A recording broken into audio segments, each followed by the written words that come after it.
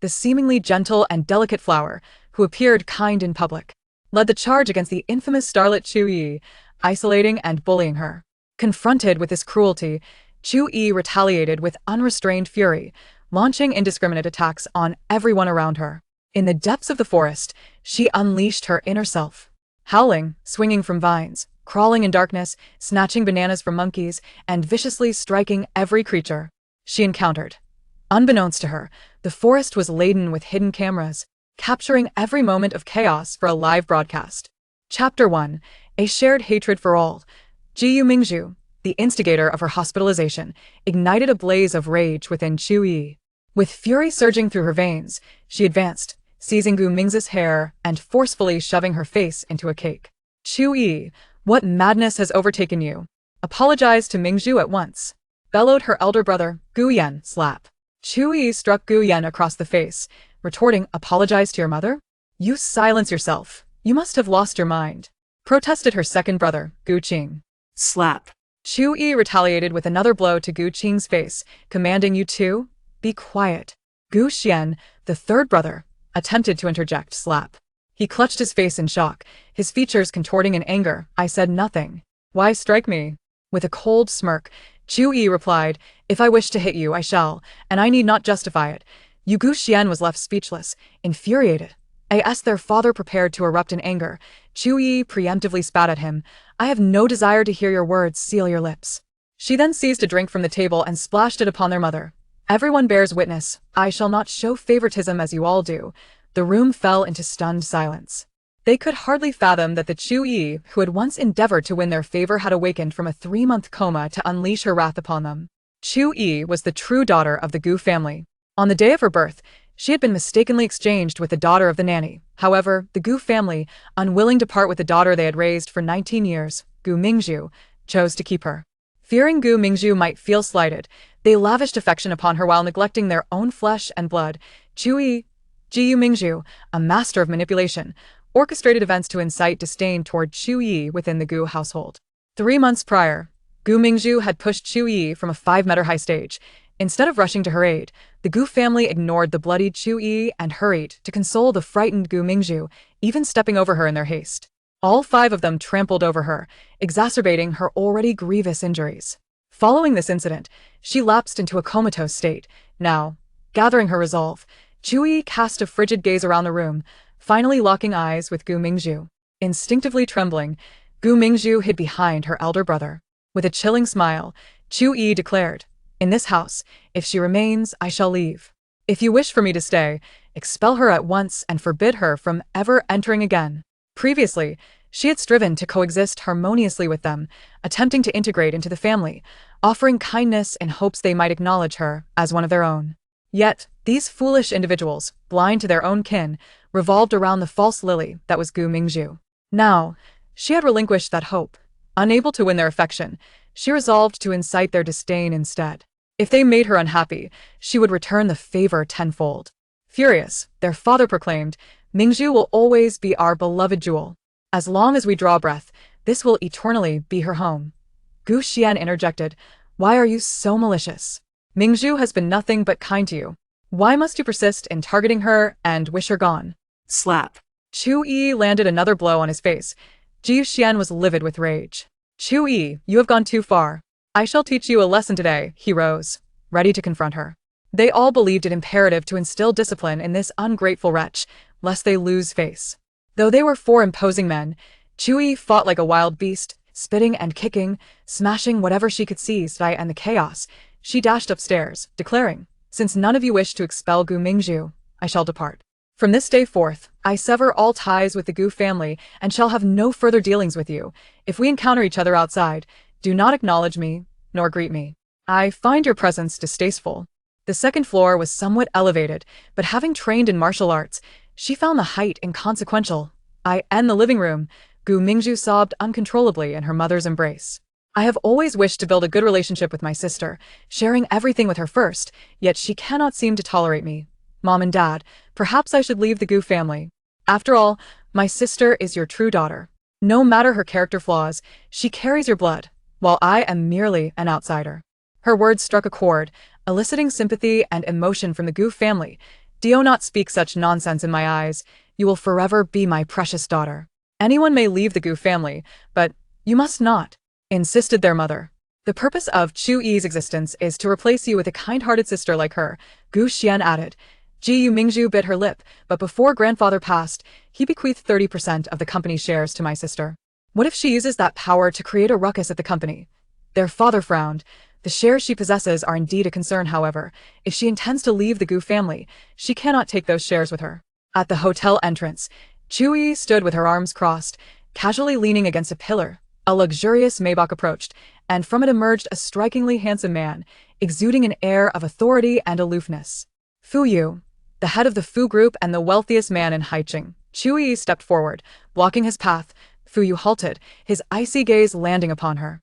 Before he could speak, she interjected, Mr. Fu, I wish to propose a business deal.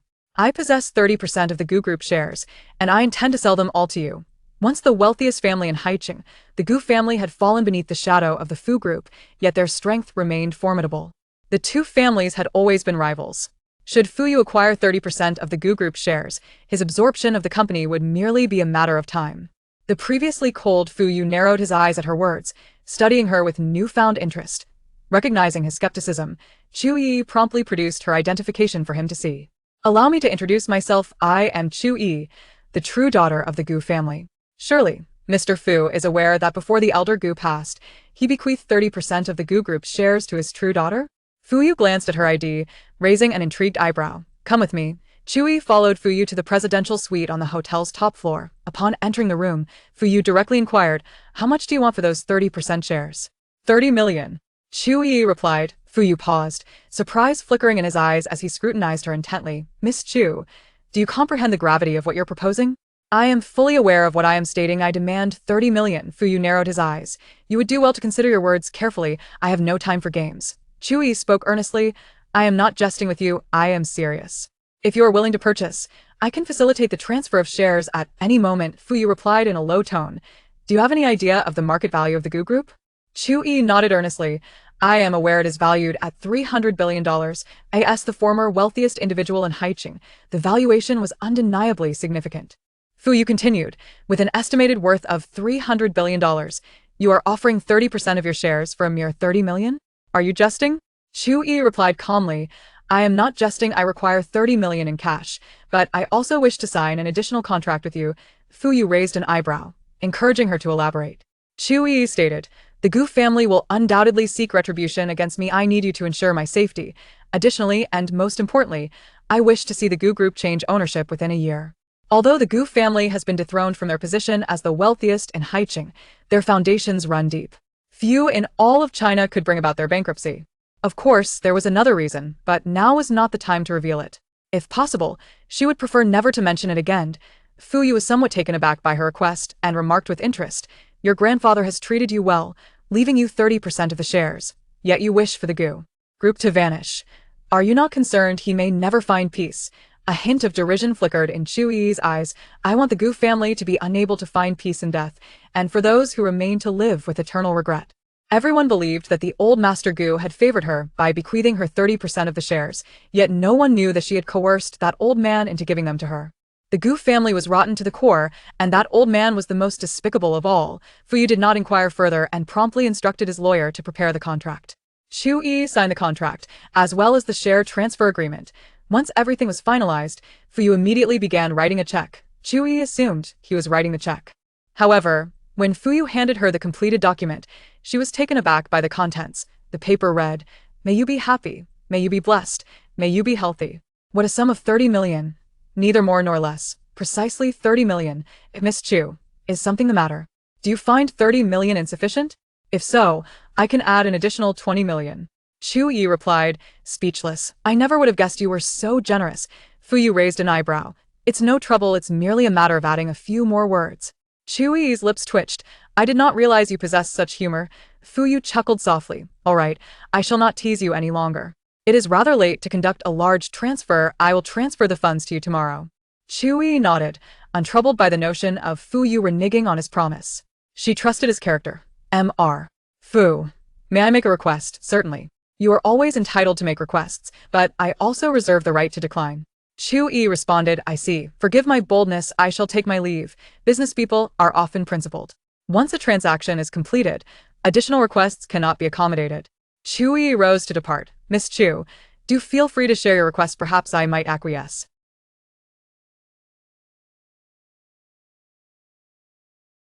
Chapter 2. A Fatal Trap. Chu Yiyi paused in her steps, gazing at him as she spoke. I have severed ties with the Gu family and currently find myself without a home. If Mr. Fu has any vacant properties under his name, I would be grateful if you could lend me one for a year or two. Ideally, it should be a tranquil place with few neighbors and robust security, somewhere that is not easily accessible to the public. As I am a public figure and too many neighbors could lead to unnecessary troubles. Yet each time, it was Mingzhu who played the leading lady, portraying the malicious supporting character and being deliberately made to look unattractive. Now, Mingzhu had become a well-known and innocent flower in the entertainment industry, while she, Chu Yiyi, had gained notoriety as a difficult person.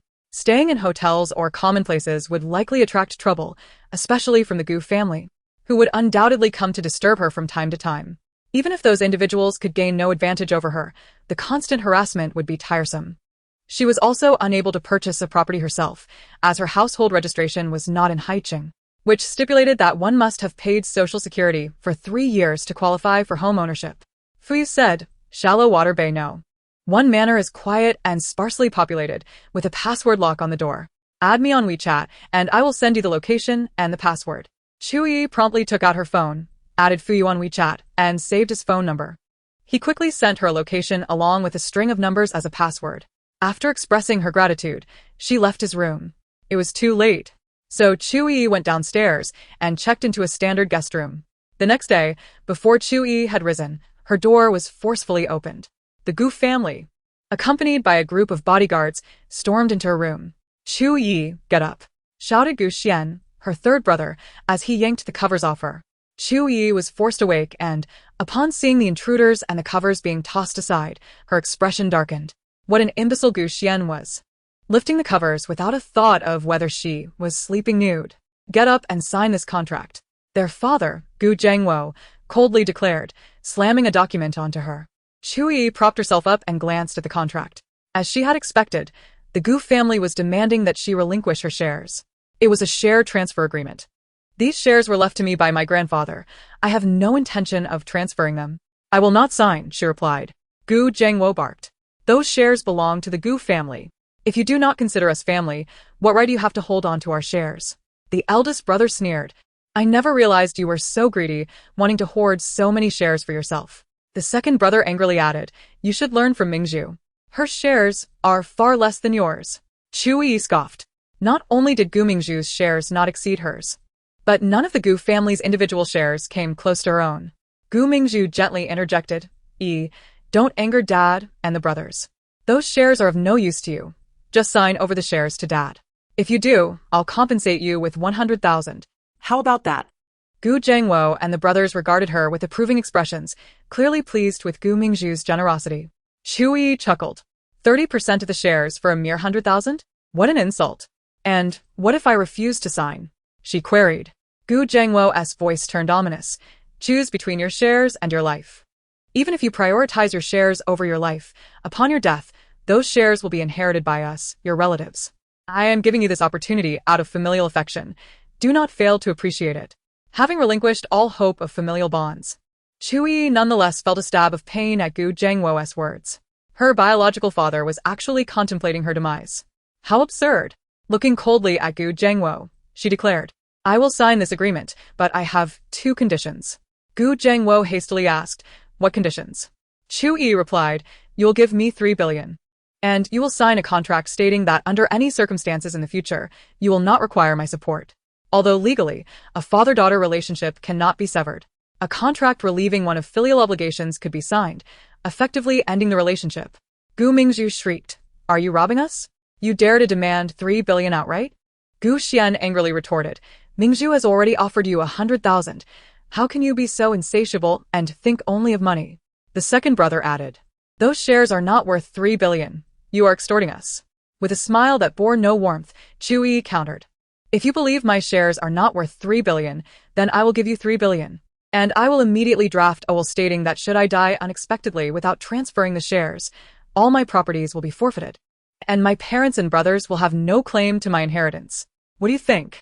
Absolutely not. They shouted in unison. Chu Yiyi taunted, why not? You said my shares are not worth 3 billion, didn't you? They flushed with anger. Chu Yiyi continued, don't underestimate my experience. After acquiring the shares, I consulted a lawyer, and the value of my shares exceeds 100 billion. Out of consideration for you as my relatives, I am willing to part with them for just 3 billion. Do not think you can kill me to inherit my wealth.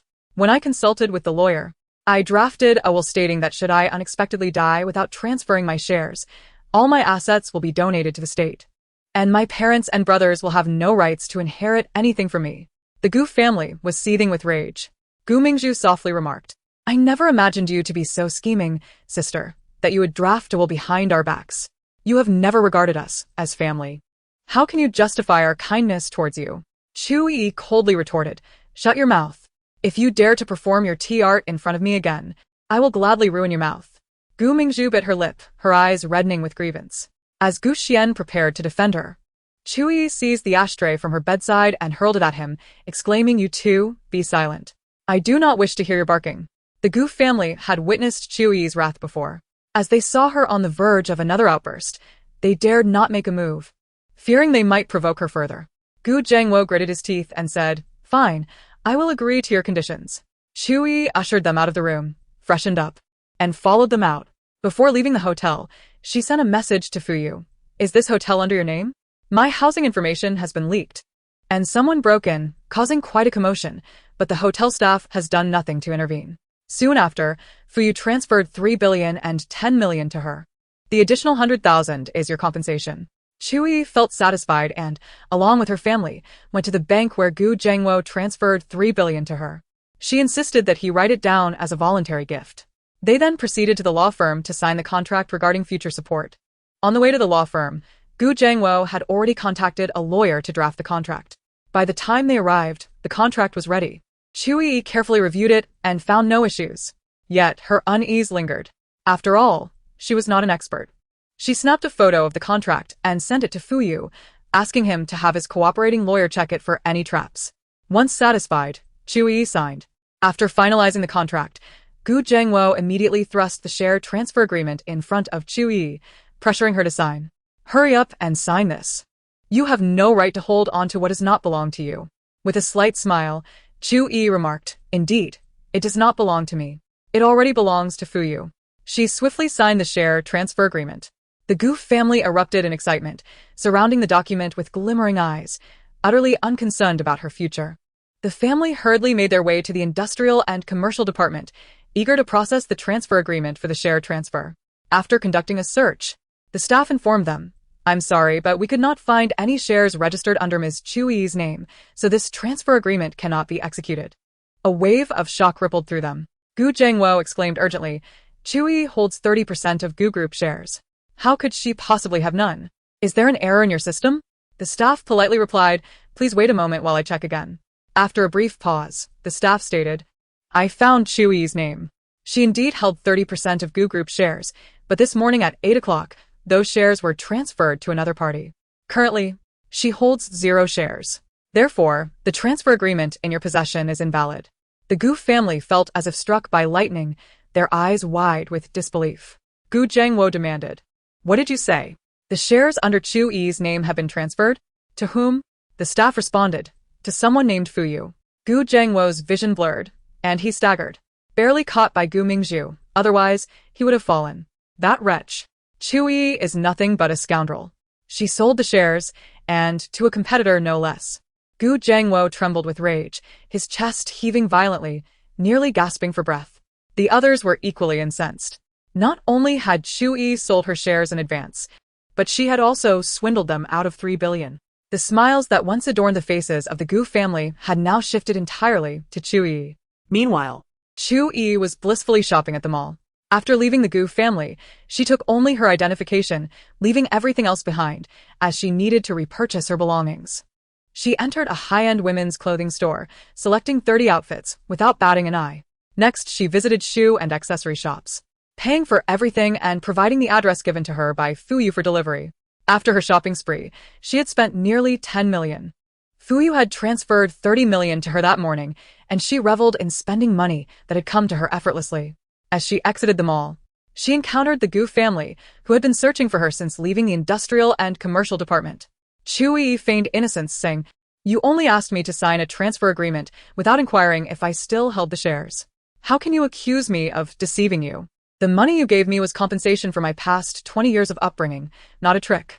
Gu Jiangwo retorted angrily, "You wretched creature, how dare you toy with us? I should strike you down today." The eldest, second, and third brothers surrounded Chu Yiyi with dark expressions, ready to take her away. However, just as they were about to act, two bodyguards suddenly appeared before Chu Yiyi. "Who are you?" "Step aside. This is none of your business. I advise you not to meddle," Gu Xian said, displeased. The bodyguard replied, "We are here to ensure Miss Chu's safety, as ordered by Master Fu. He instructed us to protect her at all costs, even if it leads to bloodshed." Gu Xian's expression changed. "Master Fu?" "The only one in Haiqing bold enough to be called that is Fu Yu." Once again, it was Fu Yu. The Gu family seethed with rage, but dared not act rashly. Slap. Chu Yiyi delivered a sharp blow. "I told you last night, from now on, if you see me outside, do not claim to know me. I find it distasteful. Do you still wish to be struck?" Gu Xian fell silent, Chu Yiyi, kicking him aside and striding confidently forward. The others in the Gu family instinctively stepped aside, fearing another outburst from her. Fu Yu's bodyguards personally drove Chu Yiyi to the luxurious villa he had lent her. Just as they arrived, her purchases were delivered. Chu Yiyi instructed both the bodyguards and delivery personnel to bring everything into the villa. The villa was astonishingly grand, surpassing all expectations. The delivery personnel were left in awe. Had they not witnessed it with their own eyes, they could never have imagined such opulence. Chu Yiyi, however, was unfazed. The Gu family thought she was struggling outside, but in reality, her life had improved exponentially compared to her time with them. She had simply not anticipated that Fu Yu would lend her such a lavish villa. She had expected him to choose a modest, remote place for her. Clearly, she had underestimated his intentions. Chu Yiyi ascended to the master bedroom on the third floor, intending to organize her belongings. Before she could finish, her phone rang. Glancing at the screen, she saw it was her unfortunate father calling. Without a second thought, she blocked him. Moments later, her biased mother called. Blocked. The scheming Gu Mingzhu also attempted to reach her. Blocked. Her oblivious eldest brother Gu Yan called next. Blocked. Following him was the foolish second brother Gu Qing. Also blocked. Finally, the foolish third brother Gu Xian called. Chu Yiyi answered, cursing, "You big fool. If you dare to harass me again, I'll smash your head." She swiftly hung up and blocked him. The Gu family was left in disarray. Gu Xian was in tears. Why did she have to insult him before blocking him? It felt so unfair, as if she was treating him differently. Chapter 3. Outdoor Variety Show. She was to be the supporting role. The expressions on the faces of the Gu family were grim. The eldest brother, Gu Yan, seethed. "What misfortune has befallen our family to produce a calamity like Chu Yiyi?" The second brother, Gu Qing, added, "Father, she sold 30% of our company's shares to a competitor. This cannot go unpunished." Gu Mingzhu bit her lip and glanced at Gu Yan. "Brother, isn't Chu Yiyi an artist under your agency? You can make her work according to your demands." Gu Yan replied, "That only allows me to arrange her work." Suddenly, Gu Xian had an idea and exclaimed, "Arranging work is fine." The family turned their attention to Gu Xian. "This way, we can leverage public opinion to boost Mingzhu's popularity and expose Chu Yiyi's malicious side. When she faces online backlash, we can finally vent our frustrations." Gu Yan nodded in agreement. "That's feasible. Coincidentally, the other female guest on that variety show is also under my agency. I can simply replace her with Chu Yiyi." After discussing and finalizing their plan, Gu Yan borrowed a servant's phone and dialed Chu Yiyi's number. "Hello?" Chu Yiyi's cool voice came through the line. Gu Yan said, "I'm your elder brother. Don't hang up just yet. I want to discuss work matters with you." Chu Yiyi recalled being signed into Gu Yan's agency along with Gu Mingzhu when she was pulled into the entertainment industry. She had signed a 5-year contract, and only a year had passed, leaving 4 years remaining. The contract stipulated that if she wished to terminate it early, she would need to compensate the company 1 billion for each year. In other words, if she wanted to break the contract, she would have to pay 4 billion to Gu Yan. She had been careless. When asking Gu Jiangwo for alimony, she had settled for too little. "So, what work do you want to arrange for me?" Chu Yiyi asked irritably. "Your task upon joining the group is to deliberately bully and target Mingzhu, creating topics around her to highlight her, Gu Yan instructed. Gu Yan gritted his teeth and said, "Are you not afraid of me blacklisting you?"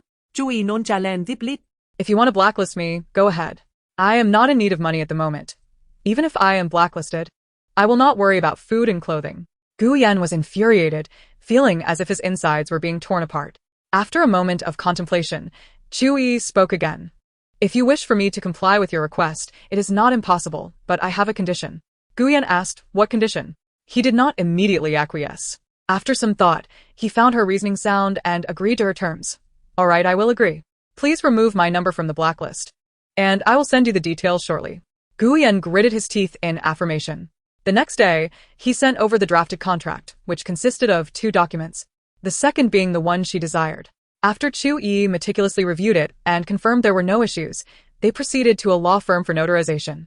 Chu Yiyi could only search for information related to wilderness survival. Subsequently, she purchased numerous tools necessary for outdoor survival.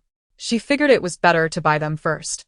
If the director prohibited their use, she could simply hand them over, in the event that everything needed to be prepared by herself.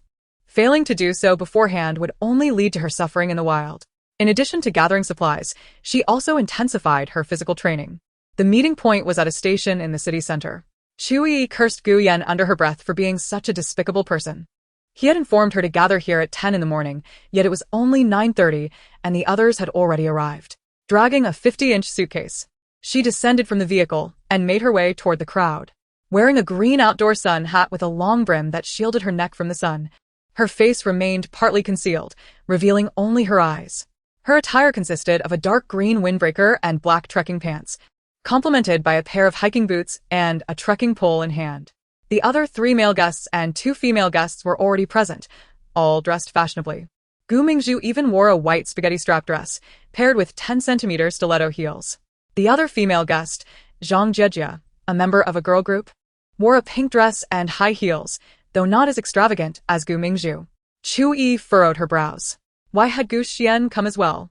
He had entered the entertainment industry to look after Mingzhu, yet here he was, worryingly accompanying her to a variety show.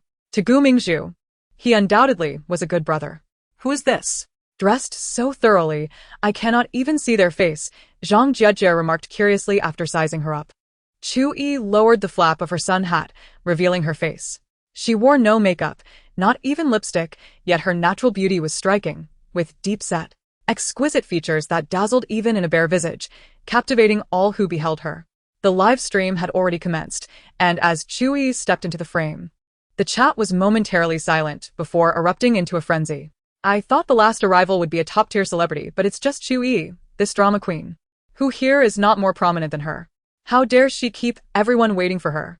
Does she have no shame? With her status, she dares to deliberately arrive late and act like a diva. How audacious. How ridiculous, dragging such a large suitcase. Is she moving house? Truly disgusting. Arriving so late is one thing, but to dress like this, is she mocking the other guests for their lack of professionalism? What a scheming BTCH. Haha. Dressed like this yet sporting a barefaced makeup look, she just wants to show off her professionalism, implicitly suggesting the others are not. Her scheming is written all over her face. 3 months ago, Chu Yiyi tried to harm Mingzhu and ended up injured herself. She better behave this time and not entrap Mingzhu again, or she will reap what she sows. Chu Yiyi approached the other guests, dragging her suitcase. Mingzhu smiled warmly at her, gently saying, "You've finally arrived. We've been waiting for you for so long." Chu Yiyi stepped in front of Mingzhu and kicked her aside. Mingzhu, unsteady in her high heels, stumbled and fell to the ground. "This spot is great. It shields me from the sun. I'll stand here. You wouldn't mind yielding it to me, would you?" Chu Yiyi turned to Mingzhu, a smile playing on her lips that was neither here nor there. She was indeed devoted to acting in accordance with the contract right from her entrance. Gu Xian immediately helped Mingzhu up, glaring at Chu Yiyi. "You've gone too far, Chu Yiyi." Slap. Chu Yiyi struck him, causing him to stagger. "Don't be hasty. You have a share in this too. I am a fair person.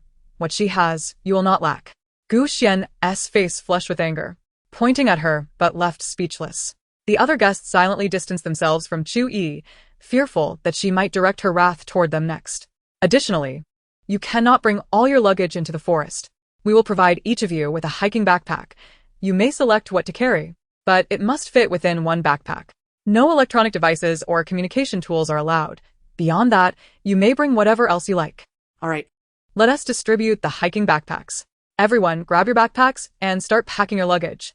Chu Yiyi accepted the backpack from the staff, opening her suitcase to pack her items. A flashlight, folding knife, matches, a water bottle, cooking gear, a poncho, a basic first aid kit, toiletries, toilet paper, outdoor sanitation tools, and 7 sets of disposable underwear. All vacuum sealed to take up minimal space, along with 3 t-shirts that were also vacuum sealed. She did not bring an outer jacket, as the windbreaker she wore was sufficient.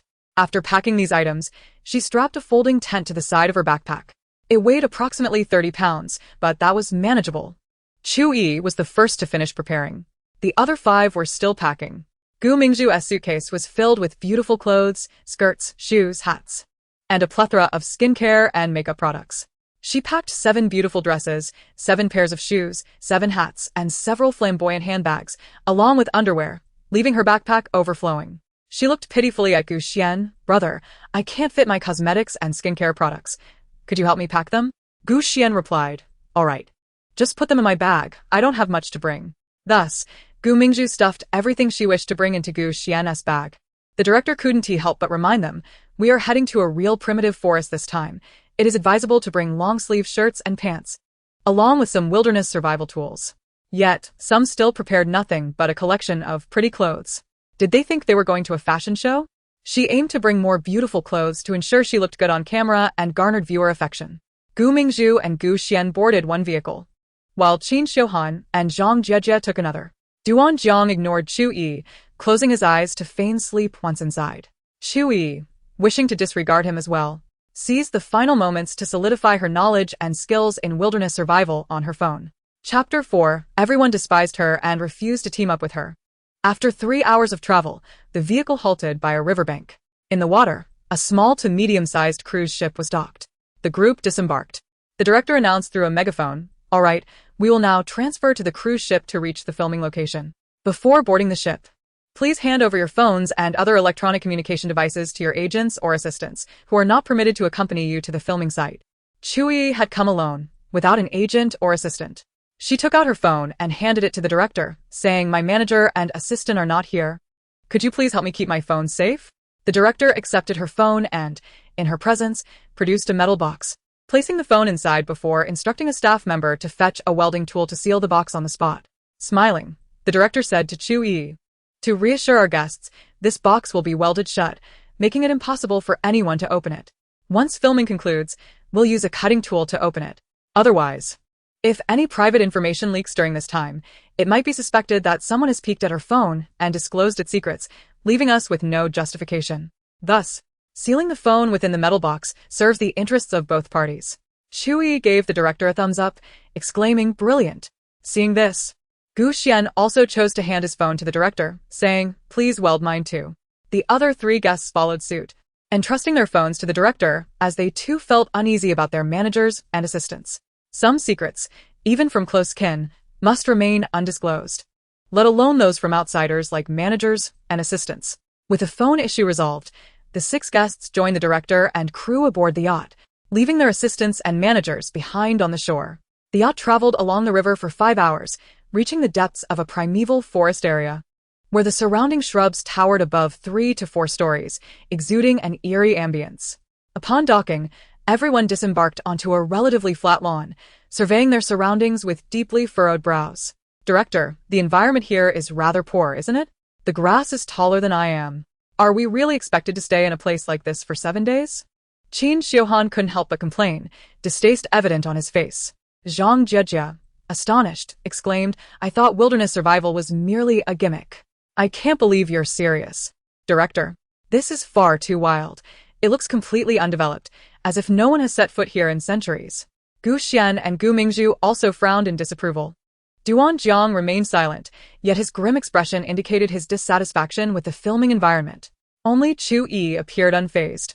After stepping off the yacht, she began to observe her surroundings, mentally strategizing how to survive in the forest. The director chuckled, "I made the rules clear before you sign the contracts. It clearly states you must survive for 7 days in an undeveloped primeval forest. I was not joking." Gu Mingzhu innocently asked, "Survive as in living? Or just managing?" The director replied, of course, living. In this weather, anything dead would stink within half a day. Gu Mingzhu's face registered shock. Living? Does that mean we have to kill them ourselves? Oh my, that is too cruel. Little animals are so adorable. How can we bear to harm them? Chu Yiyi, Dutifully targeting her, retorted, what are you pretending for? Your bag is made of crocodile leather. Don't you find that cruel? Gu Mingzhu shot Chu Yiyi an indignant glare. Although Chu Yiyi had signed a contract to deliberately provoke her and generate topics for discussion, could she not adopt a friendlier approach? How could Gu Mingzhu defend herself? Her face flushed with anger. She explained, my bag is made of faux leather, not real crocodile skin. Chu Yiyi, with a bemused smile, replied, is that so? I recall this brand claiming each bag is crafted from genuine leather, yet you assert it's faux. Could it be that the brand is misleading? No. That is not true. Her eyes glistened with frustration as she clenched her fists. This brand was renowned internationally, offending it would jeopardize her future endorsements. As its current spokesperson, she was obligated to protect the brand's reputation. If she caused any damage to its image, she would be liable for compensation. How had I never noticed Gu Mingzhu's hypocrisy before? As the spokesperson for this genuine leather brand, she must know it's made of real crocodile skin. What a spectacle! Carrying a crocodile leather bag and claiming that killing poultry is cruel. How hypocritical. Don't criticize Mingzhu. Her endorsements are arranged by the company. She is forced into them. The live chat was abuzz with heated discussions, some ridiculing Gu Mingzhu while others defended her. In the present, Gu Xian chastised, Chu Yiyi, can't you be less venomous? Why are you always targeting Mingzhu? What has she done to you to deserve such hatred? Chu Yiyi mockingly responded, what? Am I not allowed to criticize her without addressing you? You're upset? Don't worry, once I'm done with her, you'll be next. Although she is hypocritical, you're no saint either. Gu Xian's face turned a shade of fury. Gu Mingzhu grasped Gu Xian's arm and whispered, brother, let it go. Yi might be going through some tough times. If she wants to vent at me, let her. If it helps her feel better, it's not a loss for me. Gu Xian replied, you're too kind. If only she could possess even a fraction of your kindness. Chu Yiyi made a face of disgust, stating, stop grossing me out. I don't need her fake kindness. If I ever become like her, I'd rather end my life immediately. Gu Mingzhu nearly fainted with rage. Glaring fiercely at Chu Yiyi, Gu Xian pointed at Chu Yiyi, struggling to articulate a coherent response. Chu Yiyi's icy gaze fell on his finger. If you dare point your finger at me again, I'll break it. Gu Xian felt a palpable threat and quickly withdrew his finger, refraining from further provocation. Chu Yiyi is truly vicious, so brazenly rude on camera. If there were no cameras, would she resort to violence? The entertainment industry is chaotic. Any trash can become a star. Such people should be in prison, not on screen. I strongly suggest blacklisting Chu Yiyi. I want to watch any film or drama she stars in. The live chat was in an uproar. Observing the peculiar atmosphere, the director finally interjected, all right, you all will be living together for 7 days. Let us keep it friendly and stop the quarrels. It's getting late.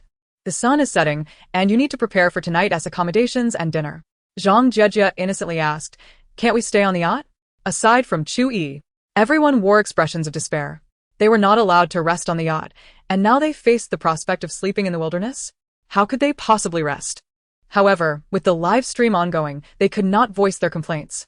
Gu Mingzhu gently suggested, since the director has given us a task, let us rally our spirits and get to work. Otherwise, we'll end up hungry and sleeping outdoors tonight. Everyone nodded in agreement. Gu Mingzhu proposed, how about we team up? None of us have wilderness survival experience, and splitting up will be too slow. If we work in teams, we'll be more efficient. Gu Xian was the first to raise his hand in support. I back Mingzhu's proposal. What does everyone else think? Zhang Jiejie chimed in, I support teaming up. Qin Xiuhan added, I have no objections. Duan Zhang stated, I agree to form teams, but I refuse to be in the same group as Chu Yiyi. Fearing he might end up with Chu Yiyi, Qin Xiuhan quickly added, I want to be in her group either. Chu Yiyi was laden with controversy. Anyone who associated with her would be tainted. Furthermore, she had just attacked Gu Mingzhu and Gu Xian, and they had both witnessed it.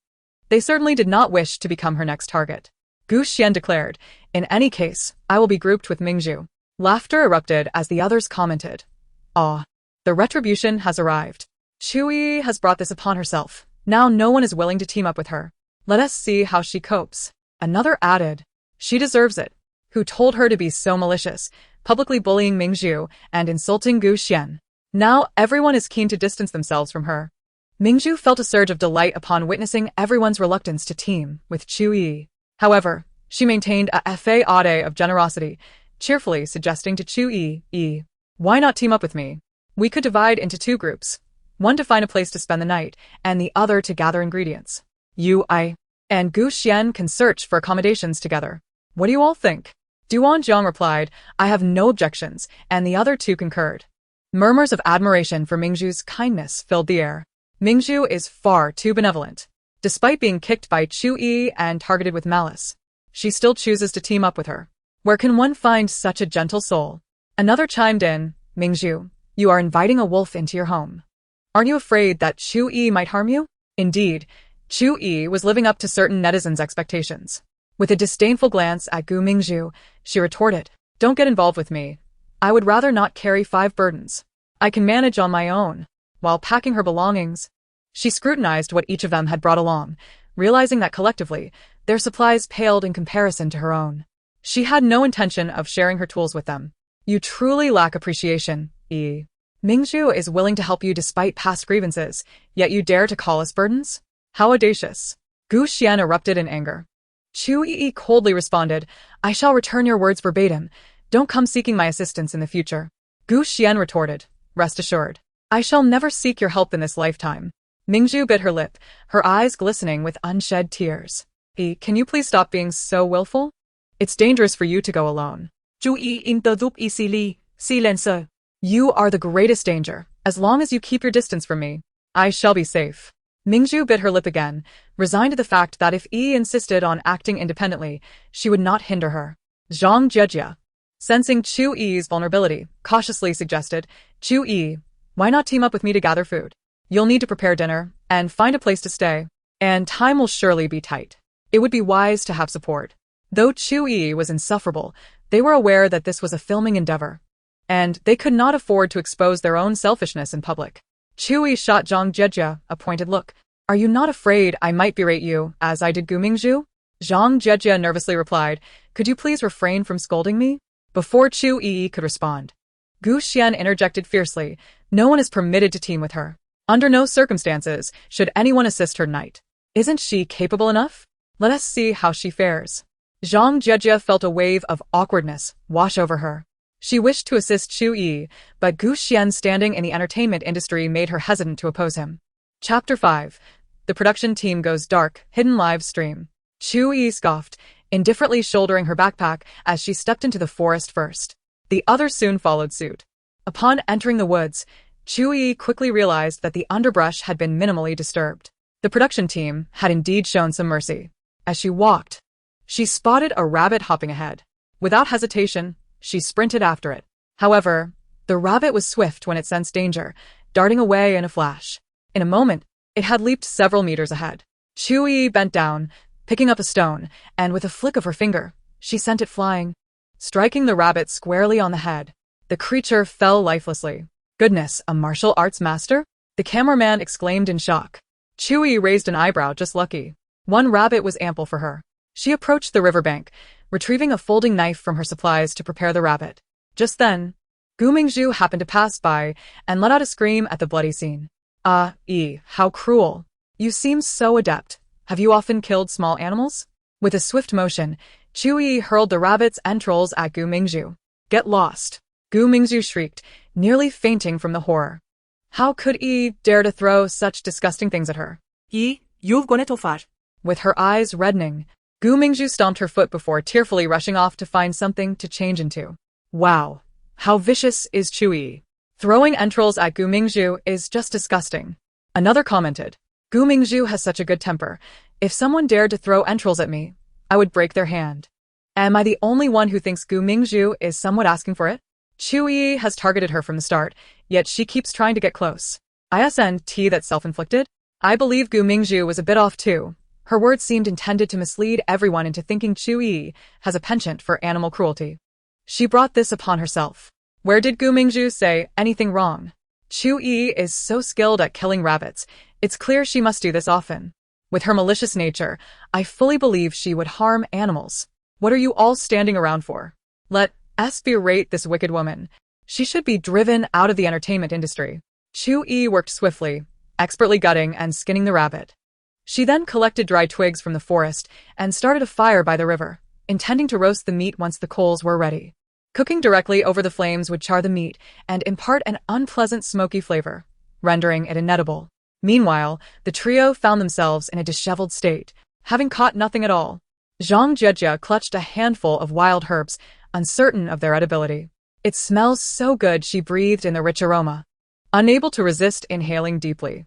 Upon noticing Chu Yiyi roasting meat, her eyes widened in astonishment. You actually found food? What did you catch? Did you do it all by yourself? How did you manage so quickly? Qin Xiuhan scoffed. She must have stumbled upon a half-dead animal by sheer luck. Zhang Jejia rubbed her neck, considering his words. We haven't caught anything. What are we going to eat tonight? I have no idea if these wild herbs are safe, she lamented helplessly. Duan Jiang, drawn in by the enticing aroma, swallowed hard. Glancing at the dimming sky, he remarked, while it's still light, let us search a bit more. Thus, the three ventured back into the forest. Within 10 minutes, they spotted no fewer than 10 chickens, but still failed to catch any. Half an hour later, as darkness fell and visibility decreased, they exited the forest empty-handed. Meanwhile, Chu Yiyi had finished roasting the rabbit and began to eat. The meat, golden and crispy, looked utterly delectable. The trio watched, instinctively swallowing hard as their stomachs audibly protested. I never expected Chu Yiyi to possess such culinary skills. The rabbit she roasted looks incredibly appetizing. This rabbit is well cooked. It's far more enticing than the dishes I've seen from food bloggers. I felt ravenous and quietly opened the food delivery app. I resolved that tonight I would indulge in rabbit meat. She contemplated how, when the director and crew were eating, they might brazenly ask the director for a morsel. The director, with a cheerful smile, retrieved a fist-sized red fruit from his pocket and remarked, we also sent someone to find food and discovered a fruit tree. But the quantity is limited. We don't have enough for our staff, so you must find a way on your own. Zhang Jejia felt the wave of disappointment wash over her. Meanwhile, the director and crew were happily consuming the peculiar fruit. However, within 10 minutes of eating the red fruit, those who had ingested it suddenly convulsed and collapsed, spewing blood from their mouths. Oh no, the fruit is poisonous. Several staff members who had not eaten the fruit hurriedly rushed to check on the others, but their lack of medical knowledge left them helpless. After a few minutes of violent vomiting, the afflicted individuals lost consciousness, lying motionless on the ground. Someone cautiously checked for breath and, terrified, shouted, "It seems they're not breathing. Quick, we must get them to a doctor." The crew members who had not consumed the fruit quickly hoisted the unconscious individuals onto the cruise ship. Subsequently, the ship set sail, swiftly distancing itself from the forest. The guests were bewildered, while chaos reigned on the ship, leaving no one to notice her. They helplessly watched as the vessel departed. Zhang Jejia felt tears welling up. They had been abandoned here. What were they to do? Duan Jiang, slightly older and more composed, advised, don't panic. Given the chaos of so many staff members collapsing, it's normal for them to forget us temporarily. Once they regain their composure, they will surely remember us. We just need to wait patiently. Zhang Jejia found his reasoning sound and managed to calm herself a bit. At that moment, Gu Mingzhu and Gu Xian emerged from the forest. Gu Mingzhu walked in front empty-handed, while Gu Xian followed with a bundle of hay. Gu Mingzhu apologized, I'm sorry everyone. We couldn't find a suitable place to sleep tonight. I think this open space will suffice. My brother and I gathered some hay for everyone. Huh. Where's the director? The camera crew? The staff? Where have they all gone? Look at the blood on the ground. It's from their vomiting. It hasn't even dried yet. Gu Mingzhu glanced at the large pool of red blood on the ground, resembling a murder scene, and was startled. She frowned and asked, the staff all left? Not a single one stayed behind? Does this mean we won TV filming? Qin Xiuhan replied, before they departed. Someone checked the pulse of those who collapsed and said they had all perished. With such a grave incident, and the director down as well, filming is naturally impossible. They will need to contact the investors and send a new director team. Seeing that no cameras were filming, Gu Mingzhu's gentle demeanor faded, revealing her annoyance. From the moment they disembarked from the cruise ship, she had felt a growing disdain for this place. Especially upon entering the forest, her dress was snagged by brambles, causing her both pain and irritation, while insects incessantly buzzed around her, biting her. Her patience had reached its limit. Yet, with cameras following her, She had to maintain her facade of being a strong, unbothered flower. Speaking of which, when had the camera crew that followed her and Gu Xian left? Perhaps they were too exhausted to notice the commotion outside, and the two photographers had run out upon hearing it. Gu Mingzhu suddenly caught a whiff of something delicious and looked toward the direction of Chu Yiyi, who was devouring her meal with gusto. Her stomach betrayed her, growling audibly, and she couldn't help but salivate uncontrollably. In the past, she could endure hunger, but today, whether due to fatigue or the tantalizing aroma of the roasted rabbit in Chu Yi's hands, her craving surged. At this moment, she was ravenous and longed for food. Zhang Jejia held up the wild vegetables she had foraged, saying, "This is all we found." Gu Mingzhu's expression darkened further. "My brother and I worked hard to ensure everyone could have a good night's sleep, and you three could only gather a handful of wild vegetables? This is fit for pigs. Even pigs wouldn't eat it. While my brother and I searched for hay, we spotted several limping chickens. Yet the three of you couldn't catch even one? Pathetic." Zhang Jejia felt a surge of displeasure. "We tried our best, but those chickens and rabbits are so fast. It's only natural we couldn't catch them. Those few wild vegetables aren't enough for one person to sleep on. How are we supposed to manage with so many of us?" Gu Mingzhu fixed her gaze on her. "Are you blaming me?" Zhang Jejia was taken aback by her glare, taking a step back and shaking her head. "I'm not blaming you. I was just speaking casually." Aware of Gu Mingzhu's brother's status in the entertainment industry, she dared not offend her, fearing repercussions in her career. Thus, even though she felt dissatisfied, she could only suppress it. "Humph." Gu Mingzhu scoffed disdainfully. Gu Xian interjected, "Since you disdain this hay so much, then you can sort out your own sleeping arrangements tonight." Zhang Jejia bit her lip, unwilling to speak. Gu Mingzhu turned her attention to the distance, where Chu Yiyi was relishing her roasted rabbit, unable to suppress another swallow. She looked at Gu Xian, feigning innocence, and said, "Brother, I've been wandering in the forest all afternoon, and I'm so hungry." Gu Xian glanced at Chu Yiyi, who was indulging in her feast, his expression darkening as he spoke sternly. "Wait here. I'll go get you some food." He strode toward Chu Yiyi, with Gu Mingzhu following closely behind. The others trailed along, hoping to share in the meal. "You, give half of that rabbit meat to Mingzhu," Gu Xian commanded imperiously as he stood before Chu Yiyi. "Get lost." Chu Yiyi dito. Gu Mingzhu disapprovingly chastised. How can you address third brother like that?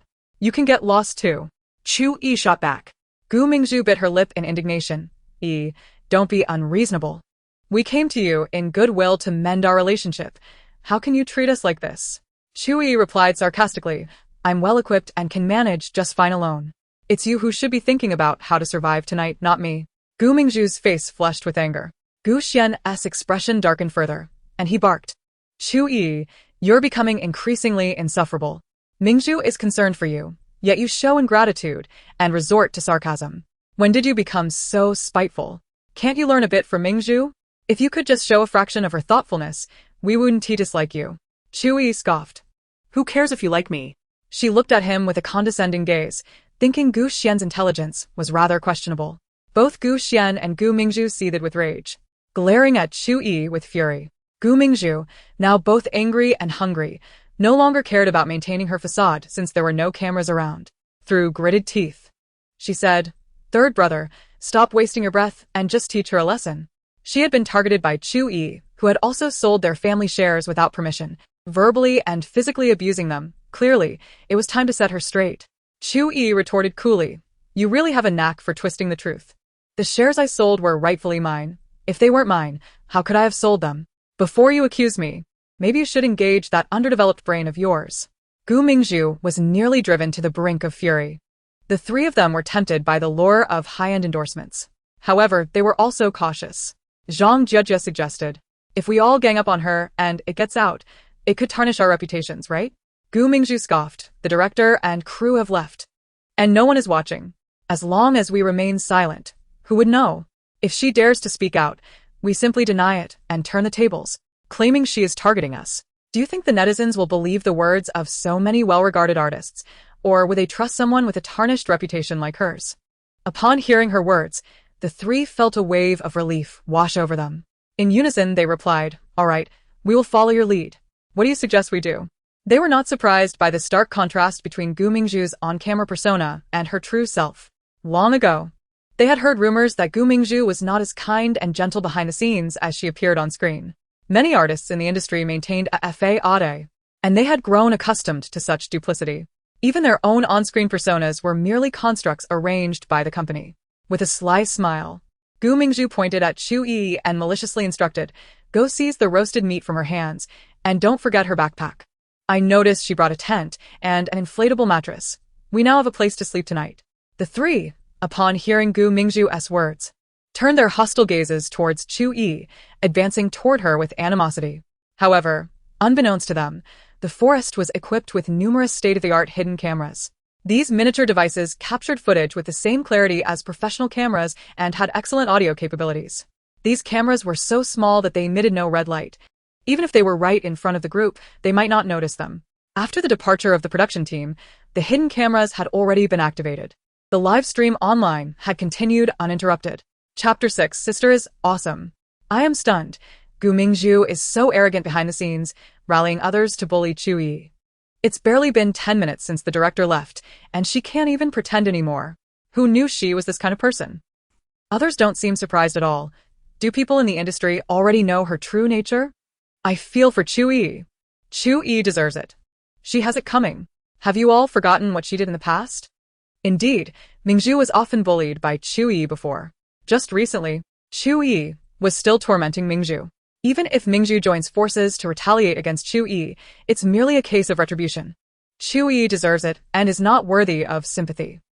As the discussions in the live chat grew heated, the streaming mode suddenly shifted to a connection mode. A small window appeared on the streaming interface, revealing the director's figure. Behind the director stood several familiar silhouettes.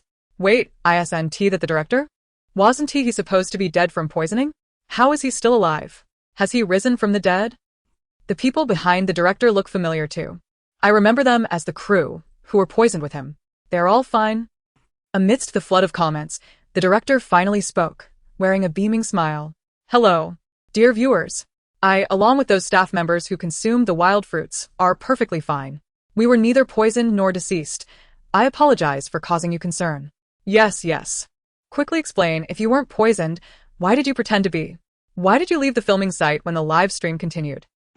The director chuckled at the barrage of questions, saying, "This is our new filming mode, employing hidden cameras for covert recording to showcase the artists' most authentic selves, revealing aspects of them that are usually concealed. Our poisoning was a deliberate act to convince the artists that we had to leave due to an incident, thereby lowering their suspicions and allowing them to present their true selves without reservations. This is brilliant. I can think of no other word but amazing.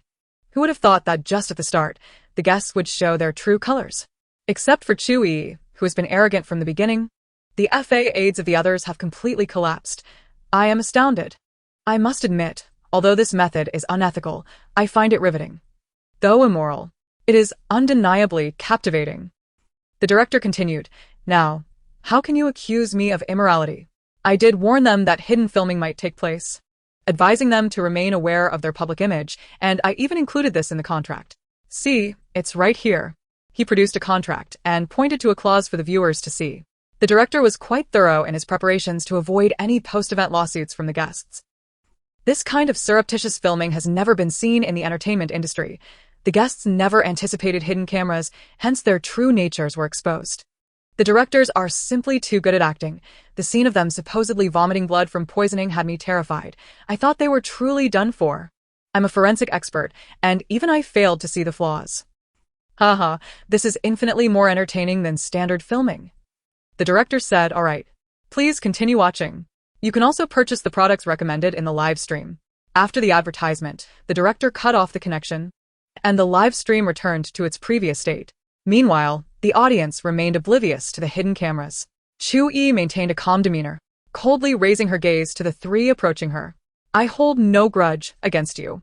If you cease your actions now, I will not harm you," Duan Jiang stated. "If you willingly hand over your backpack and the roasted meat, we will not harm you."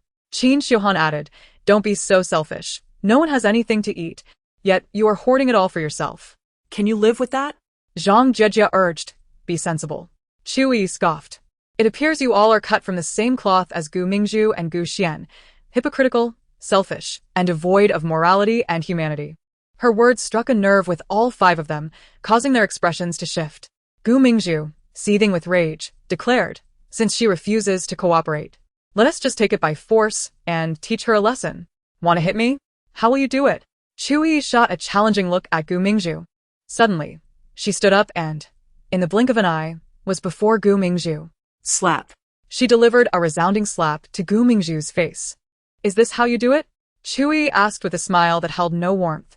Next, she swiftly kicked Gu Xian, or is it like this? Then, she turned and punched Qin Xiuhan squarely in the eye, instantly giving him a black eye.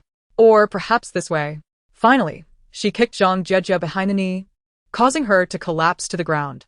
Which method would you prefer to use against me? Chu Yiyi inquired with a smirk. Everyone was left in shock. Ah. Chu Yiyi, how dare you hit me? I will kill you. Mingzhu screamed as she lunged at Chu Yiyi, Chu Yiyi sidesteps pet.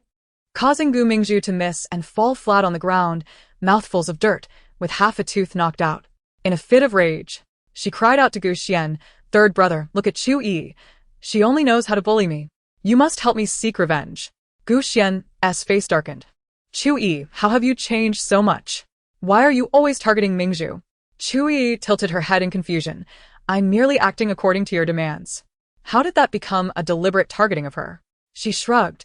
Sorry, but to prevent you from exploiting loopholes, I must adhere to the contract until the director signals the end of filming, lest you accuse me of slacking off later. Gu Xian was left speechless by Chu Yiyi's retort. Gritting his teeth, he helped Mingzhu to her feet and turned to leave.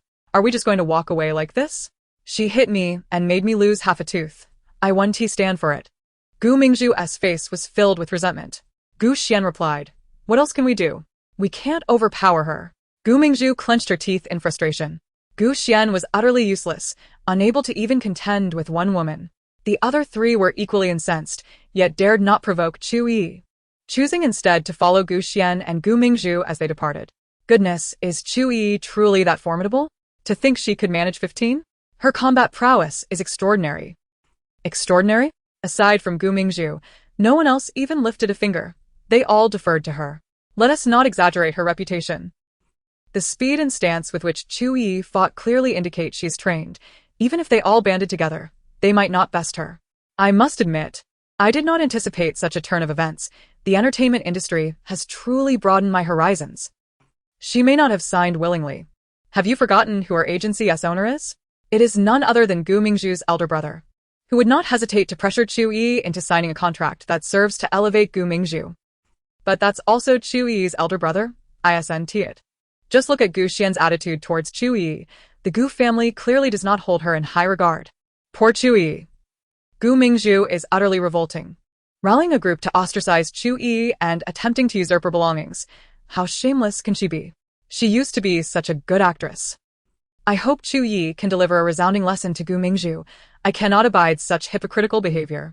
Seated beside the fire, Chu Yiyi finished the remaining half of the rabbit. The sky had darkened completely. She took out her tent and set it up beside the fire. The folding tent was straightforward to assemble. She merely had to extend the poles and secure them. Next, she retrieved an inflatable mattress, inflated it, and placed it inside the tent.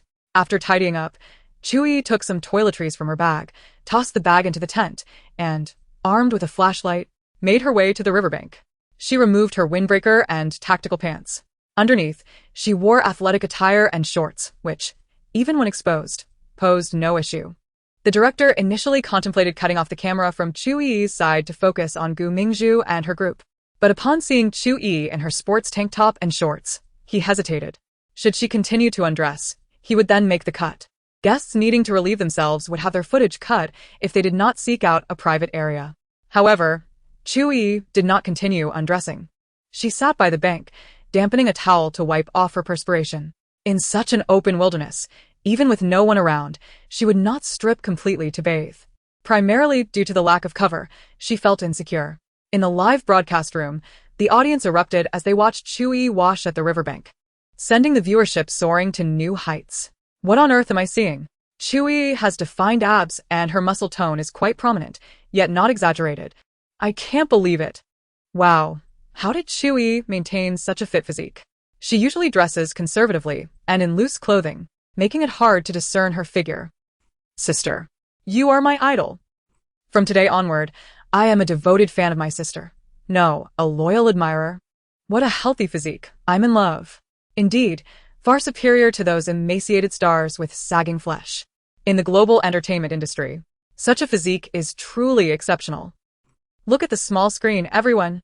My sister has been robbed. Gu Mingzhu and her group have gone too far. They shamelessly seized my sister's belongings while she was away, washing up. How inhumane. Where is their morality? Their decency?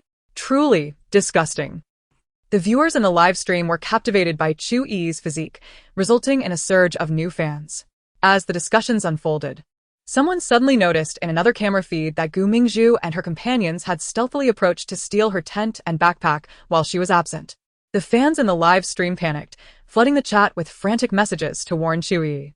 Alas, she remained blissfully unaware. Gu Mingzhu's group is utterly outrageous. How could they steal Chu Yiyi's belongings?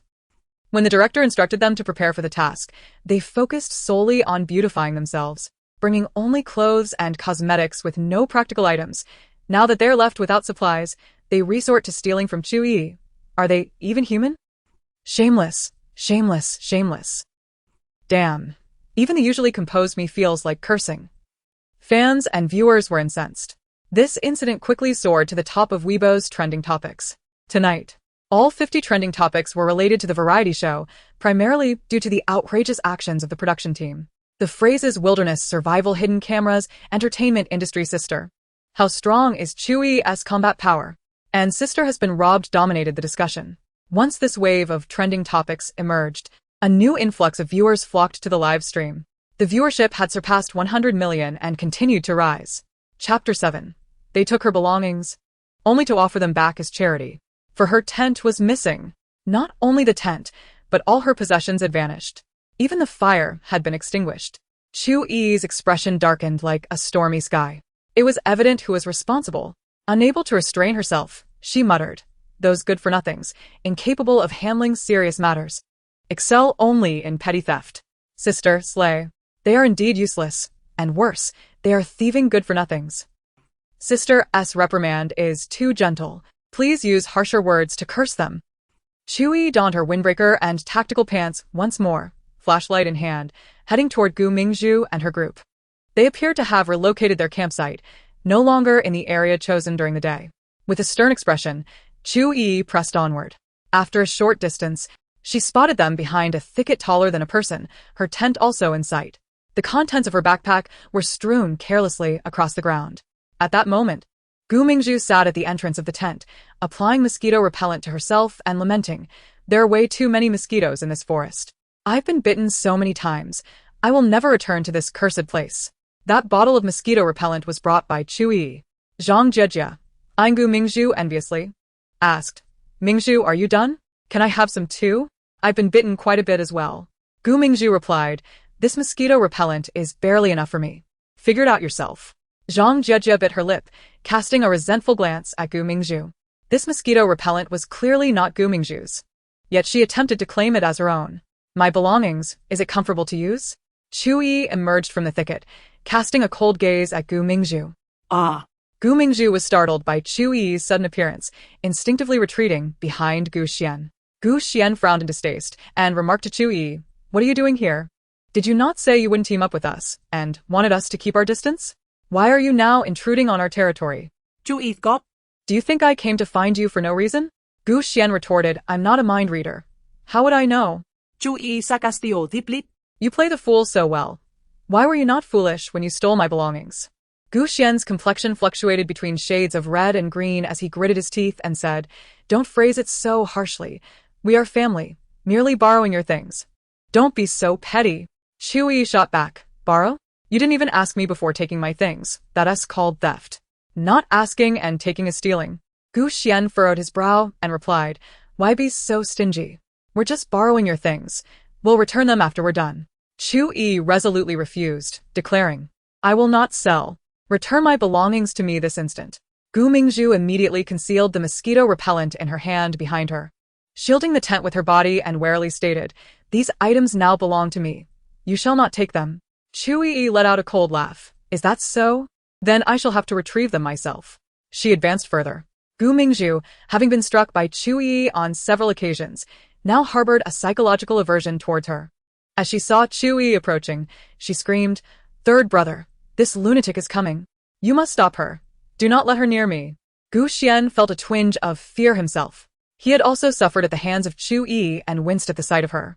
Yet, in front of his beloved sister, he could not appear overly timid. Chu Yiyi coldly stated, I will lend nothing. Everything that belongs to me shall be reclaimed. Gu Xian replied with a stern face, Could you not show a semblance of compassion? Mingzhu has been pampered since childhood. She is delicate and cannot endure hardship. Without a tent and an inflatable bed, how can she rest at night?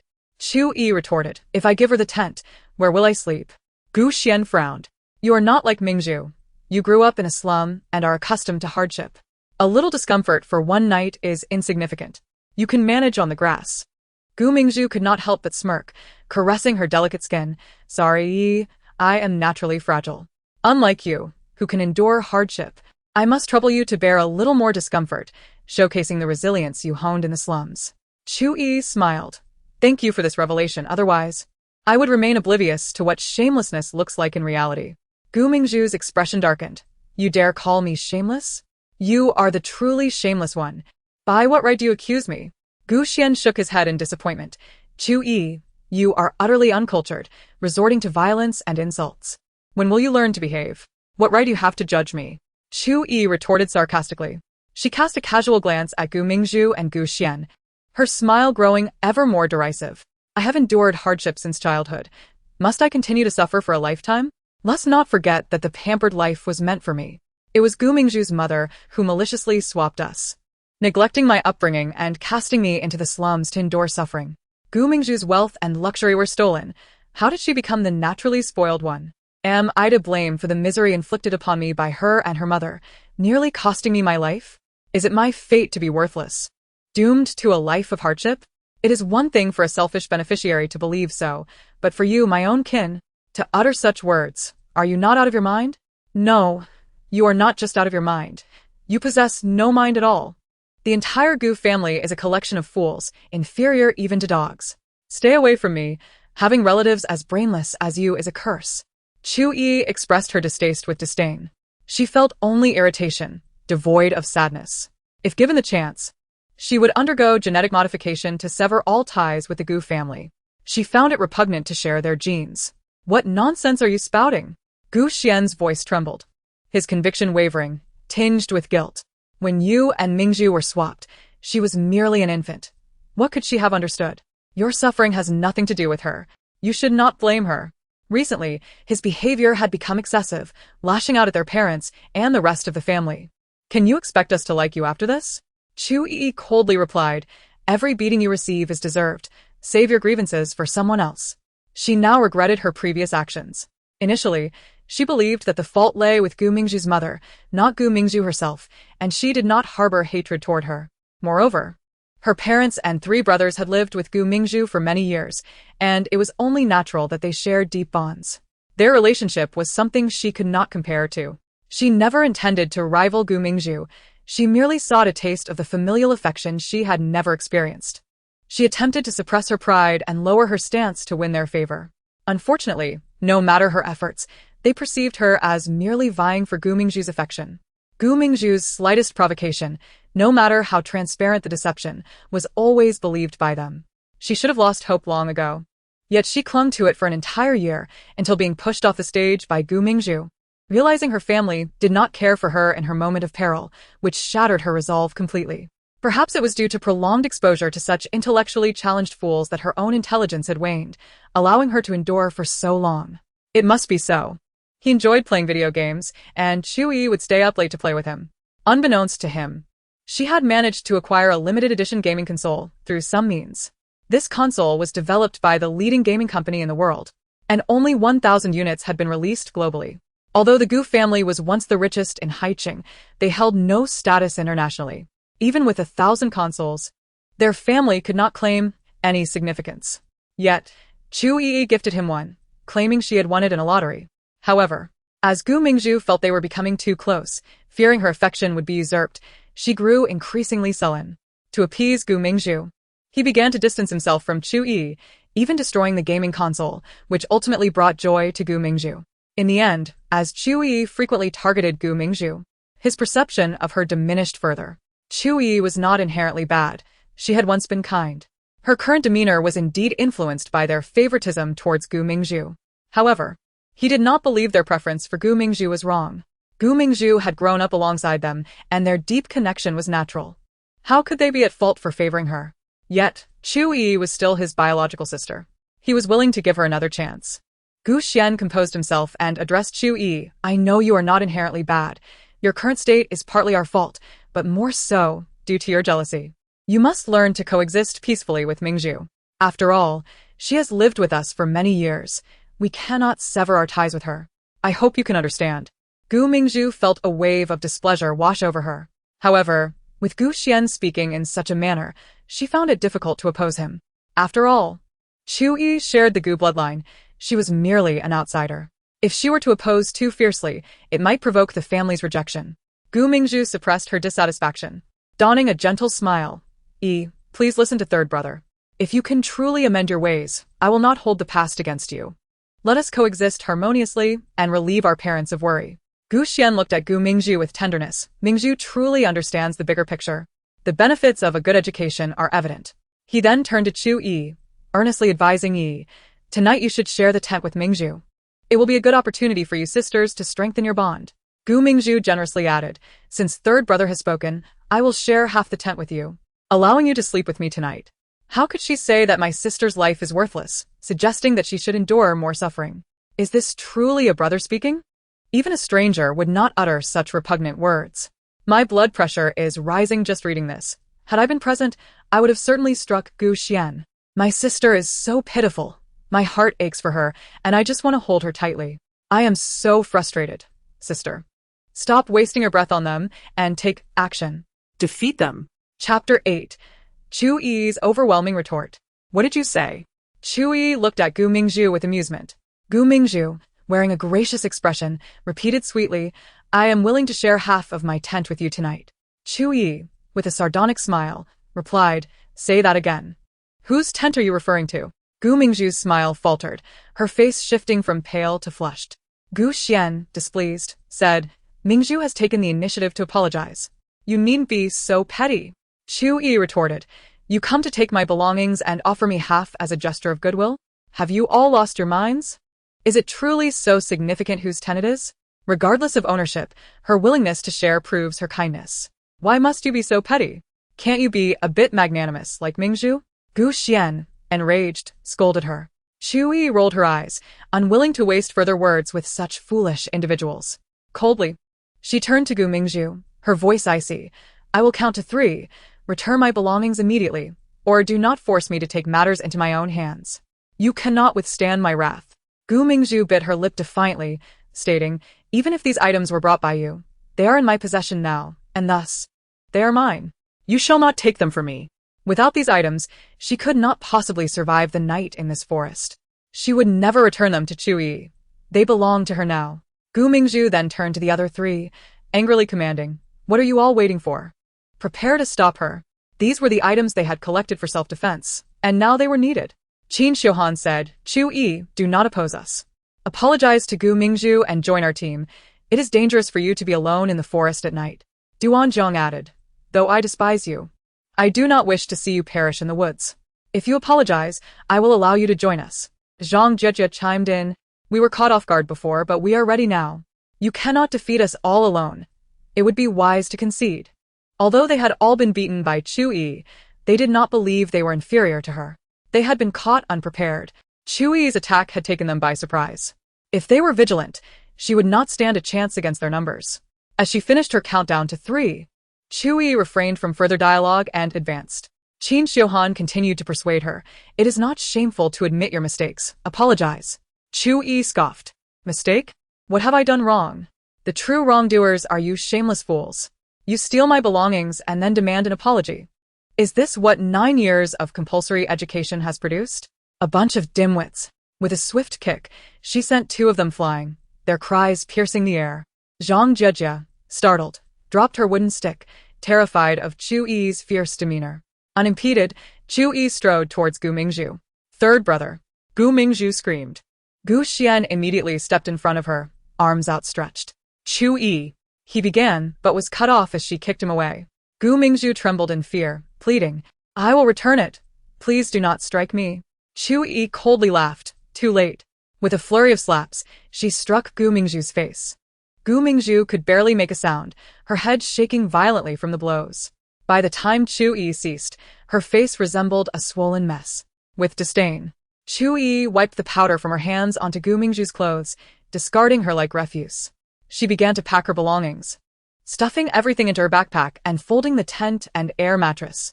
She noted that half a bottle of her mosquito repellent had been used, infuriated at Gu Mingzhu's recklessness.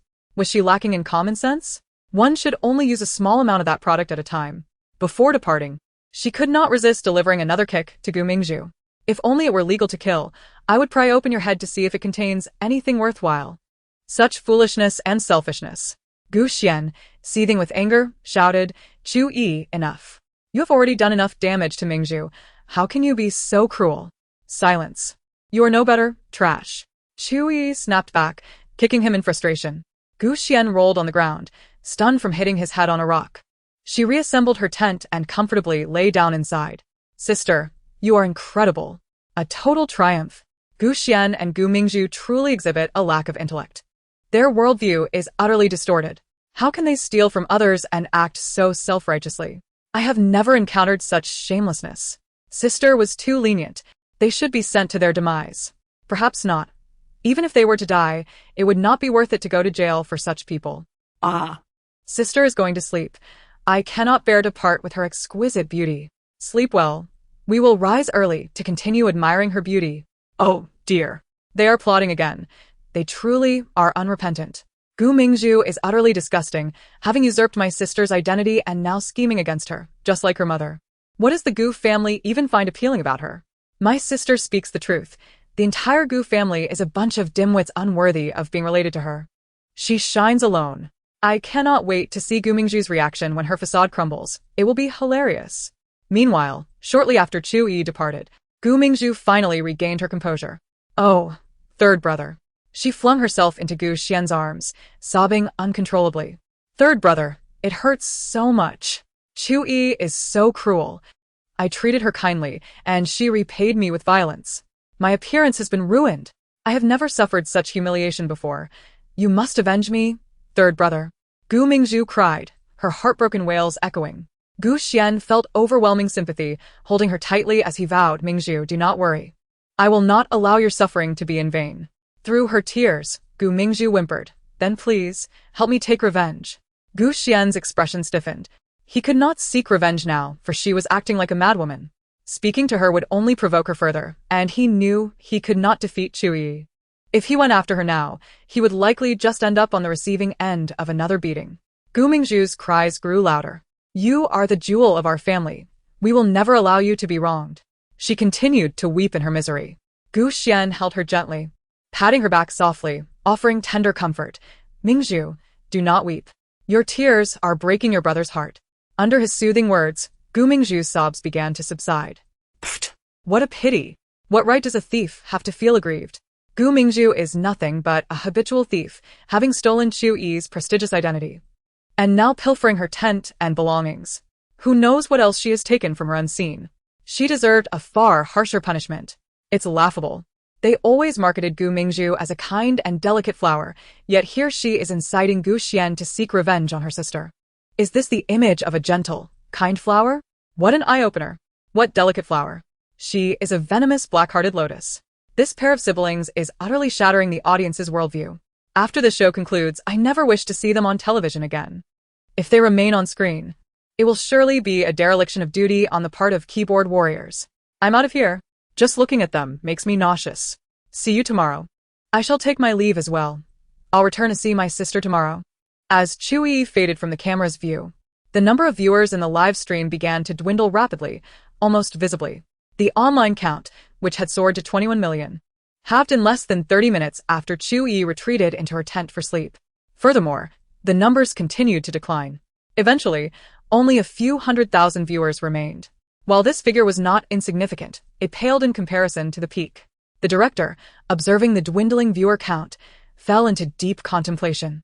After half an hour of reflection, he suddenly smacked his thigh and exclaimed, Let us arrange for someone to steal Chu Yi's tent tomorrow.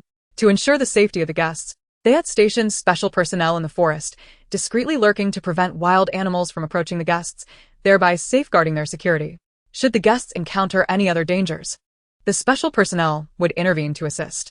Thus, commandeering Chu Yi's tent was merely a command away, easily achievable. Staff member. One puzzled individual inquired, "Why must we steal Chu Yi's tent?" The director replied, "Once Chu Yiyi is inside her tent, we can no longer capture her on camera, and the viewer count will continue to plummet. She needs to be seen more." Staff member. Isn't it possible that people need to sleep? The audience is simply taking a normal rest. Even if Chu Yiyi remains visible, viewers will still retire for the night at the designated hour. The director shot him a glance. Look at the time. What kind of person sleeps at this hour? The staff member glanced at his phone. Huh? It's only 8:30. Why is Chu Yiyi sleeping so early? The director responded, "She has no phone, no entertainment devices. It's only natural to sleep when it's dark." At 8:30, a peak time for online activity, the viewer count had significantly declined, undoubtedly linked to Chu Yiyi's departure. Thus, measures had to be taken. The staff member stated, "Understood. I will contact the team to find an opportunity to act tomorrow." In pursuit of ratings, they chose to resort to unscrupulous tactics. The following day, just as dawn broke, Chu Yiyi rose from her slumber. Exiting her tent, she closed her eyes and inhaled deeply, feeling invigorated by the fresh air. The atmosphere was delightful. She took her toiletries and headed to the river to freshen up. Afterwards, in front of her tent, she practiced a set of 8-part Golden Buddha exercises, a martial art taught to her by an old man during her years of wandering. It was said that practicing this technique could cure any ailment, though Chu Yiyi remained uncertain of its truth. After all, she had not fallen ill in years, not even suffering a cold. She was unsure if it was due to her inherently robust constitution or the practice of this technique that had preserved her health. Oh wow, what a coincidence. Just as I entered the live stream, I saw my sister was online. It's only 5:30, and she is already awake? That's quite early. Last night, she went to bed at 8:30, so waking up at this hour is normal. True, without phones or clocks. One can only sleep when it's dark and rise with the light. What martial art is she practicing? Her movements seem so skilled. How many years has she been at it? I know this. This is the 8-part Golden Buddha technique. My grandfather practices it daily and has done so for over a decade. Now at 99, he is still quite vigorous. This technique indeed strengthens the body. I didn't expect my sister, so young, also practices it. Chu Yiyi is simply stunning. Even her casual movements are so graceful. It's a feast for the eyes. Shortly thereafter, a trending topic emerged on Weibo. Survival Sister has logged on. As this topic surged, the viewer count in the live stream began to escalate rapidly. By 6 o'clock, the number of viewers had skyrocketed from over 200,000 to surpass 30 million. The behind-the-scenes staff monitoring the statistics were astounded. Wow, is Chu Yiyi truly a magnet for views? It was only 6 o'clock. Yet such a multitude had flocked to watch the live stream? Absolutely astonishing. Chu Yiyi's tent must be stolen. Anything that could obstruct her face must be removed. Chapter 9. The Sinister Climb. The Swinging Vines. After completing her exercises, Chu Yiyi equipped herself with a folding knife and a hiking pole and ventured into the forest. She intended to hunt for her breakfast. Leaving her gear behind, she was confident that Mingzhu and her accomplices would not dare to steal again. Should they attempt it, she would not hesitate to confront them once more. The directing team, noticing Chu Yiyi's entry into the forest, promptly relayed the command to the lurking team. Chu Yiyi has left the base. Prepare to steal the tent immediately. Be cautious not to leave any traces that may arouse her suspicion. Meanwhile, 3 special personnel were stationed near Chu Yiyi. Upon receiving the directive from the directing team, they gathered to discuss how to stealthily abscond with the tent without leaving a trace. The first member remarked, "If the tent suddenly disappears, Chu Yiyi will undoubtedly search for it. If she confronts the other guests, she will realize they did not steal it, and suspicion will arise." The second member agreed. That makes sense. Therefore, we cannot be the ones to steal the tent ourselves. The third member, confused, asked, "If we're not stealing it ourselves, how do we make it vanish?" The first and second members exchanged knowing glances, their faces betraying a scheming smile. The third member inquired, "What are you two laughing about? Have you devised a plan? Please share it with me." The first member turned to the third, smiling. "Do you recall the troop of monkeys we encountered when we first arrived in the forest? The third member's eyes widened. Are you suggesting we lure the monkeys to act as the culprits? The first and second members raised their eyebrows. Precisely. The third member gave a thumbs up. Impressive. The first member then contacted the personnel stationed at the southwestern foothills to relay their plan. Meanwhile, Chu Yiyi had ventured into the forest for half an hour before spotting a hen resting atop a haystack. As she approached, the hen, startled, took flight, clucking and fleeing. Looking down, Chu Yiyi noticed an egg nestled within the haystack. She bent to retrieve the egg, warm from being freshly laid. Holding the egg, she continued deeper into the forest. One egg would hardly suffice, so she sought additional food. Consuming chicken for breakfast could be difficult to digest. She would settle for an egg and mushroom soup, planning to catch a chicken for lunch instead. Chu Yiyi crouched to begin foraging for mushrooms. Having prepared in advance, she could distinguish between edible and inedible varieties. She gathered a substantial haul of 2 pounds of mushrooms, yielding a satisfying bounty. As she emerged from the forest, the scene before her left her utterly dumbfounded. A horde of monkeys, numbering at least 20 or 30, had inexplicably appeared. They were ransacking her campsite, tossing her tent and climbing gear about with reckless abandon. The tent and inflatable mattress lay in tatters, while the contents of her backpack were strewn across the ground, with a significant portion already damaged by the mischievous primates. Chu Yiyi's expression froze, her once joyful mood plummeting into despair. Her blood pressure surged, and a fiery anger ignited within her. Who were these audacious monkeys that dared to ruin her tent and belongings? Upon noticing Chu Yiyi's arrival, the monkeys brazenly bared their teeth and screeched defiantly. One monkey, spotting the basket she held, rushed over and snatched it from her grasp. After rummaging through it and finding nothing appetizing, it disdainfully tossed it to the ground. The sound of an egg cracking echoed in the air. Chu Yiyi felt her fury blaze hotter, consuming her rationality. "You rascally monkeys, I shall have my revenge," she shouted, charging at the troop. The monkeys, undeterred, displayed their teeth menacingly in an attempt to intimidate her. Yet, Chu Yiyi had lost all sense of composure. The fiercer they became, the more she yearned to retaliate.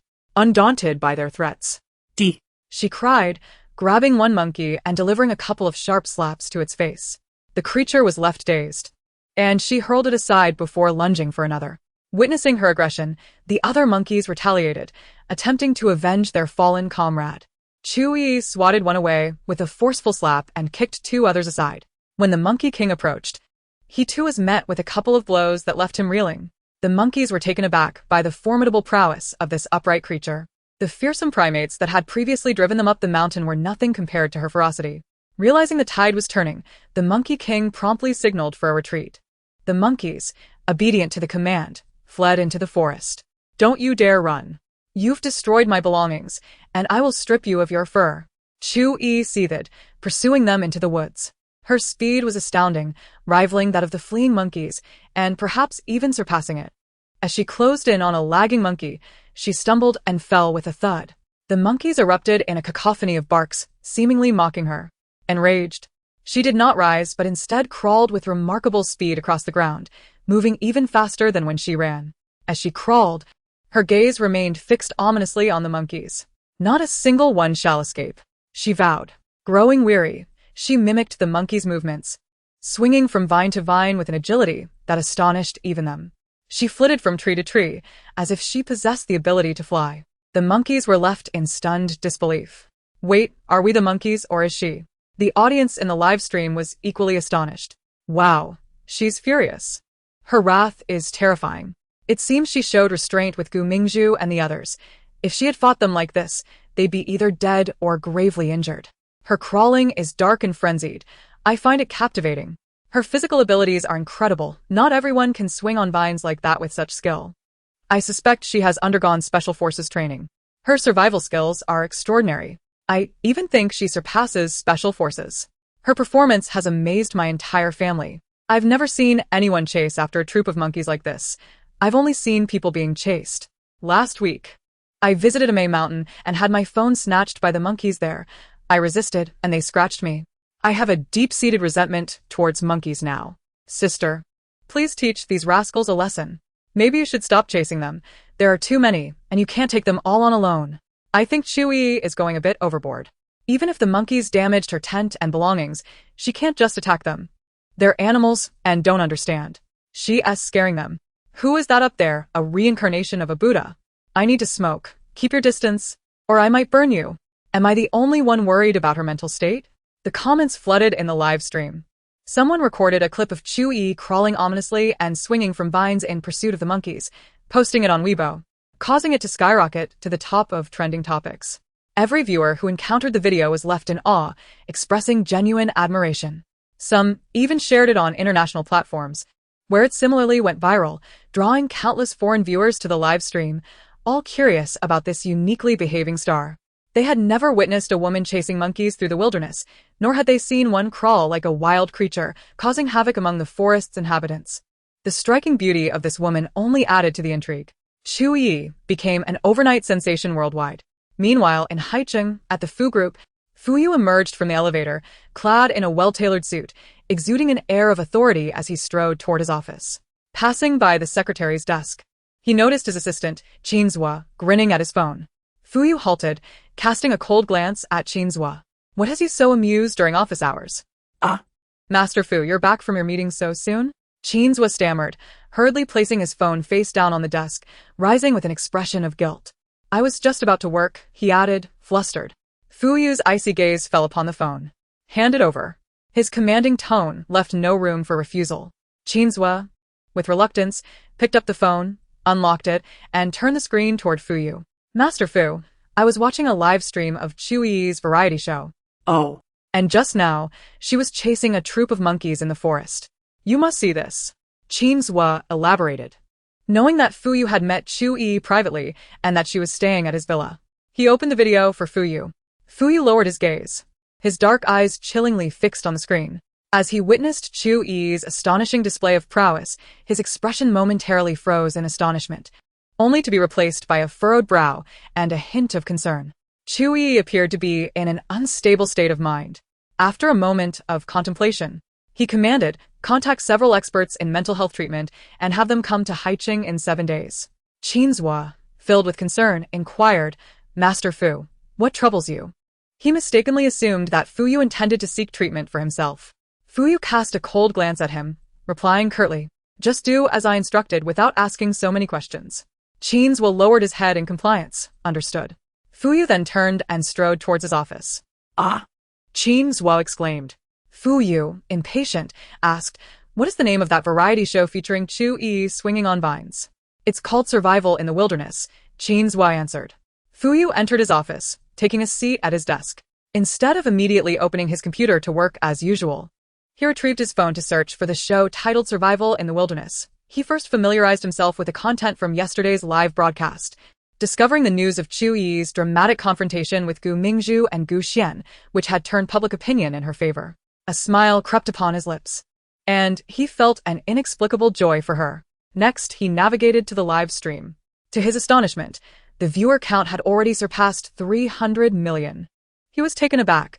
With a population of merely over 1 billion in Huaxia, how could this stream attract such an immense audience? Unbeknownst to him, Chu Yiyi's fame had transcended borders, drawing many international viewers.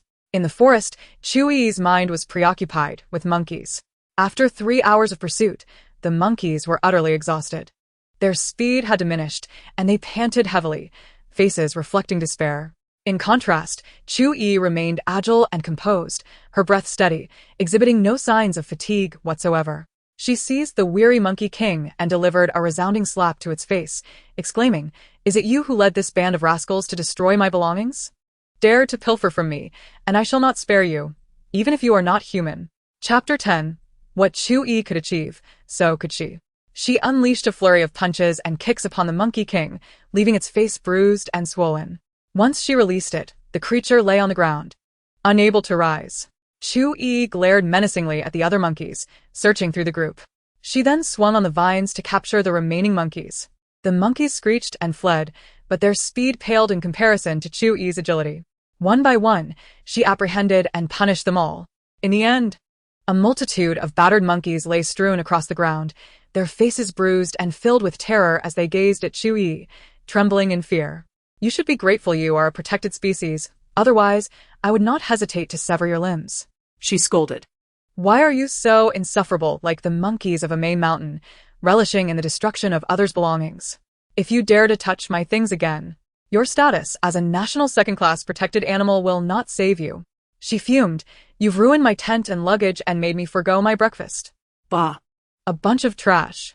Laughing, Sister truly distributes justice evenly, punishing every monkey involved in the destruction without sparing a single one.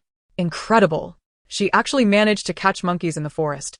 If it were me, I surely could not have done it. Words fail to express my admiration for her. Sister, you are my idol. Sister, stop acting and teach martial arts instead. I will be the first to enroll. Not to boast, but even though Sister is formidable, if we were to spar, she would kneel and beg me with just one move. Are you asking me to not die? I find myself somewhat sympathetic towards those monkeys. They do not comprehend human rules. Their curiosity drives them to explore, and destruction is in their nature. Yet they are met with such severe punishment. Indeed, Chu Yiyi has gone too far. The monkeys lack intelligence, but does she not? Why stoop to the level of small animals? The monkeys are pitiable. In the wild, having one's equipment damaged equates to losing the means to survive. Is it not reasonable for Chu Yiyi to be angry? In a true wilderness scenario, without personnel to drive away ferocious beasts, if her equipment were destroyed, she would not survive long. Even if she killed those monkeys, she would be justified. Exactly, Chu Yiyi is merely fighting for survival. Chu Yiyi still considers their protected status. Not killing them was already showing mercy. Upon returning to her campsite, Chu Yiyi's previously simmering anger flared anew at the sight of litter scattered everywhere. She closed her eyes, inhaling deeply to suppress her fury. When she opened her eyes again, she had regained control of her emotions. She tied the chicken with vines and began to clean the area. The tent was utterly ruined and beyond repair. The inflatable bed had deflated, and many other items were damaged. A package of toilet paper had been torn apart, the paper strewn everywhere. Fortunately, her change of clothes was packed in vacuum bags and had escaped the monkey's destruction. Her disposable toilet tools, though shaken out, remained usable.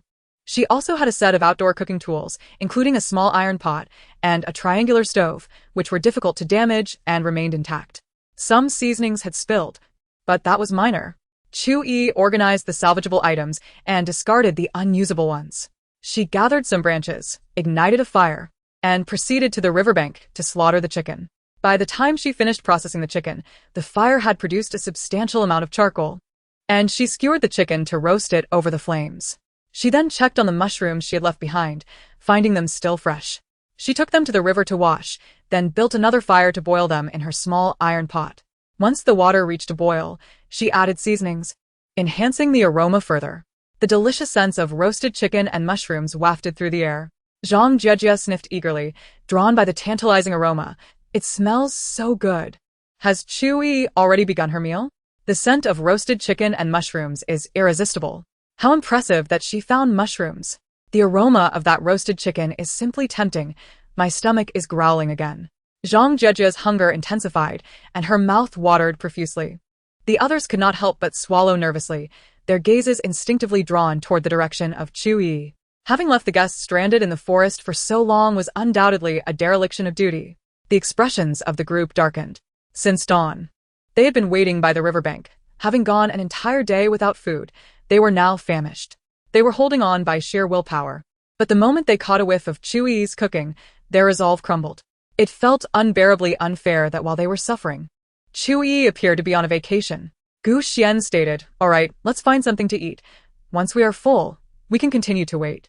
The three men marched confidently into the forest, convinced that if Chu Yiyi could effortlessly catch prey, so could they. Speaking of roasted meat, she could not suppress her saliva. She was ravenous. Gu Mingzhu frowned disapprovingly. "You dare to command me to work? You want me to do something as lowly as gathering firewood?" Zhang Jiejie quickly interjected. "I did not mean to command you. I was merely suggesting." Gu Mingzhu sneered. "I refuse to collect firewood. I am not suited for such tasks. Since you proposed it, you should do it yourself. Remember to gather plenty. With 5 of us, we will need ample wood for roasting." Zhang Jiejie's face flushed with embarrassment. Ultimately, she said nothing and trudged off alone to gather firewood. She lacked the audacity of Chu Yiyi to confront Gu Mingzhu. She endured. Once she had amassed enough wealth, she would withdraw from the entertainment industry, no longer facing the various specters of this realm. Gu Mingzhu sat by the river, savoring the aroma of grilled meat while gazing into the distance. "Gu Mingzhu has disgusted me again, mocking farmers. What's wrong with farmers? They are certainly superior to you. A thief who steals others' identities. If you look down upon farmers so much, you better never use anything produced by them. Does she think she is so noble? Isn't she the daughter of a maid? Just because she has stolen Chu Yi's identity, does she think she is superior? Disgusting. After years of elite education, her thoughts remain so base. It seems the theory of genetics holds true. The evil, malice, and folly of some individuals are inscribed in their very genes, unchangeable no matter the circumstances. Mingzhu looked excitedly towards them. However, upon seeing that they bore no prey, her expression darkened instantly. Qin Xiuhan remarked, "The prey has fled deep into the forest.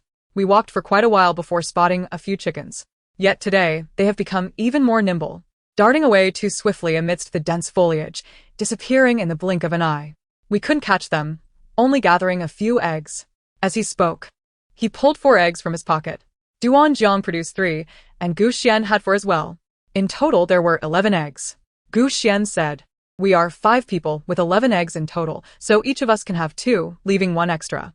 Mingzhu could no longer contain herself, exclaiming, "You know I don't like eggs. Why is it that Chu Yiyi can always catch prey, yet you fail every time? You're all men. How can 3 men not compare to a single woman? Isn't that shameful?" She felt exhausted and famished, her body aching and itching, her emotions unraveling. Qin Xiuhan, angered, retorted, "Chu Yiyi is a woman, and so are you. If she can do it, why can't you? Go catch something yourself. If you manage to do so, then you have the right to criticize us. Otherwise, as someone who has contributed nothing, you have no right to complain here." Mingzhu glared at him in fury. "How dare you insult me?" Qin Xiuhan took a deep breath and stated firmly, "I will no longer team up with you. The eggs I have are gathered by me. I shall take my things and manage on my own." He went to retrieve his backpack, setting off alone to find a place to camp. Duanjiang thought for a moment and said, "I'll go with Xiuhan. It's unsafe for him alone." He too took his eggs and belongings and departed. Zhang Jejia wanted to follow them, but Mingzhu shot her a glare and asked coldly, "Are you going with them?" Zhang Jejia awkwardly tugged at her lips, hastily shaking her head. No, I just wanted to take a look." Qin Xiuhan was a top-tier celebrity signed with an overseas entertainment company. Even if the Gu family suppressed him, he could still continue his activities, albeit with fewer resources. Duanjiang was a renowned actor with solid connections. Without the Gu family support, he would merely progress a bit slower, missing out on some resources and opportunities. But his path would remain open. However, she was different. As a newcomer in the entertainment industry, lacking background, fame, and talent, if she offended the Gu family, her company would not stand up for a mere nobody like her against them. The company might even blacklist her to appease the Gu family. Thus, she could only cater to Mingzhu and seek her favor. "Humph, I know you wouldn't dare." Mingzhu let out a cold snort. Gu Xian silently placed down the eggs. It seemed Mingzhu suddenly realized that she had inadvertently scolded Gu Xian as well. She quickly softened her tone, clinging to Gu Xian's arm, pressing her body against him, and sweetly said, "Third brother, I wasn't scolding you just now. In my heart, you are exceptionally capable. Like an invincible superhero. You are my idol, the best in my eyes. Catching prey is a task you have never encountered. It's entirely normal not to succeed." Gu Xian's expression improved slightly, but Mingzhu's closeness made him uncomfortable. He used a lighter to ignite the fire. Once it was ablaze, he placed the 4 eggs within. They had no pot to boil or fry them, so roasting was their only option. The flames roared for 5 minutes. Suddenly, bang, bang, bang, bang. All 4 eggs exploded. Ah. The explosion scattered the fire pit, sending eggshells flying in all directions. Mingzhu, Gu Xian, and Zhang Jejia were all gathered around the fire. The splintered eggshells hit them. Chapter 11. Chu Yi's outrageous demands. Mingzhu panicked, retreating behind Gu Xian in terror. Gu Xian brushed off the eggshells and embers from himself, his face also showing alarm, yet he still managed to comfort Mingzhu by patting her back, saying, "Don't be afraid, it was just the eggs exploding. It's all fine now." Mingzhu, astonished, asked, "How can eggs explode?" Gu Xian replied, "I remember that eggs shouldn't be heated in a microwave as they explode. I didn't expect that roasting them would cause the same result." Mingzhu, fuming, stomped her foot in frustration. "Those 4 eggs were our lunch. Now that they've exploded, what are we supposed to eat?" Gu Xian's face turned grim. Mingzhu glared angrily at Zhang Jejia. "Why didn't you warn us? You were born in the countryside. You must know this common knowledge. Did you deliberately keep quiet to deprive us of food? Zhang Jejie shook her head vigorously. No, I didn't mean to keep quiet. I genuinely didn't know eggs would explode. But Gu Mingzhu didn't believe her. Do you think I would believe you? How could someone from the countryside not know this common knowledge? Zhang Jejie replied, I've never roasted eggs before. I really didn't know. Besides, the countryside today is not like the old days. Just because I was born there doesn't mean I have to do farm work, right? Although she was from the countryside, her family treated her well, never making her do much labor. Her parents said all she needed to do was study well. She didn't have to help with chores, and besides, she was too young to be of much assistance. Moreover, she only lived in the countryside until middle school. When she started junior high, her parents took a loan to buy a house in the city for better education, so their family moved to the city. Much of the common knowledge of rural life was something she truly didn't know. Gu Mingzhu snapped. Do you dare to retort? Zhang Jejie closed her mouth, too afraid to speak. Gu Mingzhu impatiently declared, because of your negligence, my brother and I have lost our lunch. Now, you go into the forest to find us food again. If you can't find anything, don't come back. Zhang Jejie, panic-stricken, stuttered. And me go alone? I am scared. Gu Mingzhu replied, stop pretending to be weak. You, born in the countryside, are afraid of the forest? Don't think I don't know what you're really thinking. You're pretending to be scared to get my brother to accompany you into the forest. Trying to entice him, right? Zhang Jejie hurriedly denied it. I'm not. Gu Mingzhu sneered. Humph, don't delude yourself. How could you possibly entice my brother? With your status, you aren't even worthy to be a servant in our family. Have some self-awareness. Zhang Jejie trembled with anger, still protesting. I really didn't intend to entice your brother. Gu Mingzhu stated, if you truly don't want to entice my brother, then go into the forest alone to find food and prove it with your actions, instead of just empty arguments. Zhang Jejie bit her lip. In the end, with reddened eyes, she walked alone into the forest. Humph, a mere trick, and you think you can deceive me? Gu Mingzhu snorted coldly. Gu Xian stared blankly at Gu Mingzhu, his eyes filled with shock and unfamiliarity. The Gu Mingzhu before him was someone he hardly recognized. Is this harsh and willful Gu Mingzhu truly his gentle and understanding sister? Previously, Gu Mingzhu was merely a bit headstrong, exhibiting a touch of the typical princess temperament. Yet now, she is quick to anger, displaying a sour demeanor towards everyone, as if she is transformed into a different person. Mingzhu, how have you changed so drastically? Zhang Jejie, a girl, should not be compelled to venture into the forest alone. It is unsafe. What if she gets lost or encounters some misfortune? Gu Xian furrowed his brow and spoke. Gu Mingzhu pouted, her eyes glistening with tears. Third brother, are you really scolding me for the sake of an outsider? Gu Xian replied, your actions are misguided. As your brother, it is my duty to guide you towards improvement. This is not scolding, it is for your own good. Instantly, Gu Mingzhu's tears cascaded down, her sobs filled with grievance. Woe is me! I have been abandoned in this wretched place, covered in mosquito bites. My face swollen from being struck by that wicked woman, Chu Yiyi, nearly ruining my looks. I have lost half a tooth, and have been sleeping on the grass. My body aching all over, without food since yesterday morning. I have endured so much, and when I express my displeasure with a slight temper, you scold me for the sake of an outsider, showing no concern for me. Brother, you have changed. Gu Mingzhu cried as if her heart were shattered. Seeing her tears, Gu Xian panicked, hurriedly wiping them away. I'm sorry, it was my mistake. Don't cry anymore, I won't blame you. Gu Mingzhu threw herself into Gu Xian's embrace, sobbing. Okay, brother, you must keep your word. As for others, I will not let Chu Yiyi off easily. Gu Xian declared resolutely. Indeed, I shall make Chu Yiyi pay the price. Gu Mingzhu's eyes glinted with a sinister malice. Chu Yiyi, I will not spare you. I will make you wish you were dead. Is Gu Xian's mind merely ornamental? Whatever Gu Mingzhu says, he believes without question. Chu Yiyi is his biological sister. He is actually seeking revenge on his true sister for the sake of a false one. Is he out of his mind? It is utterly disgusting. I suspect there are issues with the Gu family's upbringing. Their minds align, hence their mutual repulsion. I feel the same, otherwise. How could the Gu family support Gu Mingzhu and plot against their true blood relative for her sake? What kind of revenge does Gu Xian intend to exact on Chu Yiyi? Did you see that malevolent smile on Gu Mingzhu's face? It sent chills down my spine. It's terrifying. Zhang Jejie had been searching the forest for 3 to 4 hours without capturing any prey. As a girl, Her physical capabilities were limited. Merely walking in the forest was an achievement. If the boys could not catch anything, it was unreasonable to expect her to succeed. However, she did not return empty-handed, having found 2 eggs. Zhang Jejie dared not express a hint of dissatisfaction. Drawing from the experience of the previous noon, Gu Xian hesitated to roast the eggs directly in the fire. Instead, he found a relatively flat stone slab, heating it over the flames, and cracked the eggs onto it, managing to make a makeshift fried egg. After consuming 1 egg, Gu Mingzhu felt even hungrier. Gu Xian's expression darkened.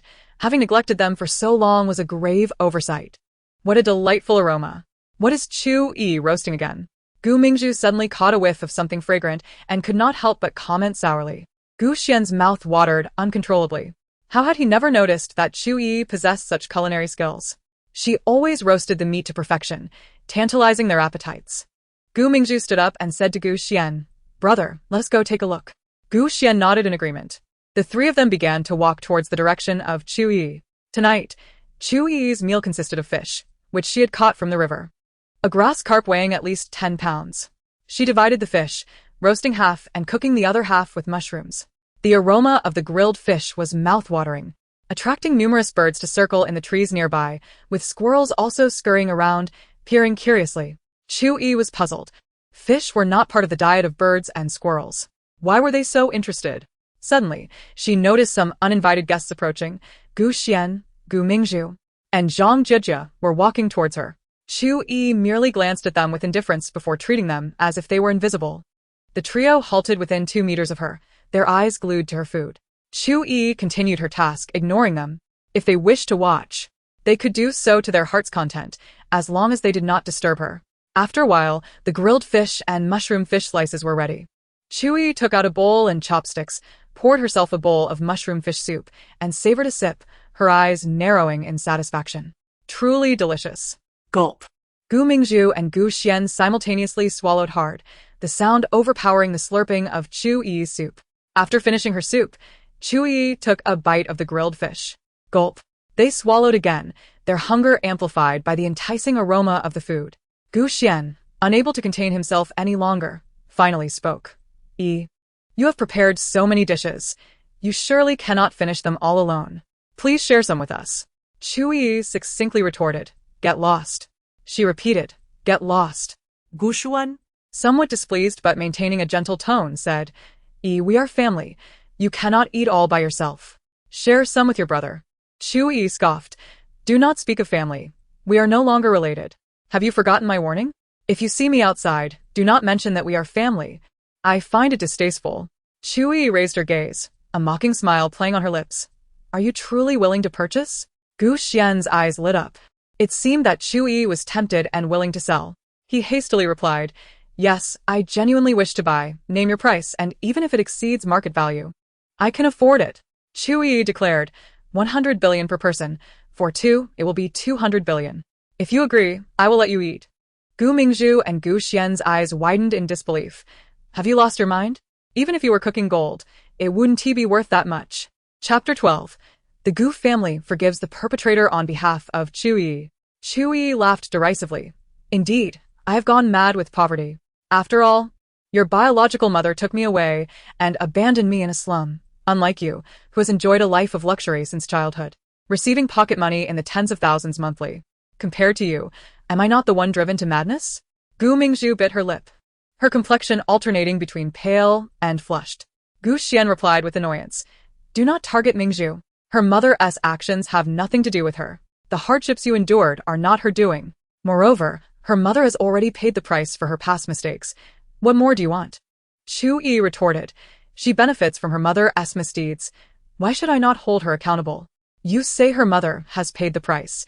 Do you mean you expelled her and then bought her a villa to ensure she lives well? What a steep price indeed." Gu Xian's expression turned awkward. "How do you know this?" Chu Yiyi scoffed. "I heard Gu Mingzhu begging you to spare her mother. I also heard you say that had her mother not swapped me and Gu Mingzhu, you would not have such a wonderful sister and daughter. Therefore, your family, in gratitude to that culpable nanny, not only forgives her crimes but also buys her a villa and provides her with a hefty sum to live comfortably. You even conspired to deceive me, pretending she was imprisoned." Gu Xian was rendered speechless. Gu Mingzhu frowned. How could you eavesdrop on others? Truly uncouth. Chu Yiyi shrugged nonchalantly. Yes, I lack your refinement, for I cannot comfortably enjoy another's life while plotting their demise. I cannot bring myself to express gratitude towards someone who has caused immense suffering to my own younger sister, nearly leading her to death. I cannot emulate the upbringing that has produced such individuals. Gu Xian's complexion was pale, his eyes revealing a struggle and anguish. It seemed that only now, under the direct accusation from Chu Yiyi regarding his excessive and malicious actions, did he begin to realize the gravity of his mistakes. How could the Gu family be so outrageous? They even assisted that instigator, the nanny, in purchasing a villa and providing her with financial support for her retirement. They show no sympathy for Chu Yiyi at all. Chu Yiyi must have been exceedingly unfortunate to have been born into the Gu family. The Gu family is utterly disgusting. From this day forth, I shall boycott all their products. Gu Mingzhu is truly revolting, after committing so many egregious acts. She still dares to accuse my sister of eavesdropping as a display of poor upbringing? Are their actions not the very definition of poor manners? My sister is right. Although the one who swapped them was Gu Mingzhu's biological mother, Gu Mingzhu, as a beneficiary, is far from innocent. She should be compensating my sister on behalf of her mother instead of constantly targeting her. I am infuriated. I curse Gu Mingzhu and the Gu family to meet their demise. Gu Xian is truly foolish, pleading for the very culprit who has caused his own sister so much suffering and granting her so many privileges. What on earth is he thinking? Did he not consider the years of torment Chu Yiyi has endured while making those statements? The suffering is borne by Chu Yiyi. Why should anyone else forgive that criminal on her behalf? What right does Gu Mingzhu have to request the Gu family's forgiveness for her birth mother? Has she ever considered the pain Chu Yiyi has experienced because of her mother? A bunch of trash. May they all be classified together in the refuse. I. Gu Xian interjected, third brother, do not listen to Chu Yiyi's wild claims. I have never intended to harm her. I have always encouraged you all to be tolerant of her. Have you forgotten? Gu Mingzhu looked at Gu Xian with tearful eyes. Gu Xian furrowed his brow, realizing it might indeed be true. Every time Gu Mingzhu was bullied, she would defend Chu Yiyi, urging others not to blame her. Yet now, Chu Yiyi accused Gu Mingzhu of wanting to harm her. It seemed that Chu Yiyi had truly lost her senses, resorting to falsehoods to insult them. Chu Yiyi coldly regarded him, stating, I believe you require a doctor more than I do, but the one you need is a psychiatrist. I seriously question your mental state. Or perhaps the Gu family is inherently imbecilic. You. Gu Xian glared at her in frustration, yet this time, he refrained from shouting. Taking a deep breath, he suppressed his anger and solemnly asked, I do not wish to argue with you right now. I only want to know if you could voluntarily share the food with everyone. Chu Yiyi replied, I will not share. Gu Xian's tone turned icy. You are exceedingly selfish. As your brother, I shall take it upon myself to teach you a lesson today. Let us bind her and give her a long overdue lesson. If she resists, we will strike her. She has endured hardship since childhood. Her skin is tough, and a few blows will not harm her. Everyone was starving. Thus, upon hearing Gu Xian's words, they found nothing wrong with it, only perceiving Chu Yiyi as stingy and selfish, deserving of punishment. In times of peril, individuals should support one another, not act with such selfishness. They began to look for weapons in the vicinity. Some picked up thick wooden sticks, while others found stones the size of bricks, encircling Chu Yiyi with determined expressions. They were resolute in subduing her and seizing her food. Chu Yiyi regarded them with an expression of incredulity. It appeared that foolishness was contagious. Gu Xian had turned everyone into fools. It is not too late to soften your stance. I do not wish to harm you unless absolutely necessary. Gu Xian implored. Chu Yiyi retorted, get lost. Gu Xian shook his head in disappointment. Since you are so obstinate, do not blame me. He waved his hand, and everyone raised their weapons, preparing to strike Chu Yiyi. After a flurry of commotion, Chu Yiyi clapped her hands, kicking Gu Mingzhu aside, and looked down at the fallen crowd with a mocking tone. Have you all lost your minds? I have already defeated you twice. Do you dare provoke me again? The group's faces turned ashen. Chu Yiyi continued, when you were not as hungry, you could not defeat me. Now that you have been starving for so long, you stand even less of a chance. Or, do you believe your previous performance was subpar? The crowd felt their faces burn with shame, their expressions darkening further. Chu Yiyi, growing impatient, commanded, all of you leave. Do not ruin my appetite. They were filled with resentment, but could only retreat in defeat, fearing another beating from Chu Yiyi. Sister was too lenient. They are still breathing. What a poor performance. I love hearing my sister scold. Her words strike right at the heart. They are not just foolish. They have lost their minds entirely. Instead of seeking food for themselves, they attempt to steal from my sister and accuse her of selfishness. If they are not selfish, why do they not donate all their money? Gu Xian is utterly repugnant, treating his own sister this way, allowing her to be beaten, while pretending to have her best interests at heart. Damn him. Gu Xian is a brainless fool, perpetually led by Gu Mingzhu. Whatever she says, he follows, targeting Chu Yiyi at her behest. Heaven, please take these two fools away. I cannot endure it any longer. Sister is a fierce warrior. She is majestic and powerful. I feel so sorry for my sister. Meanwhile, at the Gu residence, the family was watching this live broadcast.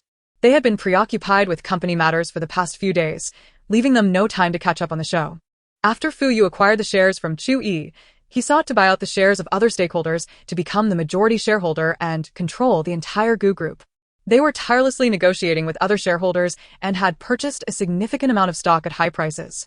Caught up in their own tumult, they were unaware of the turmoil that Gu Xian and Gu Mingzhu faced on the show. Their precious Mingzhu, who had always been pampered, was now recording a variety show in a remote wilderness. Although the show was largely scripted, the conditions in the wild were undoubtedly harsh. They wondered if their beloved Mingzhu was suffering. As for Chu Yiyi, they pondered whether she had performed well in the show to compliment Mingzhu. That little maniac, while possessing a terrible personality and being willful and malicious, was undeniably beautiful.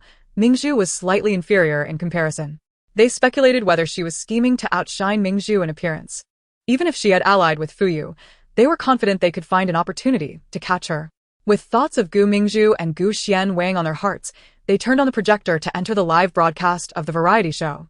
Upon finding the stream, they were astonished to see millions of viewers online. Gu Mother Li Yu covered her mouth in shock, exclaiming, "My heavens! How can there be so many people watching this live broadcast? Is this variety show really that popular?" Gu Father Gu Zhangwo glanced over, a proud smile gracing his face. These viewers must be here for Mingzhu. She is beautiful, elegant, kind-hearted, and it is only natural she attracts such a large audience. Eldest brother Gu Yan remarked, "Indeed, after all, she is our little princess whom we have adored since childhood. Her brilliance is a testament to our success." Second brother Gu Qing chuckled, "Haha. This time Mingzhu has achieved her wish and gained fame. She will undoubtedly become the most celebrated star in the entertainment industry." Li Yu's smile stretched wide, almost splitting her face in delight. "Mingzhu is indeed our most cherished little princess. She will always be our pride, unlike that rebellious girl." Chu Yiyi. Gu Zhangwo frowned, displeased. "Why bring up that rebellious girl? Do not ruin our appetites." Li Yu replied, "It was my fault. I shall not mention it again." Gu Jianguo urged, "Enough of the chatter. Hurry and enter the live broadcast room." Chapter 13. Chu Yiyi. This grudge has escalated. Li Yu, filled with anticipation, swiftly clicked into the live stream. She had longed to see her precious daughter. The others were equally fixated on the screen, eager to catch a glimpse of Gu Mingzhu. However, upon entering the live room, they were met with a shocking sight of Chu Yiyi kicking Gu Mingzhu, who lay bruised and battered on the ground. The barrage of comments in the live stream overwhelmingly praised Chu Yiyi's fighting skills. Some even suggested she should have beaten Gu Mingzhu and Gu Xian to death. Ah! "Mingzhu, my darling daughter," Li Yu exclaimed, her eyes reddening with fury. She glared at Chu Yiyi, her entire body trembling with rage. How could this wretched child bully Mingzhu like this? Mingzhu was so ruthlessly beaten, sobbing uncontrollably. Gu Qing clenched his fists tightly, gritting his teeth. "In my opinion, she did it on purpose, deliberately disfiguring Mingzhu so she could become the most beautiful star on the show. How cunning she is. I'll make a call." Li Yu, seething with anger, took out her phone and dialed Chu Yiyi's number. In the next moment, she furiously exclaimed, "That little wretch has blocked my number and hasn't released it." It was then that the others remembered. During the last time Chu Yiyi sold shares, she had blocked the entire family's numbers. Gu Jianguo instructed the butler to bring his phone, intending to call Chu Yiyi using the butler's device. However, the line rang with a message indicating that the recipient's phone was off and could not be reached. Furrowing his brow, Gu Jianguo turned to the butler. "Have you also tried calling that wretched girl and been blocked?" The butler, head bowed and trembling, replied in a quivering voice, "No, I haven't called Miss Chu. My number hasn't been blocked, it's just that." Gu Jianguo barked, "Speak quickly, don't stammer." Unlike the Gu family, the butler was not overly busy. The show was extremely popular, and he would occasionally watch the live stream in his spare time. He was well aware of what was happening in the broadcast, but feared sharing it with the Gu family, worried about incurring their wrath. The others likely shared his apprehension, fearing misfortune would befall them if they mentioned the live room in front of the Gu family. Liu, wiping her tears, choked out, "My poor Mingzhu. She has never suffered in her life, yet has been beaten so badly by Chu Yiyi.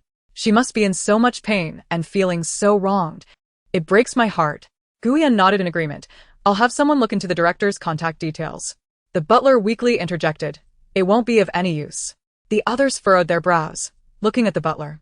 Gu Jiangua asked, "How do you know it won't be of any use?" The butler steeled himself. "This is a deliberate design by the director and investors. The director's team is no longer in the forest. Only a few guests remain. I've heard that the management companies of other artists are frantically trying to contact the director's team, and some have even called the police in an attempt to halt the filming, but to no avail." The Gu family frowned, confusion etched on their faces. They could hardly comprehend what was being implied. The butler continued, "I can't explain it all in a few words. Look it up online, and it will become clear." The four of them quieted, each taking out their phones to search for information on the show. A search for survival in the wilderness yielded an entry that detailed everything clearly.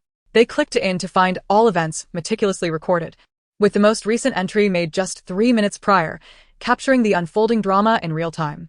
There were also links to highlights compiled by netizens. After reading, their faces darkened. Gu Qing, in a fit of anger, smashed his phone. Liu, however, appeared dazed. She turned to her eldest and second sons, murmuring, "Is this how you treat Yi behind closed doors?" Guyan frowned. "What are you saying, Mom? Have we wronged her? Don't forget.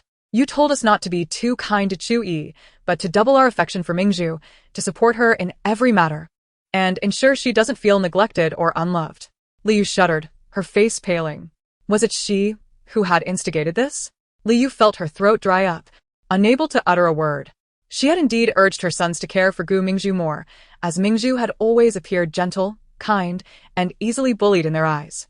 After all, Gu Mingzhu was the child she had nurtured and spoiled for so many years. Despite their lack of blood relation, she still cherished this child she had raised. Thus, to protect Gu Mingzhu, she had asked her sons to look after her more closely. Yet, she had never anticipated that Gu Mingzhu harbored such a different demeanor behind closed doors. She had instigated Gu Xian against Chu Yiyi, seizing everything from her without consideration for others, even Gu Xian, selfishly enjoying the spoils of their collective efforts. This was a stark contrast to the Gu Mingzhu she thought she knew. Gu Jiangua remained silent for a moment before saying, "I believe Mingzhu's nature is inherently kind. She has been thrust into an environment she has never experienced, subjected to hardships that have driven her to lose her composure, resulting in a drastic change in her temperament. We should not blame her or misunderstand her.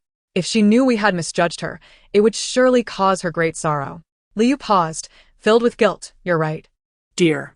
Mingzhu has endured so much suffering, it has altered her temperament, and I have had the audacity to doubt her character. I am truly despicable." Wiping her tears, she turned to Guyan, "Contact the public relations team to help maintain Mingzhu's reputation. So many are disparaging her. If she sees it, she won't be able to bear it." The Gu family, no longer in the mood to eat, stared grimly at the large screen. At that moment, the screen focused on Chu Yiyi and Gu Mingzhu, with only a small corner dedicated to their precious Mingzhu, who had become mere background to Chu Yiyi. Their eyes burned with fury and malice. "Chu Yiyi, this grudge has deepened." Achu. While enjoying grilled fish, Chu Yiyi suddenly sneezed, sending the morsel she had just taken into the air. She sneezed several more times in quick succession, wiping her nose with her arm, frowning as she muttered, "Is someone secretly cursing me? Surely those idiots aren't plotting against me again?" Chu Yiyi scoffed. "Bring it on." She had already been irked by those wild monkeys earlier, and now they were foolishly offering themselves as her punching bag. She wouldn't hold back. Unfortunately, by the time she finished her meal, those individuals never approached her again.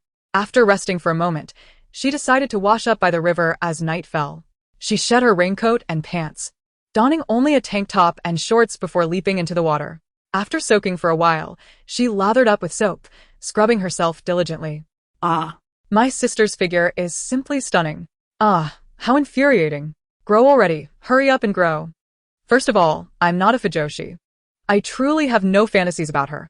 After all, I'm not a fujoshi. But to be fair, she is undeniably beautiful and has a great figure. I'm not a fujoshi. I must say, she is indeed quite lovely. Just seeing her makes my heart race. If only she would take my hand, kiss me, and sleep with me, that would be even better, considering I'm not a fujoshi. Chapter 14. I Am the King. Chu Yiyi played in the water for a while and even caught a large fish. She unfolded a portable toilet tent, entered to relieve herself, and changed out of her wet clothes. You're being too formal, just change and do your business outside. I wouldn't mind watching. Why guard against me, a gentleman, when it's enough to be wary of the scoundrels? How fortunate you are, casually fishing in the water. If Mingzhu and her group find out, won't they be infuriated? Clearly, she did not merely rely on luck to catch that fish. With her agility and strength, she possesses skills beyond the ordinary, perhaps even surpassing that of a special forces soldier. Indeed, when she pursued the monkey troop today, it was evident she was extraordinary. Though the monkeys are not large, their ferocity is considerable, and they are quite swift. Yet, she managed to chase them down and deliver a thorough thrashing. After changing her clothes, Chu Yiyi tidied up the area before lying on the grass, gazing at the night sky. With no light pollution in the wild, the stars shone brilliantly, a sight of unparalleled beauty. Her mind gradually calmed, and she slowly closed her eyes, drifting into slumber. Since she slept outside the tent, hidden cameras continued to capture her every move, and even in her slumber, countless viewers remained captivated by her presence. Even in the depths of the night, millions were watching her sleep, an astonishing phenomenon. The production team cleverly partnered with a food delivery platform. Viewers, upon seeing the pop-up advertisements, could not resist ordering takeout, enjoying late-night snacks while continuing to watch. Both the production team and the delivery service profited immensely. On the third day, after waking and washing up, Chu Yiyi performed a set of 8-part diamond exercises as usual before venturing into the forest to forage for food. The 5 companions anxiously awaited her return, but the distance remained eerily silent. Their hunger grew unbearable, their tempers flaring with each passing day.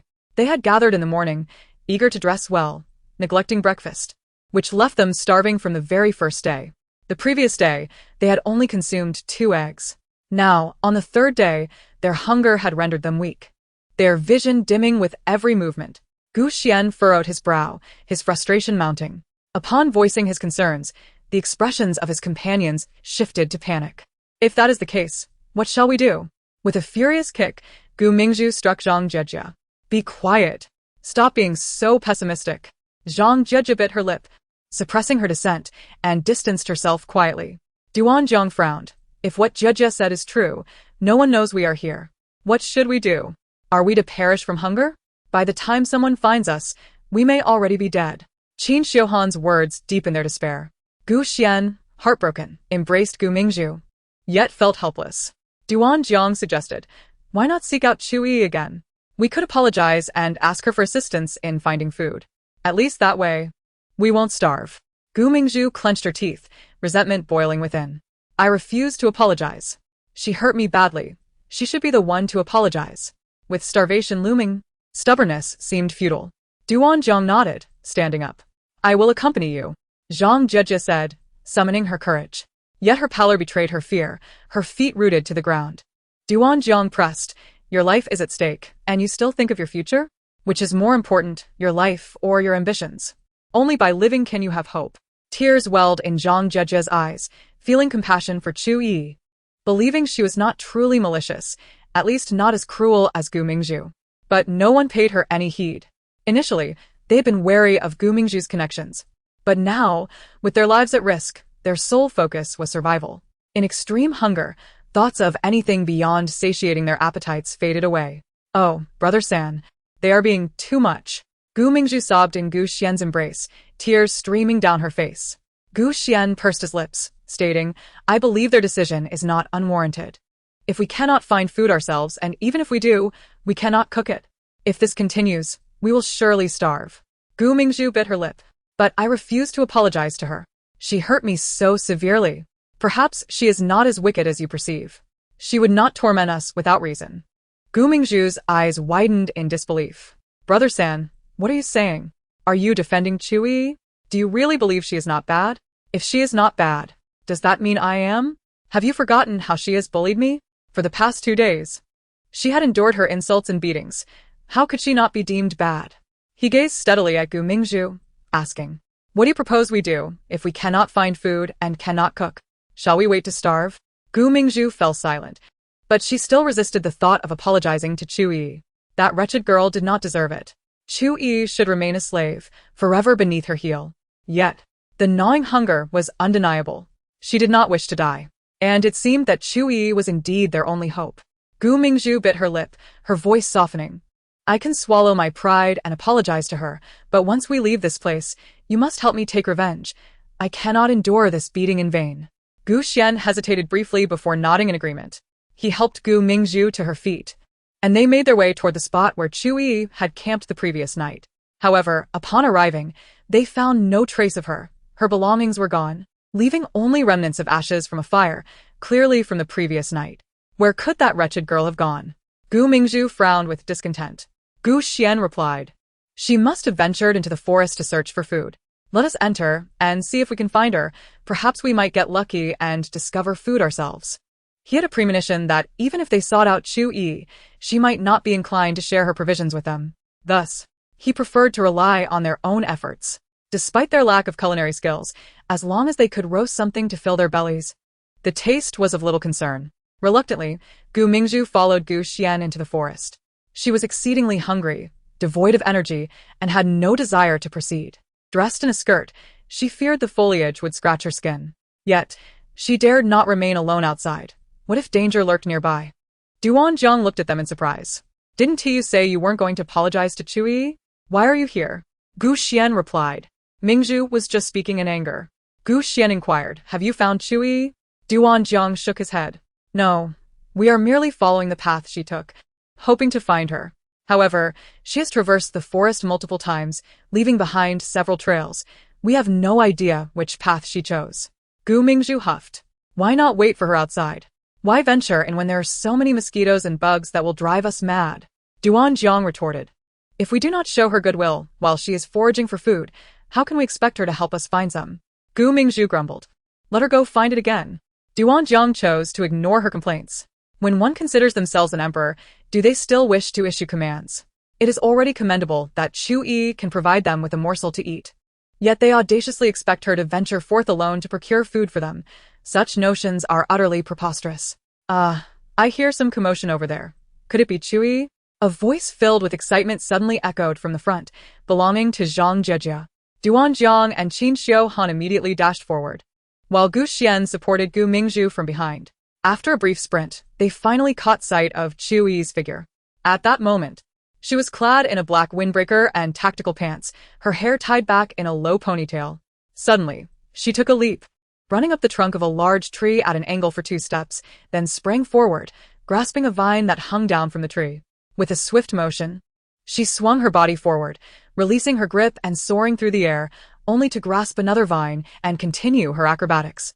In addition to her, a troop of monkeys swung from the vines above, baring their teeth at Chu Yiyi, yet they seemed to fear her, only daring to display their fangs in a futile attempt at intimidation, refraining from challenging her directly. Chu Yiyi appeared not merely to be engaging in playful vine swinging.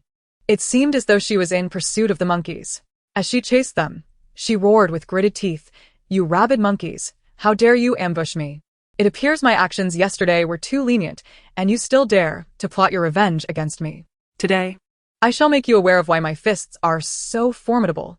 With that, she seized one of the monkeys, deftly landing on the ground from several meters above, and proceeded to deliver a barrage of blows to the creature. The monkey screeched in distress. The surrounding monkeys, frantic and desperate, bared their teeth even more ferociously, attempting to rescue their companion, yet when Chu Yiyi cast a cold glance in their direction, they were instantly deterred by fear. The terror was evident on their faces. Some timid monkeys even cowered behind trees, trembling in fright. Gu Xian and the others stood in stunned silence. Chu Yiyi was astonishingly powerful. In the forest, she exhibited agility surpassing that of the monkeys. Remarkably, she had captured the Monkey King, a larger specimen whose status was evident from the reactions of the surrounding troop. Their fear of her suggested she had previously intimidated them. What had Chu Yiyi done to earn such reverence from this band of monkeys? They regarded her with newfound respect. Observing the ferocity with which she punished the Monkey King sent chills down their spines. Chu Yiyi had shown them mercy. Had she unleashed her full wrath upon them as she did upon the Monkey King, they would surely have been left battered or worse. After half an hour of relentless beating, she finally ceased her assault. Her strikes were methodical. After that duration, the Monkey King lay bruised and immobile, yet conscious, showing no signs of unconsciousness or life-threatening injuries. As a protected species, she had no desire to transgress the law, despite the absence of witnesses or cameras. Nevertheless, she resolved to adhere to legalities. Coldly, she glared at the Monkey King and warned, "Remember this. I am the true ruler here. If you ever dare to ambush me again, I shall show no mercy. I will break every limb of yours and your progeny." The Monkey King trembled in fear. Its eyes filled with terror. With a disdainful spit, Chu Yiyi kicked it away. The other monkeys rushed over, hoisting their king and swiftly disappearing from sight. Chu Yiyi," came Zhang Jie's voice from behind. Chu Yiyi was not the least bit surprised. "Is something the matter?" she inquired coolly. Zhang Jie bit her lip, fearfully gazing at Chu Yiyi. Yet, gathering her courage, she approached her, followed closely by the remaining four. They halted about a meter away from Chu Yiyi, who regarded them with an impassive expression. Zhang Jie bowed deeply, sincerely apologizing. "Chu Yiyi, I am truly sorry for my previous actions against you. I should not have taken your belongings. I sincerely apologize and hope you can find it in your heart to forgive me." Duan Jiang and Qin Xiaohan followed suit, bowing deeply and expressing their remorse. Duan Jiang stated, "Chu Yiyi, I am regretful. As a man, I should not have bullied a young lady. I apologize, and once we leave this place, I will make amends." Qin Xiaohan added, "Chu Yiyi, I too recognize my errors. I apologize and will offer you compensation, as well as provide you with resources in the future. Please forgive me." Gu Xian, pulling along a reluctant Gu Mingzhu, stepped forward and slightly bowed, saying, "Third brother was wrong in the past. I hope you will not hold it against me. In the future, I will treat you well and strive to make amends." Gu Mingzhu, unwillingly, chimed in, "I should not have taken your belongings, but you hit me in return, so we are even now. I will not trouble you again, and I hope you can overlook the past so we can coexist harmoniously." Chu Yiyi coldly surveyed the group. "You have come to me solely to apologize?" They nodded in affirmation. Gu Mingzhu impatiently interjected, "Now that we've apologized, you should forgive us, and we must learn to coexist as a team during our time here. Naturally, a team must support and assist one another." Chu Yiyi let out a scoff. She had anticipated that this group would not genuinely acknowledge their mistakes. Their motives were indeed ulterior. A mere casual apology was insufficient to make her their servant. To expect her to labor for them in search of sustenance, such dreams were utterly ludicrous. "When have I ever said I forgive you?" Chu Yiyi retorted with a mocking smile. Gu Mingzhu's expression darkened instantly. "Chu Yiyi, why are you so petty? This is merely a trivial matter, and we have already apologized. Why do you still cling to it so tightly? It is rather small-minded of you. Besides, we were the ones who suffered. What do you have to hold against us?" She longed to assert that Chu Yiyi had suffered no loss and thus had no grounds for grievance, yet Gu Xian persistently restrained her, preventing her from uttering such harsh words. Chu Yiyi replied coldly, "What of it if I am petty? Your suffering stems from your inability to best me. Had I not trained, my fate would undoubtedly be no better than yours. You would have ensured I could not stand, perhaps even taken my life. Your restraint from malice is due to my capacity to suppress you, not from any inherent goodness within you. Do you understand?" Gu Mingzhu's face flickered between shades of blue and red. "You are the malicious one. You stand idly by as we starve, nearly to death, without offering assistance. You clearly wish to see us perish. Who could be as wicked as you? If you do not help us and something unfortunate occurs, you would bear the guilt of our demise for the rest of your life." "Mingzhu, cease your words," Gu Xian admonished, gripping Gu Mingzhu's wrist with displeasure. They had explicitly agreed to approach Chu Yiyi with kindness while seeking her aid. Yet, Gu Mingzhu had resumed her threats against her. Qin Xiaohan furrowed his brow, realizing the duplicity of their behavior. "I understand that celebrities often present one persona in public while concealing another in private, yet your private persona lacks any semblance of intelligence. I find it bewildering that the Gu family neglects someone like Chu Yiyi, who possesses beauty and capability, in favor of someone as insipid and hypocritical as you." Though Qin Xiaohan was also a newcomer in the entertainment industry, he had backing and a respectable lineage, rendering him unafraid of Gu Mingzhu's ire. He had initially followed her lead due to the uncertainty of his future, but now, Faced with life-threatening circumstances, he could no longer afford to be concerned with such trivialities. Survival took precedence. You all dare to insult me? Gu Mingzhu's eyes widened in disbelief. Throughout her life, she had only been insulted by the vile Chu Yiyi. What right did they have to scold her? Why were they qualified to berate her? Tears welled up in Gu Mingzhu's eyes as she looked at Gu Xian, crying, "Third brother, they are bullying me. Help me seek revenge." Gu Xian pressed his lips together, remaining silent. What do you mean by that? Why won't you speak? You promised our parents, as well as eldest brother and second brother, that you would protect me. The more Gu Mingzhu thought about it, the angrier she became, her cries growing louder. Gu Xian said in a deep voice, "Mingzhu, stop making a scene. This is fundamentally your fault. You promised to correct your attitude and sincerely apologize to Yi, yet after only a few words, you resorted to threatening her." Gu Mingzhu trembled with anger. "Third brother, do you also think I am in the wrong? I have been beaten to this extent by her. And you expect me to humble myself and admit my mistakes? Why must I be held to such unreasonable demands? Clearly, it is Chu Yiyi who is at fault. Yet I am the one being asked to apologize. I have already apologized, and now they say my attitude is poor. I have been bullied and yet forced to apologize. What's wrong with my attitude? If I had known you couldn't protect me, I would have preferred you not come along. You can't protect me and instead help outsiders bully me. You are utterly useless." Gu Xian's expression darkened, a hint of impatience flickering in his eyes. While a bit of a ruckus might evoke sympathy, Gu Mingzhu had gone too far in recent days, which only served to irritate him. Duanzhang turned to Chu Yiyi and sincerely said, "Chu Yiyi, we are different from Gu Mingzhu. We truly recognize our mistakes and sincerely apologize. We hope you can accept our apology." Chu Yiyi coldly regarded him, her frosty gaze sweeping over their faces. There was indeed a hint of remorse. But the yearning in their eyes could not be overlooked. There was regret, but not abundant. They were merely desperate, compelled to apologize because they had no other choice. If they could find food on their own, they would not have come to apologize even if they realized their faults. Chu Yiyi did easily. Apologizing for your wrongdoings is expected. It shows you still possess some moral compass. The crowd felt a flicker of hope. However, Chu Yiyi continued, "Apologizing is your choice.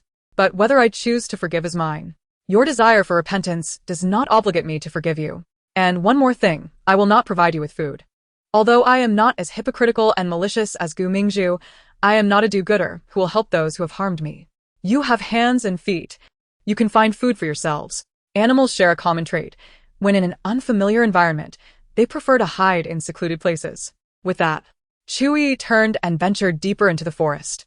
Zhang Jejia attempted to follow her, but Chu Yiyi moved too swiftly, swinging through the vines and quickly disappearing, leaving her unable to catch up. She could only halt her steps in disappointment. "Haha, did you see that? She has no conscience whatsoever. She wants us to die here. And you all still grovel before her. Now, look at the shame you brought upon yourselves." Gu Mingzhu mocked gleefully. Duanzhang and Qin Xiuhan ignored her. They exchanged glances and proceeded deeper into the forest, calling Zhang Jejia to join them. Gu Xian, unable to leave Gu Mingzhu alone, stayed behind with her. He frowned and said, "Mingzhu, why have you changed so drastically? I barely recognize you. This is not how you usually are." Gu Mingzhu stiffened, then softened her tone, crying out, "Whoa, I have endured so much injustice. My teeth have been knocked out. My face is swollen like a pig's head. My skin is riddled with mosquito and bug bites, and I have nothing to eat, feeling as if my stomach is glued to my back. I've suffered so much. My temperament has changed because of it. You're not even concerned about me, and you dare to blame me? I'm so heartbroken, Wo." Gu Xian paused, his heart aching as he embraced her. "I'm sorry. It's third brother's failure to protect you that has allowed you to suffer." He understood that when a person is in a state of hunger, they become irritable. Gu Mingzhu not only faced hunger, but also endured numerous blows. So, it was only natural for her temperament to change drastically. Gu Mingzhu, feeling wronged, said, "What are we to do if Chu Yiyi refuses to help us? Are we to starve again? I can barely walk from hunger." Gu Xian gritted his teeth and replied, "We will keep searching, even if we can't catch poultry. Finding a few eggs will suffice. At least we can survive." Reluctantly, Gu Mingzhu followed Gu Xian, all the while cursing in her heart, "Useless. If only Gu Xian had a fraction of Chu Yiyi's capabilities, I wouldn't be starving. He can't even compare to a woman, what a waste." Alas. Gu Mingzhu is truly a master at fabricating excuses. How can Gu Xian be so gullible as to believe her? Thankfully, Chu Yiyi did not forgive them. Such people do not deserve forgiveness. Sister is still kind, reminding them that poultry will hide. If they were clever, they would search the grass and they would find it. My sister's camera has shown several times that she spotted sluggish poultry in the grass. So abundant that they were not worth catching, yet they still couldn't find them. I truly wonder how they are searching. Quickly switch the main screen to my sister. I would rather watch her daydream than see that woman Gu Mingzhu. Wow, my sister is incredible. Having tamed the monkey troop, they shouldn't trouble her anymore, right? I didn't expect the monkeys to hold grudges and learn to ambush, attempting to sneak attack my sister. I've gained knowledge today. Chu Yiyi continued onward, spotting numerous chickens and rabbits along the way, yet she did not rush to catch them. She sought wild fruits instead. The monkeys that had attacked her typically lived in the mountains and would venture into the forest, but they would never reside here alone. This indicated that there were mountains beyond this forest. She had previously observed that the monkeys fled in this direction. She followed their path, hoping to traverse the forest and reach the mountains behind it. Occasionally swinging from vines or crawling along the ground, she moved swiftly. After about half an hour, she finally emerged from the forest and saw the mountains beyond. Looking up, she spotted the fleeing troop of monkeys. The moment they saw her, they screamed in fright and scurried up the mountain. Chu Yiyi scratched her head, pondering, am I that terrifying? As long as they do not provoke me, I want to attack them. Why are they running? Shrugging, she began to ascend the mountain. Fortune smiled upon her as she discovered wild grapes on the mountain. She picked 2 bunches, found a smooth rock to sit upon, and began to eat while enjoying the scenery. One must admit, the view here is indeed splendid. And the air is fresh, surpassing some 5-star scenic spots back home.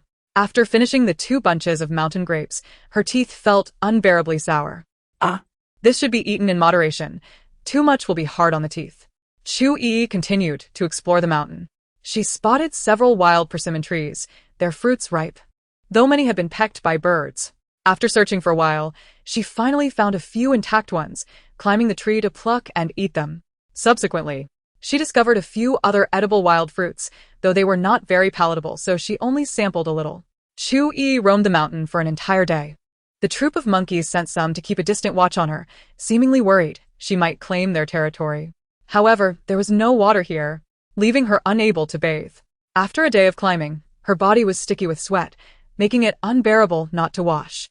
On her way back, she casually caught an unfortunate rabbit. In stark contrast, the others had found nothing. Clearly, they were still empty-handed. They appeared startled, their clothes disheveled, and their hair in disarray. Gu Xian looked particularly miserable, his white shirt stained with blood, his face marked with scratches, and his spirit visibly drained. It is evident that they encountered terrifying events in the forest. Chapter 16. Rescuing others, yet the credit is wrongfully claimed by Gu Mingzhu. Chu Yiyi remained oblivious to what transpired and expressed no interest, carrying a rabbit to the riverbank for processing. Gu Mingzhu picked up a stone and hurled it forcefully towards Chu Yiyi. However, Chu Yiyi nimbly evaded the projectile, causing the stone to plunge into the water, splashing droplets onto her. Chu Yiyi was not one to suffer in silence. The stone struck Gu Mingzhu's wrist, sending a sharp pang of pain coursing through her, contorting her already swollen face. She glared furiously at Chu Yiyi, shrieking, "Chu Yiyi, how dare you throw a stone at me? You are truly malicious. You will meet a terrible end." Chu Yiyi retorted with a cold laugh. "You initiated the confrontation. Be prepared for the consequences of your provocation." Gu Mingzhu, trembling with rage, shot back, "I didn't hit you, did I? But you aimed for my hand, and now it hurts so much I can barely move." Chu Yiyi replied, "You missed me because I dodged. You aimed at me initially. Your lack of skill is to blame for the outcome." Gu Mingzhu, seething with anger, glared at her. "I did aim at you, and I wished to crush you. Who told you to bring such misfortune upon us? You offended those monkeys, and they retaliated against us, scratching and throwing things at us. I even lost a chunk of hair because of you." Though the others remained silent, their glances towards her were laden with disapproval. Had they not been aware of her combat prowess, they might have joined Gu Mingzhu in her accusations. Chu Yiyi was taken aback. Was their predicament truly the monkey's doing? "Well done." With a smirk, she replied, "Who told you to be incapable of dealing with monkeys? You deserve to be beaten by them." Gu Mingzhu's chest heaved with indignation. Chu Yiyi coldly regarded her. "Keep complaining, and I shall summon those monkeys again." Gu Mingzhu fell silent, fearful of the pain inflicted by the monkeys, especially in a group. Chu Yiyi finished processing the rabbit meat, began gathering wood for a fire, and set about roasting the meat. The other 5, famished, watched hungrily but dared not approach for fear of being struck. They had erred twice already and were unwilling to make a third mistake. Mingzhu persistently nudged Gu Xian with her elbow, pleading, "Brother, I am truly starving. Please go speak to Chu Yiyi and persuade her to share some food with us. I can hardly endure it." Gu Xian sighed wearily. "It's futile. Yi won't share." He coughed weakly. As Mingzhu inhaled the tantalizing aroma, she swallowed hard. Her tone increasingly despondent. "If only third brother could gather food himself, I wouldn't be in such dire straits." Gu Xian lay on the ground, staring blankly at the sky, feeling somewhat numb. When they encountered the troop of monkeys, Mingzhu had pulled him in front of her and even removed his clothing to cover her head. With no protection, the monkeys had easily clawed at him, leaving his body marred with bloody scratches. Yet afterward, Mingzhu showed no concern for him, only blaming Chu Yiyi for provoking the monkeys and bringing disaster upon them. She remained oblivious to the fact that she had used him as a human shield, stripping him of his clothing, thus exposing him to the monkeys' attacks. He felt dizzy, unsure whether it was from hunger or an infection from the wounds inflicted by the monkeys. He had lost the will to contemplate further. He merely felt an overwhelming fatigue, too exhausted to think. Mingzhu remained completely unaware of Gu Xian's condition, nor did the other 3 notice. Their focus was solely on Chu Yi's food. As Chu Yiyi savored the roasted meat, Mingzhu could not help but mimic her chewing. Perhaps the sound of Mingzhu smacking her lips was too loud. Chu Yiyi paused, glanced over, and mocked, "Is the air tasty?" Mingzhu's face flushed with embarrassment, alternating between shades of red and blue. As she gritted her teeth and retorted, "Don't get too arrogant. Once we leave this place, you'll regret it." Having spoken her threat, she abruptly stood, intending to leave to avoid further humiliation. After a considerable time, she managed to regain her composure. Anger surged within her, and she clenched her teeth, forcing herself to stand and furiously turn away. The torment of watching others eat while she could not was unbearable. Had they not been able to see or smell the food, their suffering would not have been so acute. But to see and smell it, yet be unable to partake, was torturous. It was best to distance herself and avoid further torment. Perhaps they were all dazed from hunger, for no one noticed Gu Xian still lying on the ground. Though Gu Xian may be foolish, he does not deserve such a fate. Mingzhu is truly malevolent. Gu Xian's severe injuries are directly tied to her actions. Gu Xian brought this upon himself. He blindly defended Mingzhu and nurtured a viper in his bosom. He deserves the consequences. At least it is not someone else suffering. Gu Xian is merely reaping what he has sown. Let him not perish before me. That would be ill-fated. Meanwhile, the production team behind the cameras wore anxious expressions. The assistant director asked nervously, "Director Zhang, Gu Xian appears to be running a fever. Shouldn't we have someone bring him away? It would be disastrous if a life were lost." Director Zhang furrowed his brow. He shouldn't be that weak. The monkeys were tested and found to carry no viruses or deadly bacteria before being released into the mountains. Injuries from them shouldn't be fatal. The assistant director replied. However, if the wounds are not treated properly, they can become infected, leading to fever. He has gone so long without food, making him weak and susceptible to infection. Things could easily go awry. After a moment of contemplation, Director Zhang made a decisive call. Notify the personnel concealed in the forest to approach Gu Xian stealthily. They should lie in wait nearby, and when Chu Yiyi leaves, they will quietly take Gu Xian away, fabricating a scenario that he was abducted by a wild beast. Allowing the filming to continue. The assistant director nodded. "Understood. I will arrange it immediately." The Gu family, Li Yu, Gu Zhengwo, Gu Yan, and Gu Qing, were all watching the live broadcast. Upon seeing Gu Xian's state, they were filled with anxiety. Li Yu was particularly distraught, shedding tears. Gu Yan frowned. Mingzhu has gone too far this time, using third brother as a human shield and tearing off his clothing. He wouldn't have been injured so severely otherwise. Gu Qing was indignant. Even more outrageous is Chu Yiyi. She provoked the monkeys, and because they could not overpower her, they sought revenge on third brother and the others. Yet she remained selfish, refusing to share food with third brother. Seeing him lying there, she shows no concern. She is utterly cold-hearted and devoid of compassion. Mingzhu only used third brother as a shield out of panic. Gu Yan turned to Gu Qing and remarked, while one could argue she was frightened when encountering the monkeys. She showed no concern for third brother after he was injured. When leaving the forest, third brother could barely stand, and she did not offer any assistance. It was Zhang Jejia who helped him out. She left without a backward glance. How can this be justified? Gu Qing found himself at a loss for words, unable to defend Gu Mingzhu's actions.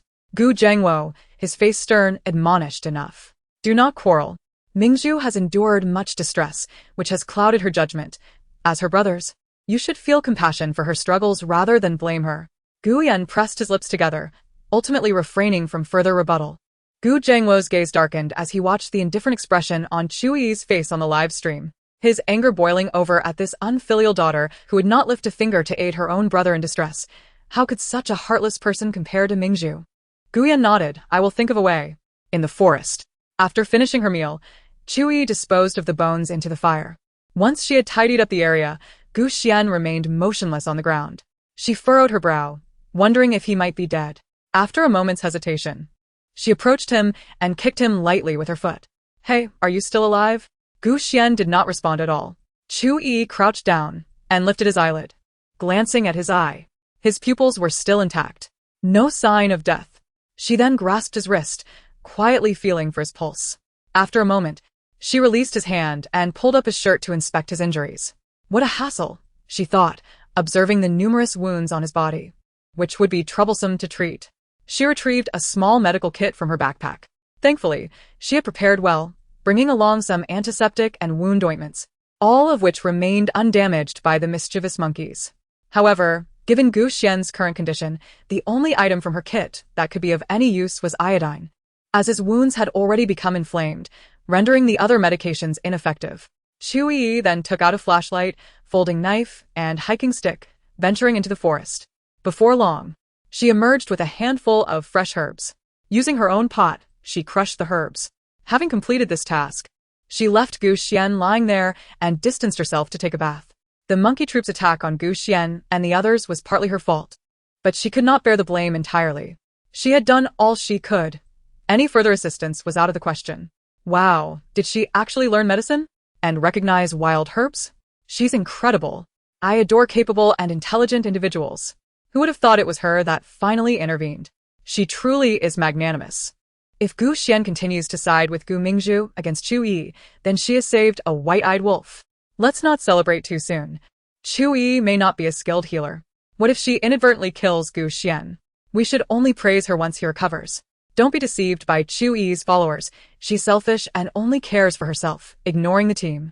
Such individuals excel at betrayal and stabbing others in the back. So it's best to keep a distance and not form deep connections. Gu Mingzhu's reaction is genuine, a sheltered young lady raised in a greenhouse, now facing tribulations in the wild, driven to the brink of madness. She cannot be blamed for her actions. What is happening? Why are there suddenly so many comments berating Chu Yiyi and excusing Gu Mingzhu? Has the Gu family begun to intervene? It's evident to anyone with discernment that those comments are orchestrated by the Gu family. I advise them to save their money. Everyone is perceptive and intelligent enough not to fall for their manipulation of truth. What kind of potion did Gu Mingzhu give to the Gu family? She has caused Gu Xian such misfortune, and yet they still protect her? Please, Gu Mingzhu, write a book. I genuinely want to learn. Indeed. Those comments were orchestrated by Gu Yan. Meanwhile, Gu Mingzhu continued her antics in the live broadcast. This time, she was beyond redemption. The behind-the-scenes director, upon witnessing Chu Yiyi's efforts to treat Gu Xian, hurriedly contacted the staff in the forest, instructing them not to rush to take Gu Xian away, but to observe the situation discreetly. If Chu Yiyi's treatment proved effective and Gu Xian's condition improved, they would leave him where he was. However, if he remained unresponsive, they would seek an opportunity to discreetly remove him, ensuring to avoid detection. In the forest, after bathing, Chu Yiyi found a spot away from Gu Xian to sleep, opting for the adage out of sight, out of mind. Gu Xian lay alone, gradually experiencing a stronger rise and fall in his chest, his breathing becoming more robust. The observing staff noted his improving condition and chose to remain hidden, continuing their protective watch. Throughout the night, Gu Mingzhu did not seek out Gu Xian. It was only at dawn that she approached him, visibly displeased. She looked at Gu Xian, still asleep on the ground, and gave him a forceful shove. Gu Xian awoke, groggily blinking as he sat up from the grass. His clothes were gone, replaced by a greenish substance that resembled herbal ointment. Before losing consciousness, he had suffered from a high fever, feeling pain and weakness. Now, those sensations had vanished, and he felt normal again. Clearly, the herbs had soothed his inflamed wounds, alleviating his fever. Who had applied these herbs to him? Without them, he might have perished here. Mingzhu, who came to find herbs and help me with the ointment last night? Gu Xian inquired, looking at Gu Mingzhu. She paused, glancing down and finally noticing the herbal application on his skin. It must have been Chu Yiyi. Observing Gu Xian's bright eyes and grateful expression, she realized he was thankful to that person. If he discovered it was Chu Yiyi who saved him, he would undoubtedly align himself with her in the future. She could not allow this to happen. Gu Mingzhu bit her lip and said softly, "What are you talking about, brother? Who else could possibly save you besides me?" Chapter 17. Submitting to her might. Gu Xian, filled with confusion, asked, "You applied the ointment? But you've never dealt with medicine before. How could you recognize wild herbs and find them in the wilderness to help me?" Gu Mingzhu's eyes turned red with grievance. "Brother, do you doubt my words? Who else could possibly have saved you besides me? Chu Yiyi despises us. She would be the last person to help you. Only I genuinely care for your safety. No one else here gives a thought to your well-being." Seeing her distress, Gu Xian's tone softened immediately, and he apologized. "Mingzhu, I'm sorry. I shouldn't have doubted you. It's just that you've never shown an interest in medicine before. I was surprised that you could identify wild herbs and bravely ventured out at night to help me. Mingzhu, don't be upset. I was wrong, and I apologize." Gu Xian embraced Gu Mingzhu, gently patting her back, tender as if soothing a child. Gu Mingzhu, with a quivering voice, said, "I truly didn't know anything about medicine before. However, when I learned the show would involve wilderness exploration, I secretly studied some survival skills, including tutorials on treating injuries in the wild. That's how I recognized the herbs suitable for healing wounds. If I hadn't prepared, you might not have made it." Puff. Gu Mingzhu, her tears turning to laughter, said, "Brother, don't be so formal with me. We are family. It's only right that I save you. As long as you remember my kindness and don't distance yourself because of Chu Yiyi's provocations, I will be satisfied." Gu Xian replied, "You will always be my dearest sister. No one can replace your place in my heart." I will never again heed her mad rants. A person so cold-hearted that they would remain unmoved while their own brother is on the brink of death cannot be trusted. I will not allow her words to mislead me into misunderstanding you. Disgust and anger towards Chu Yiyi flickered in his eyes. He understood that Chu Yiyi was upset due to his favoritism towards Gu Mingzhu, but he thought her behavior was merely a display of temper. He never anticipated that during his moment of crisis, she would remain so indifferent and show no concern for him at all. Now he has completely lost heart. Not only does he harbor no fondness for that sister, but he also feels a surge of anger and aversion. If Chu Yiyi dares to bully Gu Mingzhu again, he will show no mercy. A person devoid of conscience deserves to have her path severed, forced to suffer as atonement. Heaven must surely be aware of Chu Yiyi's true nature, which is why it allowed her and Mingzhu to exchange lives from a young age, subjecting them to hardship. For those who are cold-blooded and malicious do not deserve to enjoy a good life. All right, I will remember my brother's words, and you must keep your promise, Gu Mingzhu said with a playful smile. Gu Xian affectionately teased her nose. When have I ever deceived you, little sister? We have not eaten for 3 days. If we do not find food today, we might truly starve. Gu Mingzhu immediately assisted him to his feet, linking her arm with his as they departed. In the live stream, the viewers were incensed. Damn it, Gu Mingzhu is so shameless. The medicine on Gu Xian was clearly applied by Chu Yiyi, yet she audaciously takes credit. What a hypocritical and selfish wretch, just like her despicable mother. Gu Xian is also foolish. He believes whatever Gu Mingzhu says, without verification. Has he forgotten her previous attitude towards him? Such a dimwit. No wonder he's being toyed with by Gu Mingzhu, that poisonous green tea. I reasonably suspect that aside from Chu Yiyi, the rest of the Gu family must share the same low IQ. Otherwise, how could such a mediocre green tea like Gu Mingzhu effortlessly manipulate the entire family? I also doubt the intelligence level of the Gu family, although Gu Mingzhu is cunning. With just a bit of intellect and normal reasoning, she wouldn't be able to play them so thoroughly, sacrificing even her own kin for her. Chu Yiyi is entirely different from the Gu family. Her intelligence and worldview appear normal. Could she not be Gu family's biological child?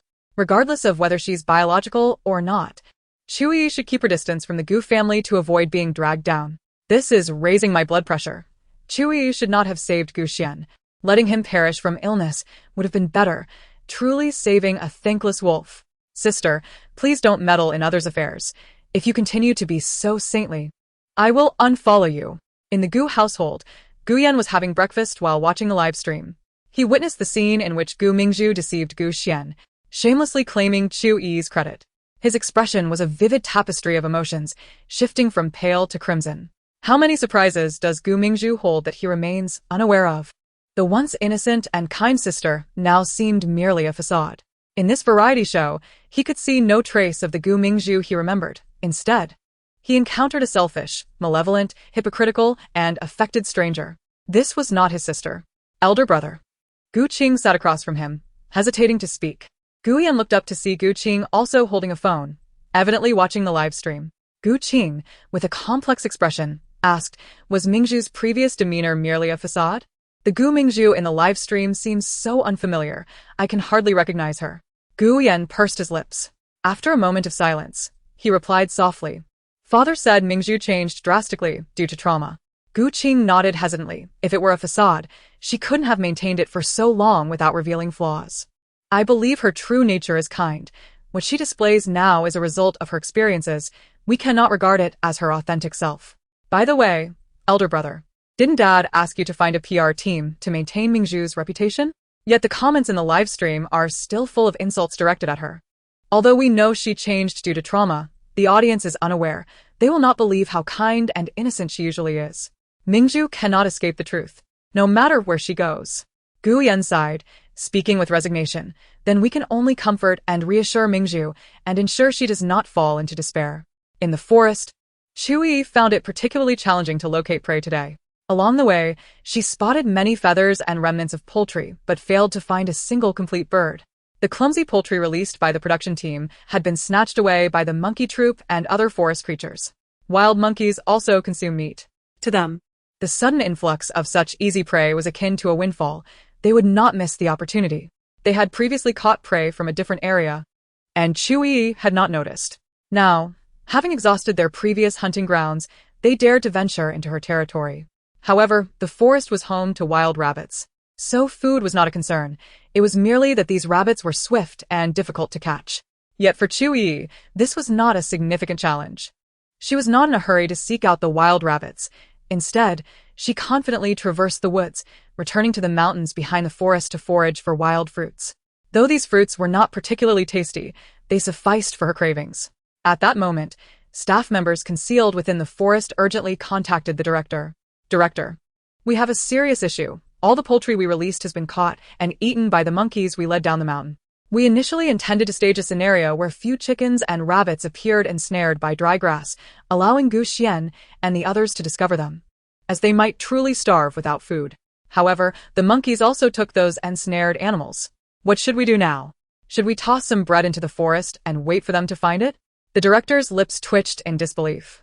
Are you foolish? If bread appears in the forest, they will surely deduce that there are humans nearby, and how can we film then? The staff member replied, so we just let them starve? The director pondered for a moment before stating, go hunt a few wild rabbits, create the illusion that they were injured by a beast and accidentally tangled in dry grass, rendering them unable to escape. Let them collect those. The staff member inquired, will they not notice? The director replied, they won't. They lack the intelligence. While meandering on the mountain, Chu Yiyi noticed that the group of monkeys was stealthily following her. She paid them no mind. After satisfying her hunger, she lay down to rest beneath a tree at the foot of the mountain. The monkeys continued to trail her but refrained from making any rash moves. After she closed her eyes and rested for a while, the monkeys quietly approached her. Just as they crept close to Chu Yiyi, she suddenly opened her eyes, rolling over and crawling on all fours towards the Monkey King. The Monkey King, frightened, screeched and scampered away. The other monkeys scattered in fear. This delay allowed her to catch the Monkey King. Chu Yiyi delivered a resounding slap to its face. What? Not satisfied, are you? How dare you follow and ambush me? Don't think that just because you are a nationally protected species, I will hesitate to strike you. If you dare to attack me again, I will show no mercy. If I kill you, it will be self-defense. I am kind-hearted for sparing you, so do not test my patience. With that, she landed several more slaps on it. The Monkey King wailed pitifully, tears welling in its eyes, trembling all over. Scram. Chu Yiyi tossed it away, kicking it against a nearby tree. Navigating through the forest at night is cumbersome and easy to get lost. Halfway through her journey, she suddenly heard rustling sounds behind her. Chu Yiyi's expression turned cold, a fierce glint flashing in her eyes. Oh, I did not expect you to be quite stubborn. Have you come looking for death again? This is entirely of your own making. This time, I shall show no mercy. I will eradicate you completely, ensuring you can no longer wreak havoc. A person's patience has its limits. She has already shown restraint 3 times, demonstrating her respect for the laws of the land.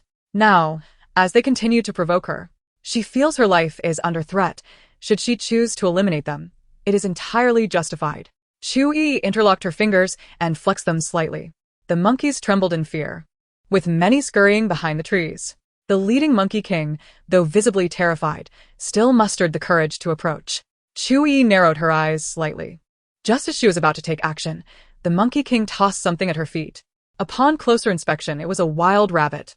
The Monkey King stood before her like a well-behaved child, gazing up at her with a pitiful expression, his eyes pleading for her favor. Chu Yiyi froze. The Monkey King was offering her a gift? Chapter 18. Let him die. A gift for me? The murderous intent in her eyes softened, yet her gaze remained icy. The Monkey King scratched his head and pushed the rabbit closer to her, clearly presenting it as a gift. Chu Yiyi regarded him with a complex expression. It seemed he had been subdued. A smile crept across her face as she bent down to pick up the rabbit, whistling cheerfully. I accept this rabbit. Your grievances against me are hereby forgiven. Do not entertain thoughts of ambushing me again. Next time, I will show no mercy. Incredible. The Monkey King actually brought food to her? What does this mean? Clearly, the Monkey King has been subdued, surrendering and apologizing, begging for her to spare his life. Sister is amazing, managing to tame a group of wild monkeys. I believe she has shown restraint. Each time she catches the Monkey King, she does so effortlessly. Even when the monkeys climb the trees, she captures them as if on level ground. How did she cultivate such skills? She must have endured much hardship in the wild, gaining such proficiency. My heart aches for her. Could it be that the Monkey King now sees her as the new leader? I think there is a possibility of that. Ha ha ha. Congratulations to her on the title of Monkey Queen. Congratulations to her for acquiring a legion of monkey followers. Congratulations on becoming the monkey leader. She noticed 2 more rabbits before them. These rabbits were injured but still alive. Chu Yiyi was somewhat surprised. She hadn't expected them to catch rabbits. Perhaps they weren't entirely useless. The gruesome sight made the other 5 frown. Mingzhu muttered under her breath. Chu Yiyi is truly ruthless. She doesn't even flinch while skinning the rabbits. It's clear she harbors no kindness. She must have committed many heinous acts. Gu Xian remained silent, his face stern, his eyes filled with fury. He was still seething over how Chu Yiyi had abandoned him to die the previous night. Mingzhu was right. Chu Yiyi was far from kind. A person who disregards the life and death of her own brother possesses no conscience. Duan Jiang spoke up. Who will negotiate with her? Zhang Jejia stepped back in fear, covering her face. I dare not approach her. My face still hurts. Chu Yiyi's strength was undeniably formidable. The places she had struck still ached. Qin Xiuhan also bore a look of apprehension, saying, I won't go either. She was gentler with Jejia, but with us men, she is merciless. I can hardly walk today. If she strikes me again, I won't be able to forage for food tomorrow. Although today's food was not acquired through their efforts, the 2 rabbits had been caught purely by chance. They had ventured into the forest together, not far in when they spotted the injured rabbits entangled in dry grass. However, upon capturing the rabbits, they faced a dilemma. They had not brought knives in their preparations. Yet, the deep-seated fear of Chu Yiyi kept them from approaching her. Duan Jiang turned to Gu Xian and Gu Mingzhu, suggesting, Why don't you 2 go? After all, your family, she should be more patient with you. Gu Mingzhu retorted, Which of your eyes saw her being patient with us? She struck me and my 3rd brother harder than she did you. This was true. Gu Xian and Gu Mingzhu bore the worst injuries among them. Qin Xiuhan proposed. Let us play rock, paper, scissors. The loser will go. Everyone nodded in agreement. After a round of trials, Gu Xian ended up losing. Reluctantly, he stood up and walked behind Chu Yiyi, coldly stating, Chu Yiyi, lend us your knife. His tone was harsh, sounding less like a request and more like a challenge. Gu Xian's anger flared as he thought, Chu Yiyi, how selfish can you be? Not only do you refuse to share food, but now you want to even lend us a knife? You are truly selfish and malicious, satiated while disregarding your fellow kin. A person like you would be a traitor in times of war. Chu Yiyi rolled her eyes, too weary to listen to his impotent rage. She regretted saving him last night. He showed no gratitude and only worsened his attitude toward her. Truly, she had rescued an ungrateful wretch. Gu Xian seethed. his chest heaving with anger. Ignored by Chu Yiyi, his fury intensified. His eyes bulged as he glared at the back of her head, his mind clouded with rage. He suddenly lifted his foot to kick her. Chu Yiyi reacted swiftly, dodging the kick with ease. Gu Xian then attempted to push her. But before his hand could touch her, Chu Yiyi seized his wrist, using her strength to fling him toward the river. As Gu Xian fell, he grasped her shoulder in a desperate bid to hold on. Splash. Chu Yiyi was pulled into the river with him, losing her dagger and the rabbit in the process. Both swept away by the current. Gu Xian, however, clung tightly to her, furiously shouting, "Our family, from top to bottom, is filled with integrity and kindness. Even Mingzhu, who is not blood-related, embodies such virtues. How is it possible that only you are so cold-hearted and malicious? You are a stain on the Gu family, a disgrace, bringing shame upon us. As your brother, I will teach you a lesson today to prevent you from further disgraceful acts."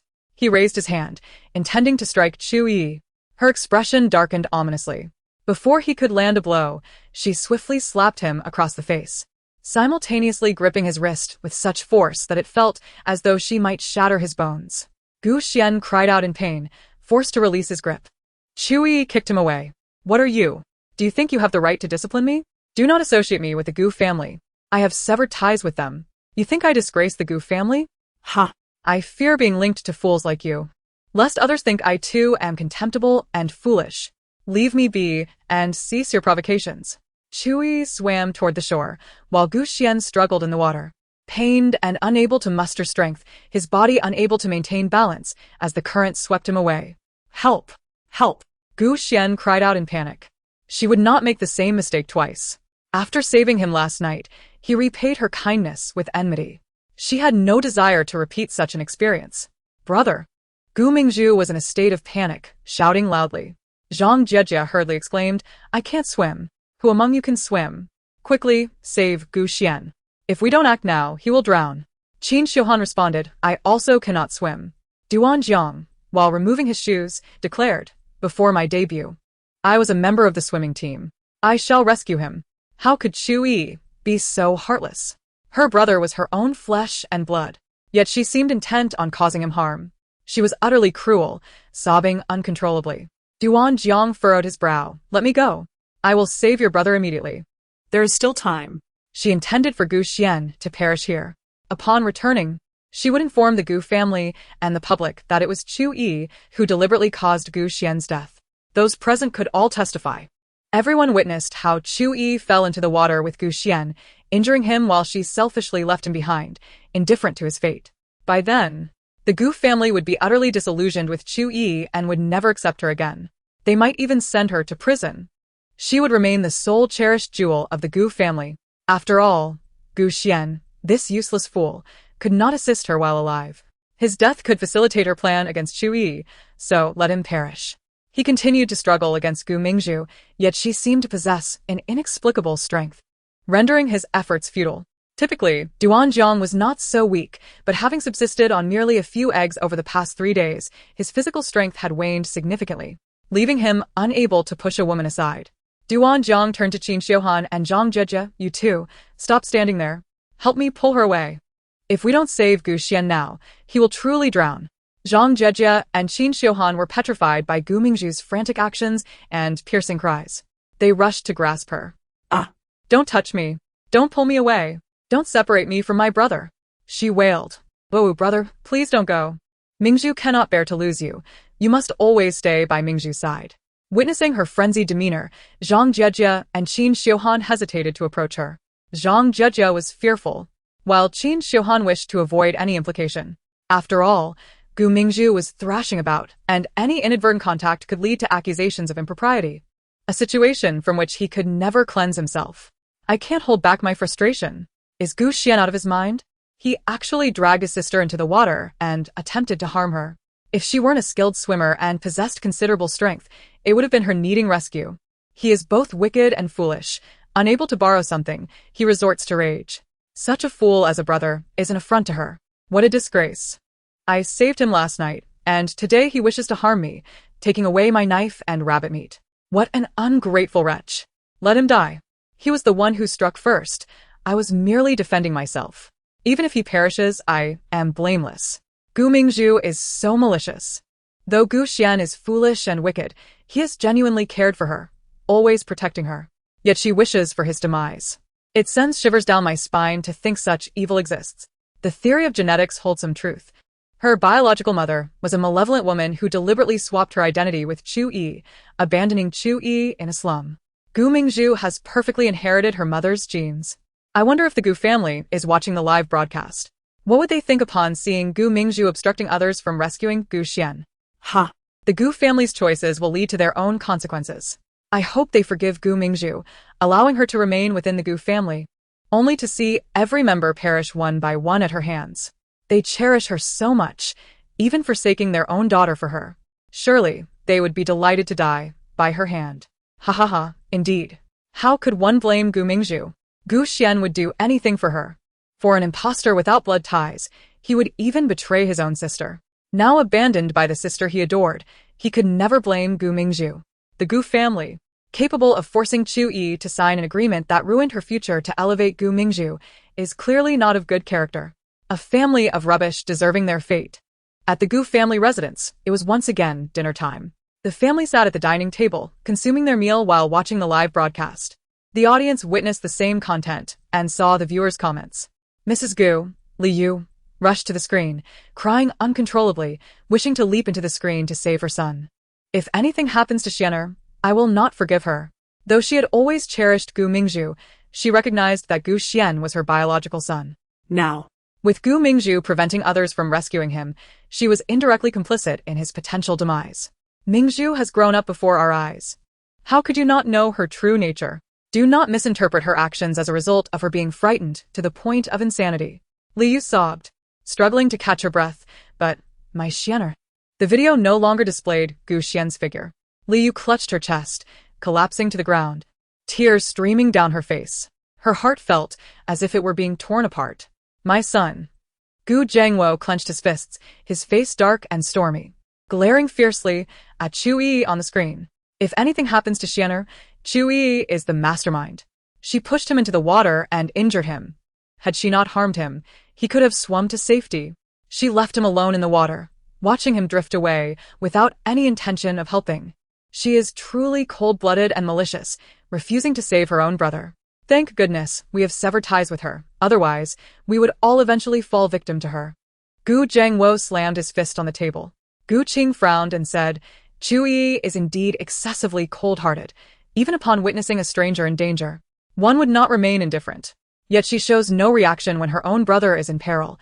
It is truly disheartening. Gu Zhengwo spoke sternly. If anything happens to Xianer, I will ensure she pays for it with her life. By the riverside, Zhang Jiejie anxiously stamped her feet. I can no longer see Gu Xian. It's over. It's over. There's no hope. Chu Yiyi coldly glanced at her. Keep complaining, and I will kick you in with him. Qin Xiuhan shrank back, falling silent. Chu Yiyi walked over to her backpack, picked it up, and made her way into the forest. Once inside, she found a relatively clear area, took out a disposable toilet tent, and changed her clothes. Given that those monkeys had been following her, and with a few outsiders likely searching for her, she ultimately decided to conceal herself. After changing, she indeed spotted a monkey peering out from a tree in the distance. Chu Yiyi casually glanced over. The monkey promptly retreated behind the tree. She hesitated for a moment, then called out to the Monkey King, Hey, little king, can you swim? My dagger fell into the river. Could you and your little brothers help me look for it? The water was full of weeds, and she was hesitant to dive in herself, fearing she might get entangled and unable to surface. Moreover, she was concerned that Gu Mingzhu might take the opportunity to strike her with a stone while she was submerged. Chu Yiyi shook her head with a wry smile. What was she thinking? Even if the monkey could swim, it wouldn't understand human language, nor would it know what a dagger was. The monkey continued to follow her at a distance, felt no hostility from them, and chose to ignore them. Returning to the riverbank, the Monkey King, accompanied by several monkeys, cautiously approached and looked at Chu Yiyi, seemingly inquiring for her assistance. Chu Yiyi blinked in surprise. Could it be that the Monkey King understood her words and had come to help? Was it asking her where something had fallen? She pointed to a specific spot and explained, the item fell from there, approximately this long, silver in color, with a very sharp edge. Please be careful while retrieving it. Do not injure your little paws. With that, the Monkey King, along with 5 other monkeys, leaped into the river, diving beneath the surface. Chu Yiyi was both astonished and delighted, never expecting the Monkey King to be so intelligent as to comprehend her words. Truly, a worthy leader among monkeys. Far smarter than the average monkey. The remaining 4 individuals were left speechless. Even Mingzhu forgot her tears, staring in awe at Chu Yiyi. Could it be that Chu Yiyi was commanding that group of monkeys? This was utterly ridiculous. The audience in the live stream was equally stunned. Wow. The monkeys can understand human speech? Chu Yiyi can actually command them. It seems someone was right. The monkeys have taken Chu Yiyi as their new queen. This plot twist is beyond my expectations, simply outrageous. I just want to say, sister, you are incredible. Suddenly, Mingzhu shouted sharply, Chu Yiyi. You care for a few monkeys but not for your own brother? Are you even human? You pushed him into the water and left him injured. You are the one who caused Sanji's demise. Duanjiang frowned and replied, if you hadn't stopped me, I would have saved Gu Xian by now. Zhang Jejia nodded in agreement. Gu Mingzhu's expression darkened, her anger boiling over as she questioned, what do you mean by that? Are you implying that I deliberately hindered you from rescuing my brother? He is my family.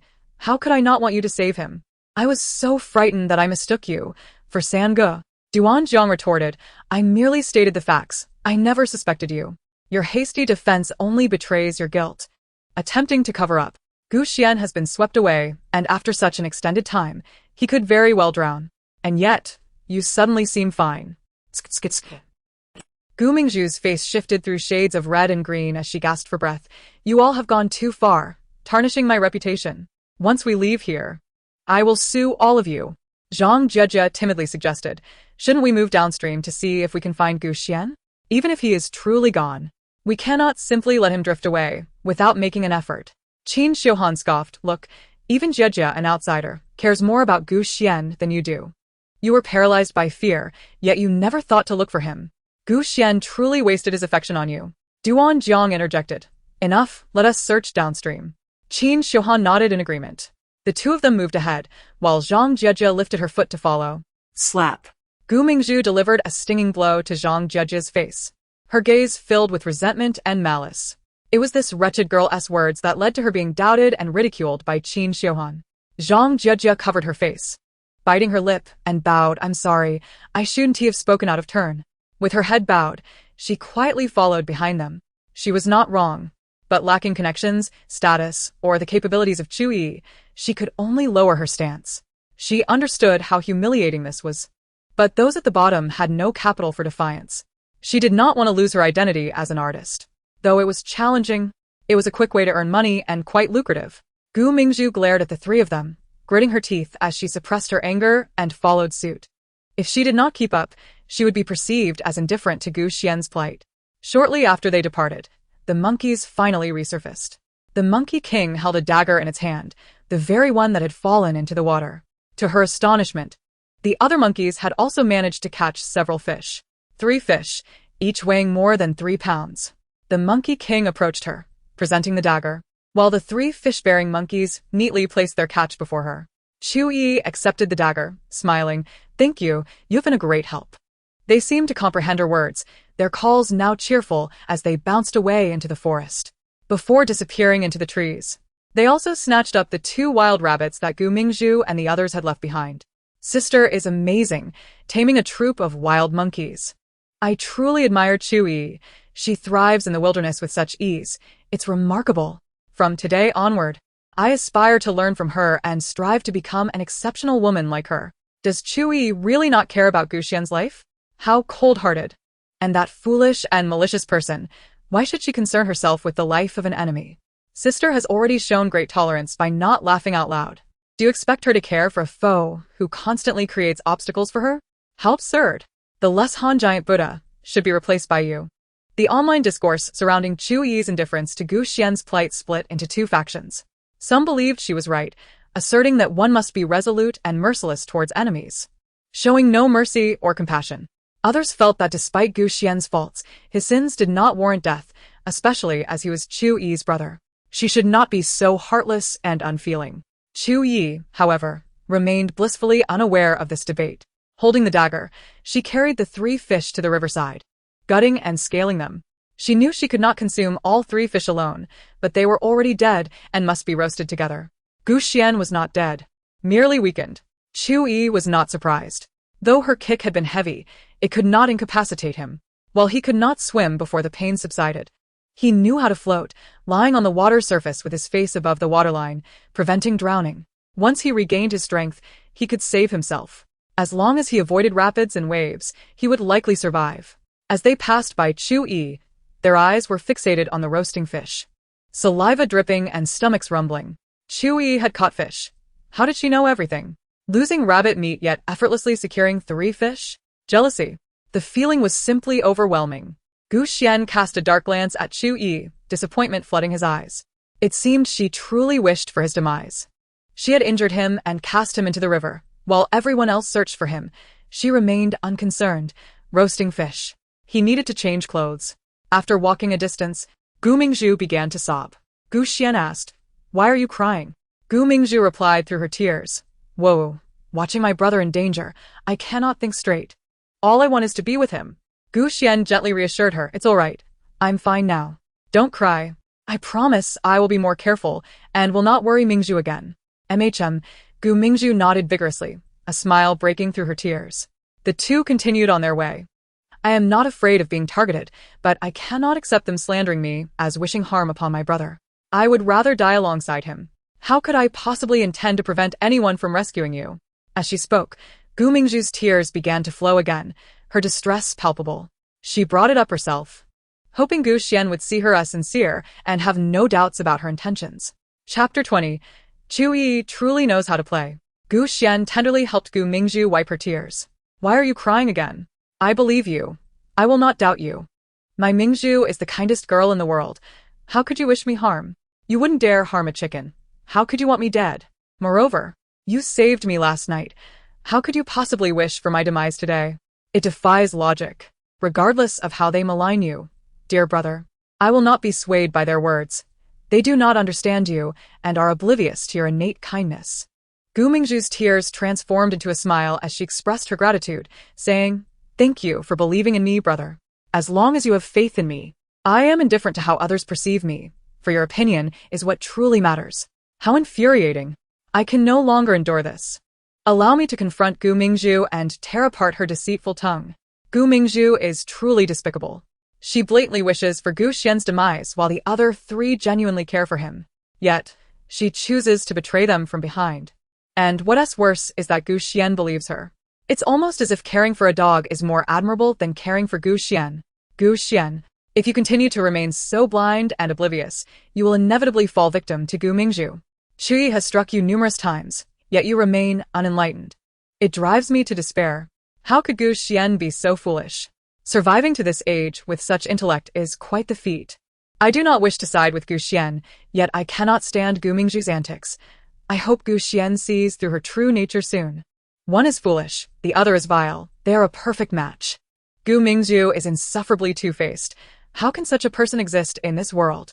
Director. Quickly shift the focus to Chu Yiyi. I would rather watch her daydream than witness Gu Mingzhu's disgraceful behavior. On Chu Yi's side, she had finished grilling a fish. Duan Jiang, Qin Xiuhan, and Zhang Jiejie sat not far away, gazing at her with eager eyes, their mouths watering, yet they dared not ask for any. They had learned just how cold and resolute Chu Yiyi could be. If she chose not to share, no amount of pleading would change her mind. Chu Yiyi took a bite of the grilled fish and casually placed another fish over the embers to roast.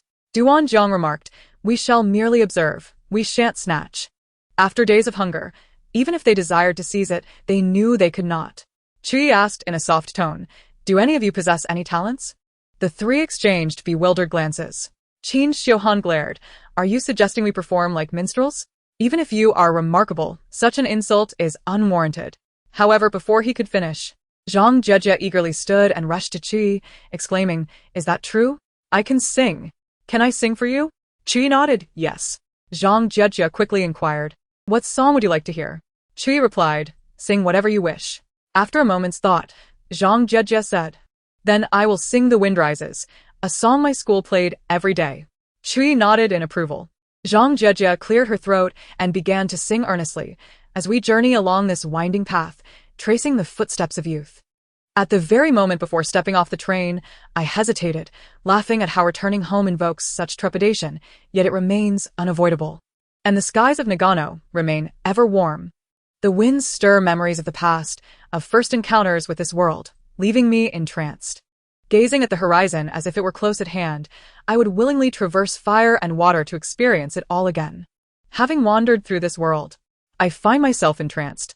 Surpassing the years and differing faces, I unexpectedly encounter your smiling visage. I once struggled to extricate myself from the vastness of the world, lost in dreams. I do not wrestle with truth or falsehood, nor fear mockery. I once transformed my youth into her, and my fingertips strummed the essence of summer. When the heart is moved, let it follow the currents of fate. Zhang Jiejia's voice was pleasant, and her singing ability commendable. However, the prolonged absence of sustenance rendered her performance somewhat weak, lacking vigor. Nonetheless, Chu Yiyi did not interrupt. Their assessment of her was not entirely inaccurate. She was indeed indifferent. To those she did not care for, she remained remarkably aloof, unable to summon sympathy even when faced with dire circumstances. Having witnessed too many such scenes in the past, her empathy had long been depleted, leaving her unable to feel.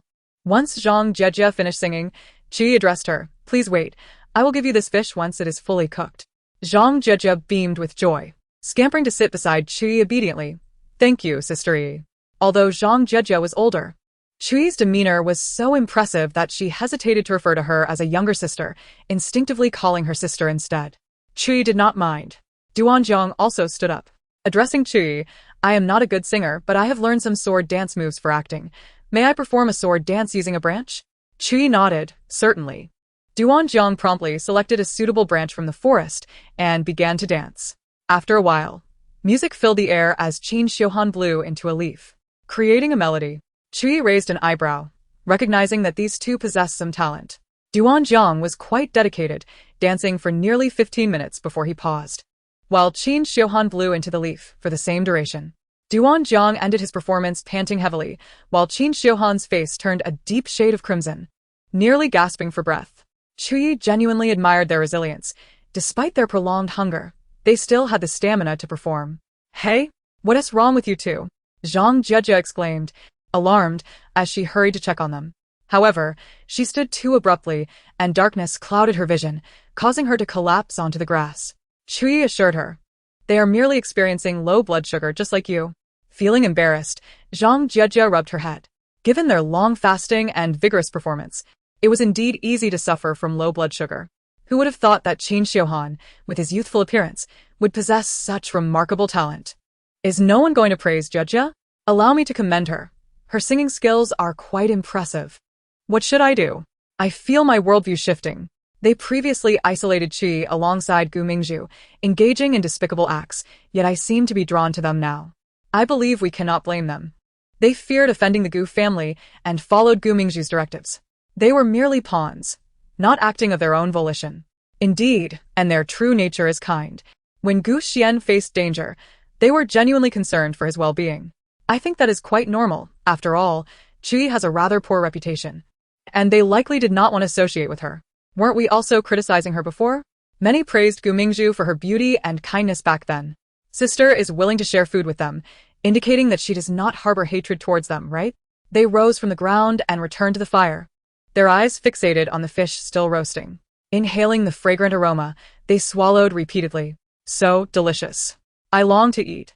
I wish I could devour it right now, even if it's undercooked. Yet, they ultimately restrained themselves. Once the fish was ready, Chu Yiyi instructed the three to divide it among themselves. Despite their hunger, they retained a semblance of dignity, refraining from fighting over it and politely sharing the meal. "After 4 days, I have finally tasted something resembling proper food," sobbed Zhang Jiejia, tears streaming down her face. The sudden warmth amid suffering can easily break one's resolve. Duanjiang and Qin Xiuhan were equally moved, though they did not weep. Just then, Gu Xian had changed his clothes and approached with Mingzhu. She believed Chu Yiyi had finally softened and willingly shared food with them, assuming it included her and Gu Xian as well. Gu Xian paused, his thoughts mirroring Mingzhu's. His animosity and disdain for Chu Yiyi softened somewhat. It seemed Chu Yiyi still retained a shred of conscience, perhaps salvageable. With proper guidance, she might yet become a normal person. Mingzhu, her expression filled with fury. released her grip on Gu Xian's arm, and dashed forward. Gu Mingzhu glared at them furiously, exclaiming, "How can you be so selfish? You started eating without waiting for my brother and me, devouring our share as well. How could you be so despicable? The remaining portions belong to my brother and me. You are not permitted to eat them. Hand them over at once." After declaring this, she intended to seize the food directly. At that moment, 2 fish remained, 2/3 intact. Surely, she could fill her stomach. "You lowlifes, the rest is mine. Return my fish to me." Gu Mingzhu cursed angrily, swiftly grasping Zhang Jiejia's wrist. "This is ours. You cannot take it," Zhang Jiejia exclaimed, frightened yet resolutely clutching the skewer of grilled fish with one hand while using the other to block Gu Mingzhu's attempt to snatch it. With a sharp slap, Gu Mingzhu raised her hand and struck Zhang Jiejia across the face. "You have already eaten. What remains belongs to my brother and me. Hand it over honestly, or do not blame me for being rude." Filled with rage, Gu Mingzhu called out to Gu Xian, "Brother, come help me.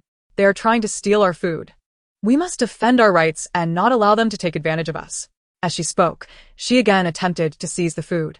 However, before her hand could reach the skewer, Qin Xiuhan grabbed her wrist. Without hesitation, Qin Xiuhan delivered a swift kick to Gu Mingzhu. Ah! She stumbled back, a startled cry escaping her lips. How dare you hit me? "Are you not afraid I will have my brother blacklist you, ruining your career in the entertainment industry?" Gu Mingzhu exclaimed in a fit of anger. Qin Xiuhan snickered coldly. "I am not limited to the domestic entertainment industry. If I cannot make it here, I can go to the Korean entertainment scene. No matter how far Gu Yan's reach extends, he cannot touch Korea. Moreover, the entertainment industry is not exclusively for the Gu family. Gu Yan cannot simply blacklist me. For stars without commercial value, other investors may still be willing to give Gu Yan face. But for highly valuable stars capable of generating significant profits, not everyone will cater to Gu Yan. You cannot lay a hand on people." Gu Xian hastened to Gu Mingzhu's side, wrapping his arms around her trembling form, displeased as he confronted Qin Xiuhan. Gu Mingzhu buried her face in Gu Xian's embrace, weeping heartbreakingly, "Brother, you must stand up for me. They are so wicked, stealing our food. Not only did they refuse to return what belongs to us, but they also hit me. They are inhuman." Qin Xiuhan, amused yet exasperated, retorted, "What nonsense are you spouting? When did we ever steal your food?" Gu Mingzhu pointed accusingly at the fish in their hands. "You still wish to argue? You are holding it right now. Are you referring to these 2 fish?" Qin Xiuhan inquired. Gu Mingzhu nodded vigorously. "Indeed. You finally admit it." Qin Xiuhan replied, incredulous, "Is your brain functioning properly? When did I ever admit that? These 2 fish were given to us by Chu Yiyi. When did they become yours?" Gu Mingzhu insisted. "I know perfectly well that these fish were given by Chu Yiyi. However, she intended for all of us to share. You 3 secretly ate without my brother and me. And now you wish to consume our share as well. Your actions are utterly outrageous, unbecoming of any decent human being." Gu Xian interjected. "What you have done is indeed disgraceful. Since this is meant for everyone, you should have waited for all to arrive before dividing it. Instead, you concealed it from Mingzhu and me and ate it in secret. Such behavior is wrong, and to top it off, you struck Mingzhu, compounding your errors." Qin Xiuhan laughed derisively. "Who told you that this was for everyone? It was given to us alone." Gu Xian frowned. "Is that not so?" His expression faltered. Gu Mingzhu felt as if she had been publicly slapped, her face flushing with humiliation and outrage. She could hardly believe that Chu Yiyi was so selfish, not even sharing with her family. Chu Yiyi raised her gaze, coldly regarding him, and scoffed, "I have no desire to witness your performance. Merely seeing you incites my disgust." Gu Xian's face turned a mix of colors and anger. Gu Mingzhu, filled with indignation, retorted, "Chu Yiyi, how can you be so heartless? We are your family. You would rather give opportunities to outsiders than support your own kin. You are truly worse than a beast." With a sardonic smile, Chu Yiyi replied, "Indeed, I am worse than a beast. You are no better than one yourselves. Is that satisfactory?" Gu Mingzhu seethed with frustration. Gritting her teeth, she redirected her focus to Zhang Jiejia and the others, concealing her previous arrogance and adopting a more vulnerable demeanor as she pleaded. "Since these fish were given to you by Chu Yiyi, they rightfully belong to you. You have the right to distribute them. I implore you, please share a portion with me. If you give me some food, I will have my brother provide you with resources once we leave this place." They remained unmoved. Aware of Chu Yi's disdain for Gu Mingzhu, they understood that accepting gifts given by her to pass them to someone she loathed would irrevocably offend her. Even if they were not afraid of incurring her wrath, they were still quite base in their dealings. Gu Mingzhu bit her lip, her voice trembling with sadness. Do you truly have such cold hearts that you would stand by and do nothing? I have not eaten in days. If I do not eat soon, I will perish. Yet they remained indifferent. You will not starve to death. There are wild vegetables all around in the forest, they retorted, ignoring her pleas. Seeing her words falling on deaf ears, Gu Mingzhu began to curse. You selfish and cruel people will surely go to hell. If I starve to death, it will be your doing. Mark my words. You are murderers and shall never find peace. No matter how fervently she protested, Qin Xiuhan and the others continued eating their grilled fish, treating her words as if they were non-existent. Enough, Mingzhu, let us go, Gu Xian said, grasping her arm and forcibly leading her away.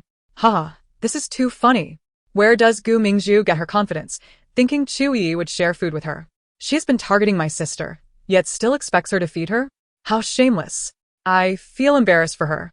I love watching green tea bitches and foolish dogs embarrass themselves. Look at them still cursing and trying to snatch food. They clearly still have energy. After Gu Mingzhu and Gu Xian departed, Zhang Jijia and the others resumed their meal, finishing the 2 fish between them. Once they had eaten their fill, Zhang Jijia stood up and said to Chu Yi, Sister Yi, I have energy now, let me sing a few songs for you. Chu Yi nodded, all right. Zhang Jijia cleared her throat and began to sing, while Qin Xiuhan plucked a leaf to create music as accompaniment. Leaning against a tree, Chu Yi watched their performance with interest. It was surprisingly pleasant. In the distance, Gu Mingzhu, hearing their melodies, stomped her feet in frustration. How infuriating. We are all stranded here together. Why should they be so joyful while my brother and I are filled with resentment? It's all Gu Xian's fault for being useless. On the 5th day, when Chu Yi awoke, Zhang Jijia and the others were still asleep. The previous nights had been restless due to hunger, but after finally eating enough, they all slept soundly until dawn. Chu Yi tidied her belongings and ventured into the forest, preferring solitude over their company, seeking out monkeys on the mountain instead. Gu Mingzhu and Gu Xian, having barely slept the night before due to hunger, rose even earlier.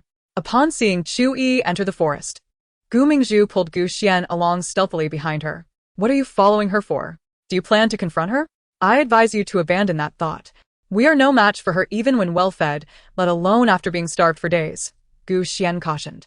Gu Mingzhu said slyly, every day. She finds food when she goes out. We should follow her to see where she finds it and how she catches her prey. In truth, she took advantage of Chu Yi's kills, snatching up the prey before Chu could claim it. As long as the prey was taken before it reached Chu, she could not assert ownership. Gu Xian still held some moral sense. She dared not speak candidly, fearing Gu Xian would refuse to accompany her. Starving, she disregarded morality. Driven solely by the desire to find food, she was utterly weary of gnawing on raw wild vegetables. They had survived 5 days here, not perishing due to their secret consumption of wild greens. Unsure of their toxicity, they had plucked and eaten the lush, green leaves, assuming their vibrant color suggested safety. After some contemplation, Gu Xian accepted Gu Mingzhu's suggestion. Eating wild greens daily was not a viable solution. They needed to learn how to hunt. Thus, he and Gu Mingzhu quietly trailed behind Chu Yiyi. Chu Yiyi quickly sensed their presence, but paid them no mind. They posed no threat to her. Moreover, she was curious about their intentions. Did they seek to provoke her once more? To ensure they could keep up, she walked at a normal pace, avoiding swinging on vines. Nevertheless, they lagged far behind. As she made her way through the forest, she arrived at the foot of a mountain, where a troop of monkeys rested in the trees. Upon seeing Chu Yiyi, they erupted into excited chatter. Hey, Where did you find those bananas? Give me a couple to try. Chu Yiyi only demanded. Noticing them munching on bananas, she had visited several times, yet never discovered any banana trees nearby. The Monkey King snatched bananas from 2 little monkeys and bounded down to Chu Yiyi, offering them to her. Thank you, she replied, sitting down on the ground to savor her treat. After a strenuous effort, Gu Mingzhu and Gu Xian finally reached the edge of the forest and saw the monkeys presenting bananas to Chu Yiyi from a distance. Gu Mingzhu was incensed, her nails digging into the tree bark. Why did the monkeys fawn over Chu Yiyi? Was she the one providing them with food? She was of higher status than Chu, and the monkeys should be catering to her instead. Chapter 22. Pushing Chu Yiyi off the cliff, the monkeys, keenly aware of other presences, turned their gaze towards Gu Xian and Gu Mingzhu. Ignore them, Chu Yiyi said. They do not pose a threat. Other monkeys willingly placed bananas before her. You all eat. 2 bananas are enough for me. After finishing, she rose and decided to explore other areas along the mountain's base instead of climbing. The monkeys wished to follow her, but she instructed, don't follow me. Go play among yourselves. I want to walk alone. The Monkey King promptly led his companions uphill. In the distance, Gu Mingzhu and Gu Xian discreetly followed Chu Yiyi. After some time, Chu Yiyi discovered a new patch of wild fruit, myrtle. A vast expanse of ripe fruit, dark and plump, each about the size of a thumb. Chu Yiyi remembered enjoying these as a child, though eating too many could lead to digestive troubles. She recalled a childhood incident where she overindulged, resulting in painful constipation, ultimately requiring a friend to assist her. Her companion had remarked how hard and troublesome it was to remove, leaving her embarrassed for days. She picked and ate a few, stopping after 20, wary of potential consequences. Continuing forward, Gu Mingzhu could hardly contain her excitement upon reaching the myrtle trees, eagerly plucking fruits and stuffing them into her mouth, even including leaves in her haste. Gu Xian joined her, equally eager to indulge. They fell into a frenzied consumption until they were so full that even burps released bits of fruit. Finally, they paused. Brother. See? My decision was correct. Following her indeed led us to food. I'm so full. It's been ages since I've felt this satisfied. Gu Xian smiled. Yes, Mingzhu. You are exceptionally clever. Thanks to you, I avoided another day of wild vegetables. You truly are my lucky star. Gu Mingzhu smirked, glancing in the direction Chu Yiyi had departed. After consuming for so long, Chu Yiyi was already far ahead. Gu Xian nodded in agreement. As this area was seldom visited, they easily followed the traces left on the ground. After nearly half an hour, they finally spotted Chu Yiyi's silhouette. Ahead lay a cliff, and peering over, they beheld a stunning landscape of forest below. Chu Yiyi sat at the cliff's edge, seemingly oblivious to the precariousness of her position. A flicker of malice crossed Gu Mingzhu's eyes. An insidious thought emerged. If only Chu Yiyi were to fall from this cliff and perish in the depths of the mountains. Once this notion took root, it spiraled uncontrollably. If she could quietly approach Chu Yiyi and push her off the cliff, she could eliminate her without a trace. Push Chu Yiyi off the cliff. Push Chu Yiyi off the cliff. This mantra echoed in her mind like a spell. With a darkened gaze, Gu Mingzhu stealthily approached Chu Yiyi, moving with utmost care to avoid detection. Gu Xian furrowed his brow, wanting to follow, but Gu Mingzhu pressed a hand on his shoulder. Shaking her head, in a hushed tone, she whispered in his ear, Don't go over. I will apologize to her, hoping we can coexist peacefully before leaving the forest. Gu Xian pondered briefly before nodding in agreement. Coexisting peacefully with Chu Yiyi, who possessed formidable survival skills, would be ideal. He watched Gu Mingzhu's retreating figure, a relieved smile gracing his face. His sister was truly understanding, enduring so much hardship while still seeking harmony, far superior to Chu Yiyi. Soon, Gu Mingzhu positioned herself behind Chu Yiyi, who remained obliviously seated at the cliff's edge. Seemingly unaware of the impending danger, Gu Mingzhu's malice intensified. Suddenly, she bent down and forcefully shoved Chu Yiyi's back. Chu Yiyi's body was propelled off the cliff, plummeting into the abyss. Gu Mingzhu trembled with excitement, retreating a few steps, fearful of following suit. She had succeeded. She had finally rid herself of that wretched Chu Yiyi. Mingzhu, what have you done? Gu Xian shouted in shock, racing to the cliff's edge. Only then did he hear a tremendous crash from below. His face turned pale, and his limbs grew cold as he leaned over the cliff, anxiously peering down. However, the steep walls were obscured by trees, rendering it impossible to discern the situation below. Can you hear me? Chu Yiyi, are you alive? Gu Xian called out, his voice trembling. Behind him, Gu Mingzhu's voice dripped with smugness. Stop shouting. It took so long to hit the ground, indicating how high this cliff is. Falling from such a height, her bones must be shattered. How could she possibly survive? Gu Xian's body shuddered violently. He rose from the ground, his eyes ablaze with fury as he glared at Gu Mingzhu, demanding, Why did you push Chu Yiyi down? Do you not realize that such an act could lead to death? Gu Mingzhu, unfazed, retorted defiantly, It is precisely because I wish for her demise. Gu Xian looked at her with the gaze of a stranger, incredulous. You did this deliberately? She is my sister. How could you bring harm to her? Even if she were not my sister, she is still a life. How could you commit murder? With a sinister expression, Gu Mingzhu replied. Have you not seen how she has targeted us these past few days? She has been assaulting us, and when you were gravely ill, she did nothing to help. Last night, she even dragged you into the water, injuring you with the intent of seeing you perish there. A woman with such a malevolent heart deserves to die. Why are you so agitated? I kill her to avenge you. You should be grateful, yet here you are scolding me. My good intentions are treated as if they were vile. I knew it. No matter how well I treat you, it cannot rival your blood ties. If you believe I was wrong to push her off the cliff, then why don't you push me off instead? A flicker of internal conflict crossed Gu Xian's face. His hands clenched into fists. I have taken this stance to protect our family. Have you forgotten how Chu Yiyi sold the Gu family stocks to a rival company at a low price and swindled our parents out of so much money? She has long been targeting us. If we do not eliminate her, we shall await our doom at her hands. Gu Xian was moved. Gu Mingzhu was right. Chu Yiyi no longer considered them family and viewed them as adversaries. If left unchecked, they could indeed all perish at her hands. Yet, the thought of Chu Yiyi meeting a tragic end at the cliff stirred profound sorrow within him. He had never desired her death. If necessary, he would rather confine her, preventing her from causing them harm. He had never contemplated killing her. However, now that fate had been sealed, one could only conclude that her wicked deeds had led her to such an end. Though Gu Mingzhu's actions were ruthless, her intentions were noble, aimed at protecting her family.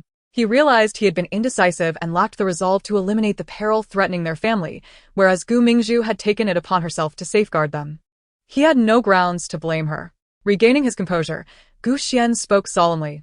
Thank you for considering our family, but please refrain from such actions in the future. Murder is illegal. Even if Chu Yiyi wishes us harm, we can devise alternative means to confront her. Gu Mingzhu replied gently. Yes. I shall heed your advice in the future. But could you keep this matter secret? Please do not inform anyone, including our parents and brothers. After all, Chu Yiyi was a blood relative of the Gu family. If they learned that she had killed her, they would surely disapprove. The others in the Gu family were not as gullible as Gu Xian. After a moment's hesitation, Gu Xian nodded. Very well, I promise. You acted out of a desire for revenge and to protect our family. I shall not disclose this matter and allow you to face criticism from others. Gu Mingzhu had acted to avenge him and protect their family. She was, in fact, his savior. Even if he believed her actions were wrong, he could not bring himself to blame her. With a smile, Gu Mingzhu threw herself into Gu Xian's embrace. Brother, you are so good to me. I cherish you the most. She added. Chu Yiyi watched as I was gravely ill, yet remained indifferent. A person so devoid of empathy deserves to be reborn anew. Chapter 23. Injured. Gu Xian cast one last glance at the cliff below, his expression dimmed. It was all a matter of fate. Even with her extraordinary skills, Chu Yiyi had been pushed by Gu Mingzhu. It seemed heaven itself wished for her demise. Approximately 5 meters from the cliff's edge, there lay a cave that jutted inward. Chu Yiyi sat at the cave's entrance, listening to the fading footsteps above, and let out a cold laugh. You wish for my death. Apologies, but I am far too resilient to perish. She had indeed sensed Gu Mingzhu's approach and anticipated her intentions. Confident in her ability to survive a fall, she had deliberately provided Gu Mingzhu the opportunity to push her. She had been at the cliff's edge for some time and had already assessed the situation below. Even without the cave, the presence of numerous trees made it improbable for her to fall. The sounds they had heard earlier were merely stones she had discarded. She had intentionally allowed Gu Mingzhu to push her off the cliff to reveal her true nature to Gu Xian, that foolish boy. To her dismay, Gu Xian had been easily deceived by Gu Mingzhu's words. Fortunately, she had severed ties with the Gu family. Otherwise, having such a foolish brother would have been enough to drive her to tears. Suppressing her emotions, Chu Yiyi ventured into the cave, finding it a dull pastime. She decided to treat it as an adventure. As night fell, Qin Xiuhan remarked, her skills are remarkable. Even monkeys recognize her as their leader. She should be fine. Gu Mingzhu and Gu Xian were seated not far away, overhearing Zhang Jiejie and others discussing the situation. Gu Mingzhu could not help but smirk derisively. They would wait in vain. Gu Mingzhu scoffed. Humph, let us see how long you can maintain your bravado. She was not in a hurry. Where is she? Where has she gone? Ever since she stepped out of the filming area this morning, we have not seen her. Someone wondered aloud.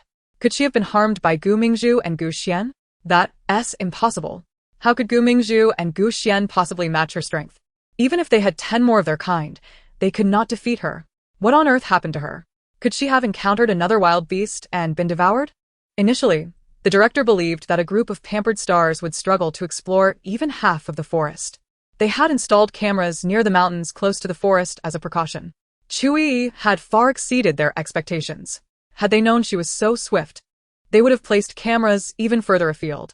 As a result of her departure from the filming area, the viewership had significantly dropped from billions to merely hundreds of thousands, as Zhang Jejia and her companions merely sat in a daze, leaving little to see.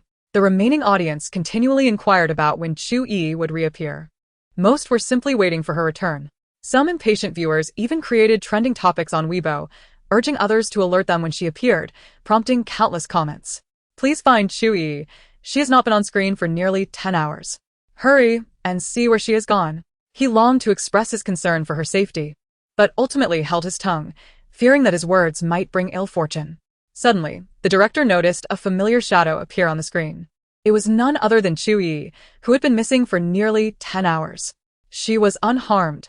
With excitement, the director's voice trembled as he exclaimed, "No need to search any further. Chu Yiyi has reappeared.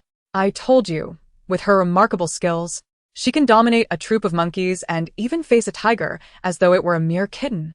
Continue to remain hidden and protect the guests in secret. Only reveal yourselves in the direst of situations." After concluding the call, the director switched the live stream to the footage of Chu Yiyi's reappearance. She had reached the base of the mountain occupied by the monkeys and had come to a halt. The hour was late, and traversing the forest was perilous. At the foot of the mountain lies an expansive patch of grass, adorned with a pleasing vista and a refreshing breeze, due to its location. Chu Yiyi set down her backpack and called out towards the mountain, "Xiao Wang, are you there?" A resounding call from the Monkey King echoed back, followed by a cacophony of sounds accompanied by rustling. Soon, a troop of monkeys descended and surrounded her. Chu Yiyi noticed that several monkeys were missing from the group, and among those present, many bore injuries. The Monkey King's left forepaw was grotesquely deformed at the elbow. "What has happened? Why are you all in such dreadful condition?" she inquired, her brow furrowed with concern. The monkeys chattered animatedly, their expressions filled with indignation and anger, as if they were eager to relay the events that transpired. However, she could not comprehend their language. "Did you encounter an attack from other animals?" Chu Yiyi speculated, acknowledging that it was the only plausible explanation in the wilderness. It was unlikely that Gu Xian and a few people could overpower them. The Monkey King nodded vigorously. "It's too late today. Take me to meet them tomorrow," she instructed. "Come here, let me see if I can treat your injury." The Monkey King's eyes seemed to gleam with hope. On the grass, the Monkey King obediently approached her. Chu Yiyi switched on her flashlight and had another monkey assist her by holding it while she examined the Monkey King's paw. She pressed and prodded at the injured area, eliciting cries of pain from the Monkey King. After a moment of careful manipulation, a sudden crack echoed through the air. The Monkey King fell silent, its face displaying a look of confusion as it glanced down at its forelimb, now restored to its normal shape. It tentatively moved it, experiencing some discomfort, but finding it functional. Overjoyed, it began to call out excitedly, circling around Chu Yiyi in apparent gratitude. The other monkeys joined in a chorus of jubilant cries, their eyes filled with admiration as if they were beholding a deity. Uncertain if the Monkey King fully understood, it continued to call out. Chu Yiyi addressed the other monkeys, "Injured ones, come forward and line up. I shall tend to your wounds." The Monkey King issued a few commands, and the injured monkeys lined up before Chu Yiyi, ready for her evaluation. Surprisingly, there were 10 injured monkeys, each with varying degrees of wounds. Some had merely superficial scratches on their cheeks, while others suffered more severe injuries. One had a patch of skin bitten away. Another had a severed tail, and several bore significant bite wounds. These larger wounds posed a risk of slow healing and potential infection, a dire situation that could lead to fatal consequences if not properly tended to, especially for the one with abdominal injuries, whose innards were visibly exposed. With a serious demeanor, Chu Yiyi instructed, "Injured monkeys, stay still. Xiao Wang, take a few monkeys with me." She stood up, flashlight in hand, and began searching at the base of the mountain. Soon, she gathered several medicinal herbs and handed them to the Monkey King, instructing, "Find more of this herb for me." The Monkey King sniffed and tasted the herbs, with the others following suit before they dispersed to gather more. The monkeys returned with the herbs, and after a thorough examination, Chu Yiyi was pleased to find they had sourced the correct ones. "You are remarkable. You learned so quickly," she praised. "Remember, if you are ever injured, seek out this herb, crush it, and apply it to your wounds to prevent infection. Even if an infection occurs, as long as it is not severe, it can be treated. As she spoke, she retrieved a pot from her backpack, placed the herbs inside, and crushed them with a stone. After preparing the medicine, she applied it to all the injured monkeys except the one with abdominal wounds. Then she took out a small medical kit and needle and thread. Approaching the severely injured monkey, the little creature trembled in fear. Chu Yiyi looked at the Monkey King, saying, "Find 2 strong monkeys to hold it down. We cannot let it move, for it would be better to secure all its limbs."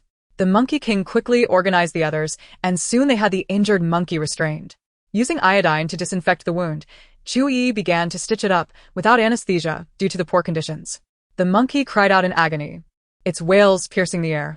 Fortunately, the 4 monkeys held it firmly, otherwise, it would have fled. Chu Yiyi's hands moved swiftly, and in the blink of an eye, she completed over 20 stitches, securing the wound. Afterward, she disinfected it again and applied the medicine. "Do not move until the wound heals, or you risk reopening it," she warned. Chapter 24. Seeking Revenge. Oh my heavens, what have I witnessed? Chu Yiyi communicates effortlessly with the monkeys. How absurd. This is utterly incredible. The communication flows so smoothly, it's as if she is conversing with people. Not even with people can communication be this seamless, considering some lack common sense. Look at those monkeys. Their eyes are filled with adoration for her. They surely regard her as a deity. It's infuriating.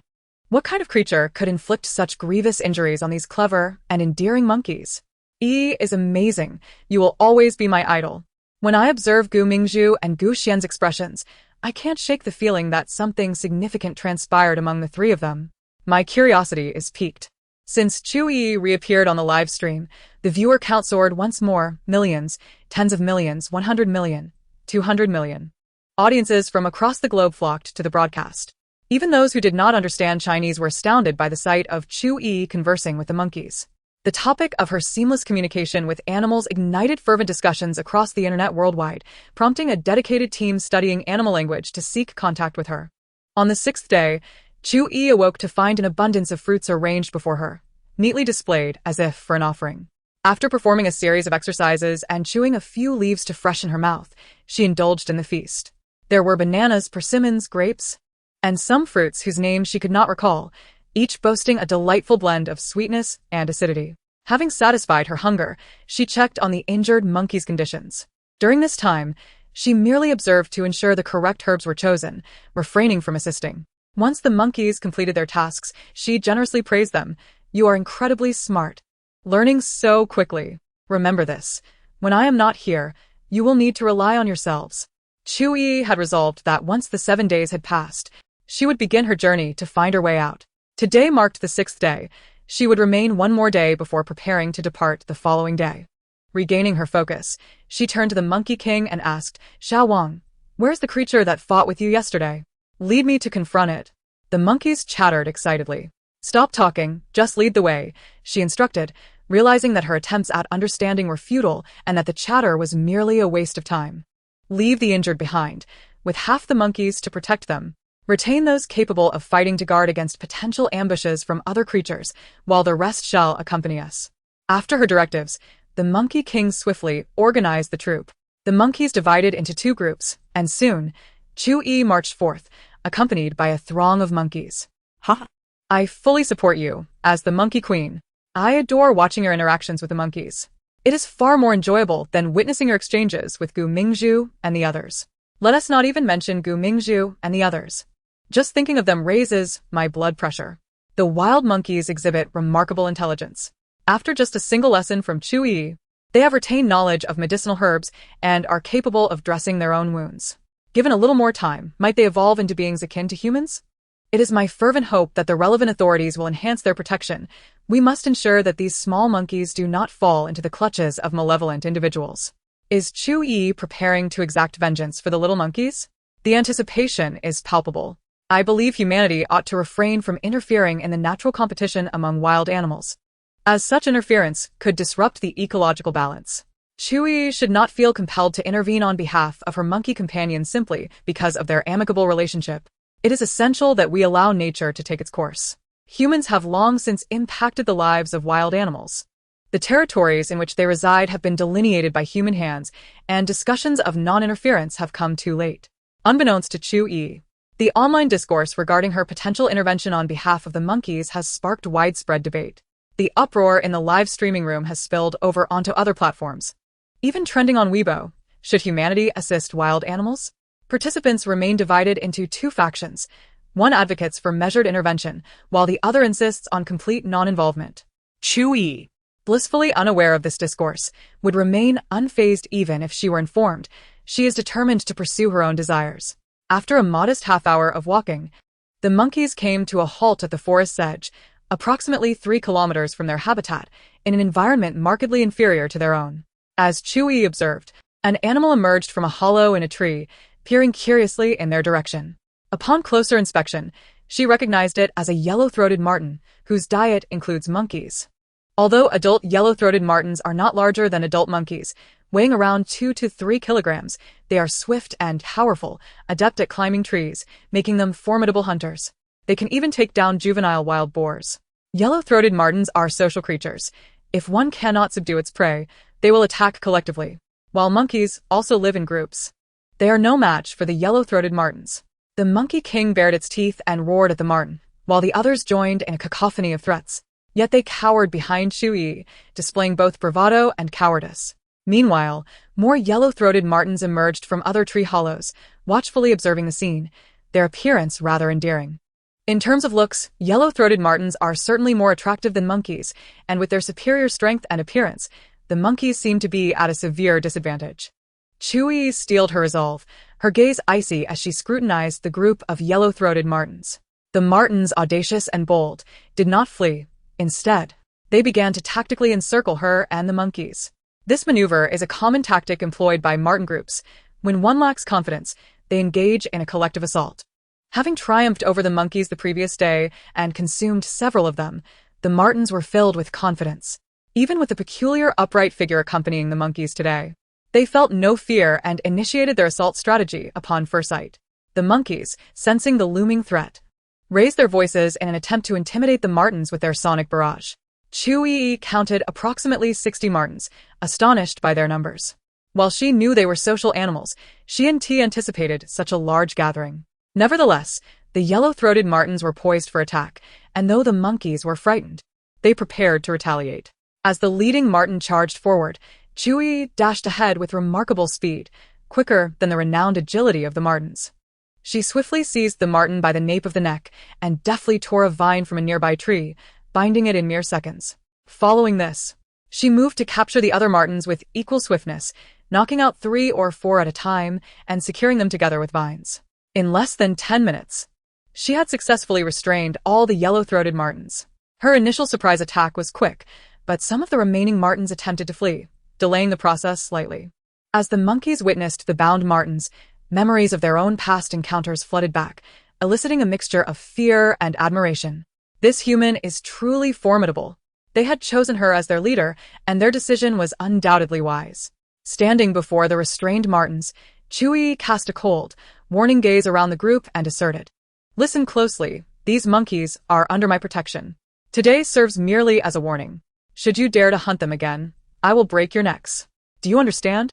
The yellow-throated martens trembled in unison. Chu Yiyi continued, "In fact, I suggest you relocate. If you follow the base of this mountain eastward for about 10 kilometers, you will find a cliff. Beyond that, there lies a forest with ample space and an abundance of food. With your numbers, you would be better suited to a more expansive habitat. This forest is far too small for so many carnivores. The available prey will soon be depleted." Without concern for whether they comprehended her words, she began to release each marten from their bindings, delivering a resounding slap to each before setting them free. The liberated martens dashed into the forest and vanished from sight. The monkeys continued to vocalize their objections to Chu Yiyi's actions, seemingly unwilling to let the martens escape. However, she remained unmoved, replying coolly, "This is your conflict, and my intervention is already a breach of etiquette. If I were to kill them, I would face legal repercussions." Although her silence would keep her actions hidden, she was reluctant to overly interfere in the affairs of wild animals. The monkeys, uncertain of their understanding, fell silent as they sensed her displeasure. Incredible! To capture a yellow-throated marten in just 10 seconds and bind it so expertly, Such speed is astounding. I doubt I could achieve such swiftness even with a lifeless creature, let alone in a live capture while searching for binding materials. Can anyone explain what experiences she must have had to possess such remarkable skills? Could she have been a spy? Her martial prowess gives me goosebumps. I find myself both in awe and fearful. Absolutely stunning. I am left speechless by her prowess. Though Chu Yiyi is formidable, I believe I could hold my own against her 3 to 7 times. She would only manage to defeat me 7 times in 3 minutes. You overestimate yourself. Given Chu Yiyi's speed, she could likely defeat you 70 times in 3 minutes. Do you think those simple warnings would actually intimidate the yellow-throated martens? I fear they may harbor resentment and seek revenge against the monkeys. It's hilarious to see someone trying to reason with wild animals. Do they truly understand her? The monkeys, being primates, may fortuitously grasp her words, but does she genuinely believe she possesses some supernatural ability to make all animals comprehend her speech? Numerous individuals mocked Chu Yiyi's attempts to communicate with the yellow-throated martens. However, 3 hours later, the director abruptly switched the live stream to a new scene. The screen, once showcasing Chu Yiyi, now displayed footage of the yellow-throated martens. At that moment, the marten family was seen lining up, hastily heading in the direction that Chu Yiyi had suggested for their relocation. This revelation left everyone in stunned disbelief. What on earth am I witnessing? The yellow-throated marten family is genuinely moving. They moved in the direction that Chu Yiyi had traversed yesterday. Were they truly relocating? Did they comprehend what Chu Yiyi was saying? It astonished me to the core. Who would have imagined that the yellow-throated marten could actually understand human speech? I found myself curious. Were these monkeys and yellow-throated martens intelligent enough to grasp human language, or did they merely understand Chu Yiyi's words? What kind of magic does Chu Yiyi possess? But let us not rush to conclusions. They may not genuinely comprehend Chu Yiyi's intent to relocate. It could merely be a part of their daily routine. Perhaps they have frequently traversed this path before, considering it is not too far from their nest. However, the entire group moving together is unlikely to be a mere routine activity. While yellow-throated martens are social creatures, their daily activities typically involve pairs, not the whole group. In my view, they are indeed preparing to move. At this moment, Chu Yiyi sat upon the mountainside, observing the cluster of yellow-throated martens advancing eastward. She had specifically instructed the Monkey King to summon the monkeys up the mountain, so as not to disturb the martens during their relocation. The monkeys held her in even greater esteem. Chu Yiyi then requested them to gather fruits for her lunch, as there was no water source nearby, and animals were not easily managed. Thus, fruits were her only sustenance. Meanwhile, by the riverbank, Duan Zhang glanced at Gu Mingzhu, his face devoid of expression, and inquired, "Why do you speak with such certainty? Have you done something to Chu Yiyi?" Gu Mingzhu retorted furiously, "What nonsense are you spouting?" Chu Yiyi brought this upon herself. Recklessly wandering about, she might have even fallen to her demise. What does that have to do with me? Yet Gu Mingzhu persisted. You are merely beneficiaries of a slight favor from Chu Yiyi, akin to loyal dogs she has raised, biting indiscriminately for her sake. How disgraceful and spineless. Do not speak such absurdities. If you dare to speak recklessly, I shall ensure you face consequences too. Gu Mingzhu shouted, a flicker of panic flashing in her eyes. For a brief moment, she felt alarmed but quickly regained her composure. Gu Xian, however, was on her side and would not reveal anything. She had no need to feel anxious. Seething with anger, Gu Mingzhu gritted her teeth, her gaze venomous. While she could not imprison them with mere words, she could enlist the Gu family to exact revenge. She intended to ensure these 3 individuals could not thrive in the entertainment industry. From the moment Zhang Jiejia and the others disregarded her commands, she had been nursing a grudge. Even now, though they complied with her wishes, she would still seek retribution. She had continually offered them chances, merely seeking a few servants to attend to her in the forest. To her dismay, these 3 were so ungrateful that they preferred to flatter Chu Yiyi rather than curry favor with her. Nevertheless, it mattered not. Chu Yiyi was now dead, and she possessed food. After a couple of days of hunger, they would grovel before her for sustenance. The wild fruits they had discovered yesterday had yet to be fully harvested, providing them with enough provisions for several more days. Mingzhu, cease your outburst, Gu Xian urged, tugging at her arm, signaling her to quiet down. He could not fathom why the once kind and gentle Mingzhu had transformed so drastically in recent days. It seemed that her temperament had shifted due to hunger. Now that they had been satiated, why did she continue to be so acerbic and confrontational? Gu Mingzhu bit her lip. Brother, they They conspire against me, and you do not assist me. How can you expect me to remain placid? Her dissatisfaction was palpable. She believed Gu Xian to be utterly ineffectual. If he could not contend with Chu Yiyi, how could he fail against these three insignificant individuals? He was unworthy of being called a man. Reluctantly, Gu Mingzhu acquiesced to silence. Suddenly, she felt a wave of discomfort in her abdomen, a prelude to a bowel movement. She swiftly retrieved some tissue from her bag and said to Gu Xian, "Brother, I need to relieve myself. Will you accompany me into the forest? I fear being alone. Just stay a distance away." Gu Xian nodded in agreement, taking a bag for himself and following her into the woods. The two squatted down, exerting effort. But after a long while, Gu Mingzhu found herself unable to produce anything. Although the urge to defecate was overwhelming, it felt as if a stone were lodged in her rectum. A sense of pressure and pain engulfed her, leaving her pale and clammy with sweat, emitting involuntary sounds of distress. After enduring the discomfort until her legs went numb, tears streamed down her face in frustration. "Brother, I can't do it. It hurts so much," she cried out, her voice filled with helplessness. Gu Xian, in his own torment, replied, "I feel the same." Gu Mingzhu was exasperated. She sought a solution, not sympathy. Her frustration and anguish intensified as she sobbed, her body racked with pain, on the verge of collapse. Yet, the stubbornness of her bowels persisted, forcing her to remain squatting, fearing her legs might give out. The two sat side by side, utterly dejected, their faces etched with agony. The inability to relieve herself while feeling the incessant need was even more tormenting. They lacked the appetite for food.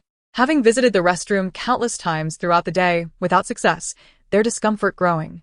Gu Mingzhu felt her vitality waning, devoid of energy. As dusk descended, she ventured back into the forest, determined to try once more. Perhaps having visited too many times, she chose not to summon Gu Xian this time. After half an hour of effort, she still could not succeed, her rectum painfully constricted at the slightest exertion.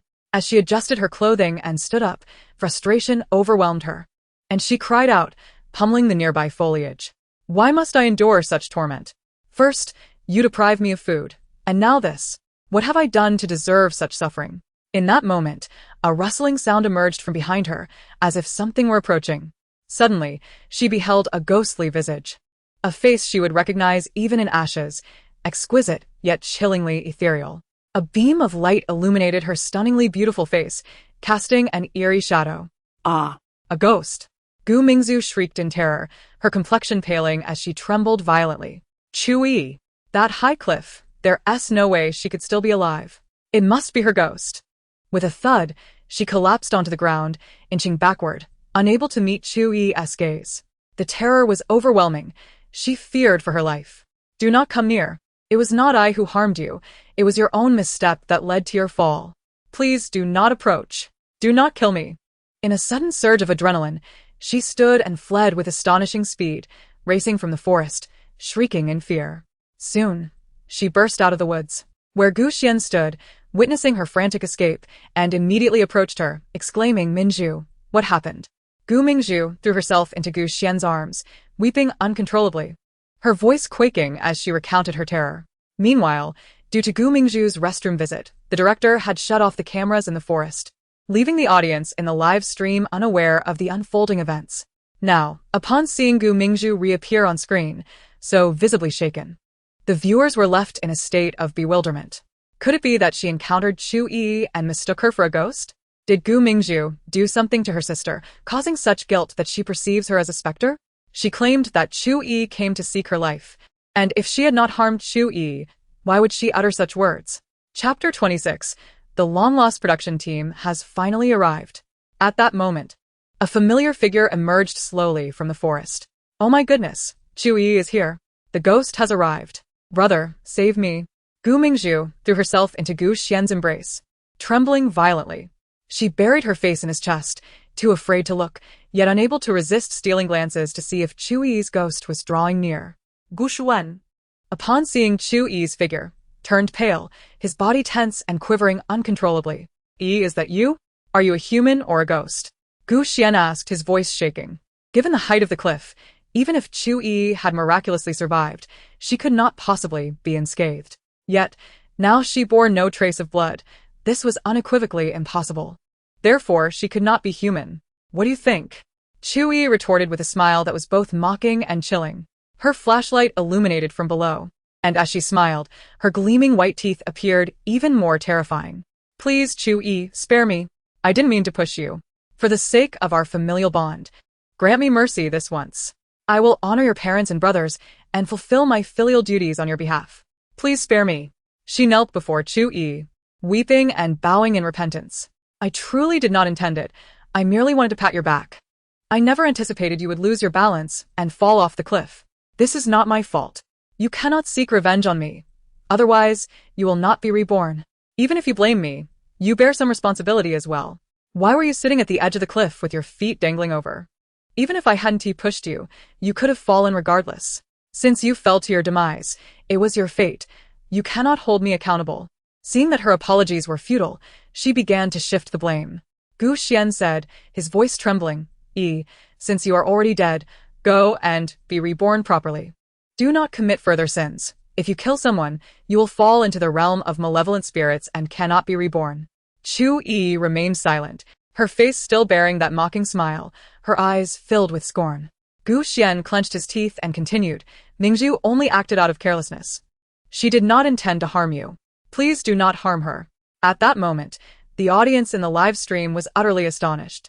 If they had previously harbored doubts, through Gu Mingzhu and Gu Xian's confessions, they could now confirm that Gu Mingzhu had indeed attempted to harm Chu Yiyi and had taken action. My heavens! I thought Gu Mingzhu was merely a bit of a green tea bitch, hypocritical at most, but I never expected her to be so malicious, even resorting to murder. She actually pushed Chu Yiyi off a cliff? How ruthless. Even if one despises another, most sane individuals wouldn't resort to murder. Yet she did. Indeed. While I often think that it would be better if the people I dislike were gone, when it comes to taking action, few dare to do so. This Gu Mingzhu truly has a heart of a viper. I am furious. How dare she? She has usurped the life that should belong to her sister Gu family as heiress, and now she even attempts to kill her. How can such a malicious woman exist? Are there any law students in the live chat? Can Gu Mingzhu's actions warrant a death sentence? A death sentence is unlikely. Even a heavy sentence would be difficult since the camera did not capture her committing the crime. Her current confession may not even serve as evidence. And given that Chu Yiyi is unharmed, it would be challenging to impose a heavy sentence. If she denies it later, claiming she was frightened and speaking nonsensically, there are no other witnesses, making it nearly impossible to convict her. Optimistically, she might receive a maximum of 3 years. This is infuriating. Such a vicious woman is a plague. More shocking than Gu Mingzhu pushing Chu Yiyi off the cliff is Gu Xian actually condoning her actions and pleading for her. Chu Yiyi is his own sister.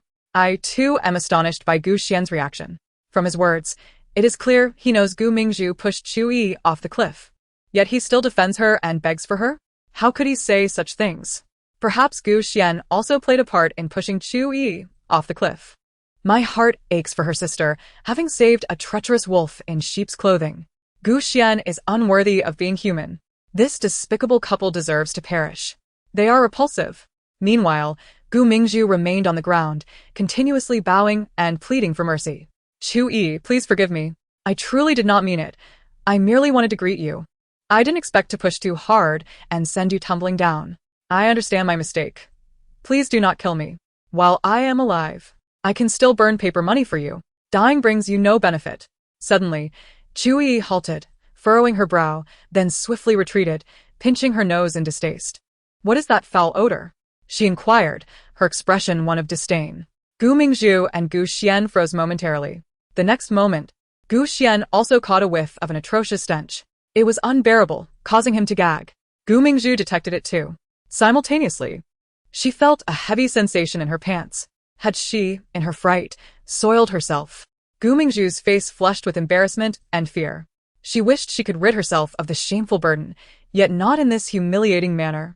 She felt utterly humiliated. Biting her lip, tears streamed down her face in shame. Chu Yiyi turned her gaze toward Zhang Jejia, her flashlight still casting an eerie glow on her face, and retorted without answering, "They all say I am a ghost. Are you not afraid of me?" Zhang Jejia pointed to the shadow beneath her feet, saying, "How could Sister Yi be a ghost? You have your shadow right there. The television says ghosts do not have shadows." Chu Yiyi chuckled and shone her flashlight elsewhere. It seems you are smarter than they are. Thank you for the compliment. Sister Yi, Zhang Jiejie replied with a grin. Chu Yiyi tossed 2 wild rabbits to her and also her dagger. Take care of these. Do not lose them. If you do, we shall have no food tonight. Chu Yiyi nodded. Meanwhile, Gu Xian and Gu Mingzhu stood dumbfounded, staring incredulously at Chu Yiyi. Could it be that Chu Yiyi was not a ghost? Gu Xian exclaimed, You're alive? How could you have survived falling from such a height? His eyes glimmered with a hint of unacknowledged joy. Although he was tremendously shocked, relief washed over him at the thought that Chu Yiyi was still alive. Ever since Gu Mingzhu had pushed Chu Yiyi off the cliff, he had promised to keep it a secret and convinced himself that it was Chu Yiyi's fate. Yet, he could not shake off his guilt and sorrow, having been restless all day. Now, learning that Chu Yiyi was alive, his troubled heart finally found solace. Gu Mingzhu shrieked. How is this possible? You clearly fell off the cliff. We heard you hit the bottom. At such a height, how could you possibly survive? You must be a ghost.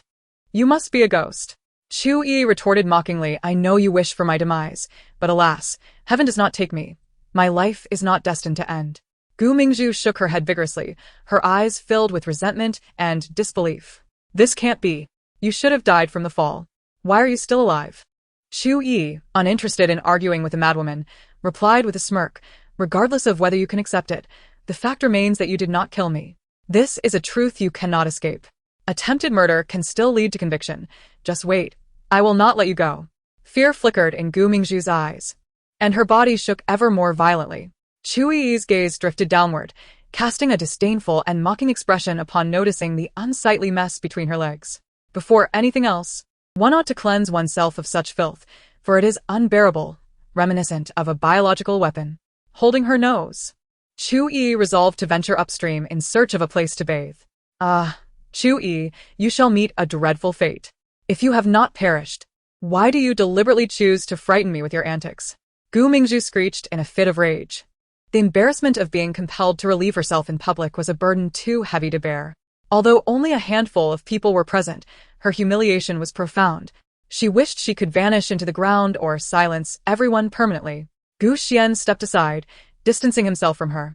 He stifled the impulse to pinch his nose, sacrificing his olfactory senses to preserve her last shred of dignity. Mingzhu, cease your complaints for now. Go clean yourself up and change your clothes. Gu Mingzhu, with reddened eyes, turned to Gu Xian, indignantly asking, Brother, why are you standing so far away? Do you find me repulsive? Gu Xian hesitated for a brief moment before shaking his head. I do not find you repulsive. Gu Mingzhu bit her lip. Then why maintain such distance? Gu Xian, holding his breath, approached her, grasping her arm and lifting her from the ground. Gu Mingzhu, both embarrassed and furious, stomped her foot in protest and forcefully pushed Gu Xian away. With that stomp, more unpleasantness fell forth. Gu Xian felt a wave of nausea wash over him and quickly said, I will fetch you some clothes. You should wash yourself by the river first. This provided him with an opportunity to distance himself, avoiding the assault on his senses.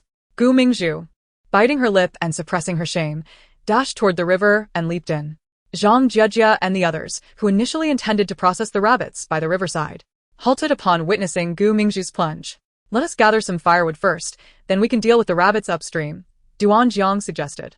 They all nodded in agreement, carefully circumventing the filth left behind by Gu Mingzhu as they proceeded upstream. Only when they could no longer see Gu Mingzhu did they finally stop. Ha ha ha. This is too funny. Gu Mingzhu was so frightened that to relieve oneself in public, how mortifying. It's enough to warrant an escape from the planet. Such guilt-ridden conscience. Gu Xian's devotion to Gu Mingzhu is commendable. While others shy away from the stench, he remains steadfast by her side. Gu Mingzhu deserves it. Attempting to harm my sister, her public disgrace is merely a small punishment. Once filming concludes, my sister will not let her off easily. Upstream, after explaining the situation, Chu Yiyi nodded in agreement, instructing them to handle the rabbits without concern for the 2 downriver. Once the rabbits were processed, Chu Yiyi began to roast them. Meanwhile, Gu Mingzhu and Gu Xian, listening to the cheerful sounds from upstream, felt a tumult of emotions. Gu Mingzhu, in particular, was consumed by both anger and fear. Clinging to Gu Xian, she lamented, Brother, what if Chu Yiyi sues me after we leave here?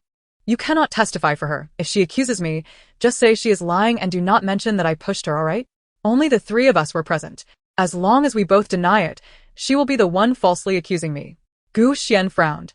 Gu Mingzhu entwined her arms around his neck, forcing him to meet her tearful gaze as she implored, "Brother, I do not wish to go to prison.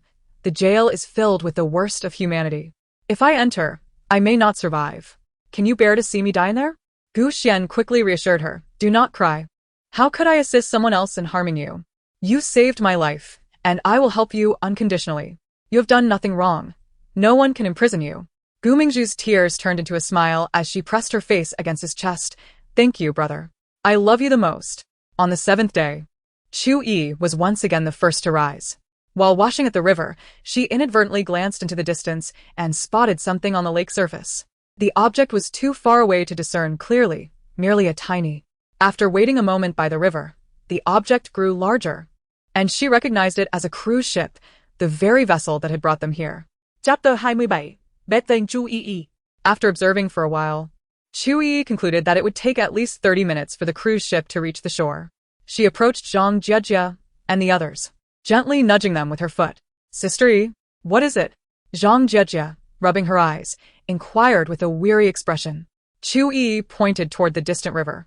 "Do you see what lies over there?" As Zhang Jiejie blinked the sleep from her eyes, clarity dawned upon her. She leapt to her feet, exhilarated. Duan Jiang and Qin Xiuhan also spotted the cruise ship and shared in the excitement, racing to the riverbank to wave eagerly at the ship, despite the considerable distance. Chu Yiyi refrained from joining them, turning instead into the forest. She was hungry and sought sustenance. After Chu Yiyi departed, Gu Mingzhu and Gu Xian also noticed the cruise ship in the distance, their joy bubbling forth. However, soon a look of unease crossed Gu Mingzhu's face.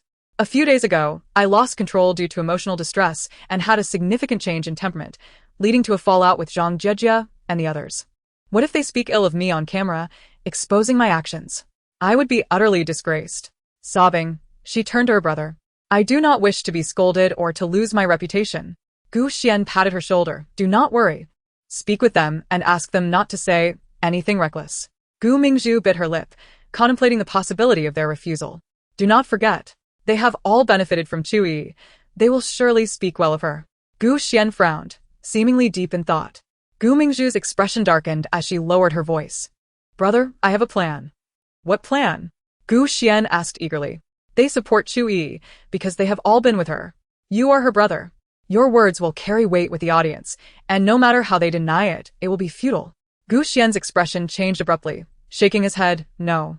That will only lead to Chu Yiyi being attacked online." Gu Mingzhu bit her lip, heartbroken. "If we do not say it this way, I will be the one facing online harassment. In your eyes, is Chu Yiyi's reputation more important than mine? Are you willing to let me be harassed rather than let her face it? Is your love for me not genuine?" "No," Gu Xian quickly denied. Gu Mingzhu, however, was unwilling to hear his explanations and began to cry. "I do not want to hear your excuses. I know I am not your biological sister. No matter how good I am to you, you will never regard me as your true sister, and regardless of how cruel Chu Yiyi is to you, your concern for her will always surpass your regard for me. Had I known your heart was set on Chu Yiyi, I would not have saved you that night. I would have let you perish before her. After all, you loved Chu Yiyi. Dying in front of her would not evoke any resentment from you." Gu Xuan, Hearing Gu Mingzhu mention his illness, felt a surge of resentment toward Chu Yiyi. Her indifference and lack of concern during his plight remained a lingering wound in his heart. Gu Xian clenched his teeth fiercely and spoke with determination. "Chu Yiyi does not regard me as her brother. She is indifferent to my well-being. Therefore, I can also disregard her fate. Mingzhu, I accept your proposal. We shall proceed as you suggested. If they dare to assist Chu Yiyi in maligning you, I shall declare they share a secret affair. This cannot be blamed on me. The fault lies with Chu Yiyi for her coldness and her continual targeting of Mingzhu. Had she been amicable and offered Mingzhu food from the outset, how could Mingzhu's temperament have changed so drastically? At least Mingzhu retains her kindness, while Chu Yiyi exhibits none. I am merely preserving Gu Mingzhu, and there is no fault in that. Thank you, brother.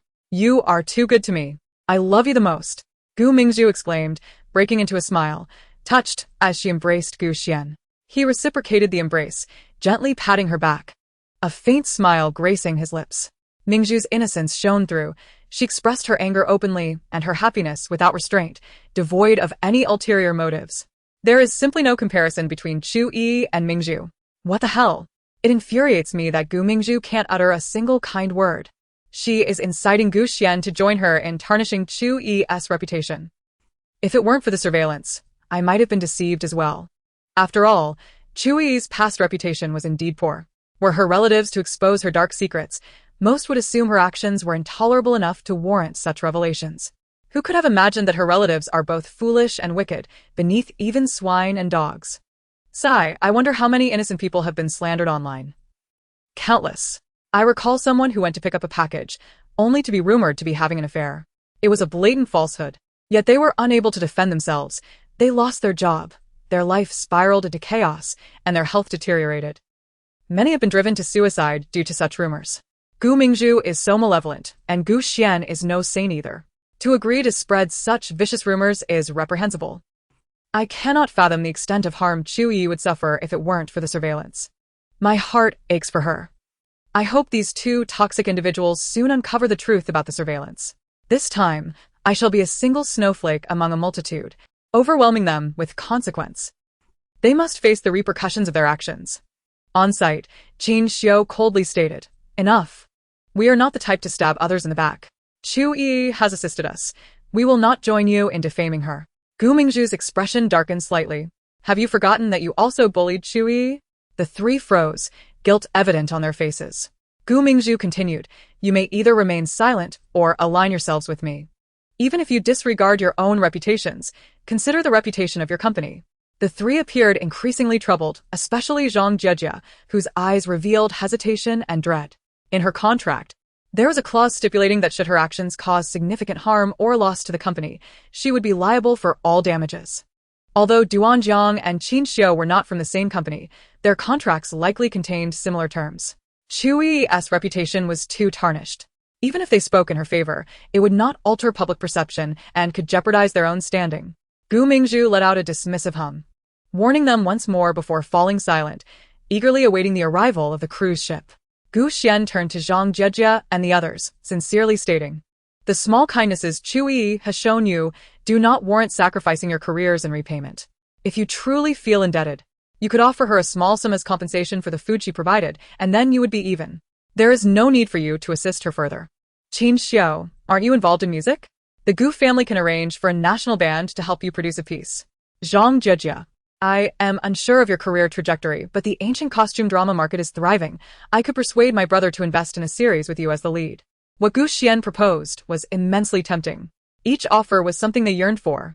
Assisting Chu Yiyi would not guarantee the audience's belief in her, and it could compromise their own reputations. Supporting Gu Mingzhu, however, entailed no risk and promised substantial benefits. It was a choice even a fool could comprehend. Moreover, their relationship with Chu Yiyi was not particularly close. They owed her nothing. Even if they aided Gu Mingzhu, it would not be an act of ingratitude. Chapter 28. Ultimately, they betrayed Chu Yiyi. Gu Xian observed their silence and recognized their acceptance of his proposal. Such a venture, fraught with benefits and devoid of harm, was not one they could refuse.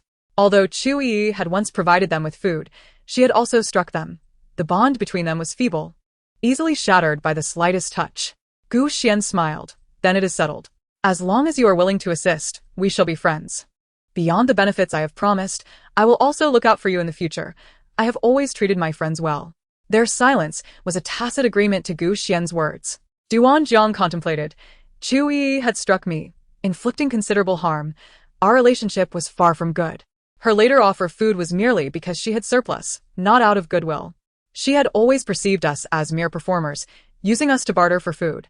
She has looked down upon us from the beginning. There is no need for us to deceive ourselves into thinking she is virtuous enough to warrant offending the Gu family. Even if Gu Xian offers me no benefits, I will not lend my voice to defend Chu Yiyi. While they possessed a modicum of conscience, it was scant. Faced with the choice between morality and self-interest, they ultimately chose the latter. What does their silence mean? Could it be that Gu Xian's conditions have swayed them? Wake up, everyone. Netizens have forgiven your previous minor transgressions due to your talent. If you assist the Gu siblings in betraying Chu Yiyi, it will be the end for you. Qin Xiu, you must come to your senses. The Gu siblings are finished. Helping them will yield no benefits, only misfortune. I truly admire your voice, and I do not wish to lose the pleasure of hearing you sing. Alas, it is a pity. They once had a way out. but their desires have led them down a path of no return. These ingrates deserve to be blacklisted together. Chu Yiyi is so pitiable, having aided 3 ingrates. The 5 of them remained silent for half an hour until the cruise ship finally docked. Their faces were filled with excitement, and as the staff disembarked, they rushed forward eagerly. The director, accompanied by the crew, descended from the ship, and cameras were set up to capture the guests. They displayed professionalism, straightening their backs as soon as they spotted the cameras. "Director, why did you take so long to find us? We were nearly perishing here." Mingzhu's voice was gentle, tinged with a hint of grievance, and yet demonstrating remarkable resilience, much like a delicate flower that refuses to bow. Had it not been for the hidden cameras, and had everyone witnessed her true self, she would have deceived them all.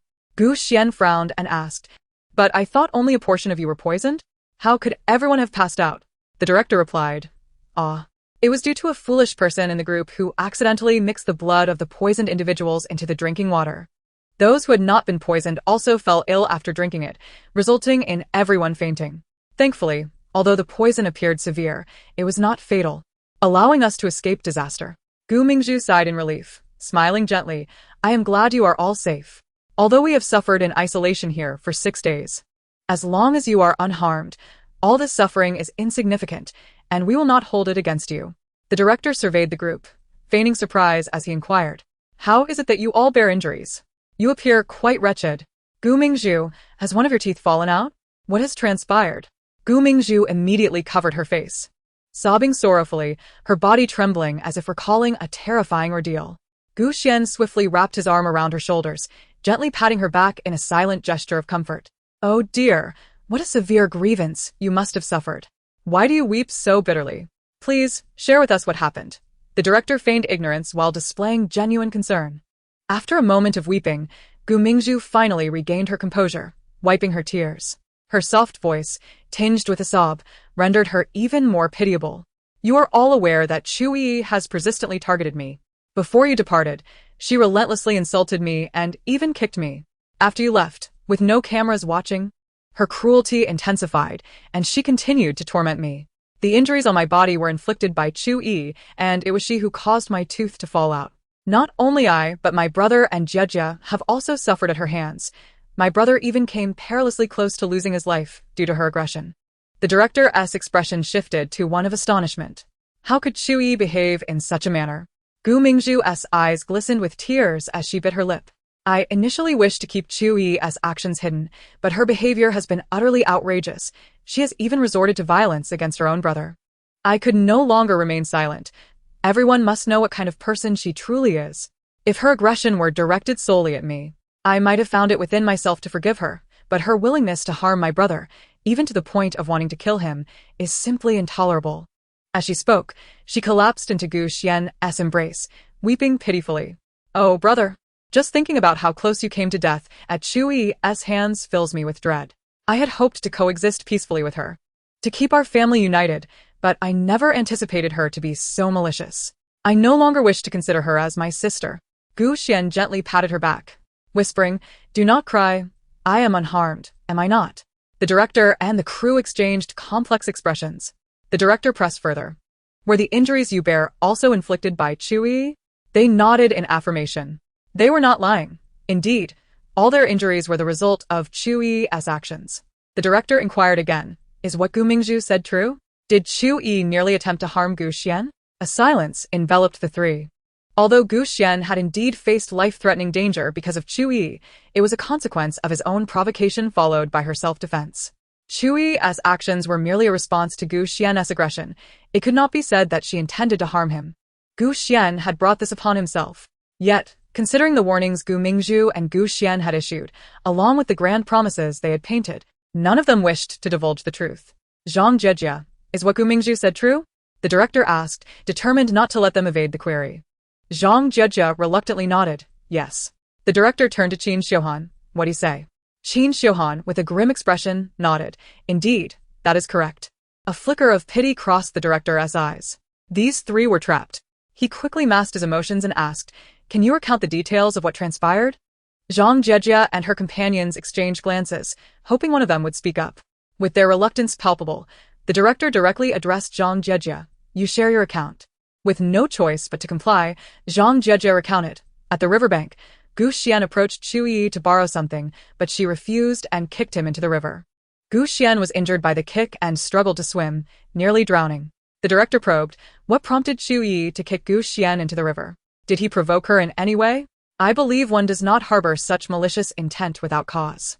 Zhang Jieje cast a furtive glance at Gu Mingzhu, who shot her a warning look. Gu Mingzhu was quite satisfied and subtly smiled. The director turned to Qin Xiuhan. Is this the truth? He articulated his stance with righteous fervor, leaving no room for doubt about his intentions. Qin Xiuhan nodded. Yes, Zhang Jieje's account is accurate. Duan Zhang added. Zhang Jieje has articulated the situation clearly. Her words are factual. We were all present and witnessed it firsthand. Chapter 29. The Gift from Chu Yiyi. They all exhaled in relief, glad that the director did not press further. Continuing with the inquiries could have weighed heavily on their consciences. The director shifted topics, asking, How have you been faring these past few days? Gu Mingzhu's eyes reddened as she lamented, We have been constantly bullied by Chu Yiyi. Whenever we find food, she snatches it away from us, forcing us to watch her eat. The past 6 days have felt like an existence in purgatory. It has been utterly miserable. The others nodded in agreement. The director shook his head, astonished. I never imagined Chu Yiyi to be such a person. She is truly wicked. Even before the cameras, she restrains herself a bit, but once you depart, her true nature is fully revealed. She beats us mercilessly, seemingly wishing for our demise. Gu Mingzhu sighed, a bitter smile escaping her lips. I had always naively hoped to change her, but now I have completely given up. Her hatred towards me runs too deep. Despite my innocence, I tolerated the harm she inflicted, yet she shows no remorse and only escalates her cruelty. I fear that if I continue to approach her, I might perish at her hands before I can effect any change. The director remarked, You are truly kind-hearted. Despite all the wrongs she has committed against you, you still wish her well. Gu Mingzhu chuckled softly. Perhaps it is simply my nature. I have always been unable to bear the suffering of others. Even if they have harmed me, unless their actions are egregiously excessive, I hold no grudge, as long as they can amend their ways. The director continued, People as kind as you are indeed a rarity in this world. Gu Mingzhu shyly smiled. Gu Xian, with a proud expression, remarked, My Mingzhu has always been kind-hearted, unlike some individuals who are cold-blooded and malicious. Though he refrained from naming names, it was evident to all who he referred to. The director chose not to dwell on this topic further and scanned the group. Where is Chu Yiyi? Why is she not present? Gu Mingzhu sighed. Chu Yiyi has always been an outcast among us. She disappeared into the forest early this morning without saying a word about her intentions. He felt utterly disinclined to remain there any longer. His body bore not only injuries but also numerous welts from mosquito bites. In his 23 years of life, he had never felt so disheveled. Moreover, he was struggling with an acute need to relieve himself, feeling quite uncomfortable. He couldn't help but feel a twinge of envy for Gu Mingzhu, who had been frightened into submission. At least she had found relief. Though it was somewhat embarrassing, the other three dared not speak of it, given their status. As for Chu Yiyi, her words would not be believed. Before the cameras, they had to maintain appearances. Gu Mingzhu, understanding the situation, stated, All right, we shall heed the director's wishes. However, will one day of filming provide sufficient material for editing? If needed, I can extend the shoot for a few days, but we must change the environment. This place has left us with too deep a shadow. Upon hearing her speak, the others echoed her sentiments. They had already endured so much suffering. If a lack of footage prevented the completion of the show, rendering their struggles in vain, it would be unbearable. In pursuit of maximizing their interests, they were willing to sacrifice some of their time, opting to continue filming for a few more days in a more favorable location. The director chuckled, expressing his appreciation for their amiable nature, assuring them that he would not hesitate to seek their assistance if needed. The group nodded in agreement, satisfied with the outcome of the negotiations. Very well. You may proceed with the filming, the director declared, eliciting joyous cheers from the crowd. How delightful it was. Finally relieved from the arduous task of foraging for food in the forest. The director, however, felt a sense of helplessness. The poultry they had released in the forest had been completely snatched away by monkeys and other wild creatures, leaving the crew unable to find sustenance. On this final day, he decided to provide them with better provisions. The food is on the cruise ship. Please retrieve it and begin preparing the ingredients, he instructed. Given their capabilities, by the time they processed the ingredients, an entire day would have slipped by. Under the guidance of the staff, Gu Mingzhu and her companions boarded the cruise ship to collect the food. Gu Mingzhu presented herself as gentle and gracious, showing thoughtful consideration towards everyone. Although she contributed little, she appeared busy, cautioning one to be careful and advising another to take less. Meanwhile, the live stream had erupted with fervor. Damn it, Gu Mingzhu is such a phony. Doesn't she feel any shame saying those words herself? Still claiming to be kind-hearted? Huffed. Was her kindness devoured by dogs when she led the bullying against Chu Yiyi and snatched her belongings? What a large, toxic green tea. Looking at her current demeanor, I feel nauseated recalling her behavior over the past 6 days. I initially thought Qin Xiuhan and the others weren't that bad. But it seems they too can betray their conscience if the benefits are sufficient. They had a chance to redeem themselves, yet they have sealed their own fate. Gu Xian and Gu Mingzhu continuously challenge my understanding. What is their worldview that allows them to turn black into white and white into black without a hint of shame? Now, every move Gu Mingzhu makes feels utterly insincere. How hypocritical. On the mountain, Chu Yiyi spent the day with the monkeys, re-examining the injuries of the wounded. As evening approached, she prepared to leave, bidding farewell to the earnest monkeys. Today is my last day here. Tomorrow I shall depart, and barring any unforeseen circumstances, we may never meet again. From now on, you will have to rely on yourselves. With her abilities, it would not be difficult for her to find her way out. The monkeys seemed to comprehend her words, anxiously circling around her, chattering away in a flurry. Chu Yiyi gently replied, I cannot understand your chatter, but I can surmise its essence. Parting is a natural occurrence. There is no need to feel sorrow. Do not think of following me. I cannot take you with me. If I arrive in the city with a group of nationally protected animals trailing behind, I would be imprisoned. We barely know each other, having even fought before. Our bond is not profound enough to warrant such a dramatic farewell. The monkeys continued to chatter, though their cries gradually diminished. Then, one by one, they began to offer her gifts. Some presented fruits, others a vibrant wildflower, and a few even brought small prey and beautiful feathers. Chu Yiyi blinked in surprise. How could these monkeys, creatures of the wild, have adopted such human-like habits of gift-giving? Shaking her head, she accepted the offerings, stowing them in her backpack. Oh no! How infuriating! I can't believe I'm touched. I'm going to miss these monkeys. I've been following this so closely, my heart aches. Wait. Is someone actually shipping Chu Yiyi and the monkeys? Shipping anything will only lead to your downfall. Shipping will only ensure my balanced nutrition. I'm dying of laughter.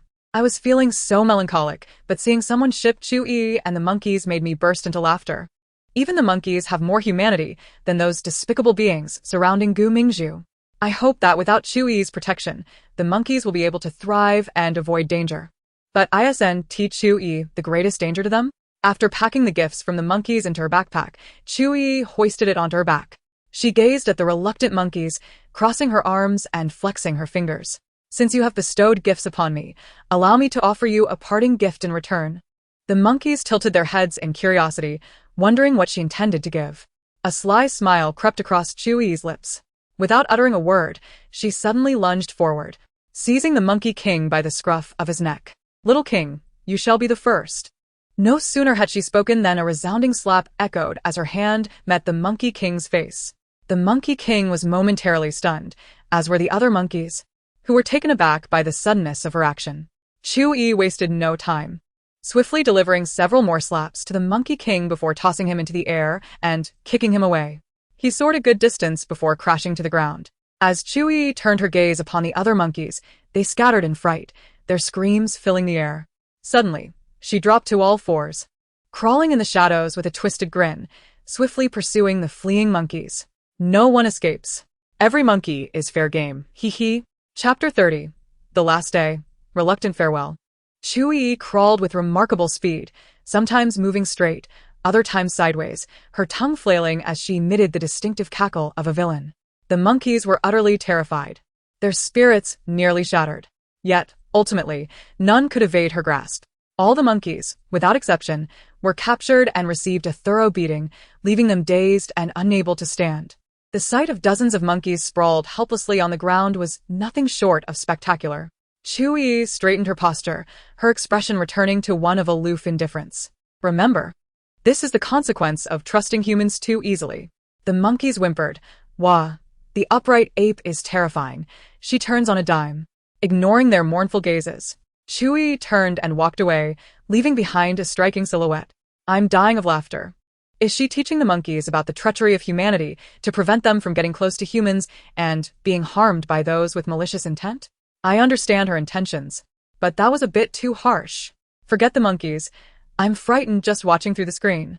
The way she crawled on the ground just now was reminiscent of a bizarre creature. Her laughter was quite deranged.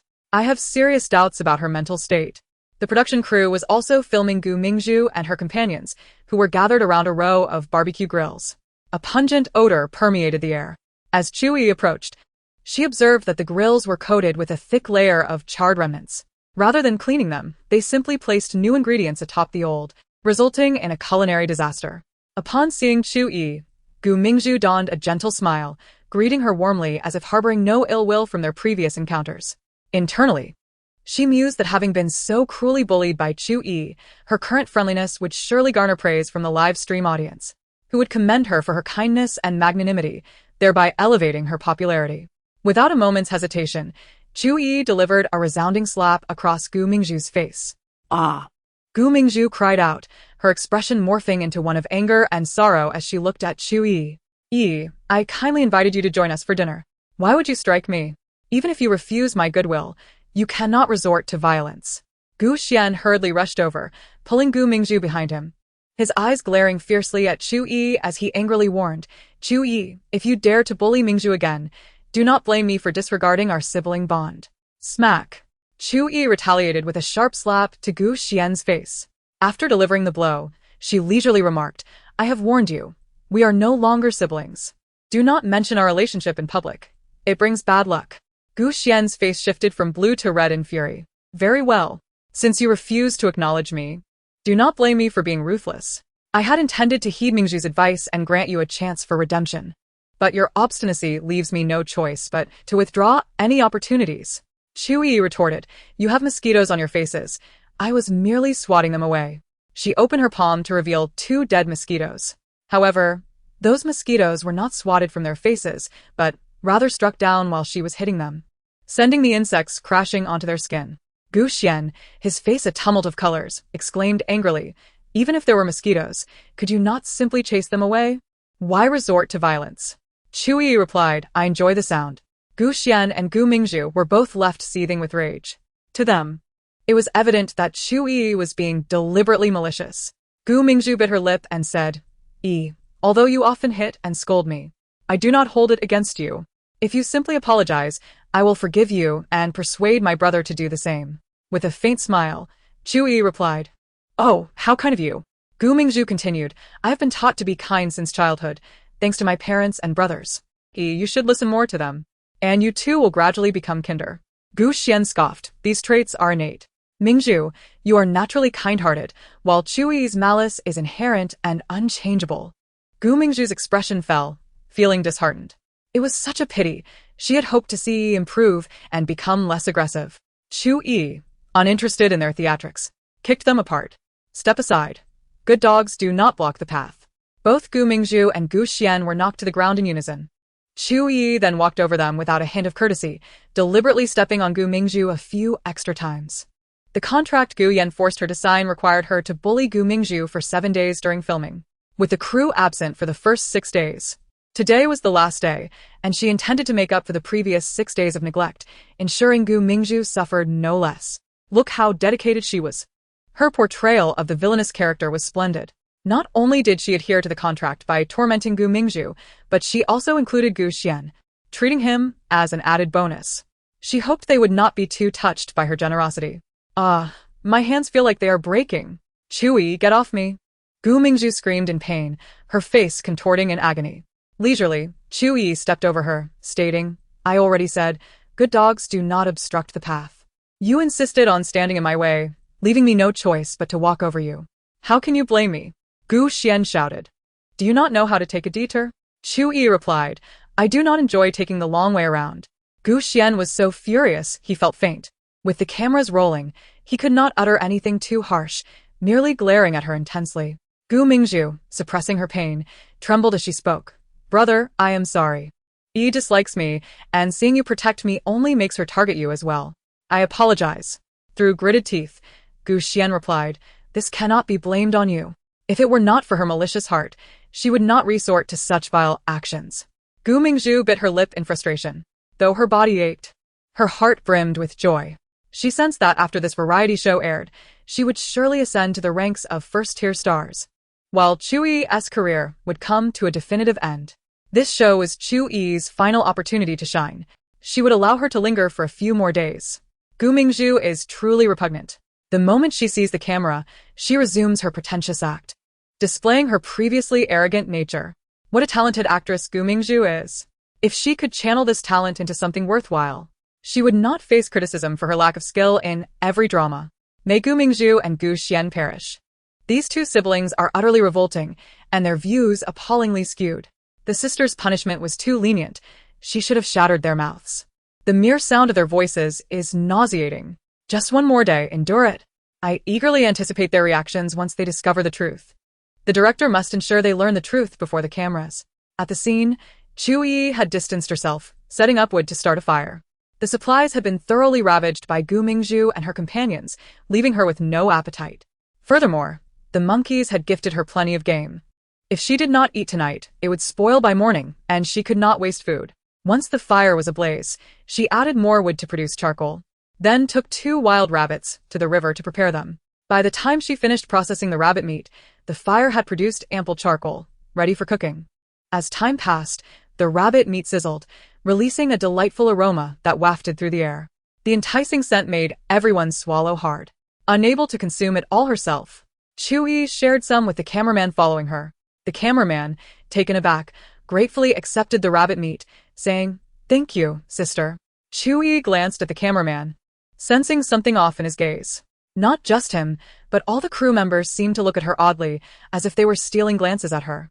With so many watching, she could not discern the reason. Unbothered, she continued to enjoy her roasted meat. She surmised they were likely colluding with Gu Mingzhu and her companions. It mattered little to her. She had invested no emotions in them, thus feeling no disappointment. However, she would henceforth consider them enemies.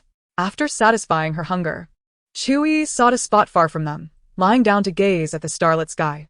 Tomorrow she would leave, and such a beautiful night sky would be rare to see again. Tonight, she intended to savor it. Perhaps it was the last day.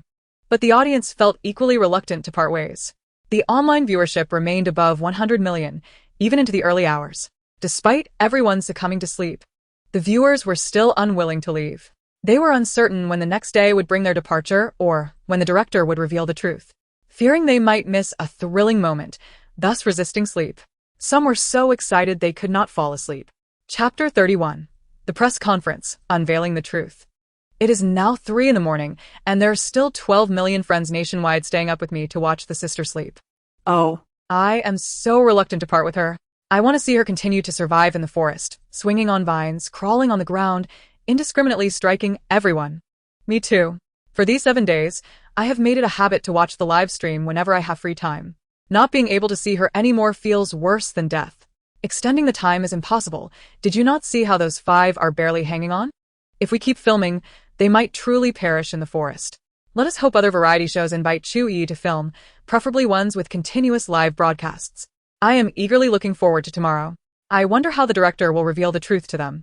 I can hardly wait to see Gu Mingzhu and the others' reactions once they learn the truth. Laughter erupted at the thought. Oh, how exhilarating. May tomorrow arrive swiftly. Yet, amidst this anticipation, there was a longing for time to slow down, allowing more moments to admire my sister's exquisite beauty. The live stream attracted a staggering 21 million viewers, all engaged in animated discussions. That evening, the food delivery app linked to the stream was overwhelmed with orders. At 6 o'clock the following morning, a surge of new viewers flooded into the live stream, their excitement palpable as they clamored for updates. Have they uncovered the truth? Am I missing out? One inquired eagerly. Brothers, look at the time. Aside from Chu Yiyi, everyone else is still asleep, came the response. In the serene forest, Chu Yiyi awoke as she always did, early and refreshed. After completing her morning routine, she practiced a series of Golden Buddha exercises by the riverbank, savoring the tranquil scenery one last time. Chu Yiyi, do not wander too far. We depart at 8. The director called out from behind. Gu Mingzhu and the others had already boarded the cruise ship. Nodding in acknowledgement, Chu Yiyi stepped aboard, and the vessel soon set sail, with everyone gathered on the deck. However, a frown creased her brow upon learning about an impending press conference. She could already envision the reporters' relentless inquiries, undoubtedly aimed at undermining her, questioning her motives against Gu Mingzhu. The mere thought was exhausting. Meanwhile, Gu Mingzhu and her companions were busy strategizing their speeches to enhance their visibility. After the director concluded, they began drafting their statements. Gu Mingzhu even changed into a stunning dress, meticulously applying her makeup. Others, too, prepared their speeches while refining their appearances. In stark contrast, Chu Yiyi found a lounge chair, reclining with her eyes closed, displaying no intention of preparing a speech or attending to her looks. Regardless of how she presented herself, the audience had already formed a negative perception of her after her confrontational display against Gu Mingzhu before the cameras. Her career seemed irrevocably at an end, rendering any effort pointless. Seizing the moment while no camera was trained on Chu Yiyi, Gu Mingzhu approached her, looking down with a smirk. The internet is undoubtedly rife with vitriol directed at you. People must despise you to the core, wishing for your demise. When you step outside, you'll be treated like a pariah. The entertainment industry has no place for you. You can only survive under the Gu family's protection. With a cold glance, Chu Yiyi lifted her eyelids and retorted, "Are you naturally this insufferable? Do you need to provoke me to feel alive? Should I not hesitate to retaliate if you don't back off?" Fuming, Gu Mingzhu replied, "You truly are ungrateful. I, in my benevolence, sought to offer you a way out, and you refused to acknowledge it." In a sudden burst of anger, Chu Yiyi grasped a nearby cup and hurled it at Gu Mingzhu. "Get lost." Hearing the commotion, Gu Xian rushed over only to find Gu Mingzhu nursing a reddened wrist. Concerned, he took her hand and blew softly on it, his expression shifting to one of fury as he glared at Chu Yiyi.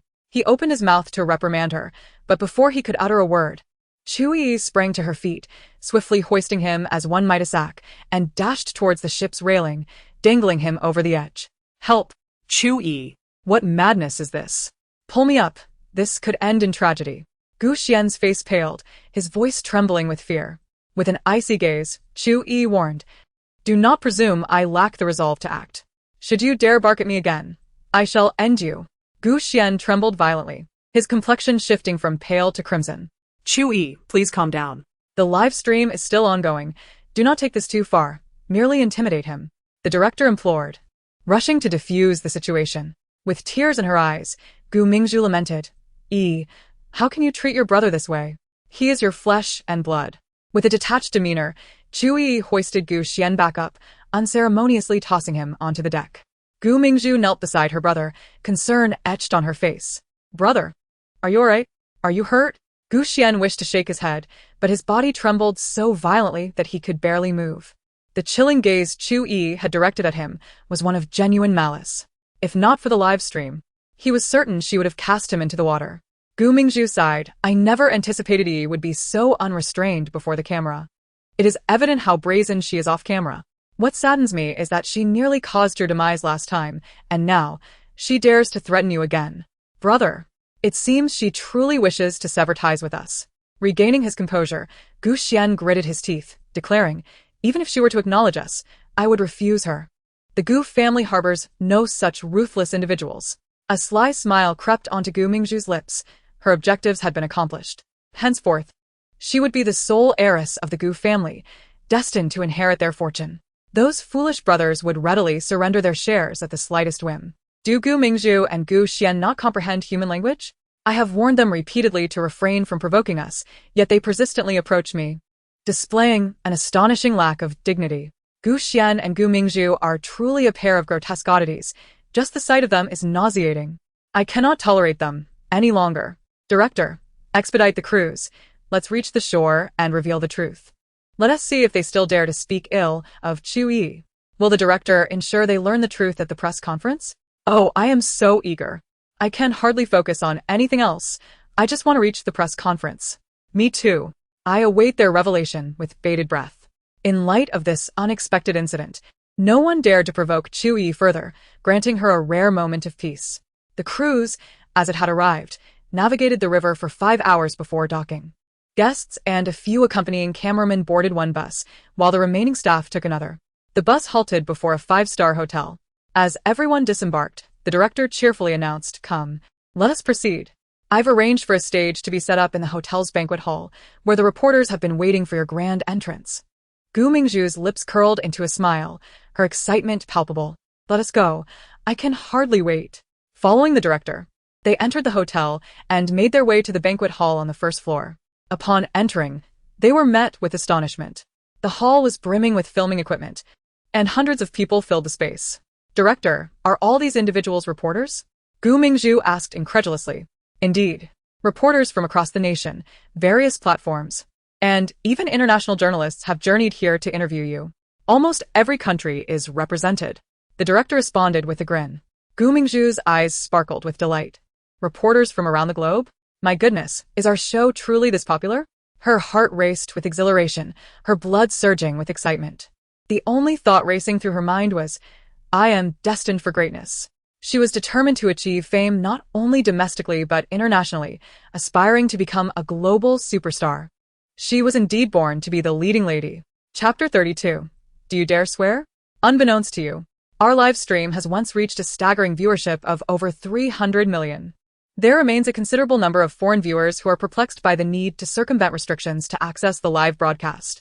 Without such limitations, the audience count would surely be even greater. Nevertheless, despite the constraints faced by overseas viewers, some individuals have taken the initiative to edit recorded videos, complete with subtitles, and disseminate them on foreign platforms, allowing a wider audience to witness your remarkable performances. The actual number of those who have experienced this live variety show far exceeds the count of those present in the live room, an astonishing 300 million. Gu Mingzhu and others felt a wave of dizziness wash over them, as if caught in a surreal dream. What does 300 million truly signify? It is utterly beyond comprehension. Even Chu Yiyi was taken aback. How could such a trivial variety show garner so much attention? Chu Yiyi found it difficult to fathom. Director, you aren't deceiving us, are you? Is it truly the case that our show has attracted this many viewers? Has it really gained popularity abroad? Zhang Jejia inquired, barely able to contain her excitement, her voice trembling. With such exposure, more collaborations would surely come her way. Was she on the verge of stardom? If so, immense wealth awaited her. Zhang Jejia felt lightheaded, overwhelmed with joy. Every fiber of her being seemed to dance with exhilaration. One could hardly blame her. After years in the industry, she had remained relatively obscure, and such a monumental surprise was simply too thrilling to contain. 300 million online viewers. This was an unfathomable figure they had never dared to dream of. The 300 million viewers online did not merely indicate that only that many had watched. The actual number of people interested in this variety show could multiply several times over. Why would I deceive you?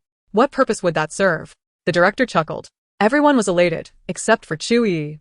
The greater the number of viewers, the more challenging her future would become. With the entire world watching, it meant that if she ever wished to travel abroad, she would inevitably be recognized, pursued by those who would hurl insults at her, or worse, be confronted by righteous individuals seeking to teach her a lesson.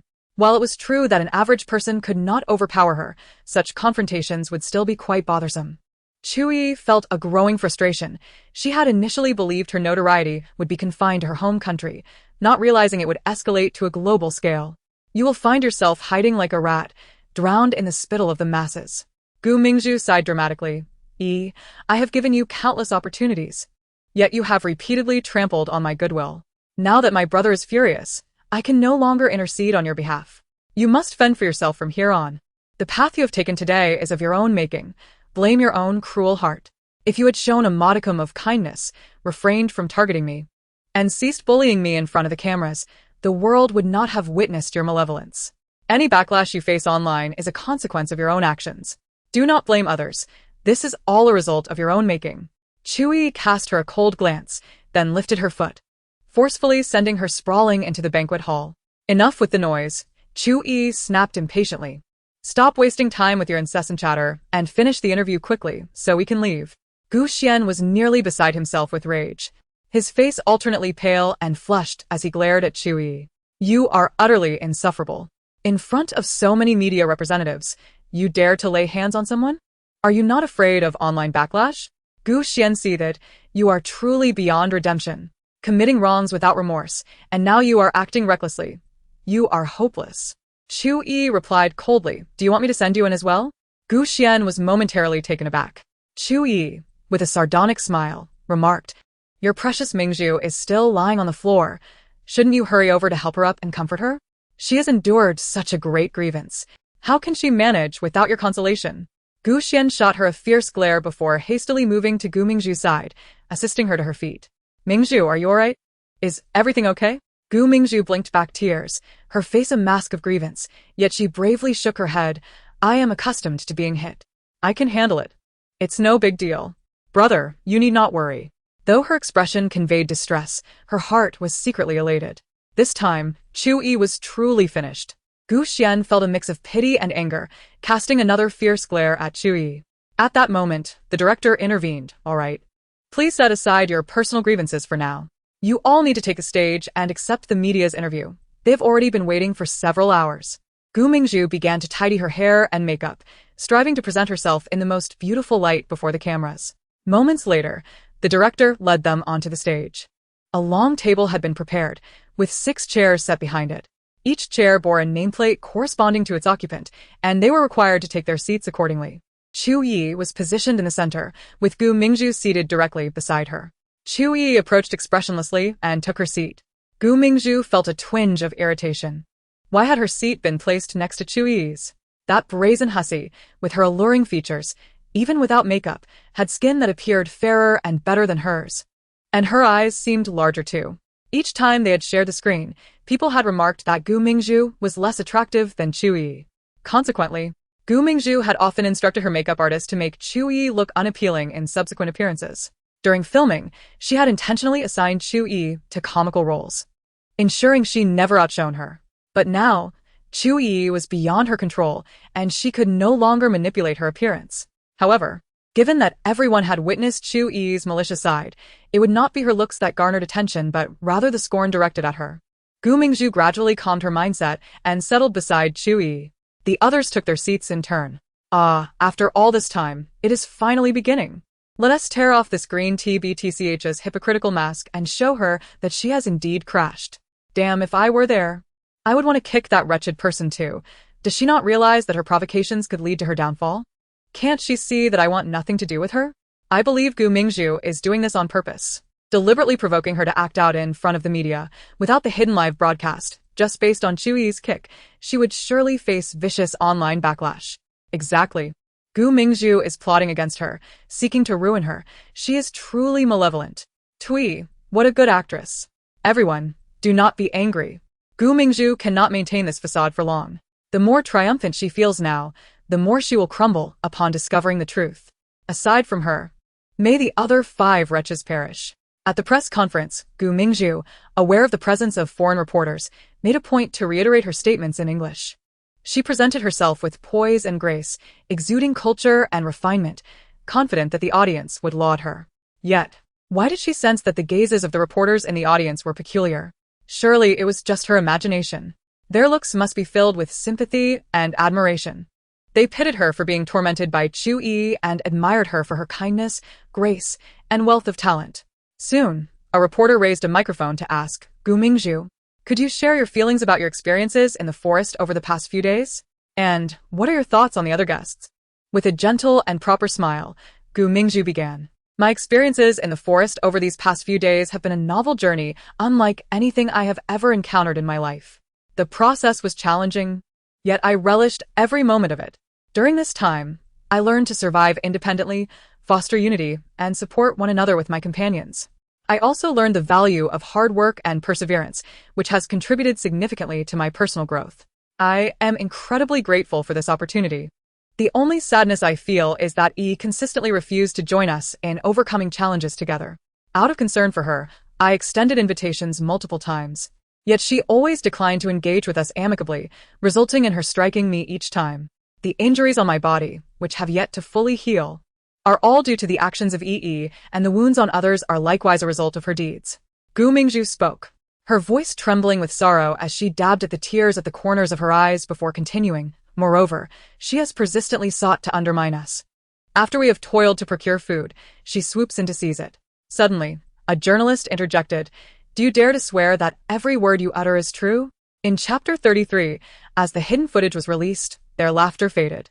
Without hesitation, Gu Mingzhu replied, "I dare." I swear that every word I speak is the truth. If you do not believe me, you may inquire of the other four. They will corroborate my account. Gu Xian took the microphone and affirmed, Mingzhu speaks accurately. She has concealed many of Chu Yiyi's misdeeds. The wrongs she has committed extend far beyond what has been mentioned. Zhang Jieju asserted, Gu Mingzhu is not lying. Qin Xiuhan added, Chu Yiyi has indeed targeted and assaulted us. She nearly caused Gu Xian's demise. Duan Jiang concurred. They speak the truth. The journalist pressed. You all dare to swear that it was indeed Chu Yiyi who persistently sought trouble with you and stole your food? If you are lying, then kneel and slap yourselves. Just 10 slaps will suffice. Do you dare to swear? Gu Mingzhu immediately raised her hand, her expression fearless as she declared, I, Gu Mingzhu, swear to the heavens that if I have uttered a single word that wrongs or defames Chu Yiyi, I shall kneel and apologize to her, and then slap myself. After all, the other four were unified with her, and at that moment, there were only 6 individuals in the forest. Of the 6, 5 stepped forward to accuse Chu Yiyi. Even if she had not committed the acts, she would have no choice but to admit to them. How could one voice hope to overshadow 5? This time, she must bring Chu Yiyi down. Chu Yiyi had already evaded the control of the Gu family. If she were not toppled and disgraced, she would become her adversary in the future. She would not allow such a scenario to unfold. Gu Xian also swore an oath. Another journalist then asked, Gu Mingzhu, have you not always been kind and magnanimous? Why now, in public, do you expose Chu Yiyi? Are you not afraid that your words will incite online harassment against her? Gu Mingzhu bit her lip, sorrow etched on her face as she replied, I have forgiven Chu Yiyi many times in the past, but this time is different. Her actions have been too atrocious, pushing the limits. And she nearly harmed my brother. That is why I could not continue to forgive her as I did before. If she only harmed me, I could overlook it. But she has harmed my family. I will never forgive that. My family is my bottom line. Gu Xian glared at the journalist. What kind of question is that? Are you deliberately trying to make things difficult for Mingzhu? Chu Yiyi has beaten her to a pulp, and Mingzhu is merely exposing her actions. Where is the fault in that? You dare insinuate that Mingzhu is unkind? Chu Yiyi, even if she is subjected to online harassment, it is well deserved. The journalist turned to Gu Xian and queried, Isn't Chu Yiyi your biological sister? Why do you harbor such hatred toward her? Siding with someone who has usurped your sister's identity? Gu Xian's expression soured as he responded, I uphold justice over kinship. Chu Yiyi has consistently committed wrongdoings. Even if she is my biological sister, I cannot condone her actions. My hatred for her has been forced upon me. In the forest, she almost caused my demise. Should I not despise her for that? Her online harassment is her just desserts. If Mingzhu had not spoken out, I would have. Gu Mingzhu lowered her gaze, sorrowfully wiping her tears. Gu Xian, pained for her, reached out to dry her tears, gently assuring her, Do not cry, Mingzhu. I am here, and I will protect you. The journalist's voice rang out again. May I ask, Gu Xian and Gu Mingzhu, since you two are not blood relatives, will you become romantically involved? Or are you perhaps already in a relationship? Gu Xian's expression darkened as he glared at the journalist, shouting, What nonsense are you spouting? Mingzhu is my sister. How could I possibly be involved with her? The journalist replied, Oh, I noticed that your interactions are more intimate than those of typical siblings. I thought you were dating, but it seems I was mistaken. I apologize. Gu Xian gritted his teeth. You have a dirty mind. Gu Mingzhu, with tears in her eyes, shook her head at Gu Xian. Brother, do not be angry. As long as we are above board, we need not concern ourselves with what others say. Gu Xian, filled with concern, remarked, I do not mind. I simply cannot bear to see you subjected to slander. You are so kind. Why do people always seek to harm you? Gu Mingzhu forced a bitter smile, biting her lip, her expression one of deep grievance. Brother, please do not say more. I have grown accustomed to it. Thanks to Yi's incessant bullying, my capacity to endure has strengthened. Gu Xian's heart ached for her. I regret that you have suffered. I will ensure she never has the chance to harm you again. Their tender interaction unfolded, oblivious to the world around them. Suddenly, Chu Yiyi let out a sudden scream, standing up and kicking over a table. She paced the stage, tugging at her hair, her expression twisted with rage. What crime have I committed? Am I to endure this farce, watching foolish dogs and green tea perform their disgusting acts? I only signed a 7-day contract. Today marks the 8th day. Why must I still follow the director's instructions, sitting here like a fool in torment? Interview my foot. I refuse to serve any longer. Having long since sullied her reputation, she cared little for her image. Her concern was solely with the contract. She no longer cared about preserving her image. She could not remain in this entertainment circle and saw no need to maintain a facade. Chu Yiyi approached Gu Mingzhu, overturned the table before her, and then kicked her chair over. Ah! Gu Mingzhu toppled with the chair, letting out a shriek. Chu Yiyi spat at her, roaring, "You, a poisonous green tea who shamelessly defecates in public, cease your pretentious tea performances before me. My reputation is already ruined. I do not care if it becomes even more so. If you keep prattling on, I will slap you for every word you utter." Gu Mingzhu stared incredulously at Chu Yiyi, anger blazing in her eyes. With so many journalists present, had Chu Yiyi lost her mind? To act violently before so many witnesses was tantamount to courting disaster. Yet, witnessing Chu Yiyi's sudden frenzy, she was paralyzed by fear, trembling on the ground.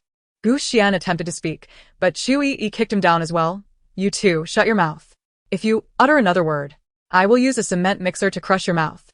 Chu Yiyi continued to pace, tugging at her hair, screaming and flipping tables. "My sister has a sudden fit. Why has she fallen ill again? But I enjoy watching her go mad. It's hilarious. She mirrors my inner turmoil, though I lack the courage to express it outwardly.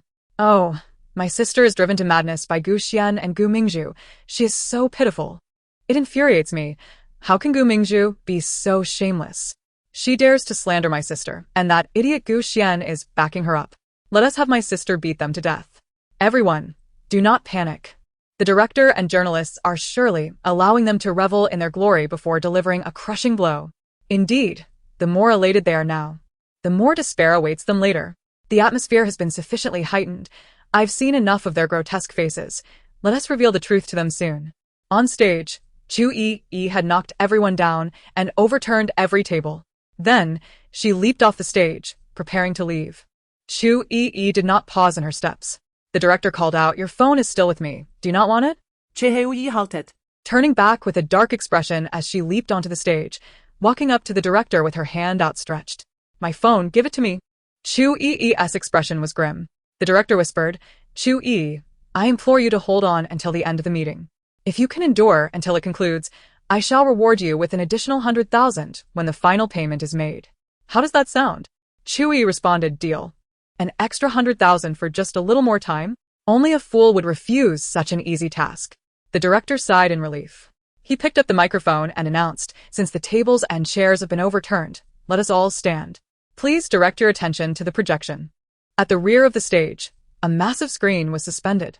As the director's words faded, the staff activated the projector and the screen illuminated with vivid imagery. Gu Mingzhu secretly smirked, knowing that the more the audience witnessed Chu Yiyi's malicious demeanor, the more they would despise her. This time, there would be no redemption for Chu Yiyi. However, as the projection came into focus, Chu Yiyi's smile abruptly froze. She gazed in disbelief at the images unfolding before her, her complexion draining to a ghostly white, her eyes brimming with terror and incredulity. How could this be? Why were there recordings from the past 6 days in the video the director played? Gu Xian, Zhang Jejia, and the others were equally stunned. A moment later, their faces also paled, their eyes dulled with despair. It was over. They were all finished. Even Chu Yiyi was taken aback, staring at the large screen, her heart racing with fear. She too had a question. Where had these videos come from? When Chu Yiyi refused, they had resorted to force, even going so far as to strike her until she was left bruised. They had stolen her belongings while she was bathing, with Gu Mingzhu selfishly hoarding everything for herself. They had repeatedly pressured Chu Yiyi for food, and all of that was now exposed. On the night Gu Xian was injured by a monkey, he lay unconscious on the ground, abandoned by Gu Mingzhu and the others, who did not spare him a glance. It was Chu Yiyi who had gathered herbs to tend to his wounds, only for Gu Mingzhu to later deceive Gu Xian into believing she had saved him. And then there was the incident when Gu Xian attempted to push Chu Yiyi into the river, only to find himself thrown in by her instead. The onlookers could not see her expression at the time, but the hidden camera captured her cunning gaze, which was unmistakably deliberate. Chapter 34 was absolutely explosive. The video continued to play, revealing Gu Mingzhu's admission of attempting to push Chu Yiyi off a cliff. It showed Gu Mingzhu so terrified that she publicly soiled herself. It depicted Chu Yiyi crawling through the dark, twisted forest, swinging from vines, beating a troop of monkeys, and overpowering a family of ferrets. Once the video concluded, the expressions of the 6 individuals were grim. Even Chu Yiyi, who had committed no wrongdoing, wore a troubled countenance, for the footage of her crawling and swinging from vines hardly reflected the dignity expected of a star. Such behavior was unbecoming of any woman, let alone a celebrity. Chu Yiyi felt her reputation shattered. In an instant, 6 stars were ruined. The journalists in the audience, however, were elated, capturing every moment with their cameras. Questions bombarded the stage like a relentless barrage. Mingzhu, what do you have to say after watching the video? Your actions appear to starkly contrast with your earlier statements. Mingzhu, having enjoyed the privileges of being the esteemed daughter of the Gu family for 20 years, how can you show no gratitude and continuously target Chu Yiyi? Do you believe your actions align with basic principles of decency? Mingzhu, did you wish for Gu Xian to perish to tarnish Chu Yiyi's reputation? Or was it rooted in your hatred for him? Were you intent on harming the entire Gu family to seize their assets? The questions focused primarily on Mingzhu, for her image had been most thoroughly dismantled, her actions the most heinous, igniting both outrage and shock. Mingzhu felt disoriented, her face as pale as parchment, her body trembling uncontrollably. Inside, she was crumbling. She was both devastated and enraged. Why? Why had the events in the forest been recorded? It was over for her. She was utterly finished. You mentioned that your brother forced Chu Yiyi to sign a humiliating contract to elevate your own standing. Is that true? Was this your idea or your brother's? Questions of all sorts emerged. Indeed, it must be so. Chu Yiyi has a penchant for exploiting the system, sleeping with every crew member after each project to secure their support. Such matters have long been exposed online. The director, suddenly irate, seized the microphone and retorted, Mingzhu, do not slander us. If you continue to fabricate lies, I will sue you for defamation. And do not claim this is computer-generated. It is evidently real footage. If computer-generated imagery could achieve this, the film industry would no longer require live actors. He concluded with a derisive smirk, look at how you are throwing a tantrum now. Your vengeful glare identical to that in the video. Where is the fabrication? Mingzhu screamed in desperation, clutching her head. Overwhelmed, she collapsed to the ground, wailing in anguish. How could you film without her consent? That is illegal. You have ruined me, and I will not let you off easy. I will make you pay. The director scoffed. Who said I filmed without permission? The contract clearly states, during the variety show contract period, to better obtain material, there may be covert filming, surveillance, actions, which party B acknowledges and voluntarily accepts. Aside from Chu Yiyi, the other 5 of you signed in my presence. I know you found the contract lengthy and tedious, but I responsibly read each clause to you and asked if you understood or had any objections, and you all had none at the time. A lawyer was present during the signing, and there is video footage. If you refuse to acknowledge it, I can produce the signing video to prove I am not lying. Mingzhu's face shifted from green to red with rage, her body shaking violently. She had thought the contract's terms were merely intimidating. The director's mention of covert filming had led her to believe it was just a surprise during the shooting process. Not only did Mingzhu think so, but the others did as well. The contract was clear. They had misunderstood. Thus, they could only suffer in silence. The director had filmed in accordance with the contract, leaving them powerless to sue him. Little did they realize that their true, malevolent natures had led to this dire predicament. What a relief! Finally exposing Mingzhu publicly. Watching her crumble in impotent rage is truly satisfying. She deserves it. Her wickedness is her own downfall. The Gu family provided her with every comfort for 20 years, granting her the finest educational resources. How can she be so vile? Her malice is beyond what any ordinary person could fathom, even plotting against the brother who loved her dearly, Gu Xian. It is utterly heartless. This is poetic justice. Gu Xian, who had marginalized his own sister, nearly lost his life at the hands of the false sister he cherished. He brought this on himself. The director's words ring true. Their downfall is a result of their own corrupt hearts. Had they acted as decent individuals, they would not have faced such a fate. Even now, Mingzhu fails to recognize her wrongdoing, attempting to tarnish both Chu Yiyi and the director's reputations. It is utterly nauseating. Do not doubt yourself. It is not your fault. She has merely mastered the art of crafting a persona, while her brother adeptly employs paid promoters and marketing accounts to enhance her image. People tend to conform to the opinions of others. When she is frequently praised, the masses subconsciously perceive her as virtuous, developing a favorable bias towards her. Even if she appears affected and disingenuous, Thoughts of her virtues and the grievances she has endured lead them to instinctively overlook her flaws. Indeed, in the past, there were persistent criticisms online regarding her character and private life, with accusations of her having undergone cosmetic surgery. Paid promoters and marketing accounts spearheaded campaigns declaring her unattractive, repeatedly circulating unflattering images taken during her performances to tarnish her reputation, even placing her at the top of a list of the 4 ugliest women. Yet she is undeniably beautiful, and even without makeup, she can outshine everyone in the room. The phenomenon of brainwashing marketing is indeed terrifying. A simple phrase or action, when marketed repetitively, can transform falsehoods into perceived truths, leading many to blindly follow suit in both praise and condemnation. In that moment, Mingzhu collapsed in tears, her gaze pleadingly directed at Gu Xian as she pitifully implored, "Brother, I have lost everything. You must help me, you must." As she sat on the ground, her hands clutched at his pant leg, her tear-streaked face lifted to meet his gaze.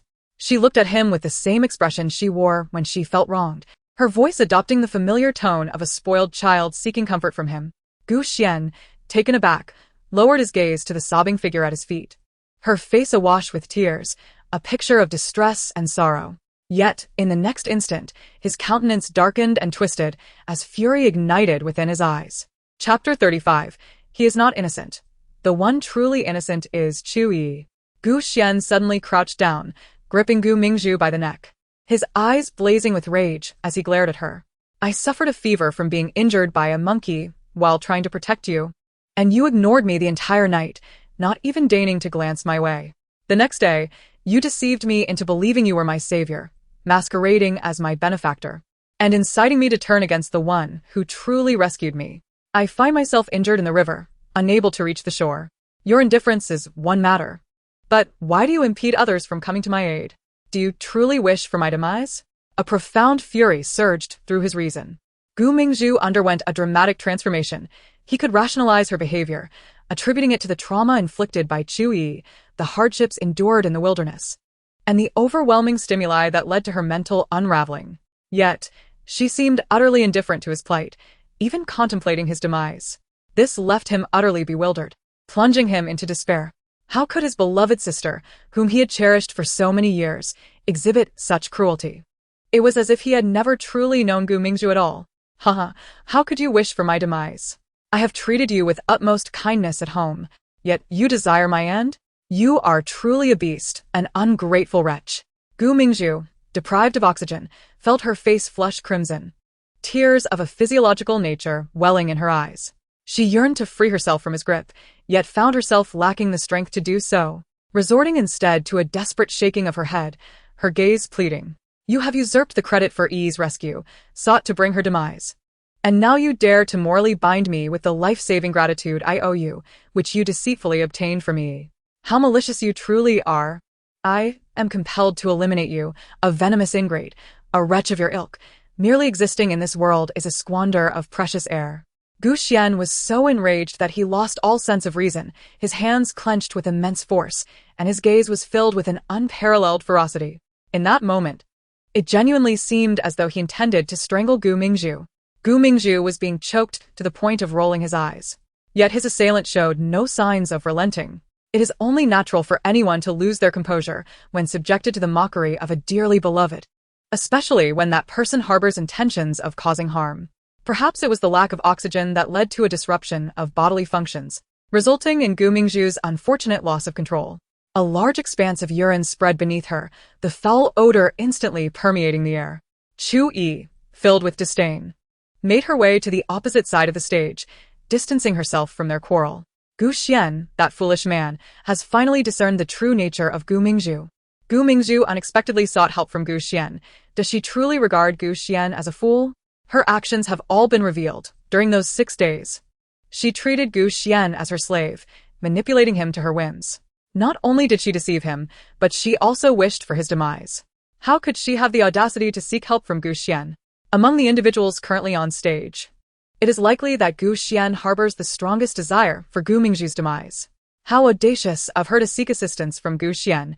Should she not be striving to distance herself from him in such a perilous moment? A veritable dog-eat-dog scenario. Gu Xian is indeed deserving of his fate. Had he treated his own sister with a modicum of kindness, How could he have been so easily manipulated by Gu Mingzhu? Gu Xian is not an innocent party. Just because he was toyed with by Gu Mingzhu does not render him a victim. Let's not forget that he is far from virtuous himself. Indeed.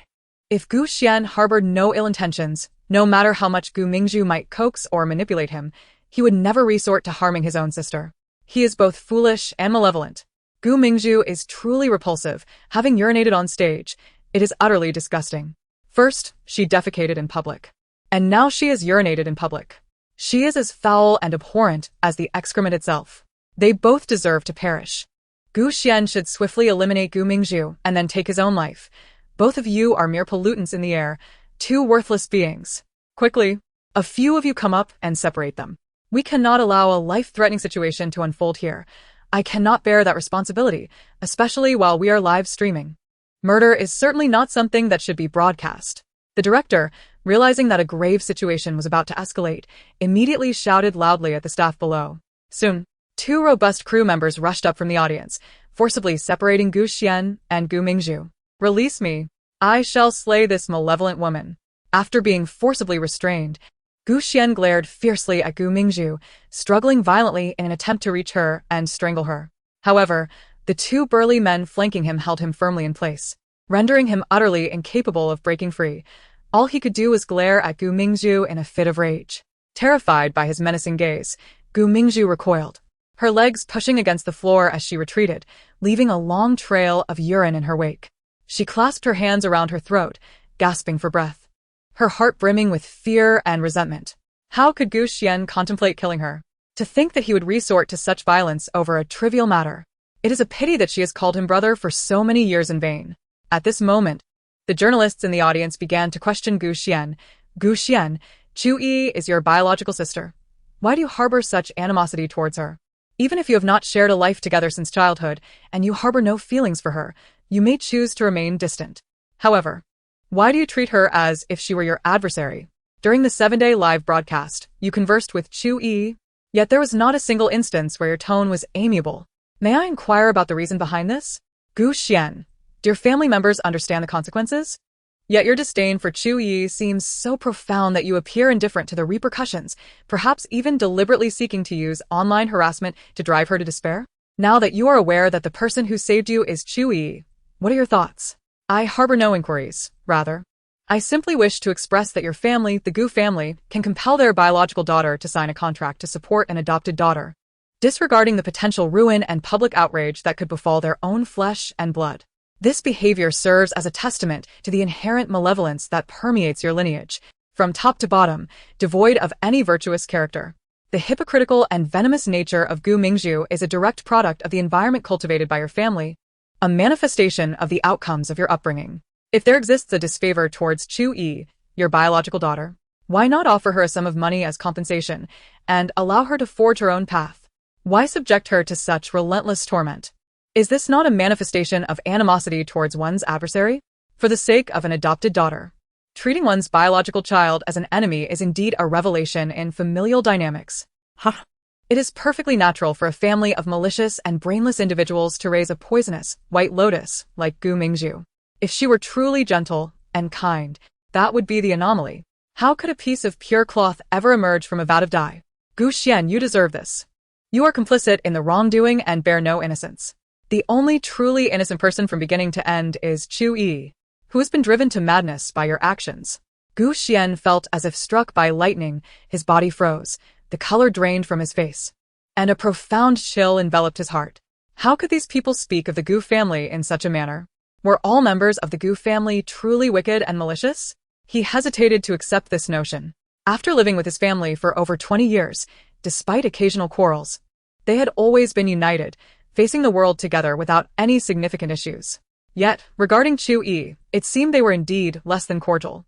Despite Gu Mingzhu's kind intention to escort her upstairs to her room, Chu Yiyi deliberately pushed her down the stairs. Consequently, the entire family was deeply disappointed in Chu Yiyi, canceling the welcome banquet they had prepared for her that evening, leaving her to dine alone at home while they took Gu Mingzhu out for entertainment and dining. To soothe Gu Mingzhu and provide her with a sense of security, the following day, they took her on a trip, leaving Chu Yiyi alone at home. They had already managed to comfort Gu Mingzhu outside. When they inquired about her injury and who had caused her tears, she merely shook her head and cast a timid glance at Chu Yiyi. They assumed that Chu Yiyi had bullied Gu Mingzhu, leading to their disappointment in her. And they chose to neglect her, hoping she would learn a lesson, while simultaneously showering Gu Mingzhu with affection. In truth, Gu Xian had also wavered.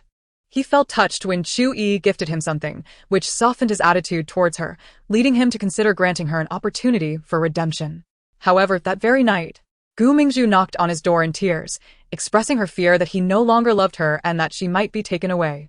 To placate Gu Mingzhu, he destroyed the gift that Chu Yiyi had given him and discarded it. At that moment, he felt a pang of guilt and opened his mouth to explain. But Chu Yiyi said nothing. Her gaze turned icy, devoid of any excess emotion.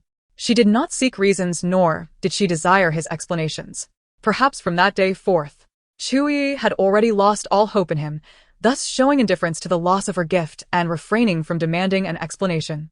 After that incident, Chu Yiyi never again sought to please him. When they encountered each other outside, she would act as if they were strangers, only offering a polite yet distant nod when they met at home, and reluctantly addressing him as third brother when absolutely necessary. Chapter 36. Her sincere heart fed to the dogs. In truth, Chu Yiyi had always been a person of principles. However, once they thoroughly trampled upon her sincerity, she ceased to seek their approval. The criterion by which she judged their betrayal was whether they cherished the gifts she had painstakingly prepared for them. He was the first to ruin and discard a gift given by Chu Yiyi, which led to her initial coldness and distance. Her father followed suit. Chu Yiyi had gifted her father a watch, a limited edition piece requiring years of advance order through legitimate channels, a symbol of status. Yet her father never wore it. Chu Yiyi did not mind. As long as he accepted her gift, she felt content, regardless of whether he donned it. She continued to show him utmost respect, even when he maintained a cold demeanor and constantly warned her not to compete with Mingzhu or bully her. She always wore a faint smile. 2 months later, that watch appeared in the hands of the butler. Chu Yiyi stared at the watch for a long time, but did not question anyone. She merely absorbed the emotions of her sincerity being trampled. After that, her attitude towards her father cooled significantly. The second brother was the third to disappoint her. He was a race car driver, and Chu Yiyi had somehow acquired an autograph from his favorite racer and even purchased the car used in the race where that driver achieved world champion status. However, it wasn't long before he lent the car to Gu Mingzhu, who crashed it within 10 minutes. Furious upon learning of this, Chu Yiyi confronted Gu Mingzhu. Suspecting it was intentional, Gu Mingzhu cried bitterly, but no matter how she apologized, Chu Yiyi remained aloof. In a fit of rage, the second brother took a hammer and smashed the car, which could have been repaired, reducing it to scrap. They scolded Chu Yiyi for making a mountain out of a molehill, insisting she apologize to Gu Mingzhu. Ultimately, she remained silent and did not apologize, retreating into her solitude. After that, she ceased to acknowledge her second brother. The eldest brother was the fourth. Due to work-related stress, he often suffered from headaches and insomnia. Initially, Chu Yiyi would massage his head daily, and after each session, he would sleep soundly. Later, she gifted him a pack of specially formulated aromatherapy oils designed to relax both body and mind, aiding in swift slumber. After trying it, he found it effective. However, soon after, a medical student friend of Gu Mingzhu visited and, upon smelling the aroma, warned that the oils contained harmful substances that could lead to infertility. Consequently, the family condemned Chu Yiyi as malicious, accusing her of wanting to harm her brother. Chu Yiyi insisted the oils were harmless, and even suggested they undergo professional testing or have her brother examined to assess his health. Gu Mingzhu, crying, swore that was her best friend, insisting that if they doubted her friend, they were doubting her as well. Naturally, they chose to believe Gu Mingzhu. The eldest brother, furious, berated Chu Yiyi and prepared to dispose of the oils. He recalled how her fervent enthusiasm had gradually faded, becoming cold and indifferent. When he retrieved the oils, she snatched them away and consumed them all in one go, declaring, "I told you, these oils are harmless. Consuming them cannot harm the body, let alone using them for aromatherapy. Just wait and see if I poison myself." They were momentarily shaken, believing her cunning for someone so young. The fifth was their mother. This incident occurred merely 3 months ago, on the day Chu Yiyi fell from the stage. That day, after a failed attempt to frame Gu Mingzhu, she herself fell from the stage, inciting their furious rush to check on Gu Mingzhu. Gu Mingzhu sat on the stage, trembling and in tears. Despite their attempts to console her, Their mother was immensely distressed for Gu Mingzhu. The depth of her concern for Gu Mingzhu mirrored her intense hatred for Chu Yiyi's wicked actions. In a fit of rage, she approached Chu Yiyi, who lay motionless on the ground, barely opening her eyes, and scolded her harshly. Then, she ripped the pearl necklace from around her neck and hurled it at Chu Yiyi, declaring she would not accept gifts from such a venomous daughter, finding them repulsive. That pearl necklace was a gift from Chu Yiyi, who claimed it had been treated with a special solution to enhance beauty and delay aging. Perhaps due to psychological effects, when her mother wore the necklace, her skin appeared significantly more radiant, garnering compliments from neighbors who noted her youthful beauty. Yet, they all believed it was simply because Gu Mingzhu had cheered her mother up that her mood improved and her skin glowed, dismissing any credit to the necklace. How could a mere necklace possess such power? However, since discarding that necklace, her mother's complexion had begun to lose its luster over the past 3 months. Chu Yiyi struggled to grasp the necklace, watching as the light in her eyes gradually faded. Later, Chu Yiyi fell into a coma. After an hour had passed, they managed to pacify Gu Mingzhu before discovering her state. An ambulance was summoned to transport Chu Yiyi to the hospital. At that moment, he had not seen any sign of the necklace, only noticing a fine dust on her palm. He assumed it was merely ordinary dust, believing that someone else must have picked up the necklace. In retrospect, it dawned on him that it was Chu Yiyi who had crushed the necklace before losing consciousness. Along with the last vestige of hope she held for the Gu family, Gu Xian let out a self-deprecating laugh. It was they who had gradually pushed Chu Yiyi to their opposing side. The journalists were not wrong in their scorn. It was their foolishness and malice that led them to believe in Gu Mingzhu's schemes against Chu Yiyi, trampling upon her sincerity. They had never witnessed Chu Yiyi harming Gu Mingzhu, yet they were quick to blame her. Each time, it was after Gu Mingzhu and Chu Yiyi had been alone that she would return to them in tears. When they inquired about what had transpired, she would simply shake her head, crying and insisting that it had nothing to do with Chu Yiyi, urging them not to blame her. Thus, they concluded that Chu Yiyi must have bullied Gu Mingzhu and felt compelled to defend her. They were truly foolish. Gu Mingzhu's petty tricks had ensnared the entire family. Were it not for this incident, they might have remained oblivious to Gu Mingzhu's true nature for a lifetime. Gu Xian was filled with regret, enduring both pain and torment. With a thud, he knelt before Chu Yiyi. She had already positioned herself on the opposite side of the stage, a distance of several meters between them. Upon seeing Gu Xian kneel, her expression remained calm, her heart devoid of any turmoil. Gu Xian gazed at Chu Yiyi with guilt in his eyes, his eyelids reddening as he choked out, "I am sorry.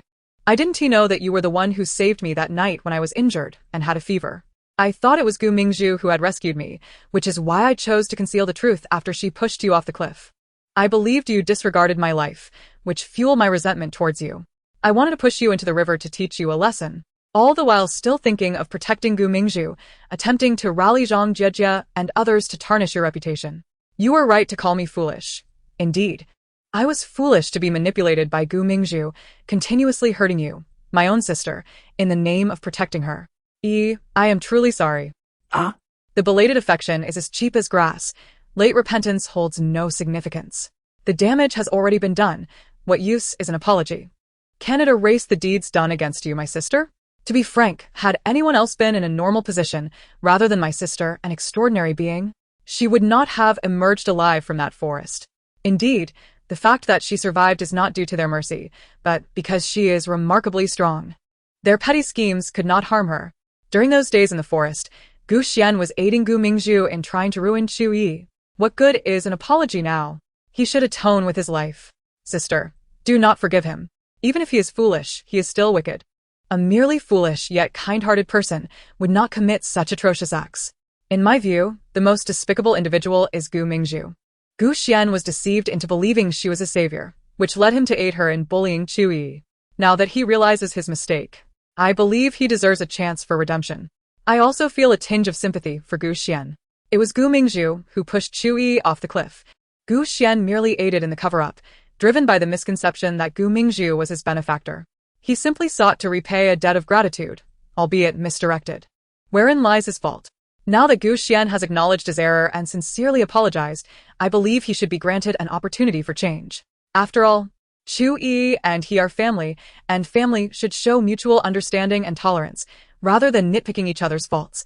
That would be devoid of humanity. Chapter 37. Indeed. Madness is the most potent weapon against the world. Wow, what a powerful halo of saintliness. I am nearly blinded. Where do all these saints come from? I am in stitches. Are Gu Xian's mistakes merely trifles? Those are enough to warrant sentencing, and they are still deemed minor? How can one repay kindness with malice? Chu Yiyi has already given Gu Xian a chance. She saved his life without holding past grievances against him. Yet what she received in return was double the targeting and humiliation. She is under no obligation to grant him another chance. The saints have clearly not absorbed the journalist's words. Had Gu Xian been upright and kind-hearted, he would not have committed such vile acts against Chu Yiyi, no matter how Gu Mingzhu incited him. His willingness to harm her based on another's words reveals his true nature. Indeed. What normal person would kill simply because someone urged them to? Even a normal person would refuse, even if it were their own father asking them to do so. In the live broadcast room, the audience was embroiled in heated debate. At the scene, Gu Xian looked earnestly at Chu Yiyi. His face filled with remorse as he said, I am sorry for the harm I have caused you. I will make amends. Can you forgive me and grant me a chance to rectify my wrongs? All eyes in the room turned to Chu Yiyi. She coldly regarded Gu Xian, stating, If you have erred, you should face the consequences. What do you seek from me? Furthermore, I have long severed ties with your family. Choose your words carefully, and do not repulse me. Gu Xian's body stiffened, the light in his eyes gradually dimming, leaving him looking as if his soul had been extracted. Utterly despondent. He tried to say something more, but upon meeting Chu Yiyi's indifferent gaze, all his words were stuck in his throat, leaving him speechless. Zhang Jejia, Chu Yiyi provided you with food. In such dire circumstances, her act was akin to providing timely assistance. Why then did you betray her? Distorting the truth and deliberately tarnishing her reputation before the cameras? If your smear campaign were successful, do you comprehend what Chu Yiyi would face? If your deceit succeeded, she might be imprisoned, as you all accused her of murder. Even if Gu Xian did not die, it would still be attempted murder. Is this your way of repaying her kindness? Qin Xiuhan, do you truly believe that a collaborative opportunity outweighs a person's innocence? Do you three hold not a shred of gratitude towards Chu Yiyi? How do you rationalize your treachery? You may find it challenging to navigate the entertainment industry henceforth. Do you have anything to say? They had already begun to regret their actions. Alas, it was too late for remorse now. With a thud, Zhang Jejia sank to her knees, sobbing uncontrollably. Sister Yi, I am sorry. I dared not oppose the Gu family, and my own greed clouded my judgment, leading me to agree to Gu Mingzhu and Gu Xian's scheme to defame you. I am sorry for the help you extended to me. Qin Xiuhan declared. Chu Yiyi, I am sorry. I am willing to compensate you. Can you forgive me? Duan Jiang added. At the time, I thought that even if I refused, Gu Mingzhu and Gu Xian would not spare you. As your relatives, their words would sway the netizens. Even if I did not assist them, you would still face ruin. And if I supported them, your outcome would not improve, yet I could obtain the opportunity one longed for. Thus, in a moment of folly, I acquiesced to their demands and joined them in defaming you. I have felt immense guilt for this, and accept that this outcome is my own doing. I do not seek your forgiveness, but I wish to compensate you. Please grant me a chance to do so. Chu Yiyi crossed her arms, her demeanor cold as she stated, I do not accept, nor do I forgive. The three of them turned pale, their bodies swaying slightly, and they bowed their heads in shame and regret. Sister, you handled that beautifully. Regarding those who have inflicted harm upon oneself, forgiveness should not be granted. The admiration for my sister remains unwavering. She has not let me down. How can one commit wrongs and cause pain to others, then expect forgiveness merely by bowing their head and apologizing? Such actions should be met with non-acceptance, allowing them to endure the torment of their own conscience. I believe that Chu Yiyi has become somewhat unforgiving. One should exhibit magnanimity, especially women, who ought to be more tolerant and not cling to the slightest error of others. At the scene, reporters began to direct their cameras towards Chu Yiyi, and the questions soon fell upon her. Chu Yiyi, after the experiences of these past few days, what do you wish to express? Will you forgive Gu Xian? How is it that your skills are so formidable? During your time in exile, what were you engaged in? May I inquire about your mental state? Chu Yiyi remained composed until she heard someone question her mental stability, at which point her expression darkened. She cast a cold gaze downward, her icy eyes pinpointing the reporter who had dared to doubt her mental state, and she spoke clearly. My mental state is excellent. I am full of energy, every day. As for everything else, I have nothing more to say. I have already expressed what needed to be said. The reporters, eager for more inquiries, pressed on, yet Chu Yiyi had grown impatient. She turned to the director and inquired, "Has the cutting tool been borrowed?" The director, meeting her gaze, instinctively recoiled, sensing her rising impatience. If this continued, she might suffer another episode. He quickly nodded. "Yes, it has been borrowed. I will have someone bring it to you right away."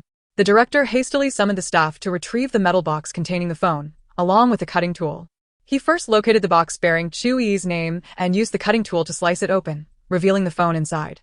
Chu Yiyi approached, retrieving her device. The director handed her a power bank, stating, "Your phone must be out of battery. Here's a power bank for you." Chu Yiyi accepted the power bank, connecting the charging cable to her phone as she leapt off the stage and departed. The reporters surged forward, eager to corner her. Chu Yiyi. "May we have an exclusive interview? Please don't leave. We have more questions for you." They quickly encircled her, microphones thrust forward in a chaotic attempt to capture her attention. Chu Yiyi struggled to maintain her composure, frowning as she said, "Step aside. I do not accept interviews." I have already said what I needed to. However, the reporters remained relentless. Chu Yiyi had become a sensation. Any news bearing her name would undoubtedly draw attention, and an interview with her would yield immeasurable traffic. Even in silence, they sought to keep her present for more photographs, attempting to push through the throng. Chu Yiyi found herself unable to penetrate the dense wall of bodies. The world was watching her, with numerous fans forming clubs both domestically and internationally. What would she say to those who support her? "Chu Yiyi, you have communicated effortlessly with monkeys and ferrets in the forest. Do you possess some special skill? Can you understand animal speech? It is said that members of the Animal Language Research Association wish to speak with you. Are you willing to share your experiences of conversing with animals? How did you become so extraordinary?" Listening impassively to the barrage of questions, Chu Yiyi suddenly began to convulse. Her expression contorting as she rolled her eyes, stuck out her tongue, screamed, roared, and laughed maniacally. With a thud, she collapsed to the ground, continuing to spasm and writhe, contorting her body in a grotesque fashion, resembling some bizarre creature as she crawled away in a sinister manner. The reporters screamed in terror, scattering in all directions. And in that moment, Chu Yiyi seized the opportunity to scuttle out of the banquet hall. Outside the hall, Chu Yiyi stood up, her previously twisted expression transforming into a calm and indifferent demeanor. Observing the stunned crowd behind her, she felt an inner tranquility. Indeed, madness proves to be the most potent weapon against the world. In the banquet hall, upon witnessing Chu Yiyi's departure, Gu Xian and his associates resolved to leave as well. Suddenly, a reporter's voice rang out, at the beginning of the press conference. "You swore that all your statements were true and that you had not harmed Chu Yiyi. Rather, it was she who harmed you and targeted you. If you have lied, should you not kneel and slap yourselves?" Other reporters echoed, "I almost forgot." Thankfully, someone remembered. "Go ahead, do not waste everyone's time. Your integrity is already in question. Surely you do not wish to add the label of dishonesty?" The individuals on stage fell silent. Originally, some had contemplated evasion, but the reporters had blocked all avenues of retreat, making it impossible for them to escape accountability. Gu Xian, already kneeling, raised his hand and struck his own face repeatedly. The sound of slaps filled the air, leaving his face swollen. The others, witnessing this, could do nothing but kneel in shame and follow suit. Once they had finished, the director feigned innocence. "Oh, that was merely a joke. Why are you taking it so seriously?" The director instructed the staff to return their phones, also providing each with a power bank. Gu Xian stood up, dazed, and made his way outside. The reporters quickly surrounded him, eager to interview them. Although they lacked the popularity of Chu Yiyi, they were still figures of interest capable of generating considerable traffic. The five of them found themselves ensnared in a tight circle. It was only when the director called for assistance to clear a path that they managed to exit the hotel. Gu Xian hurried ahead, with Mingzhu trailing closely behind. "Brother, wait for me. You promised to protect me. How can you leave me behind?" Mingzhu cried, her voice laced with desperation. Gu Xian's expression darkened further at her words, and his pace quickened. She had nearly cost him his life. What right did she have to demand his protection now? At the roadside outside the hotel, numerous vehicles were parked. As Gu Xian stepped out, a business car pulled up in front of him. The door opened to reveal his eldest and second brothers. Gu Qing said, "Third brother, get in the car." Gu Xian hurriedly complied. Just then, Gu Mingzhu rushed over, attempting to join him, but Gu Xian kicked her away. "Do not follow me, you treacherous woman. Do not come near me again." Gu Xian shouted in anger. Gu Mingzhu fell to the ground, tears streaming down her face as she lamented, "Brother, I am your beloved sister of 20 years. Our bond, forged over 2 decades, cannot be severed by such a trivial matter." Gu Xian's chest heaved with fury. His life had nearly been extinguished. How could she dismiss this as trivial? Turning to Gu Mingzhu, who sat on the ground, he said, "You can come too. Our parents are waiting at home." Overwhelmed with joy, Gu Mingzhu instantly rose and scrambled into the car. Gu Xian attempted to halt her, but Gu Qing firmly restrained him. "Third brother, do not cause a scene." Gu Xian angrily retorted, "Second brother, did you not watch the live broadcast? Are you unaware of what she has done over the past week?" Gu Qing replied, "I did watch." Gu Mingzhu, hearing this, cried with a face full of tears, pleading, "Brother, you misunderstand me." Silence. "Not a single word you utter is truthful. I do not wish to hear your explanations. Now, get out of the car." Gu Xian furiously interrupted Gu Mingzhu. Gu Mingzhu bit her lip, her eyes glistening with tears as she looked towards Gu Yan and Gu Qing. "Eldest brother, second brother, do you not believe me either? Do you wish to cast me away as well?" Gu Xian opened his mouth to speak, but clenched his teeth, ultimately choosing silence. A sense of panic surged within Gu Mingzhu. Her parents had watched the live broadcast. How could she possibly navigate this situation? The journey continued in silence. And half an hour later, the car halted at the entrance of the Gu family villa. The 3 brothers and Gu Mingzhu entered together. Gu Zhengwo and Li were seated on the sofa in the living room, appearing to have waited for quite some time. Upon seeing them, Gu Mingzhu collapsed to her knees. "I'm sorry, Mom and Dad," she cried. "I made a grave mistake in the forest, hurting third brother. I beg for your forgiveness." Slap. Liu delivered a sharp blow to her face, trembling with rage. "We neglected our own flesh and blood for your sake, and this is how you repay us? Your third brother has treated you with utmost kindness, yet you have reduced him to a mere servant. You ignored him during his illness and even hindered others from rescuing him when he was in peril, wishing for his demise. Do you possess no conscience? How could you commit such acts? Do you think you deserve forgiveness from Xian or from us? You are a heartless ingrate, and we have wasted our affection on you for so many years." As she spoke, tears of frustration streamed down her face. She raised her hand, intending to strike Gu Mingzhu again, but Gu Zhengwo firmly grasped her wrist, admonishing her angrily, "Enough. Stop this nonsense. Can you not behave with a modicum of composure? Instead of acting like a shrew?" Liu retorted, "Our son was nearly killed by this ingrate. I merely seek justice for him. What chaos have I caused?" Gu Zhengwo maintained a stern expression. "I have stated before that Mingzhu acted under duress, leading to her mental instability, which caused her to behave in such an uncharacteristic manner. She did not intend harm. She is suffering as well. Look at her tears, her remorse. She acknowledges her mistakes and has apologized. There is no need to hold on to this forever." Liu looked at Gu Zhengwo in disbelief, her voice trembling. "What are you saying? She nearly killed our son and even attempted to harm our own daughter, and you still defend her?" Gu Zhengwo frowned, reproaching her. "Do not distort the truth. It was Chu Yiyi who endangered Xian's life, not Mingzhu. Even if Mingzhu did try to prevent others from saving him, that does not equate to her being responsible for his predicament. You believe the slander of those who hardly know her? We have lived with Mingzhu for 20 years. Do you not understand her character?" Liu's complexion fluctuated between shades of blue and red. Gu Mingzhu seized the opportunity, her voice softening. "Father, you understand me best. Mother, as father mentioned, I was overwhelmed by injustice and trauma, causing my mind to become clouded. I cannot even recall my actions in the forest clearly. Many things were not my true intentions. I was in a state of mental distress, unable to control my actions and words. However, I did hurt third brother, and I am willing to accept punishment.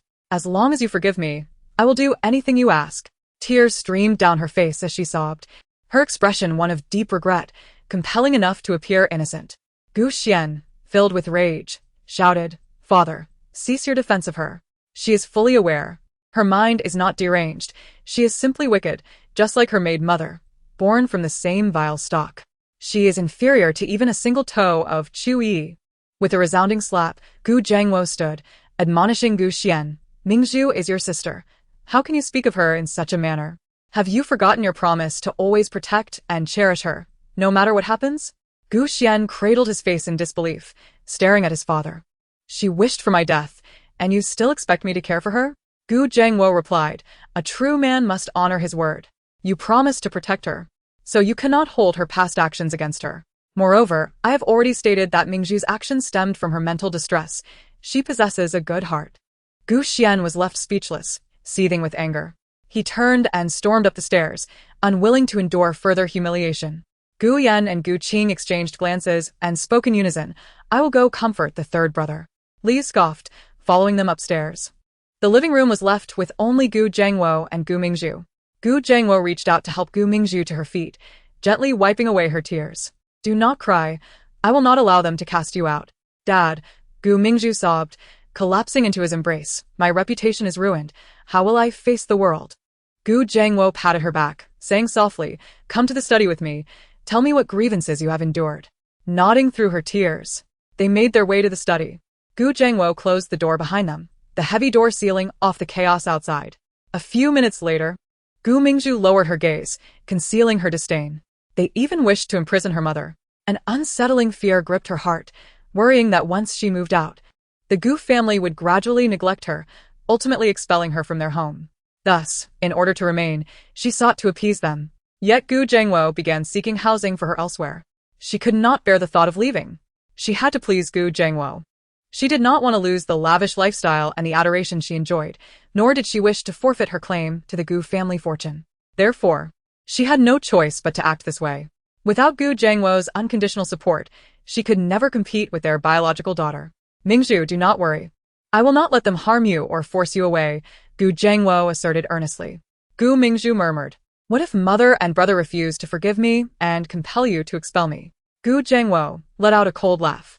I am the head of this family. If they refuse to heed my authority and cannot accept you, then I shall have them removed. Gu Mingzhu felt entirely reassured. She nestled her head on Gu Zhengwo's shoulder, her voice laced with grievance. Father, it is all Chu Yiyi's fault that I am in this situation. I fear leaving the house. You must help me seek vengeance. A glint of malice flickered in Gu Zhengwo's eyes as he gritted his teeth. Even if she had not harmed you, I would not let her off the hook. She sold 30% of the company's shares to Fuyu, throwing the company into disarray. She has caused me significant financial loss and even assaulted me. This grudge has long been established. After enduring a week of tension, Gu Mingzhu finally felt her nerves relax. The soft yet supportive mattress and the silken comforter felt like a heavenly embrace, a stark contrast to the hard, cold ground she had endured in the forest. Though she had managed to sleep each night, it was far from comfortable, leaving her sore and weary each morning. Now. Simply lying in the cozy bed felt like a soothing massage, restoring her sense of comfort and relaxation. Just as she was about to close her eyes, Her phone suddenly rang. in the dim light, Chu Yiyi fumbled for her phone and answered the call. Who is it? Her voice was slightly hoarse, imbued with a languid tone. A deep, resonant male voice emerged from the device. Chu Yiyi, it's Fuyu. Oh, what is it? Chu Yiyi replied with a lack of enthusiasm. Fuyu continued, can we have a conversation? It's about the suppression of the Gu family.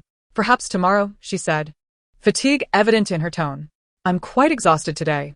Fuyu's voice, rich and deep, carried a hint of pleasure as he responded, very well, I shall visit you tomorrow. Chu Yiyi mumbled a vague acknowledgement, ended the call, and closed her eyes. Soon, slumber enveloped her. Upon awakening the next day, she realized it was nearly noon. Glancing at the clock, she noted she had slept for 13 hours. Her stomach growled, protesting its emptiness. Stretching languidly, she quickly washed up, donned a loose-fitting outfit, and descended the stairs. Despite her extensive rest, her body felt weary, especially her back and shoulders, which still ached. With a determined effort, she performed a push-up and crawled down the stairs using her hands and feet. It was only when she reached the living room that she paused. Suddenly, she sensed something was amiss, a strong feeling of being watched. Raising her gaze, she met a pair of deep, complex eyes. Chu Yiyi, are you all right? The man regarded her with a complicated expression, his voice low and magnetic, tinged with an indescribable nuance. He was clad in black casual trousers and a black t-shirt, his tall, muscular frame subtly defined by the fabric. His hair was neatly slicked back, revealing a strikingly handsome face akin to a work of art. Fuyu, she acknowledged. His demeanor was relatively calm, yet his eyes conveyed a whirlwind of emotions. Beside him sat a young man in a suit, wearing gold-rimmed glasses, equally handsome, whose face was painted with shock as he gazed at Chu Yiyi, as if his worldview had been drastically shaken. Chu Yiyi, maintaining her composure, stood up from the floor and brushed her hands together. I must say, the cleanliness here is commendable. She had crawled down without a trace of dirt on her palms. Taking a seat opposite them, her cool gaze met Fu Yu's. Mr. Fu, what brings you to my home? Fu Yu's lips twitched, reminding her. I called you last night, and we agreed I would visit today. At that moment, she recalled their conversation from the previous night, realizing she had indeed consented to meet. However, she had not anticipated his direct entrance into the villa. Seating herself across from them, her tone turned cold as she warned Fu Yu, Mr. Fu, I hope you understand a fundamental principle. This villa is lent to me, and until it is returned to you, I am its rightful occupant. Even as the property owner, you require my consent to enter. Considering our partnership, I shall overlook this incident, but let it not recur. Fu Yu lowered his gaze, apologetically stating, I apologize for my oversight. I will certainly consult you before my next visit. Let us set this aside and discuss the matter at hand. Chu Yiyi replied. Fu Yu suggested, not so fast. You've just awakened after a long sleep and must be hungry. Allow me to prepare something for you. Chu Yiyi nodded, not declining, for she was indeed famished. Fu Yu rose and proceeded to the kitchen. Meanwhile, Chiu Feng, standing nearby, stared at Fu Yu in disbelief, as if encountering a creature from another world. Was this the same decisive and cold Fu Yu he knew? Being treated like this by a woman, even allowing her to chastise him as if he were an intruder, without showing any anger, was utterly bewildering. At that moment, Chu Yiyi lifted her eyelids and coolly regarded Chiu Feng. You should not be idle either. Please fetch me a plate of fruit. I would like some chilled watermelon. Since you accompanied Fu Yu, you are also a guest here, and guests should act accordingly, so as not to neglect the host. Chiu Feng felt a sense of dissonance. Shouldn't the host be the one to graciously entertain the guest? Why did Chu Yiyi so naturally assert that the guest should tend to the host? Yet her assertiveness compelled him to follow her command without question. By the time he realized what happened, he had already reached the kitchen door. He stepped inside, closing the door behind him, and approached Fu Yu, lowering his voice to ask, What are you doing? She has taken over your home. And you still intend to cook for her? Have you lost your mind? You need psychological treatment. Chiu Feng was not only Fu Yu's friend, but also a renowned psychologist. After suspecting that Chu Yi's mental state might be unstable upon viewing her live stream, Fu Yu had contacted Chiu Feng to assess her condition following her filming. Thus, Chiu Feng found himself here with Fu Yu. The pretext of discussing the Gu family was merely a fade. The true purpose was for Chiu Feng to evaluate Chu Yi's mental state. Fu Yu replied softly, This situation is my fault. I lent her the house. She is the rightful owner here. Bringing you in without her permission was an error on my part, and I must accept that. She bears no blame. Chiu Feng's eyes widened in astonishment. You are admitting fault? Is this really the Fu Yu I know? Fu Yu shot him a glance. In your eyes. Was I previously unreasonable? Did I never admit my mistakes? Chiu Feng fell silent. Fu Yu continued. Enough about me. Let us discuss her. You observed her descent from the stairs. Did you discern any issues? After a moment of contemplation, Chiu Feng replied seriously, her behavior exhibits some regressive tendencies. And she appears self-centered, entirely disregarding the feelings of others. There are indeed signs of psychological irregularity, but her reasoning is coherent, and her communication skills are normal. The situation is not particularly severe. With proactive treatment, significant improvement is likely. However, this is merely my preliminary assessment. More detailed evaluation is required.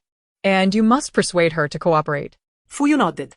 Very well, you may go cut the watermelon. She is waiting to eat. Chiu Feng, exasperated, exclaimed, I am the world's leading psychologist and hypnotist. Do you realize how valuable my hands are? My consultation fee for half an hour is exorbitant. And you expect me to slice watermelon for a woman? Fu Yu picked up a knife, his voice icy. Speak another word, and I shall cut your hand.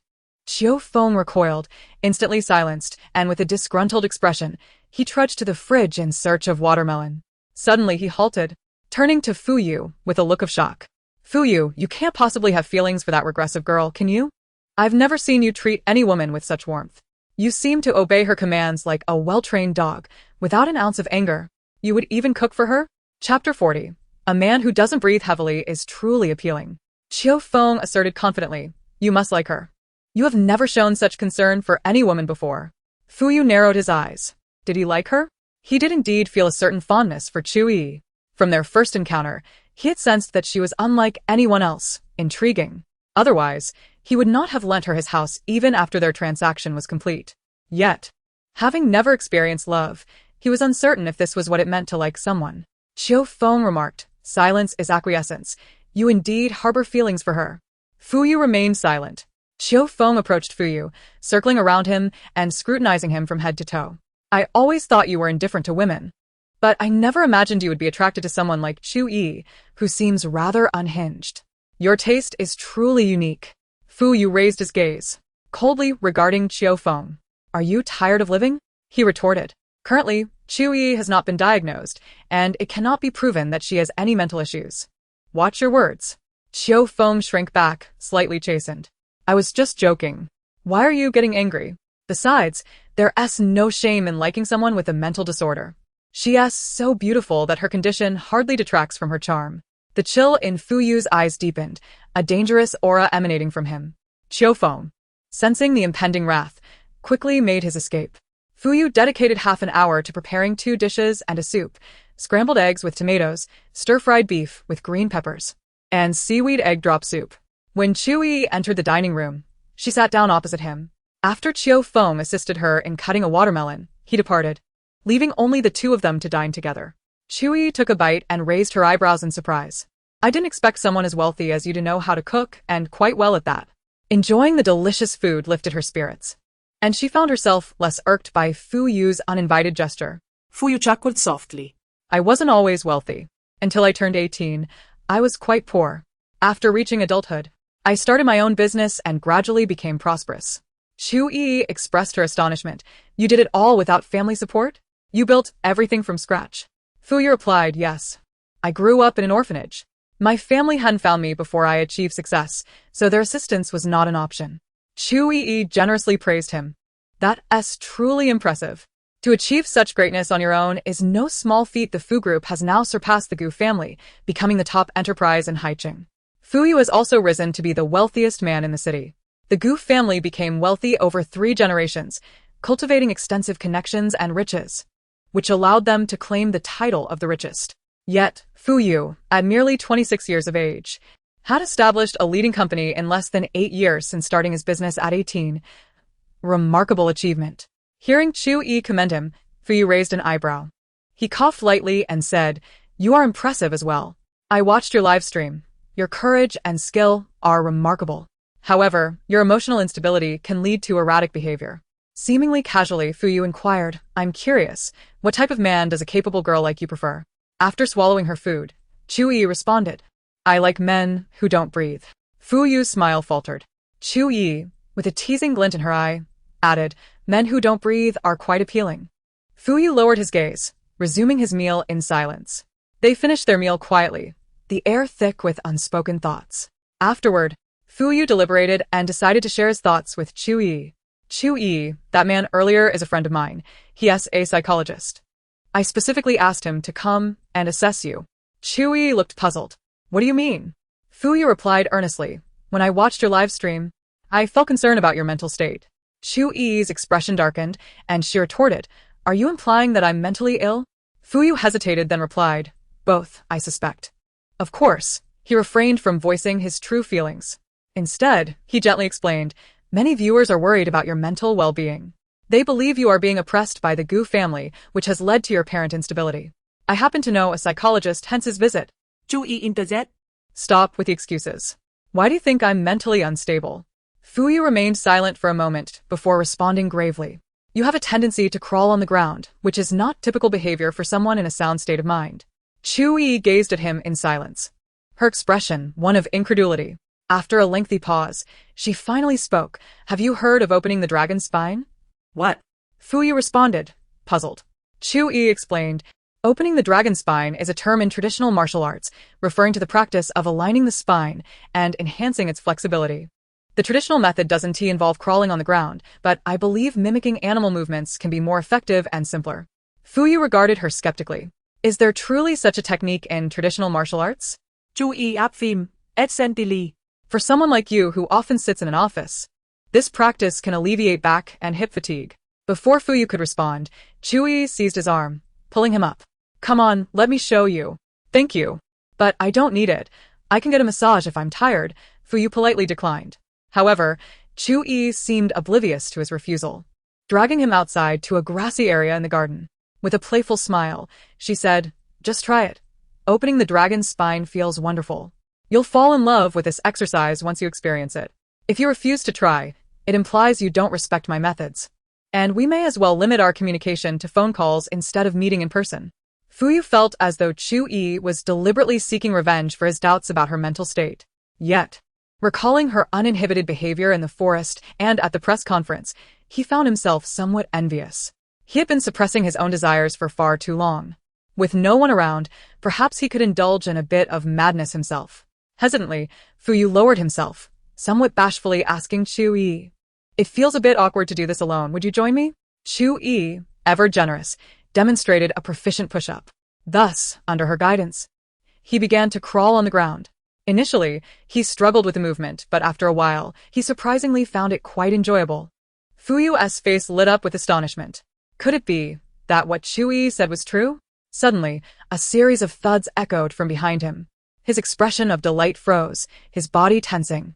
3 figures stood behind him.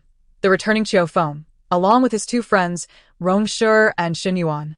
They stared in shock at Fuyu and Chu Yiyi, their expressions shifting as if they had encountered a ghost.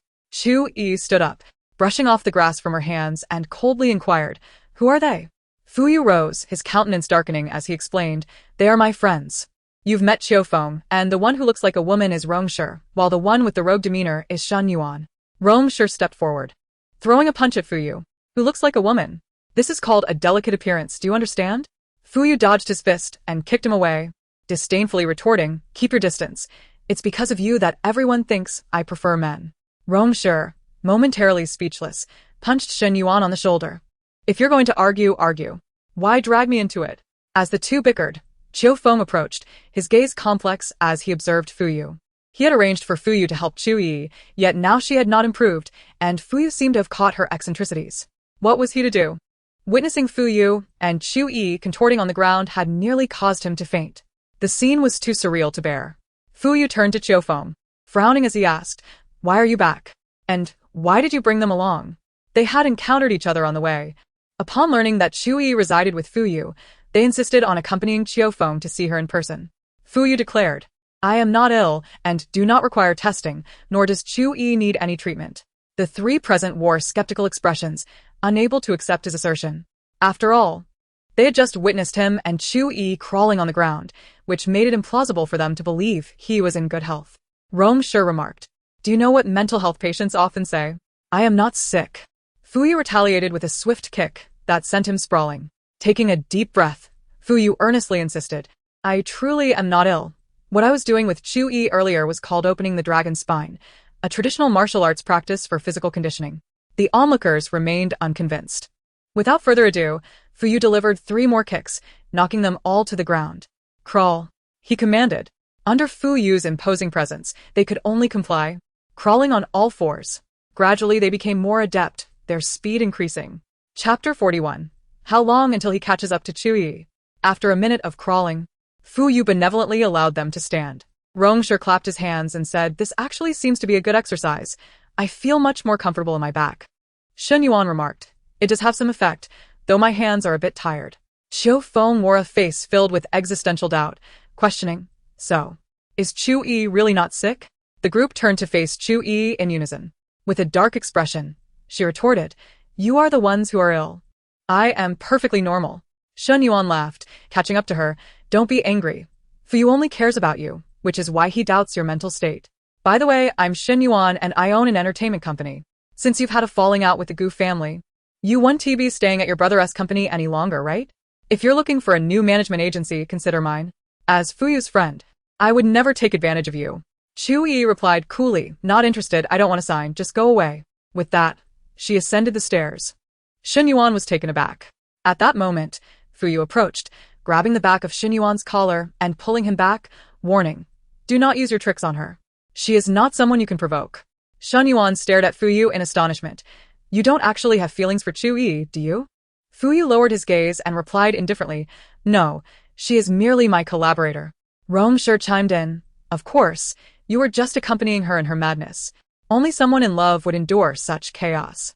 Fuyu countered, If I said I was coerced, would you believe me? The group wore expressions of disbelief. Shen Yuan laughed. Who could possibly coerce you? You are clearly willing, relishing every moment. Rongshi added, exactly. Your joyful expression is hardly that of someone being forced. Fu Yu remained silent. Shen Yuan sighed, lamenting, I've been staying up late every night watching Chu Yiyi's live streams. I was quite interested in her. Since you've taken a liking to her, I want to compete with you.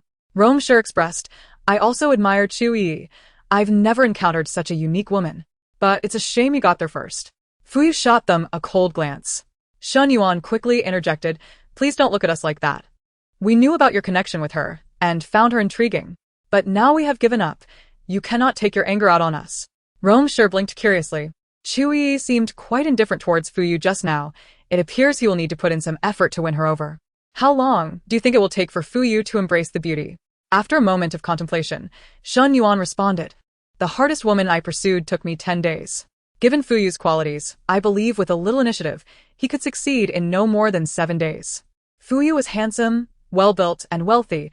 As long as he took the initiative, no woman could resist his allure. With Fu Yu's attributes, it's not just women.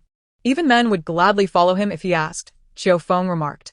Rongshi countered, Chu Yiyi is unlike ordinary women. I believe it will be somewhat challenging. At least half a month to win her heart. Qiu Feng added, I don't think it's that simple. I predict it will take at least a month. Bang, bang, bang. Fu Yu unceremoniously tapped each of their heads, coldly declaring, I merely admire Chu Yiyi. Do not jest about her. If you dare to speak foolishly again, I will have your tongues cut out. Shen Yuan rubbed his head and chuckled.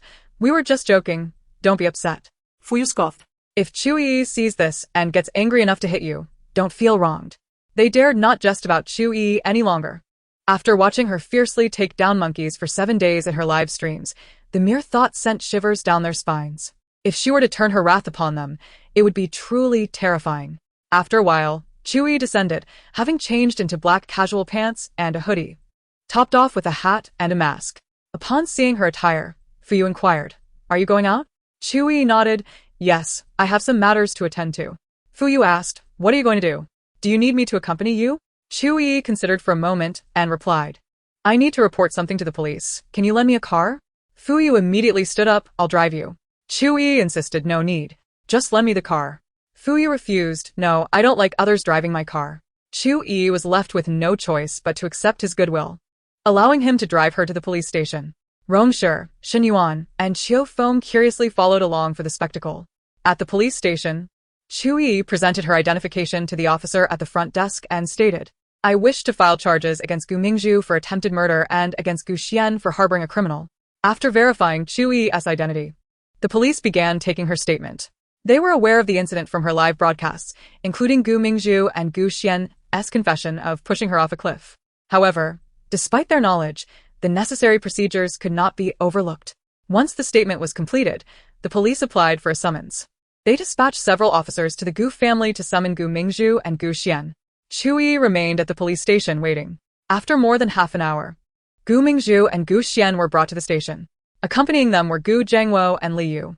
Upon seeing Chu Yiyi, Gu Zhengwo's expression soured dramatically. He strode swiftly toward her, raising his hand to strike. You unfilial daughter, is it not enough that you've ruined Mingzhu's reputation? You dare to sue her, wanting her imprisoned. How malicious can you be? I'll kill you, ungrateful wretch. His hand was halted mid-swing by a strong grip. Before he could see who had stopped him, the responding police had already restrained him. Then, a pair of handcuffs were placed on his wrists. One officer sternly declared, You dare to cause a scene in the police station? That is contempt of the police. To prevent you from harming others, you will wear these handcuffs until you leave. Gu Zhengwo's face turned a mix of colors, furious and indignant. I'm disciplining my own daughter. This is a family matter, and you, as police, have no right to intervene. The police angrily retorted, Even if she is your daughter, you cannot strike her. Regardless of her identity, she is an independent citizen. Her personal safety protected by law. If you dare to harm her, you will be breaking the law.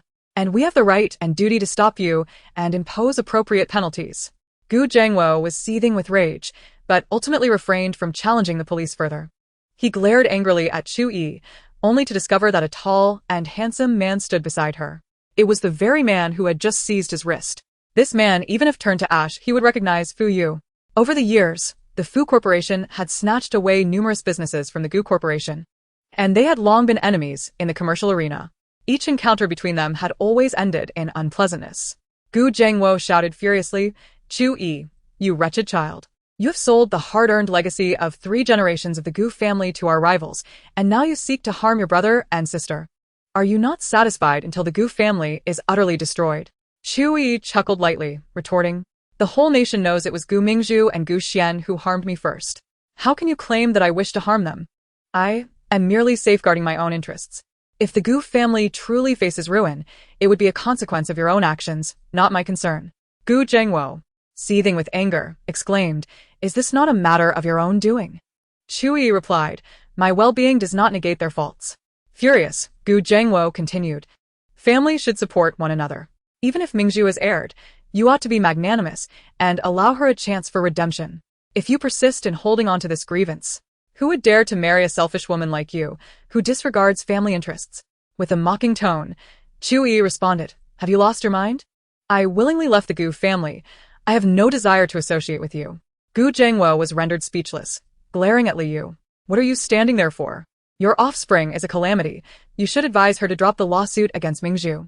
Li Yu, her emotions tangled, looked at Chu Yiyi. Though she harbored resentment towards Gu Mingzhu, she dared not contradict Gu Zhengwo, the head of the family, who sought to protect Mingzhu. After all, Gu Mingzhu was her cherished daughter for 20 years, and she still held feelings for her. Li Yugoslavia Slulispuka, I. It is true that Mingzhu pushing you off the cliff was wrong, but she has realized her mistake. For your mother's sake, can't you let this matter go? Chapter 42. To scold you is to love you.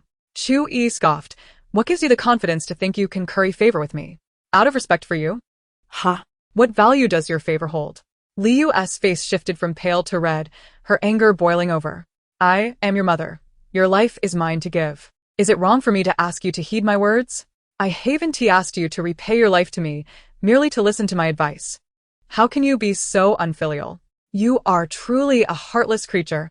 I should never have given you life. You are a calamity, bringing turmoil to our home."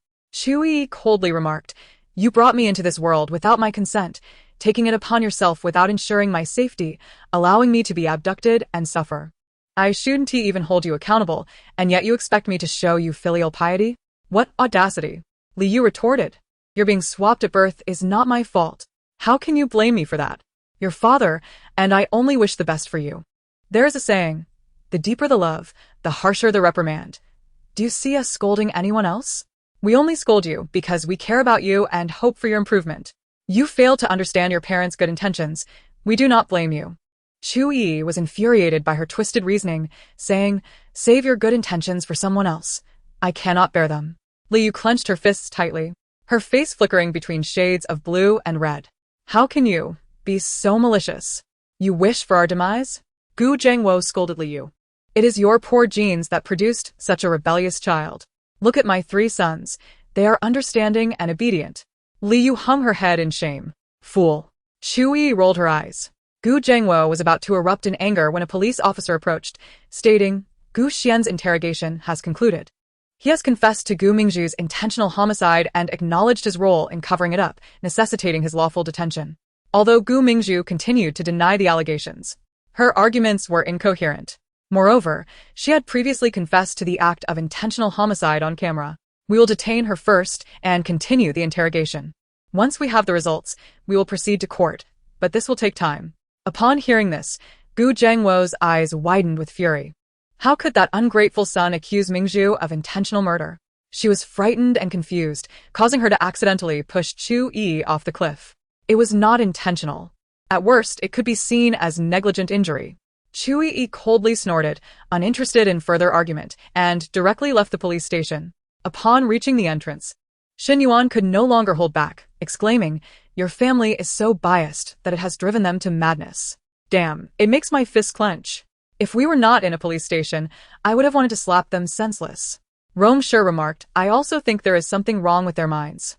Clearly, it is Yi who has been wronged, yet they offer her no words of comfort and instead scold her as malicious. The one who pushed her off the cliff is viewed as kind, while the one who is pushed is seen as malicious. Do their values differ from those of normal people?" Qiu Feng added.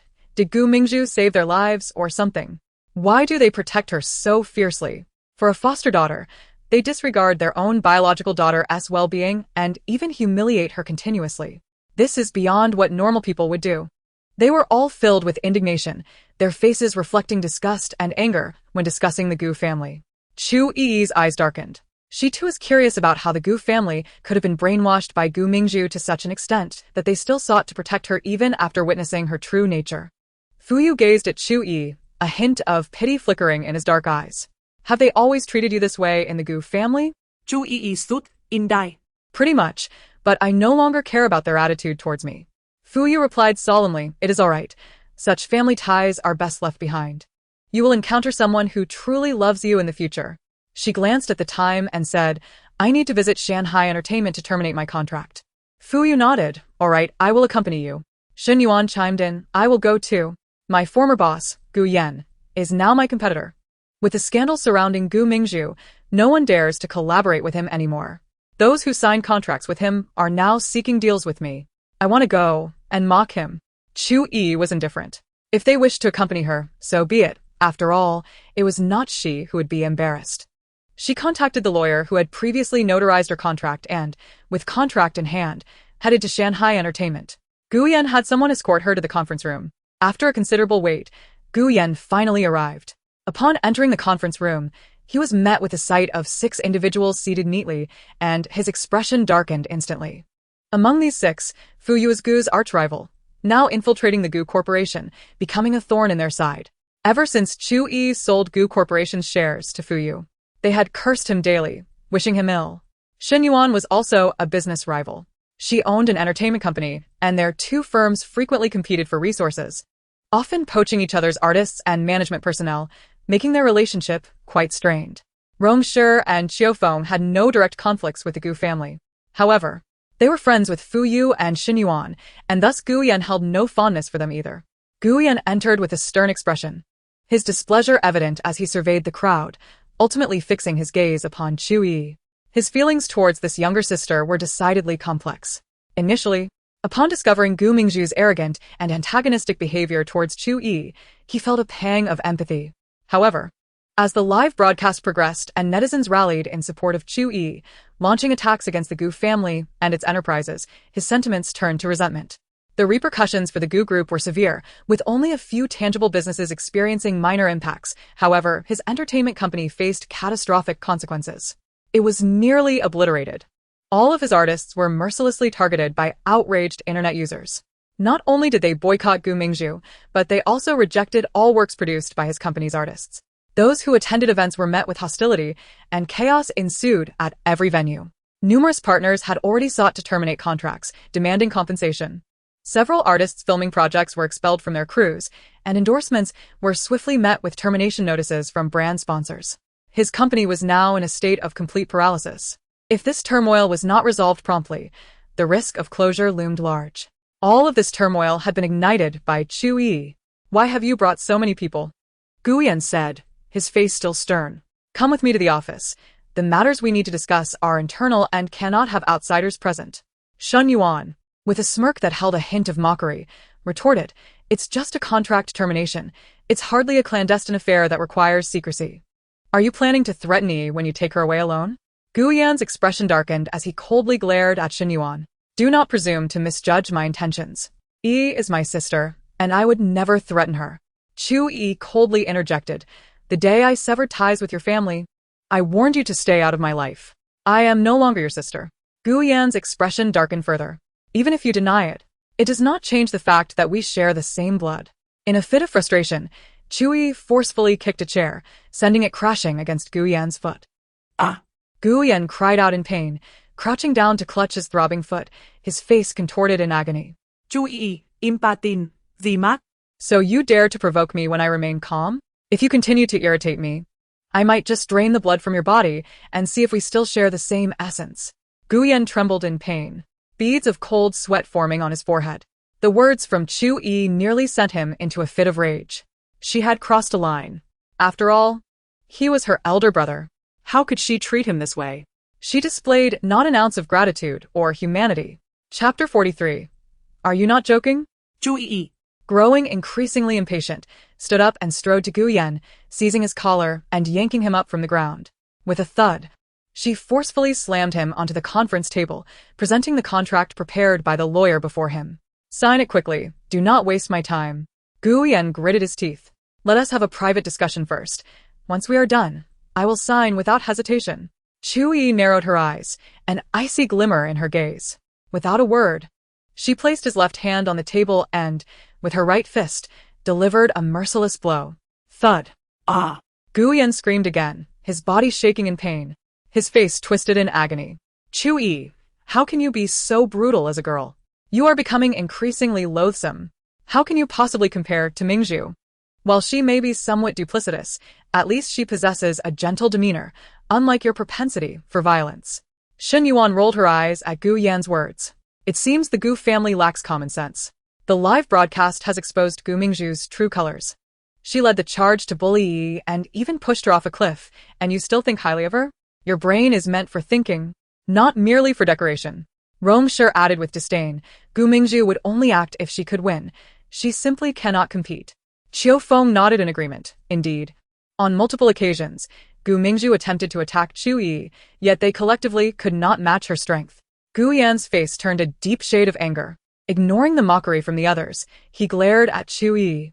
She smirked. Do you despise me? Cannot stand me? Then perhaps you should consider ending your life. You cannot defeat me, and your insults are futile. I will not change. Look at you, alive yet burdened. Death would be a release, sparing you from further anger. You? Gu Yan was so enraged he nearly spat blood. You truly possess no heart. You would wish for my demise. Chu Yiyi tilted her head innocently. Was it not you who first wished for my death? You want me to sign a contract that would lead to online harassment, ultimately driving me to suicide? Do not pretend you were unaware of the consequences when you had me sign that contract. As the owner of an entertainment company, you understand better than anyone what would follow. Yet, you showed no hesitation in having me sign, and after I did, I saw nothing but satisfaction and schadenfreude in your eyes. Tell me, do you deserve my sympathy? Gu Yan's handsome face flushed crimson. His lips moved as he instinctively sought an explanation but found himself at a loss for words. They had indeed plotted during the contract discussion with intent to punish Chu Yiyi through online harassment. He was acutely aware of the devastating power of such bullying, which had driven many to depression or even suicide. Yet, could they be blamed? At that moment, Chu Yiyi had bested their family, selling Gu Group's shares to competitors at a loss. She had aimed to ruin the Gu family. Was it wrong for them to want to teach her a lesson? I do not wish to waste more words with you. Sign the document immediately. If you refuse, I shall incapacitate your other hand, Chu Yiyi said impatiently, handing the contract to the lawyer. From there, the lawyer would complete the necessary procedures, and her contract with Shanghai Entertainment would be annulled. From this point forward, she would be free. As she exited Shanghai Entertainment, her phone rang. It was a call from the police station. Answering, she heard the officer's apologetic voice. Chu Yiyi, I have news for you. Gu Zhengwo claims Gu Mingzhu suffers from a mental illness, and a psychiatrist has confirmed that she indeed has schizophrenia. She has now been taken away from the police station. Additionally, Gu Xian has been released on medical parole. Calmly, Chu Yiyi replied, I understand. Thank you. After hanging up, a smile crept onto her lips. Reporting was merely a procedural formality, a means to convey her determination to the Gu family and dispel any unrealistic fantasies they harbored. Even before reporting, she knew that even if Gu Mingzhu were convicted, the Gu family would find a way to extricate her. Although their enterprises had suffered setbacks, they had not collapsed entirely. They could still manage such trivial matters. With 3 generations of accumulated connections and networks, if they could not handle this minor issue, they would be utterly inept. Gu Mingzhu and Gu Xian have been released? Fu Yu inquired, his tone devoid of surprise, clearly having anticipated this outcome. Chu Yiyi nodded. Yes. They are out. However, they will soon realize that prison is their refuge, while the outside world is their hell. Fu Yu raised an eyebrow, a faint smile gracing his lips. It appeared she had no intention of letting the Gu family escape unscathed. Fu Yu stated, if you require assistance, do not hesitate to let me know. I shall extend my help. Shen Yuan raised her hand and chimed in, I am here as well. I can assist you too. Rong Shi added, count me in. Qiu Feng scratched his nose and remarked, I may not be able to aid you in matters of revenge, but if you find yourself in a state of distress, I can take a look. Bang! Fu Yu landed a punch on Qiu Feng's head. admonishing him to choose his words carefully and refrain from casually suggesting someone is mentally unwell. Shen Yuan proposed, "There's a new Thai restaurant on West Street. Shall we give it a try?" Chu Yiyi declared, "I will treat. I dictate what we eat." Shen Yuan laughed. "Very well. We shall follow our sister. We will eat whatever she chooses." Rong Shi, bemused, commented, "You're several years older than her, yet you still call her sister? You're only aging her." Shen Yuan replied, "Though she may not be older in years, her aura surpasses mine. Calling her sister is entirely appropriate." The two, when together, resembled two rapid-fire cannons, exchanging banter without pause. Half an hour later, the group found themselves seated at a small table, each with a bowl of snail noodles before them.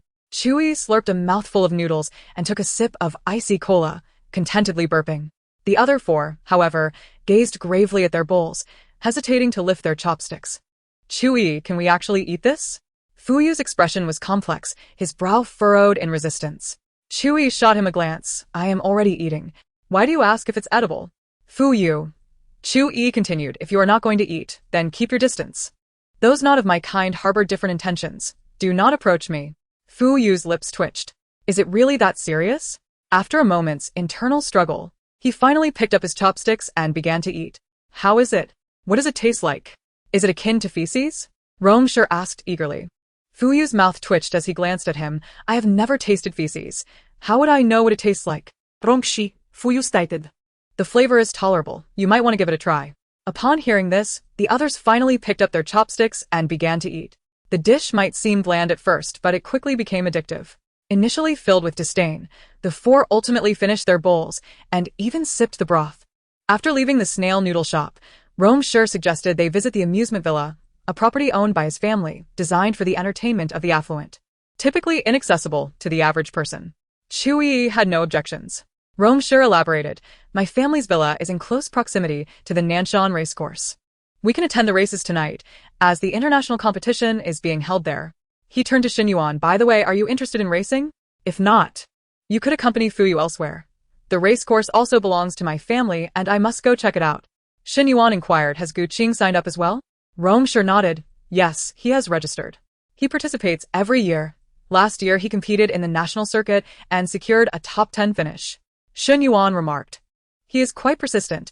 I've heard he competes annually just to catch a glimpse of Shen, hoping for a commendable performance to attract his attention." Gu Qing's idol is Shen, a legendary figure in the racing world, revered by all enthusiasts. Chu Yi's eyes flickered as she asked, "Is it still possible to register now?" Rong Shi was momentarily taken aback. "What?"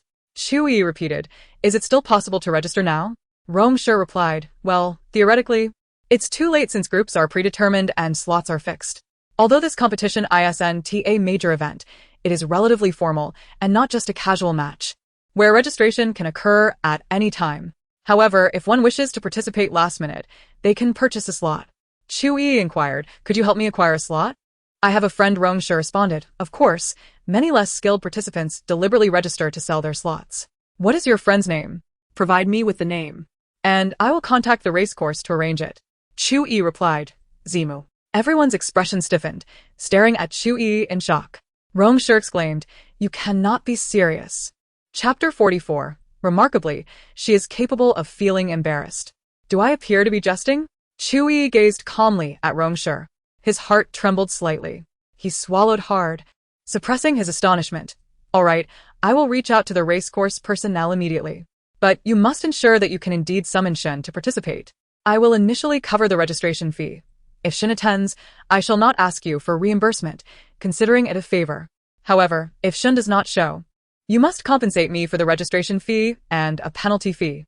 Failing to attend after registration incurs a 10-fold penalty and a 3-year ban." Chu Yiyi nodded, "I understand." Rong Shi ceased further discussion and stepped aside to make a phone call.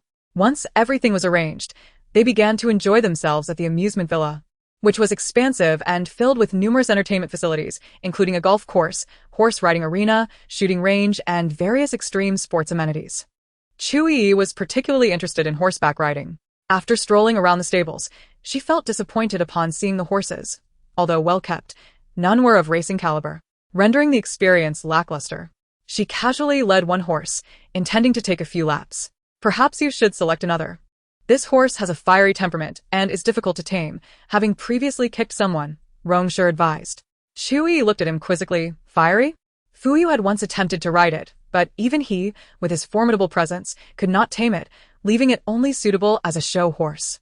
Just as he finished speaking, the so-called fiery horse knelt before Chu Yiyi and let out a neigh. She mounted the horse, which then stood and began to walk slowly.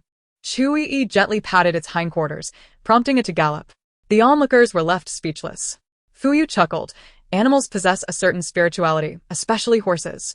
A horse with spirit recognizes its master. If a rider were to fall off before their demise, the horse would instinctively kneel to allow the rider to remount. Observing Chu Yiyi galloping away, Xin Yuan remarked, a person who can be adored by so many animals must surely be a good soul. Qiu Feng nodded in agreement. Indeed. Children and animals gauge their affection based on perception. They can sense the energy field of a person. The purer the energy, the more it attracts the affection of children and animals, as being near them brings comfort. After riding for a while, Chu Yiyi lost interest. The horse was not spirited enough, and the speed left much to be desired. The horse dutifully knelt again, allowing her to dismount easily. Rongsher smiled. This horse seems quite fond of you. Perhaps I should gift it to you, as no one else can ride it. You could keep it here and return to ride whenever you wish. The horse appeared delighted, letting out 2 more neighs, its lips flapping. Chu Yiyi shook her head. This horse is of average condition. I'll pass. Rongsher's smile faltered. This was the best horse in the stable, yet she deemed it merely average? He protested. You don't appreciate such a fine horse? Have you encountered one superior? I'll go try other activities. Please put this horse away, she said, handing the reins to Rongsher as she ventured to another area. The moment Rongsher took the reins, the horse angrily kicked its hind leg. It was only thanks to Fuyu pulling him aside that he narrowly avoided the kick. Had he been hit, he would have been severely injured. Fuming, Rongsher glared at the horse. I provide for you, and this is how you repay me? Before Chu Yiyi, he resembled a mere grandson. Yet she looked down upon him. How dare he be fierce towards me, the one who treats him kindly? Fuyu's lips twitched in disbelief. What was he even competing with a horse for? I shall accompany Chu Yiyi now. You may entertain yourselves. With that, he strode towards her. However, by the time he caught up with Chu Yiyi, she was already riding a tandem bicycle with another girl, gliding freely across the grass. The bicycle had reached an astonishing speed of 30 yards. Fuyu thought to himself, this a couple's activity. Why is Chu Yiyi playing with a girl? Moreover, shouldn't he even know her? How did they become such fast friends? Is her social prowess truly that formidable? The girl sitting behind Chu Yiyi was shrieking with joy, visibly ecstatic and exhilarated. Watching from the sidelines, Fuyu found himself feeling a twinge of envy. It appeared that Chu Yiyi relished this activity, indulging in it for over an hour, dominating all the bicycles in the vicinity. Those she collided with were not angry, rather, they were excitedly pulling out their phones to capture the moment. Once Chu Yiyi came to a halt, a crowd immediately surrounded her, clamoring for photos and autographs. With a smile, she obliged, signing for them. A few exuberant children crawled on the ground, exclaiming, Sister, do you see how perfectly I crawl? Many from my class are your fans. We even had a crawling competition in PE class, and I was the fastest in my class. Yet my classmates said I'm still far from your level. Could you give me some pointers? Fuyu noted the slight stiffening of Chu Yiyi's lips and couldn't help but chuckle softly. Who would have thought this social phobic would experience an awkward moment? They did not leave the amusement park until 5 in the evening. After finding a place to dine, they prepared to head to the competition venue. Rongsher could not help but inquire, Sister, what about your friend? Why haven't you contacted her yet? The competition starts at 7. If you don't reach out soon, it will be too late. Chu Yiyi replied, No need to worry, there is still time. By the way, can we borrow a car for the competition? Many racers have their teams, and they use team cars for competitions. However, she had no team and had decided to participate at the last minute, making it too late to prepare a vehicle. Moreover, the cars used in the competition must meet specific standards for model, length, and height, making it challenging to find a suitable one at this point. Rongsher responded, It is indeed possible. I have a few cars myself, but the seats are adjusted to my specifications. I wonder if they would suit Shin for the competition. Chu Yiyi assured him, It's all right, as long as it meets the standards. Rongsher nodded, All right, as long as Shin can participate. I will lend him the car for free. If it gets damaged, it's of no consequence. A car driven by Shin, even if wrecked, would still be a collectible piece of art. Chu Yiyi winced slightly at the exaggeration. Soon enough, they arrived at the venue. Chu Yiyi signed her name with 3 letters on the contestant's registration sheet. Rongshi and the others assumed she was signing in for her friend and thought nothing more of it. Chu Yiyi then asked Rongshi to take her to see the cars. She adjusted the seat in one of them, took it for a spin, and once satisfied, instructed him to send it for a safety inspection. By the time they finished their tasks and arrived at the competition area, a considerable crowd had gathered, and the large screen displayed the names of the contestants along with their groupings. When someone spotted the 3 letters in the participants list, the atmosphere erupted with excitement. It was as if everyone had been injected with adrenaline. Yet, amidst the fervor, doubts arose. Am I seeing things? Those letters? Shun is competing too? How could Shun possibly participate in such a minor event? Moreover, she had stopped competing long ago. How could she suddenly return? Due to varying sponsorships and prize amounts, even globally recognized competitions have their hierarchies. The prestige of this event was relatively low. It must be a hoax, someone impersonating Shun. I think it's fake too. Every time Shun participated, she was always with her partner. This time, she is alone, so it's clearly not genuine. The letters were inseparable from their companion, known as Yiming. Their names were quite casual, and they competed together in events of all sizes, often finishing in the top 2. However, in terms of overall skill, Shun was superior, thus her fame eclipsed that of her partner. Yet, anyone within the circle would be aware of Shun's existence. Only those outside would recognize her alone. Those familiar with Rongshi approached him for clarification. He answered, albeit reluctantly, if nothing unexpected happens, it should be genuine. To be honest, he too was uncertain. But seeing Chu Yiyi's calm demeanor, he felt inclined to trust her. However, with less than half an hour until the race began, and Shun still absent, he felt a growing sense of unease. At that moment, Gu Qing arrived, visibly agitated, his eyes sparkling with excitement, his body trembling uncontrollably. Rongshi, will Shun truly participate? Where is she? Gu Qing inquired breathlessly. Rongshi shot him a cold look. You should focus on preparing for the competition. The rest is none of your concern. Suddenly, Gu Qing's gaze fell upon Chu Yiyi, his expression darkening, revealing disdain. Chu Yiyi, what are you doing here? This is not a place for your antics. Chapter 45. I would rather believe she is a man than accept she is Shun. Chu Yiyi had been looking elsewhere but turned to face Gu Qing upon hearing his words, her voice calm and unwavering. If trash like you can be here, why can't I? Gu Qing's face flushed with anger. Rongshi's demeanor turned icy. Gu Qing, if you intend to cause a scene here, I will have to escort you out. Gu Qing retorted, she is the one causing a scene. Why should I be the one to leave? Rongshi rolled his eyes. You truly have a mental issue. You were the one yelling at Chu Yiyi first, and you insulted her. How can you accuse her of causing a scene? Just because your mind isn't right doesn't mean mine isn't. Go wait in the designated area. Don't linger here. Gu Qing's face darkened, and he sneered at Chu Yiyi. I didn't realize you had such power. Managing to entice the young master of the Rong family to stand up for you against me. Rongshi's anger flared. He raised his hand to strike Gu Qing, but was stopped by Chu Yiyi. She said coolly, let him continue barking. It won't last long. This grudge, I will settle personally. No need for others to intervene.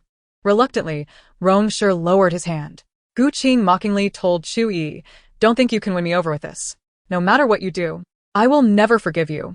And, during the competition, don't you dare claim to be my sister. If Shun discovers I have such a disgraceful sister, it would tarnish my reputation. I won't let you off lightly. He assumed that Chu Yiyi's intervention to prevent Rongshi from hitting him was an attempt to curry favor. Unfortunately, he would not be swayed by such trivialities. He would never forgive her for the misfortune she had brought upon the Gu family. Chu Yiyi scoffed, fool. Gu Qing shot her a warning glare before turning to leave. Rongshi spat in his direction. What a piece of work.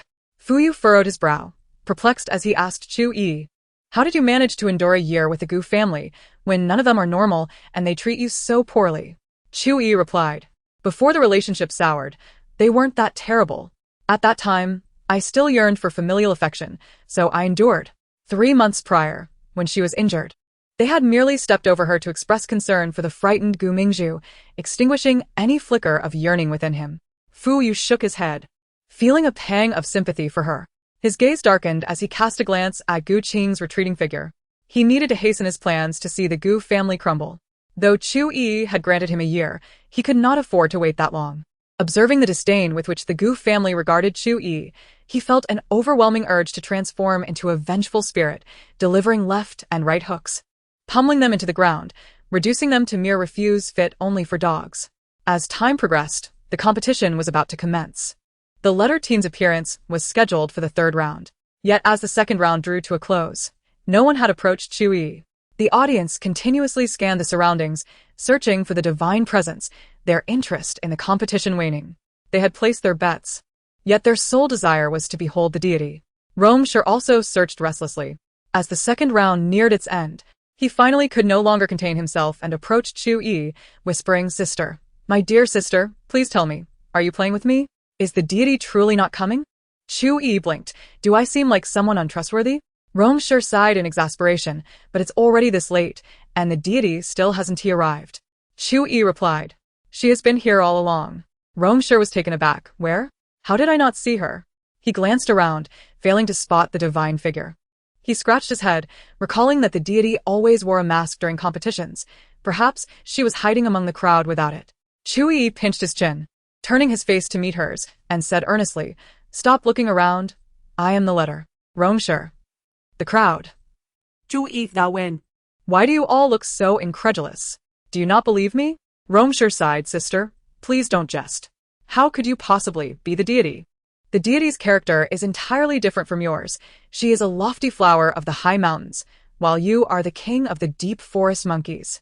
It's simply impossible." Shen Yuan interjected, "We might believe you if you claim to be the deity, since at least your name contains a part of it, but as for the deity, you bear no resemblance whatsoever." Chu Yiyi's expression darkened.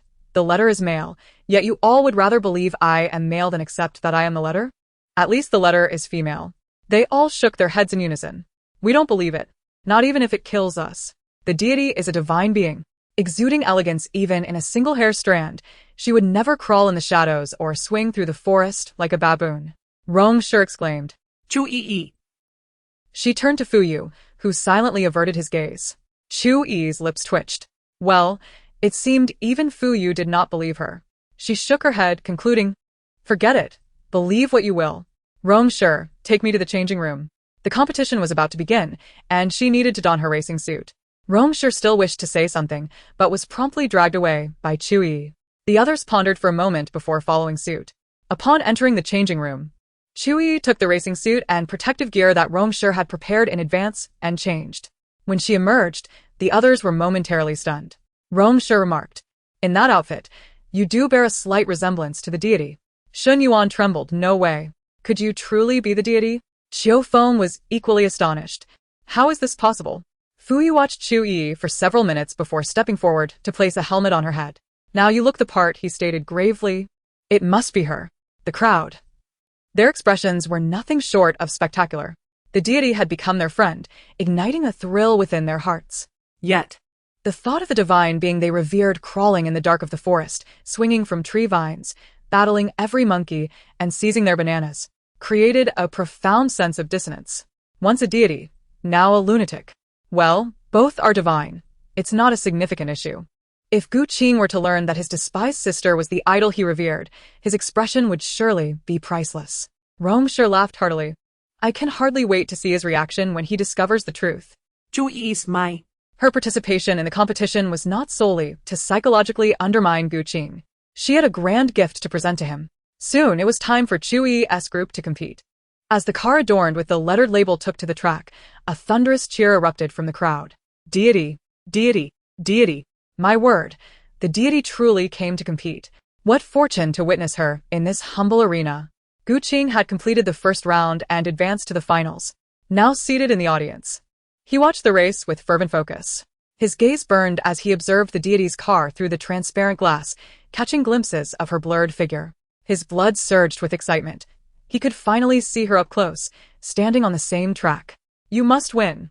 In the finals, we can race together." With the sound of a gunshot, the race commenced, and 30 cars sped down the track. While the cars were similar in design, all eyes were fixed on a particular vehicle, for its maneuvers were unmistakably marked by the deity's unique skill. Unquestionably, the deity claimed first place in this round, successfully advancing. During the intermission, the finals would not commence until noon. As Chu Yiyi stepped out of her car, A throng of fervent competitors rushed backstage to catch a glimpse of the deity. Gu Qing pushed his way through the crowd, reaching her first. With excitement radiating from him, he stammered, "Deity, I am your devoted fan. I have admired you for many years. The words you once spoke and your deeds have continually inspired me. In an interview, you mentioned viewing yourself as a seed, thriving in darkness to absorb nutrients and gather strength, destined to become the tallest tree, commanding respect and becoming a beacon for others. Deity, you are my greatest idol, and meeting you has been my utmost desire. Today, I am overjoyed. If I could befriend you, it would bring me even more joy. Might you grant me that opportunity?" He gazed at her with eager anticipation. The deity, clad in a helmet, revealed only her large, bright eyes. However, the indifference in her gaze felt oddly familiar to him. Chu Yiyi regarded Gu Qing with a cold stare. Soon, his elation began to fade. Fu Yu, Rongxi. And the others, accompanied by bodyguards, struggled to navigate through the throng to reach Chu Yiyi. Fu Yu forcefully shoved Gu Qing aside, an action tinged with personal grievance. "Deity, allow me to escort you to the lounge for a moment," Rongshi suggested. Chu Yiyi nodded in agreement. Surrounded by her companions, she began to move toward the lounge. Gu Qing anxiously called from behind, "Deity, I truly admire you. Just grant me a glance. Speak a word to me. Even a single letter would suffice." Chapter 46. Gu Qing's Collapse. His goddess is actually Chu Yiyi. Ow. Fu Yu, Shen Yuan, Rongshi, and Qiu Feng shouted in unison. Gu Qing, fuming, retorted, "I'm speaking to the deity, not to you. By what right do you tell me to leave? You are merely envious that I can compete alongside her. Fearing her attention would fall upon me, hence your deliberate humiliation." Rongshi rolled his eyes. "Sister said on the live stream that your entire Gu family is foolish." She was spot on. Gu Qing's expression shifted. "Rongshi, what are your intentions? To deliberately mention that unmentionable calamity before the divine. Is it an attempt to leave a poor impression of me in the eyes of the deity? What a malicious heart you possess." Rongshi's eyes are nearly rolling to the heavens. "I truly cannot fathom how Chu Yiyi managed to tolerate this group of fools for so long." Shen Yuan gently patted Rongshi's shoulder, urging her not to roll her eyes, lest her eyeballs become misaligned. "Ignore him. My sister remains silent for a reason. Trust her. She will not show mercy." Upon hearing this, Rongshi's anger subsided significantly. Chu Yi's silence is merely a tactic. She does not wish for Gu Qing to recognize her as the deity. There must be a plan behind her actions. They shall observe the unfolding events in silence. The group continued to protect Chu Yiyi as they advanced. Gu Qing, undeterred, pursued them, his gaze burning with intensity as it fixated on the divine figure whose presence was as sublime as a celestial being. "Deity, I am Gu Qing. From the illustrious Gu family of Haiqing. I hope to befriend you." The deity paused momentarily. Gu Qing's eyes brightened with hope. He was certain that wealth could resolve 99% of the world's dilemmas. Upon learning of his affiliation with the Gu family, the deity halted her stride. Slowly turning, she regarded Gu Qing with a chilling indifference. He beamed with what he believed to be a charming smile. Then, to his astonishment, the deity raised both hands, extending 2 middle fingers toward him. Gu Qing's smile froze in disbelief. The deity waved her fingers in a mockingly exaggerated manner before pointing downward, laden with derision. Gu Qing's face flushed crimson, a mixture of shock and hurt washing over him. How could the deity show him such disdain? What had gone awry? "Ha ha!" Rongshi erupted into a fit of gleeful laughter. "Gu Qing, are you out of your mind? You dare to declare your family as the wealthiest in Haiqing in front of the true tycoon?" Gu Qing's face reddened with indignation. "Fu Yu only recently ascended to the position of Haiqing's richest. Our family has held that title for over 20 years. Even if we are no longer the wealthiest, our legacy surpasses Fu Yu's." Shen Yuan replied with a smirk, "Your arguments are feeble. No matter how much you resist, your family has become second best." Gu Qing's expression shifted. How would the deity view him after such humiliation? Her gesture could very well be a reflection of these individuals speaking ill of him in her presence. How despicable. The deity, whom he so ardently admired, would not spare him a glance and turned to head toward the lounge. After an hour's intermission, the finals commenced. As the contestants took to the stage, the deity was devoid of her companions, providing Gu Qing the opportunity to approach her and stride alongside her onto the course. "Deity, I have something to convey. Did they speak ill of me in your presence? Please do not believe them. They are deliberately slandering me. They are friends with my sister, who harbors a wicked heart and has always targeted and harmed her own kin. I am not like her. She has already been cast out by the Gu family, so you need not fear that I am as malevolent. The deity cast a frigid glance at Gu Qing. In that moment, he felt a wave of murderous intent wash over him, causing him to shudder involuntarily, his voice trailing off. Regrettably, he could only take his place in the racing car. It would suffice to approach the deity again after the race, hoping to acquire her contact information. The finals featured only 9 contestants, tasked with completing 3 laps around the mountainous circuit. While the course was not particularly challenging, its numerous bends demanded considerable skill. As the race commenced, the 9 cars roared down the track, the lettered vehicle leading without question. Gu Qing quickly secured second place. However, upon approaching the first 90-degree turn, he found himself overtaken by 3 other cars. After 2 laps, he was languishing at the back of the pack. Gu Qing felt a surge of anxiety. Unable to overtake any vehicles, despair enveloped him. Finally having the chance to meet the deity and participate in the race alongside her, yet his performance was woeful. She would surely see him as a failure, oblivious to his existence, and he would never obtain her contact details. Suddenly, he spotted a familiar car ahead. The deity's vehicle? How could this be? Hadn't she always been in first place? Why was she lagging behind? Soon, Gu Qing's car reached a parallel position with hers, and the deity's vehicle leisurely maintained a slight lead ahead. Gu Qing's heart raced. Was she intentionally waiting for him? Had she noticed him? Overwhelmed with joy, his hands trembled on the steering wheel. He struggled to regulate his breathing, attempting to remain calm. Excessive excitement during the race would be detrimental. Yet, no matter how he tried to compose himself, his heart continued to race. To his astonishment, as they approached the next turn, the deity suddenly accelerated, positioning her car in front of those slowing down due to the turn, blocking their path.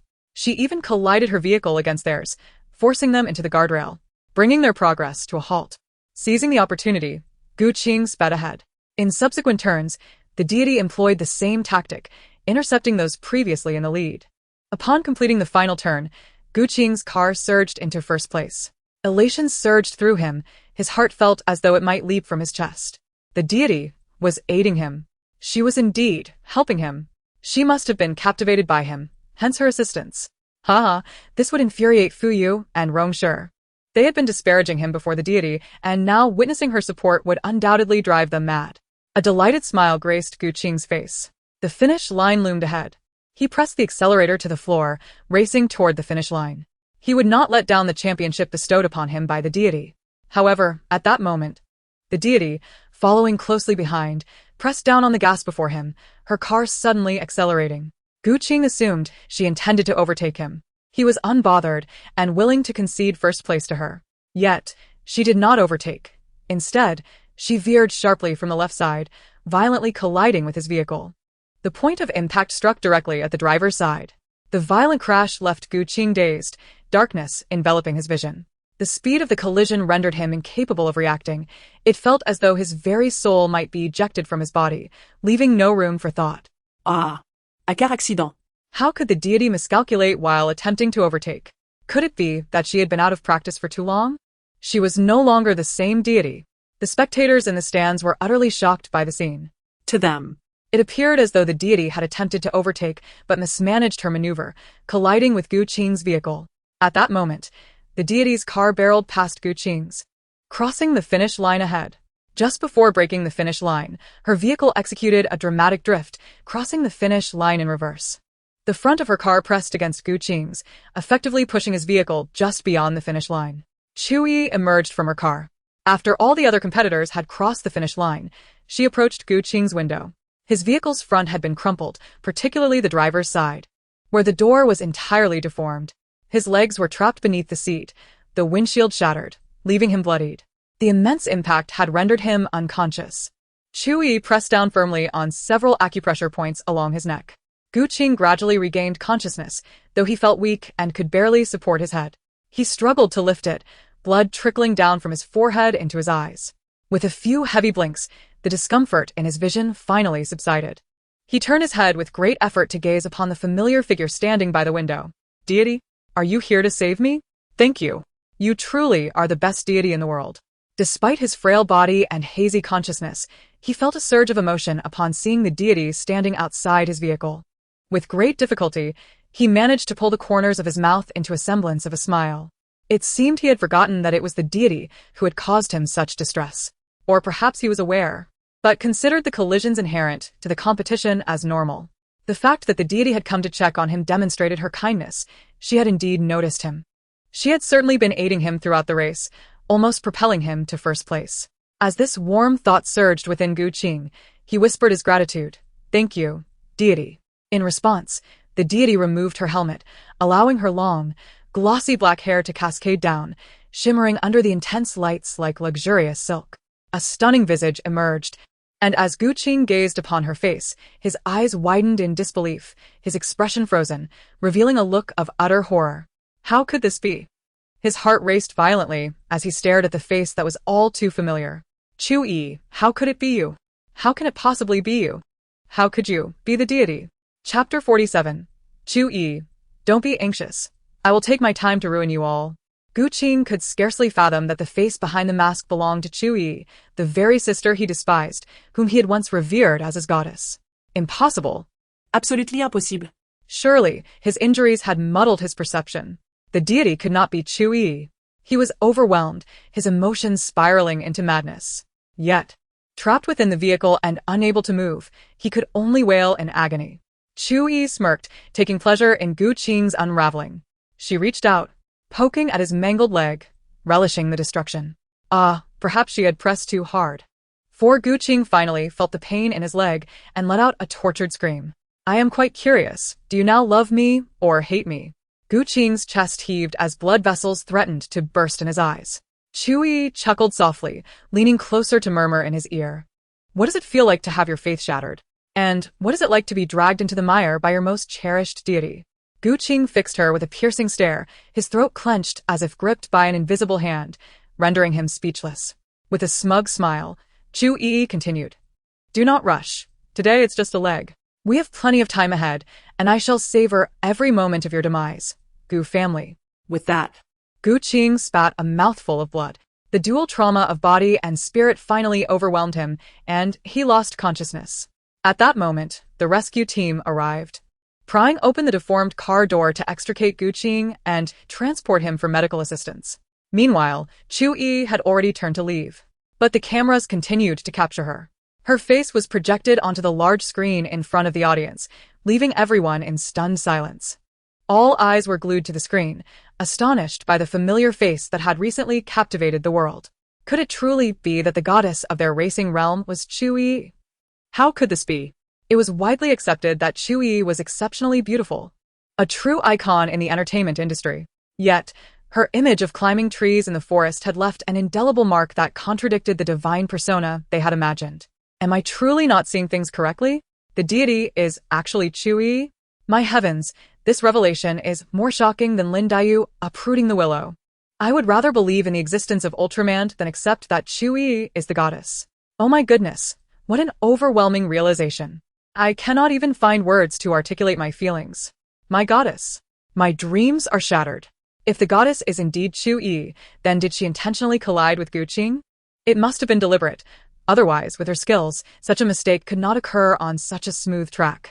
The goddess had initially aided Gu Qing, allowing him to lead, which had puzzled me, only for her to reveal her true intentions at the end. I recall Gu Qing held the goddess in such high regard, worshipping her as a deity, filling his phone with her racing photos. How amusing it would be to witness his reaction upon discovering that his most cherished goddess was none other than his despised sister. It was undoubtedly intentional. A calculated move to bring Gu Qing down, participating in the race to undermine him, assisting him during the competition only to injure him in the end, and then revealing her identity before him. It was all meticulously orchestrated. No wonder the goddess chose to compete. It was all for Gu Qing. When she emerged from the resting area, Fu Yu and Rongshi awaited her at the entrance. Rongshi, upon seeing her, dashed excitedly to her side. Sister? That move was ruthless, truly a strike to the heart. He must be feeling utterly despondent. Fu Yu remarked, we signed a liability waiver for the competition. I thought you might actually kill him. Chu Yiyi shot him a glance. Do I look that malevolent? I am merely a law-abiding citizen, not one to engage in criminal acts. Shen Yuan interjected. In truth, if you were to kill him, there would be no consequence. All participants signed the waiver and purchased insurance. Chu Yiyi blinked. The collision was an accident. I truly did not intend it. The group exchanged skeptical glances. Chu Yiyi shrugged. If you choose not to believe, so be it. As far as I'm concerned, it was an accident. Sister, we should leave quickly. Once those people realize, they'll come looking for you. I'll take you out through the side entrance, Rongsher suggested. The audience remained in shock, their minds still reeling from the revelation of the goddess's true identity. All right, let us depart. The group stealthily exited through the side door. Just as they stepped outside, a commotion erupted within. Where is the goddess? Where is my sister? Chu Yiyi, come out. I want to hear you admit that you are the goddess. Watch your image. Chu Yiyi. Don't tarnish the goddess's reputation. Hearing the shouts, Chu Yiyi fell silent. She turned to Fu Yu and the others, asking, is it so difficult for people to accept that I am merely human? They remained quiet, contemplating. Fu Yu finally spoke delicately. It's akin to marrying a lady you believe to be Lin Daiyu, only to discover under the veil that she is Zhang Fei. That feeling, can you comprehend? Chu Yiyi was left speechless. Shan Yuan stifled a laugh. Sister, do not be disheartened. It is not that you are not beautiful, but your antics in the forest were too strikingly different from the high and aloof image of the goddess in the racing world, making it hard for them to accept. Chu Yiyi pondered. Why do they harbor such misconceptions?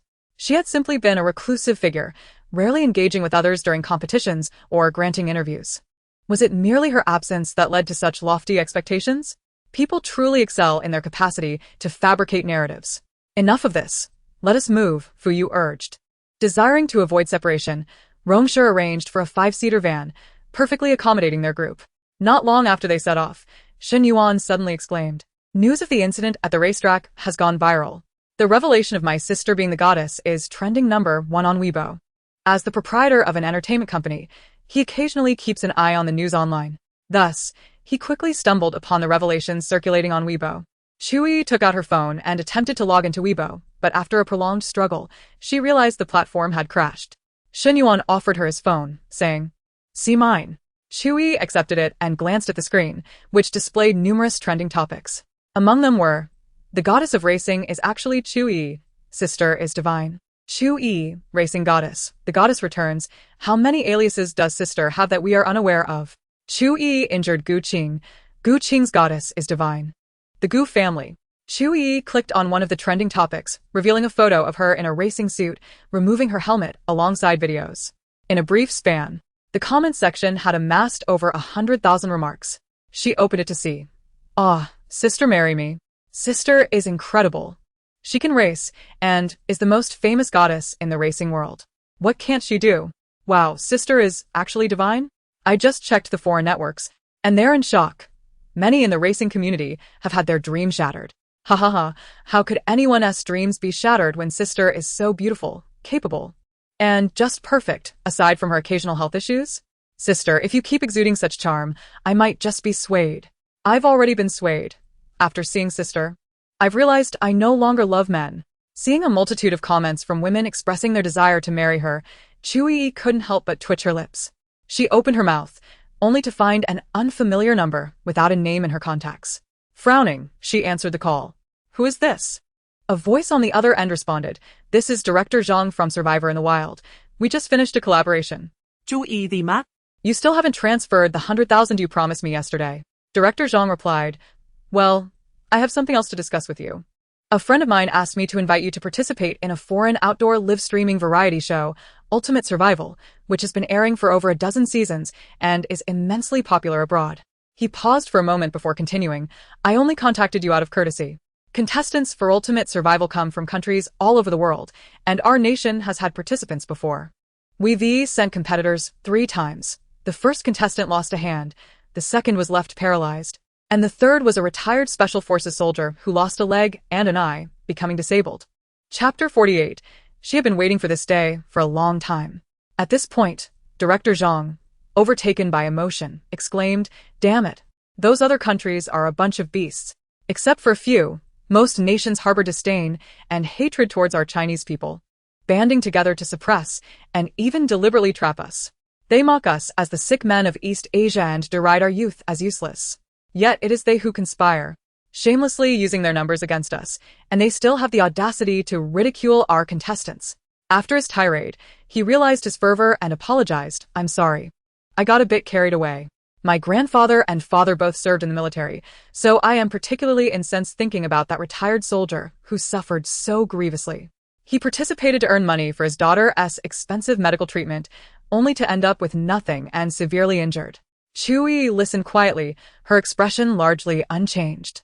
A typical person might be outraged upon hearing such words, but she felt no emotional upheaval. It was not due to a lack of empathy. Rather, having been abandoned to a slum as a child and having endured the harsh realities of human nature, she had become numb. Even after leaving the slum and experiencing a dramatic change in her life, she was not psychologically scarred. Director Zhang continued, "My friend asked me to reach out to you, stating that if you participate, you will receive 100 million in appearance fees, and I would get 5 million as a commission. If you win, there would be additional bonuses, with a guaranteed minimum of $100 million. While the conditions they offered are enticing, I urge you to consider carefully. Although you possess certain strengths, the contestants on Ultimate Survival are not celebrities. They include mercenaries and warriors, all highly trained, far beyond your comparison. Their offer is not without ulterior motives." Chu Yiyi, are you listening? Noticing her silence, Director Zhang inquired. I am, she replied softly. He lowered his voice, almost conspiratorially, and said, "Let me share a little insider information. When I heard they were offering such a high price for your participation, I found it odd and discreetly inquired. Rumor has it that the lowest bounty is already over $100,000. While I have not seen the details of the bounty, I can assure you it is not for anything benign. If you go, you might suffer even worse than those previous 3 contestants."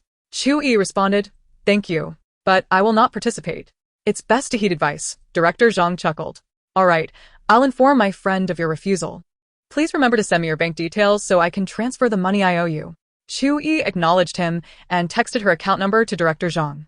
Fu Yu asked, "What did he say? Why was it such a lengthy call?" Chu Yiyi was candid, summarizing. Director Zhang's friend asked him to contact me to invite me to participate in the filming of Ultimate Survival, offering 100 million in appearance fees, but Director Zhang advised against it. Hearing the name Ultimate Survival, the expressions of those present darkened. The controversy surrounding the show's treatment of Chinese contestants had once escalated into a diplomatic incident, ultimately fading away due to the show being backed by a group of wealthy foreign investors who wielded power and exploited legal loopholes, leaving domestic efforts limited to banning the show. Xin Yuan displayed a look of disdain, stating, "Refusing was the right choice. That show is rather distasteful, particularly towards women. Even a mere touch can be an ordeal." She hesitated, then shook her head, adding, "But since you've already declined, there's no need to worry about it." Chu Yiyi's my. Confident they would not relent. Everyone looked at her in confusion. "How do you know who placed a bounty on you? Do you have a grudge against them?" Rome Sher asked curiously. Chu Yiyi smiled, her lips curving upwards. Her smile was chilling, exuding an eerie coldness that sent shivers down the spines of those in the vehicle. Fu Yu remarked, "I hope you can remain calm. Even if you harbor enmity towards them and desire revenge, do not act impulsively. Do not gamble with your own life." Chu Yiyi replied, "I know my limits."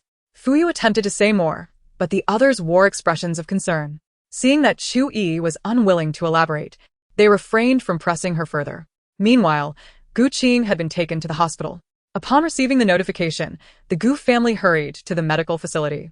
When they arrived, Gu Qing was still in the operating room, fighting for his life. Just as they entered, the doctor presented them with a consent form for an amputation, requiring their signatures. Gu Qing's left leg had sustained catastrophic injuries. Flesh and blood vessels were mangled beyond repair, and the bone was shattered, leaving no possibility of reattachment. The only option was amputation to save his life. If they did not proceed, it would cost him his life. Gu Zhengwo, with a stern expression, signed the consent form. "Ah, my Qinger," Li Yu wailed, fainting from the shock. Gu Xian quickly scooped her up to seek medical assistance. Gu Mingzhu, tears streaming down her face, lamented, "Dad, I saw the news online. Second brother was injured during a racing competition. The one who struck him was Chu Yiyi. She deliberately harmed him." Gu Zhengwo's eyes widened in shock and fury. What? "It was that wretched Chu Yiyi who did it on purpose? Is what Mingzhu said true?" Gu Yan asked, his face serious. "Yes, I also saw the news. Chu Yiyi is the racing goddess idolized by our second brother. Tonight. He was competing alongside her when her vehicle collided with his during the finals. The footage does not indicate malice. It appeared to be an accident." A flicker of jealousy crossed Gu Mingzhu's eyes. That wretched girl. How could she be the goddess of racing? Her driving skills are merely mediocre. The racing community is filled with fools to idolize someone like her. She regained her composure and furiously declared, "Eldest brother, stop defending Chu Yiyi." She acted with intent. Did you not see the analyses online? With her skills, such a collision could not happen by mere accident. Even if it were a mistake, it would not result in such severity. She clearly intended to harm him. She has shown us nothing but hostility, and in the forest, she sought to endanger me and third brother. Now she has deliberately harmed second brother. It is entirely plausible.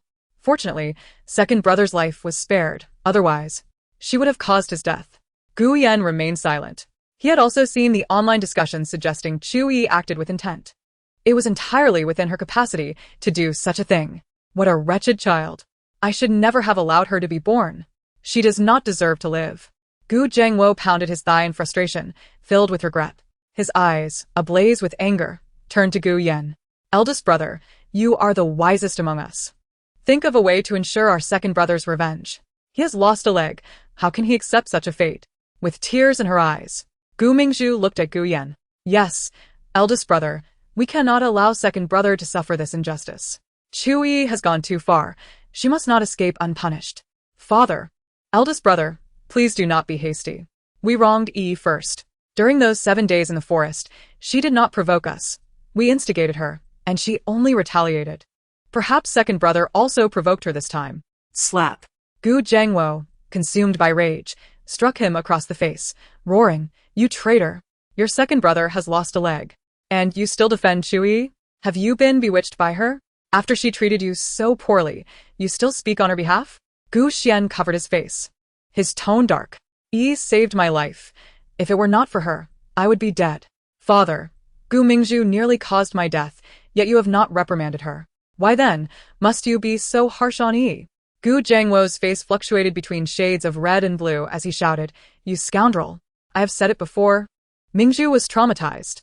Your neglect led to her distress, resulting in her behavior. Instead of reflecting on your own failings, you blame Mingzhu? Do you have no conscience? Chapter 49. Chu Yiyi, I can die. Gu Xian lowered his head, his eyes glistening with tears. Gu Zhengwo exclaimed, even if second brother provoked Chu Yiyi first, she had no right to break his leg. She is utterly inhumane. Eldest brother, hire a lawyer. I want to sue her and see her imprisoned. Gu Yan replied, I fear that may not be possible. Second brother signed an agreement before the race, which stated that unforeseen accidents could occur. Unless someone intentionally violated the rules, participants must take responsibility for their own actions. Although we suspect Chu Yiyi acted with intent, her maneuvers appeared accidental, and she did not break any rules. We cannot sue her. Gu Zhengwo's anger intensified. His lips trembled as he said, then think of another way. She must pay the price. Feeling a weight in his heart, Gu Zhengwo quickly scanned the surroundings, relieved to find no one nearby before exhaling softly. The Gu family was currently under scrutiny. If anyone overheard their conversation, the foolish internet users would surely lambast them. After 2 hours, Gu Qing emerged from the operating room. His left leg had been amputated. He would never drive again. Gu Qing was placed in the intensive care unit, and he did not awaken until the next day. Second brother, how do you feel? Is there any discomfort? Gu Yan asked urgently upon seeing him awake. Gu Qing stared blankly at the stark white ceiling, and after a moment, he recalled the events leading to his unconsciousness. My leg. Gu Yan spoke sorrowfully. Your left leg has been amputated. The doctor said there was no chance for repair. It had to be removed, or you would face life-threatening consequences. But do not dwell on it too much. You can have a prosthetic leg. With today's technology, a good prosthetic looks just like a real one. The difference is imperceptible. Gu Qing's gaze dimmed, as if he had suddenly lost all vitality. After a while, he unexpectedly burst into laughter, tears streaming down his face. Ha ha, eldest brother, did you know? Chu Yiyi is actually the goddess. My most despised younger sister is the very deity I idolize. I even fantasized about marrying her. Why her? Why must it be her? Whoa. I treated her so poorly in the past. Why did she not tell me sooner? She knew how I revered the goddess. Had she revealed her identity earlier, I would not have treated her that way. Ha ha ha, what a retribution. This is heaven's punishment for me. I deserve it, ha ha. He laughed heartily. Yet tears soaked his entire face. Compared to the loss of his leg, the collapse of his faith was far more difficult to bear. Positioned between an accomplished elder brother and a quirky younger brother, he had received little attention from his parents. In his quest for their approval, he had given up on himself, leading to a vicious cycle. The less he was noticed, the less effort he exerted. The less he exerted himself, the more invisible he became. Yet they remained oblivious to his plight. He fell into despair, even contemplating death. Eventually, he stumbled upon an interview with the goddess. Her words, though typical platitudes, resonated deeply within him, and he felt a revival of spirit. He began striving to improve himself, gradually earning praise from his parents. He believed he had been redeemed by the goddess. In his room, posters of the deity adorned the walls. The divine being held a status in his heart that even surpassed that of his parents. Yet now, his faith had crumbled, a reality he found exceedingly hard to accept. Elder brother, do you know? I would rather Chu Yiyi had killed me outright than to learn this truth. If she has concealed it from me for so long, why not keep it hidden for a lifetime? It would have been better if she had simply run me down on the field. Why reveal the truth to me? Gu Yan, witnessing his agitation, pressed the call button. Moments later, a nurse arrived to assess the situation and summoned a doctor to administer a sedative. As Gu Qing's demeanor calmed, Gu Yan inquired, "Since you hold such admiration for the deity, why did you destroy the car that Chu Yiyi gifted you for the competition?" Gu Qing's eyes momentarily glazed over. Why indeed? Gu Mingzhu had told him that the car was a counterfeit. She claimed that Chu Yiyi had intentionally commissioned someone to fabricate an identical vehicle, asserting that it was not the genuine article. She argued that given Chu Yiyi's status, how could she possibly acquire the real car? He had believed her then. After all, if he could not possess it, how could Chu Yiyi? Thus, it had to be fake. Consequently, he felt profound disappointment towards Chu Yiyi and, in a fit of shame and anger, had smashed the car. Ostensibly, he did it for Gu Mingzhu, but in truth, it was out of rage at the counterfeit. How could someone who revered the deity allow a mere imitation to masquerade as her possession? Little did he know, Chu Yiyi was indeed the deity. The car she had given him was not a forgery. It was Gu Mingzhu who had stoked the flames of his anger. Gu Yan patted Gu Qing on the shoulder before turning to leave. Just as he stepped into the hallway to change his shoes, laughter echoed from the living room. Listening closely, he discerned the voices of Gu Mingzhu and Gu Zhengwo. "Dad, I peeled a grape for you. Eat it," she giggled. "Ha ha ha, still my darling little one." Oh. "Dad, don't bite my hand." Gu Yan's brow furrowed. After changing his shoes, he entered the living room and was immediately struck by the sight before him. Gu Mingzhu was sitting on Gu Zhengwo's lap. She had just fed him a grape, her fingers still lingering near his mouth. "Dad, what on earth are you two doing?" Gu Yan said with a stern expression. Gu Mingzhu was startled and awkwardly slid off Gu Zhengwo's lap, lowering her head to sit beside him. Gu Yan continued, "Younger brother's condition is stable, but the psychological shock is immense. He won't be able to accept it for a while." Gu Zhengwo replied, "Losing a leg is something no one can easily accept. You should hire a psychologist to assess him and prevent any harmful thoughts." Gu Yan pressed his lips together, disinterested in explaining to him what Gu Qing truly struggled to accept. His gaze swept between Gu Mingzhu and Gu Zhengwo. "Dad, you and Mingzhu just now." Gu Zhengwo's expression darkened, and he reprimanded, "Nonsense. What are you imagining? Mingzhu was merely being affectionate like she used to in her childhood. Do not taint our father-daughter bond with your filthy thoughts." When they were younger, Gu Mingzhu would feed Gu Zhengwo, who would playfully nibble on her fingers to tease her. Gu Yan retorted, "But Mingzhu has grown up now. What was acceptable in childhood is no longer appropriate." Gu Zhengwo angrily exclaimed, "Are you trying to teach your father how to behave?" "That was not my intention," Gu Yan replied calmly. "Even without considering these matters, your younger brother just had his limb amputated and is still in the hospital. It is inappropriate for you both to be so merry." The faces of Gu Zhengwo and Gu Mingzhu turned uncomfortable and awkward. Exhausted, Gu Yan rubbed his temples. "I have watched over my younger brother all night. I need to rest now." Gu Zhengwo watched his retreating figure and said, "Once you've rested, think carefully about how to deal with that wretched Chu Yiyi. If we do not put her in her place, she will be the one to dismantle us." Gu Yan acknowledged with a nod. Once back in his room, he sat in a chair, wide awake. His father had spoken a partial truth. If they did not confront Chu Yiyi, she would retaliate against them. She had already begun her vendetta. They had no choice but to face the battle ahead. Gu Yan sat in contemplation for a long while. Suddenly, an idea sparked in his mind. He had found a way. "Chu Yiyi, if you refuse to spare us, do not blame me." Achoo! Chu Yiyi awoke early, sneezing several times in succession. She furrowed her brows. Which wretch was speaking ill of her? Shaking her head, she got out of bed and prepared herself before turning her phone back on, which she had switched off the night before. As soon as it powered up, an unfamiliar international number rang through. Narrowing her eyes, she answered. Chu Yiyi. I am the director of Ultimate Survival. I sincerely invite you to participate in the filming of the 18th season. If the appearance fee of 100 million does not satisfy you, we can discuss further. A man's voice spoke fluently in English. As she descended the stairs, Chu Yiyi asked, who else is participating? The man rattled off a list of names. With a smirk, she replied, these individuals are far too weak. They lack challenge. I will specify a few names, and if you can arrange for them to compete, I will accept the invitation. Otherwise, I shall not participate. Our investors are the top billionaire consortiums worldwide, wealthy and powerful. You, a mere individual, cannot afford to refuse. We extend our polite invitation as a courtesy. I hope you will not be ungrateful. Chu Yiyi nonchalantly responded, I have my methods to ensure you do not achieve your goals. The man's tone turned even more mocking. Ms. Chu Yiyi, confidence is admirable, but blind confidence is not. What makes you think you can compete with a group of the world's foremost billionaire consortiums? I can die, she retorted. The man hesitated, uncertain if she was indeed threatening him. Now that there is a considerable sum of money on the table, if I were to die and be unable to participate, how much would you lose? After a long silence, he replied, I cannot make that decision. I will consult with others and get back to you with an answer. You have an hour and a half, she stated. Half an hour? That's impossible, he exclaimed. Then that is your problem. You must resolve it. If I do not receive a response within half an hour, I will show you my death.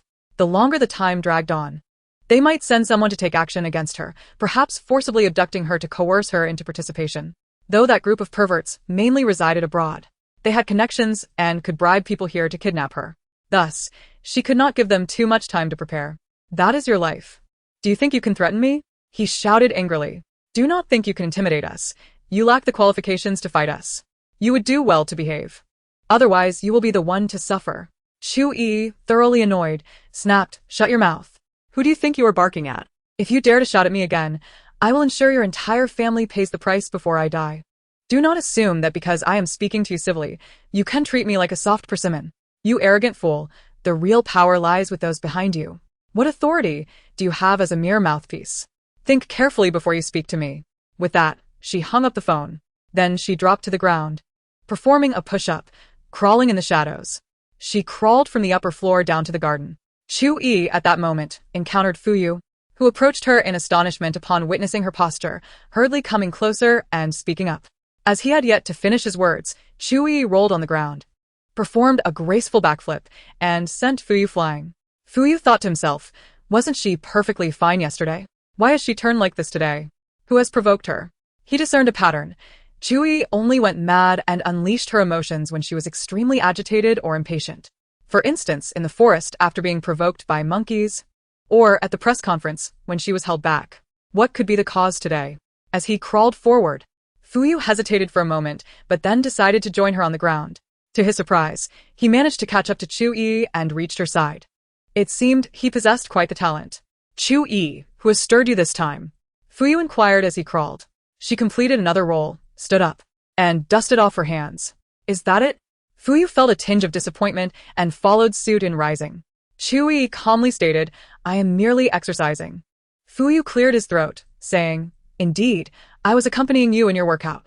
He trailed behind her and added, You mentioned last night that the people from Survival of the Fittest have set their sights on you. I was concerned for your safety, hence my visit. Chu Yiyi replied, There is no need to worry. I am fully aware of my situation. Just as she finished speaking, her phone, left behind in the villa, began to ring. Fuyu instinctively picked it up and handed it to her. Chu Yiyi accepted the phone and answered the call. The director's voice emanated from the other end. Ms. Chu Yiyi, I have contacted the investors and they have agreed to your requests. Which individuals do you wish to include? Please provide me with the list, and I will make arrangements immediately. Chu Yiyi sank into the sofa, her demeanor languid as she remarked, The wind on the rooftop is quite strong. The director's breath caught, and he quickly responded in a flustered tone, Miss Chu Yiyi, please remain calm. Do not jump. We have acquiesced to all your demands. Please do not take such drastic measures. He had witnessed her live broadcasts. She was indeed a tempestuous individual capable of anything. Thus, upon hearing her words, he grew anxious, fearing she might truly consider suicide. If he mishandled the situation, the powerful financiers would not spare him. The director's voice trembled as he apologized. I regret my previous demeanor. I was too rash and said things that displeased you. I shall be more mindful in the future. Please forgive me, and do not act impulsively. Chu Yiyi reassured him. Do not be so tense. I am quite accommodating. The director let out a sigh of relief. Chu Yiyi then added, As long as you use scissors to bifurcate your tongue, I shall forgive your earlier rudeness. The director gasped in disbelief, exclaiming, What did you say? You are insane. I will not comply. Chu Yiyi responded nonchalantly. Oh, then I shall jump. Do not jump. The director urged frantically. She sighed. If you cannot fulfill such a simple request, you place me in a difficult position. The director, trembling, protested. I merely spoke a few words to you, even if I was in the wrong. Such harsh punishment is unwarranted. The fear in his voice was palpable even through the phone. Chu Yiyi declared, Very well, I might as well die. My requests have gone unheeded. The director was both furious and terrified. Was there no room for negotiation? He was still making a final attempt to resist. Chu Yiyi smiled and said, Oh, I will die, and your entire family shall accompany me. The director's breath hitched as he suddenly realized the gravity of her threat and quavered. Who exactly are you? How do you possess such knowledge of the forces behind the scenes? He was merely a messenger, a pawn devoid of rights. If he failed, those in power would not hesitate to eliminate him in their fury, and his family would not escape unscathed. Chu Yiyi understood this, which emboldened her to threaten him with suicide. The director clenched his fists, a chill creeping up his spine. Chu Yiyi laughed. How could I possibly know? I am simply accustomed to being audacious. The director remained speechless. Chu Yiyi continued, I shall grant you 3 seconds to contemplate, accept my terms, and send me a video of your act. Otherwise, do not delay me in my leap. The director's teeth ground together in desperation. He had no choice. Cutting his tongue or facing certain death, he knew which option to choose. He now regretted his earlier arrogance towards Chu Yiyi. Encountering an unreasonable madwoman had only led to his own downfall. The director quickly initiated a video call. Chu Yiyi answered but obscured her camera.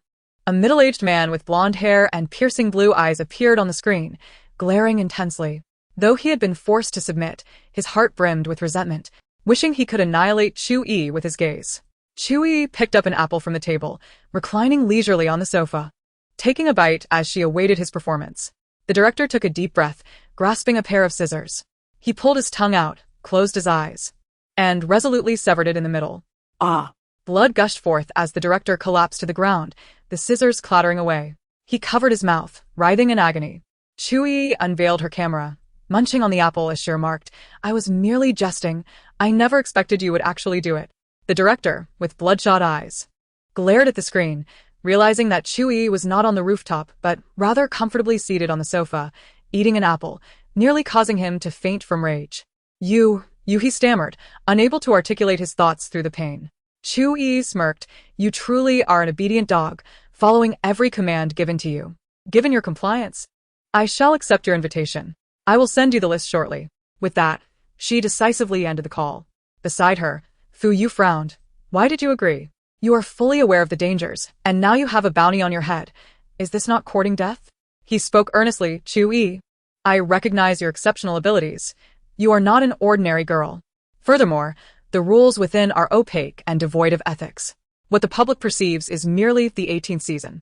The public knows that the most severely injured contestant from the Huaxia region was a retired soldier, but there are even more tragic tales.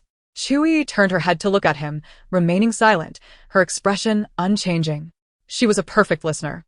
After gathering his thoughts, Fu Yu continued, I will tell you the truth.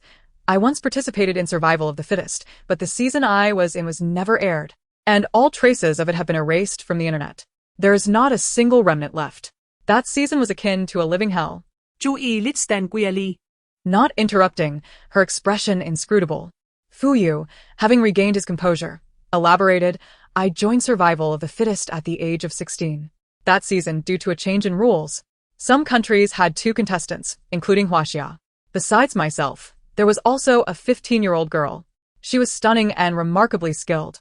From the outset, she dominated every challenge, leaving no one able to compete with her. Even those from other countries, who had previously banded together to suppress her, found it futile. I believed she would be the champion of that season. However, a nightmarish occurrence unfolded. There are always some psychologically twisted individuals who seek to drag the untainted down into the mire, rendering the skilled into mere waste. A group of affluent individuals has placed bounties on contestants, while the live broadcast has been taken offline, transforming into a private stream accessible only to that twisted cabal. The nature of those bounties is beyond the imagination of any sane person. Fuyu clenched his fists. Even though the incident did not directly involve him, witnessing his compatriot, a radiant young girl, being trampled upon ignited a fury within any person of conscience. Years ago, he had participated in that endeavor, driven by financial desperation, hoping to secure funds for his entrepreneurial aspirations. He never anticipated the horrific turn of events that would follow. Fuyu inhaled deeply before continuing. Under normal circumstances, even with the bounty in place, given that girl's capabilities, they would not have been able to harm her. Go on, I wish to hear it. Chu Yiyi's voice was calm, betraying no emotion. Yet, Fuyu sensed a chill in the air of the living room. He pressed his lips together, his expression somber as he recounted the horrors he had witnessed that year. So many atrocities, so grotesquely twisted that they defy belief. When I refused to join them, they nearly beat me to death and hung me from a tree to witness the torment. Eventually, some of those backstage deviants, unable to contain their excitement, came to the scene. The director, eager to appease these wealthy patrons, concocted a sadistic game. He suggested cutting the girl's tongue in half to prevent her from biting the patrons, and even went so far as to extract her teeth. At this juncture, Fuyu paused, suddenly struck by a realization, staring in shock at Chu Yiyi. Did she ask the director to cut her tongue in half? Does she know something? He could not fathom why a sane person would propose such a thing. Even if one were to suggest cutting a tongue, it would typically be a segment, not severed in the middle. Fuyu gazed at Chu Yiyi in astonishment. She smiled, a bright, healthy grin illuminating her face. The girl you speak of is my sister. Years ago, I fell gravely ill and urgently needed funds for treatment. She participated in that season of extreme survival to earn money for my medical expenses.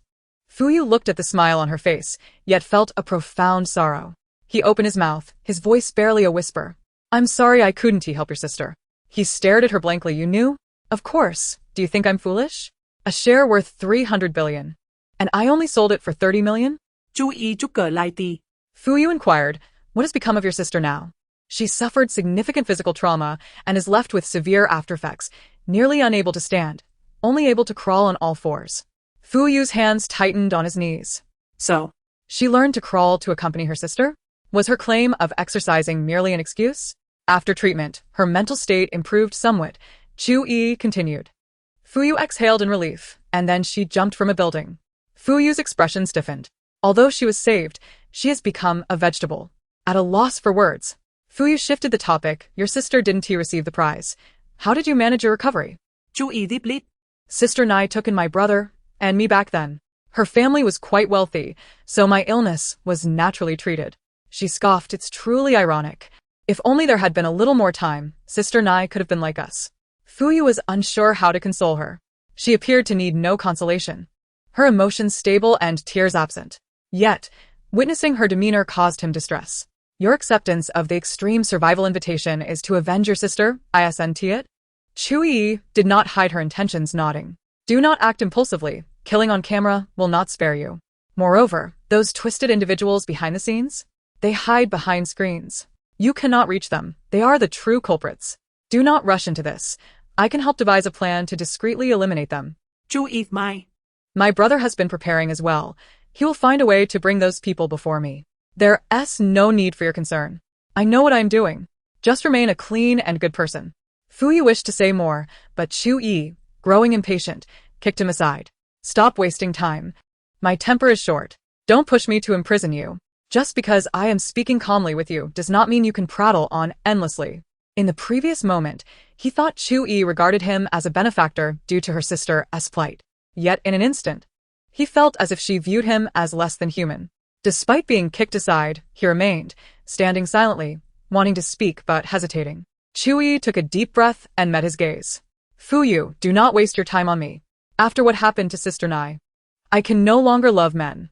Fuyu lowered his gaze, appearing hurt. He understood that should Chu Yiyi refrain from avenging this grievance, she would never find peace. Moreover, this vendetta could not be carried out by another. She must seek retribution herself. The guilt she harbored must be immense. He suddenly comprehended why her emotions were so unstable. Why she seemed so unhinged. Had it been someone with lesser resilience, they might have truly gone mad. At that moment, a commotion erupted at the entrance of the villa. Both turned to the door simultaneously. The doorbell rang, followed by Xin Yuan's voice. Sister, are you awake? Fuyu, are you inside? Hurry and open the door. I saw you come over. I even used binoculars to watch you and sister crawling on the ground. Fuyu, Chu Yiyi, do they live nearby? Fuyu rubbed his temples in frustration. Yes, the two villas on either side belong to them. Although the villas are quite spaced apart, those two deviants have constructed something resembling a watchtower on the rooftop, and they often climb up to spy on me. Chu Yiyi, they are indeed quite twisted. Why don't you have a girlfriend? Fuyu turned to her, saying softly, if I told you it was due to the psychological scars left by participating in extreme survival, would you believe it? I think once a person becomes entangled in lust, they become twisted, especially the wealthy. Chu Yiyi, while your perspective is somewhat extreme, maintaining one's purity is commendable. Innocence is the best dowry for a man. Fuyu. Chu Yiyi stood and walked towards the door to see what they wanted. Upon opening the villa door, she found Xin Yuan and Rongsher standing at the entrance. What brings you here? Rongsher smiled. You haven't collected your prize from last night's competition yet. Chu Yiyi replied, I'll send you my account number. You can transfer it to me. Rongsher shook his head. That won't do. The check is from the sponsors. You need to take it to the designated bank to cash it. How tedious. Chu Yiyi sighed impatiently. How much is the prize? Rongsher responded, it's a small competition, so the prize isn't substantial. Only 1 million. 1 million is still a fair amount, but compared to the most popular competitions, it pales in comparison. 1 million? Then let us go. Chu Yiyi immediately set out with them. After collecting her winnings from the bank, Chu Yiyi suggested treating them to a meal, allowing them to choose the venue. Let us choose the place. Sister, prepare for a hefty bill. We'll pick the most expensive restaurant. Xin Yuan left. Chu Yiyi, unfazed, replied, no worries, as long as you can finish it, order whatever you wish. If you deliberately order an abundance of food but cannot finish it, I shall feed you a taste of hardship to instill in you the value of sustenance. The crowd responded with a murmur. Chu Yiyi stated, let us depart, for I am famished. They boarded a vehicle and arrived at a luxurious 5-star hotel. Seemingly familiar with the establishment, a private dining room had been reserved for them, and upon their arrival, the manager greeted them with a beaming smile and personally escorted them upstairs. At that moment, a black sedan came to a gradual halt at the hotel's entrance. Guyan gripped the steering wheel tightly, his gaze dark as he observed Chu Yiyi and her companions retreating. A flicker of inner turmoil crossed his eyes, yet the thought of his family's safety steeled his resolve. Earlier that morning, he had visited his younger brother, who informed him that Chu Yiyi had vowed on the competition grounds to gradually bring ruin upon the Gu family, to safeguard his kin. He had no choice but to strike first. Yi, do not blame your elder brother, the fault lies with you. Chapter 52. Chu Yiyi commits murder. The individual in question is Lin Xiuyan, an actress under his company. Lin Xiuyan and Chu Yiyi had previously worked together, but their collaboration had soured when Lin Xiuyan pushed Chu Yiyi into the water, resulting in Chu Yiyi retaliating with a slap that left Lin Xiuyan's face swollen for days, ultimately leading to her being replaced in the role. Following her expulsion from the production, Lin Xiuyan expressed her fury on Weibo for an entire month, and she occasionally made veiled barbs thereafter. It was common knowledge that the two harbored ill will towards one another. Are you prepared? Guyan inquired in a low voice. Lin Xiuyan's complexion drained of color as she trembled violently, stammering, Mr. Gu, can we not find an alternative? I implore you to reconsider. I wish to live. Tears streamed down her face as she pleaded. Guyan's expression remained grim, given Chu Yiyi's current fame and status. Do you truly believe there exists another method to eliminate her? Lin Xiuyan bit her lip, unable to conceive a solution. Guyan continued, if you choose not to proceed, I shall not force you. The decision rests solely upon you. However, should you refuse, I shall not fulfill the promise I made to you. No, Mr. Gu. You cannot go back on your word. Lin Xiuyan exclaimed. You promised to arrange for my mother to receive medical treatment abroad. If her condition remains untreated, she will not survive. You must uphold your promise. Guyan replied, the fate of your mother hinges entirely on your choices. Lin Xiuyan clenched her fists, her face ashen. Her father and grandparents had always favored males, subjecting her mother to abuse for bearing a daughter. After enduring years of torment, her mother had taken her and fled. Lacking education, her mother had to work labor-intensive jobs to support them. Years of toil, compounded by unsafe working conditions, had led to her mother's affliction with pneumoconiosis and other health issues. The domestic medical facilities could not treat her mother's ailments. Only abroad was their hope. Yet Lin Xiuyan lacked the means to facilitate her mother's treatment overseas. Previously, it was Mingzhu who had funded her mother's hospitalization. But she imposed conditions that required Lin Xiuyan to create trouble for Chu Yiyi. It was at Mingzhu's behest that Lin Xiuyan had pushed Chu Yiyi into the water on set. However, after Mingzhu's incident on the reality show Survival in the Wild, she ceased her financial support. Just days ago, Lin Xiuyan had mustered the courage to contact her boss, Gu Yan, hoping to borrow money to cover her mother's hospitalization and medication for the month. Gu Yan had advanced her some funds, but the following night, he reached out again, stating he had investigated her mother's condition and located a medical team capable of treating her. If she assisted him with the task, he would ensure her mother received the necessary treatment, covering all expenses. Yet, he sought a life for a life, her life for her mother's. Gu Yan did not coerce her. He merely presented her with a choice. But did she truly have a choice? She had none. Her mother had sacrificed so much for her. It was time for her to reciprocate. Mr. Gu, you must guarantee my mother's recovery and provide her with a sum to live comfortably in her twilight years. Indeed. As long as you resolve this troublesome matter with Chu Yiyi, I shall not renege. I will ensure your mother lives a life of luxury and ease. Lin Xiuyan wiped away her tears. At that moment, a photograph arrived on her phone, capturing Chu Yiyi entering the private dining room. Lin Xiuyan saved the photo and deleted the message. Subsequently, she posted on Weibo, I never expected to encounter that wretched Chu Yiyi here today. What a twist of fate. I must teach her a lesson. Her post garnered little attention, receiving only a handful of comments. Given her history of cursing Chu Yiyi on Weibo, most dismissed her latest outburst as mere venting. After posting, Lin Xiuyan stowed her phone, disembarked from the vehicle, and proceeded towards the hotel. Meanwhile, Chu Yiyi and her companions were dining in a private room on the 18th floor, having ordered a bottle of red wine. As a server poured the wine for Chu Yiyi, some accidentally spilled onto her garment. I am so sorry. It was unintentional, the server exclaimed in a flustered apology. Shun Yuan remarked curtly, Are you new here? How clumsy. You cannot even manage to pour wine properly and the manager assigned you to our room? Fetch your manager. Guyu commanded in a low voice. Chu Yiyi glanced at her soiled attire, deciding it was unnecessary to make a fuss. The server, overwhelmed with gratitude, exclaimed, Thank you, Miss Chu, for your understanding. Allow me to escort you to our lounge for a moment. The hotel was equipped with a powerful dryer and iron. Summer fabrics could be dried within 10 minutes. Chu Yiyi rose and followed the server outside. Once in the lounge, she removed her clothes in the bathroom for cleaning, donning a hotel bathrobe in the meantime. The clothes had been cleaned and dried. After changing back into her outfit, she exited the lounge, heading towards the dining room. However, as she reached a corridor's corner, a woman suddenly lunged at her, brandishing a knife. Chu Yiyi reacted swiftly, delivering a kick that sent the assailant sprawling. The knife did not graze her. Lin Xiuyan, what are you doing?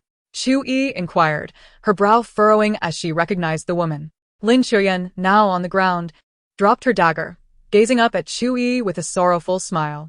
Suddenly, she sprang to her feet and dashed down the corridor. Chu Yiyi pursued her. But at the end of the hall was an open balcony. Before Chu Yiyi could reach her, Lin Xiuyan resolutely leapt over the railing. From the 18th floor, survival was impossible. Chu Yiyi stood at the edge, peering down as Lin Xiuyan's body struck the ground, blood quickly pooling beneath her. The surrounding onlookers gasped in horror and scattered. Some looked up, spotting a figure on the balcony, and snapped a photo. Soon, Lin Xiuyan's tragic fall became a trending topic on Weibo, along with her earlier post about seeking retribution against Chu Yiyi. In addition, a photograph taken by a bystander surfaced, depicting Chu Yiyi standing on the balcony from which Lin Xiuyan fell. This revelation ignited a firestorm across the internet. Speculations ran rampant. Could it be that Chu Yiyi pushed Lin Xiuyan off the balcony? I recall their ongoing conflicts. Given Chu Yiyi's volatile nature, it certainly seems within the realm of possibility. There's no need for speculation. It's undeniably Chu Yiyi who pushed her.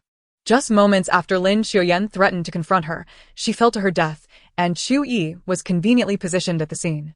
Who would believe this had nothing to do with her?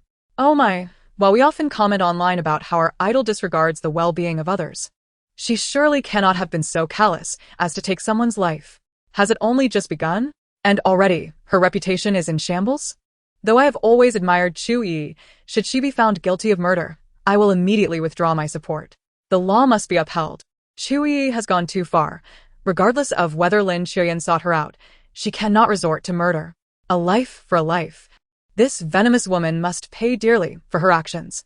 I believe we should refrain from passing judgment until the police conclude their investigation. I simply cannot envision my sister committing such an act.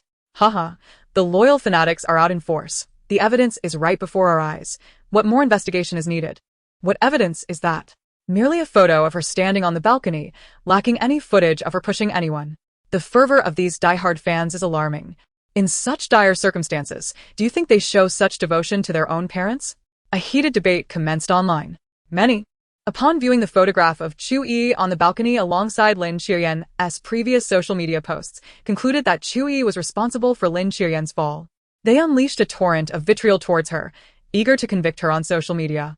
Though she had previously garnered much admiration during her live streams, the gravity of murder transcended mere fandom, prompting most to uphold the sanctity of the law. A minority, however, contended that one cannot convict based solely on scant evidence. Yet, the online community was tempestuous, easily swayed by public opinion, lacking independent critical thought. Once a narrative took hold, many would follow suit without considering its truthfulness or logic. As the online discourse raged, the official account of Shanghai Entertainment released a statement. Lin Qiuyan was a highly promising artist under our management.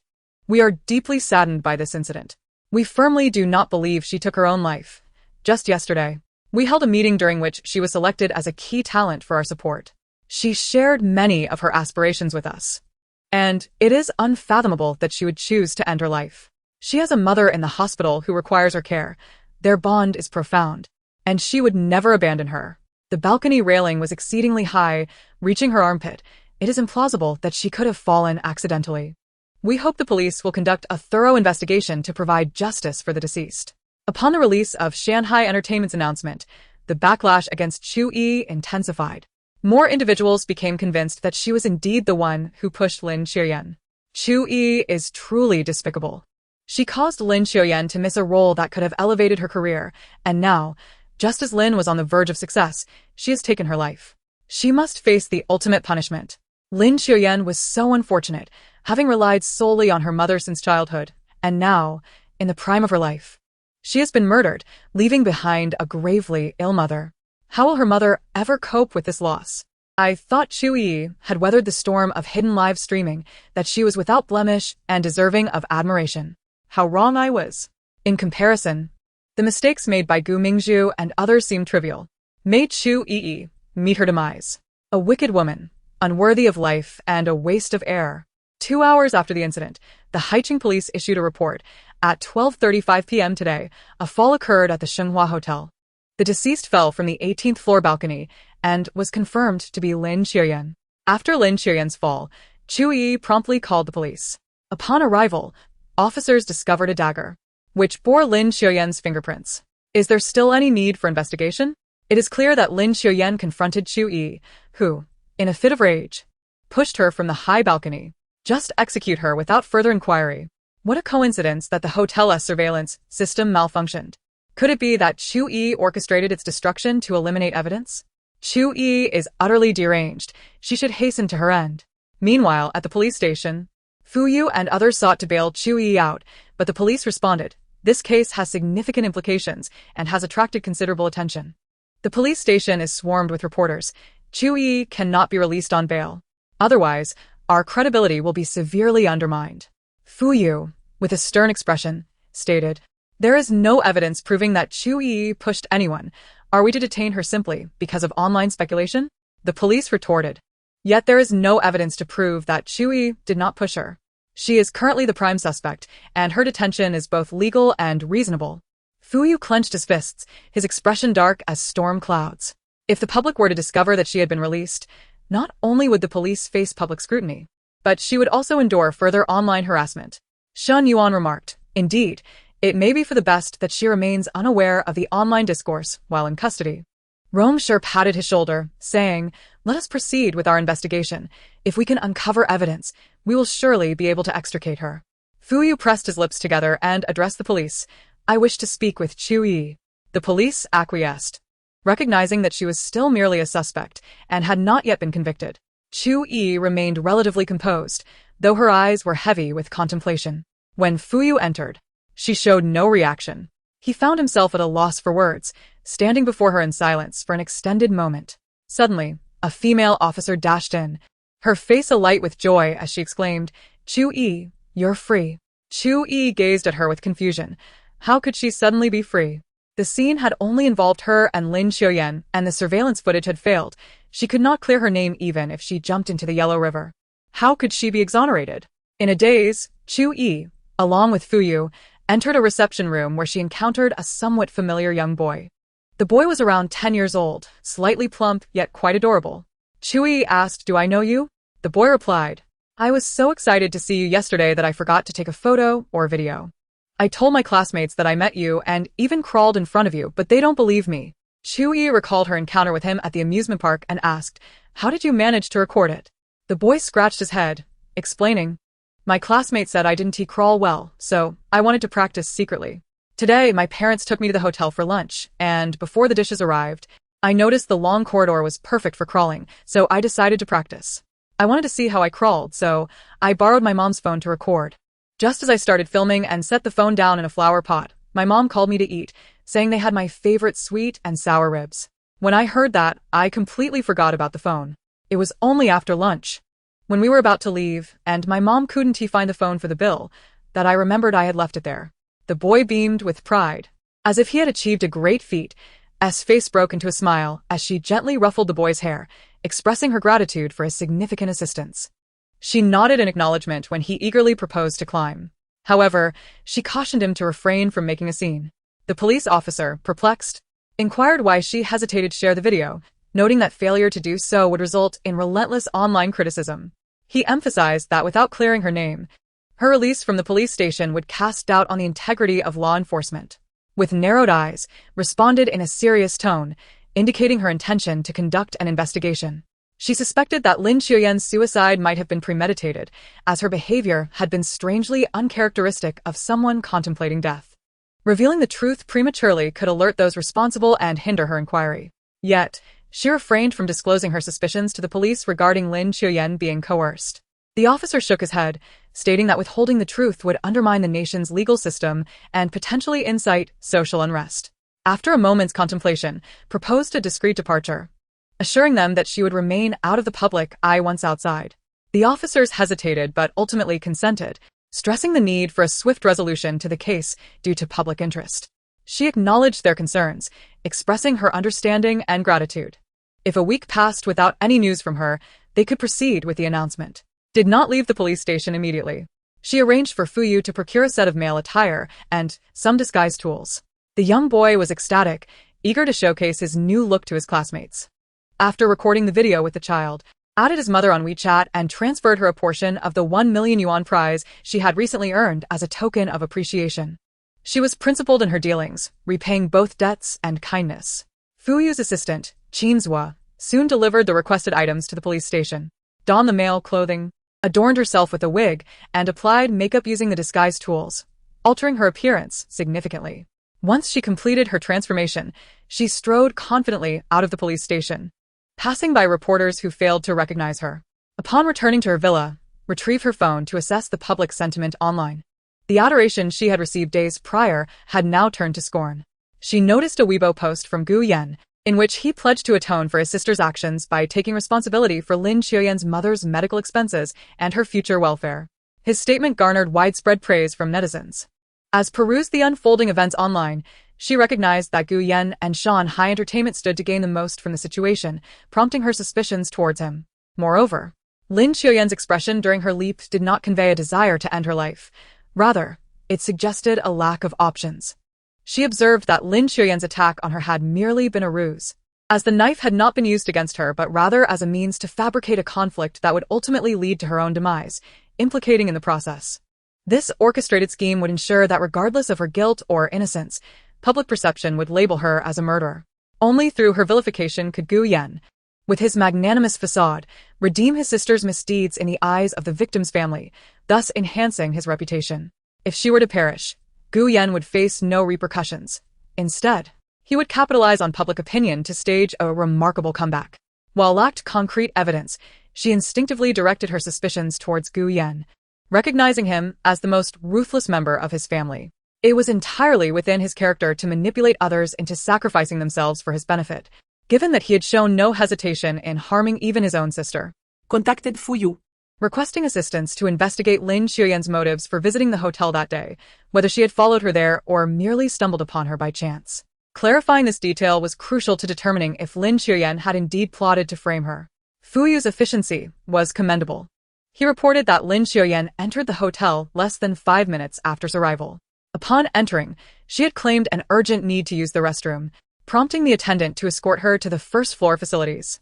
Subsequently, she made her way to the 18th floor, but the hotel's surveillance had been compromised, leaving no record of her ascent. Fuyu continued, noting that Lin Xiuyan had not inquired about whereabouts, but had nonetheless managed to locate her with remarkable precision, suggesting premeditation. Furthermore, it appeared she was well informed about the hotel arrangements, indicating prior knowledge of its location. In addition, Rongshi had dispatched personnel to investigate the waitress who had spilled wine on. It was revealed that she had been bribed to create a distraction, allowing to leave the private room momentarily. However, she could not recall the identity of the individual who had approached her, as they had appeared suddenly, masked and hooded. Xin Yuan had also initiated an inquiry into the online discourse, discovering that Gu Yan had employed numerous agents to sway public opinion. Initially, many had maintained a neutral stance, awaiting the police's findings. However, those who defended were met with vehement backlash from these agents, forcing them to delete their posts. The few that remained were drowned out by the orchestrated narrative. Fuyu's tone grew grave as he remarked on the swift and coordinated response of the agents, as if they had been prepared in advance, seizing control of the narrative within minutes of the incident's eruption. If Gu Yan had indeed sought to manage the situation after witnessing the news, he would have been too late. It was evident that he had preemptively mobilized these agents, ready to act the moment the news broke. Scoffed, recognizing the familiar pattern. Fuyu sighed, acknowledging the suspicion yet lamenting the absence of concrete proof to implicate him. Retorted with a cold smile, asserting that it was typical of the cunning fox to leave no trace. She instructed them to cease their investigation, asserting that it would yield no results. Fuyu inquired if she intended to let him off the hook. This is certainly not in line with her character. Chu Yiyi said with a smile that was not quite a smile, not investigating does not mean I will let him off. Fuyu, perplexed, inquired, what do you plan to do? Chu Yiyi replied, I will confront him directly. Fuyu was taken aback. Chu Yiyi abruptly ended the call. When Fuyu called again, she did not answer. That night, Chu Yiyi donned a sleek black tracksuit, a black baseball cap, and a mask before stepping out. An hour later, she scaled the wall to enter the Gu family villa. Skillfully evading the outdoor surveillance, she clambered into Gu Yan's bedroom from outside. She approached the door and listened for any sounds outside. There was no one. Quietly, she opened the door and stepped out. The silence was profound. At this hour, the Gu family would not have retired so early. It was likely that they were all out. However, this was understandable. Gu Qing was still hospitalized. And today was Gu Qing's birthday. They must have gone to visit her. Strangely, there were no sounds from the servants downstairs. Were they absent as well? Just then, she suddenly heard some peculiar noises coming from the third floor. The third floor housed the bedrooms of Gu Zhengwo and Li Yu, as well as Gu Zhengwo's study. The siblings all resided on the second floor. Yet, the sounds she heard were somewhat unusual, a sharp female scream that did not seem to belong to Li Yu. Chu Yiyi's eyes narrowed as she ascended the stairs. Upon reaching the third floor, she determined that the sounds were emanating from the study. With a thoughtful expression, she slipped into an adjacent room, climbed out the window, and adeptly scaled the wall using the window ledge, pipes, and air conditioning unit until she reached the study window. The window was closed but not tightly secured. Quietly, Chu Yiyi opened it just enough to hear, though the noise was minimal and completely overshadowed by the commotion inside. Once the window was ajar, she lifted a corner of the curtain to peer inside. Upon discerning the scene within, she froze for 3 seconds, astonishment flashing in her eyes. Prior to this, she had already deduced what was occurring inside from the sounds. To her disbelief, it was Gu Zhengwo and Gu Mingzhu. Next, she muted all functions on her phone. Then, she opened WeChat, removed Gu Yan, Gu Qing, Gu Xian, and Li Yu from her blacklist and re-added them as friends. It wasn't long before all of her friend requests were accepted. Guzan, Chu Yiyi. Aren't you at the police station? How can you still use your phone? Gu Qing, sister, have you forgiven me? Gu Xian, did you push Lin Chuyan down the stairs? You were too impulsive. Even if you hit someone, how could you kill them? Liu, you beast. You caused your second brother to lose a limb. Why don't you just die? Your elder brother said you were arrested. How can you still contact me? Did you escape from prison? Ignoring their messages, Chu Yiyi created a group chat. Once everyone was in the group, Gu Yan asked. Gu Qing added. Gu Xian chimed in. Chu Yiyi initiated a group video call invitation, requesting all 4 of them to join. She had already muted the volume and disabled notifications, ensuring no sounds would escape. Soon, they all joined the video call one by one. 4 faces appeared in their respective frames, each wearing a frown of confusion, while Liu displayed a hint of anger. Chu Yiyi smirked, flipping her phone's front camera to the rear, directing the lens towards the oblivious couple in the study. Instantly, the expressions of the 4 on the screen turned blank, their eyes wide with shock and disbelief, as if their worldview had been shattered. She observed Liyu's expression contort. Even without sound, she could almost hear her furious screams and cries. Ultimately, Liu broke down, tearing at her hair and collapsing to the ground.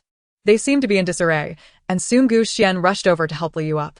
After standing, Liu forcefully pushed Gu Xian away. Her face twisted with rage as she stormed out of the room. Gu Yan's expression darkened as he spoke to the screen. Chu Yiyi smiled faintly, ending the video call and remaining in her position. About half an hour later, the door to the study was suddenly flung open with a loud bang, startling both individuals inside. Ah!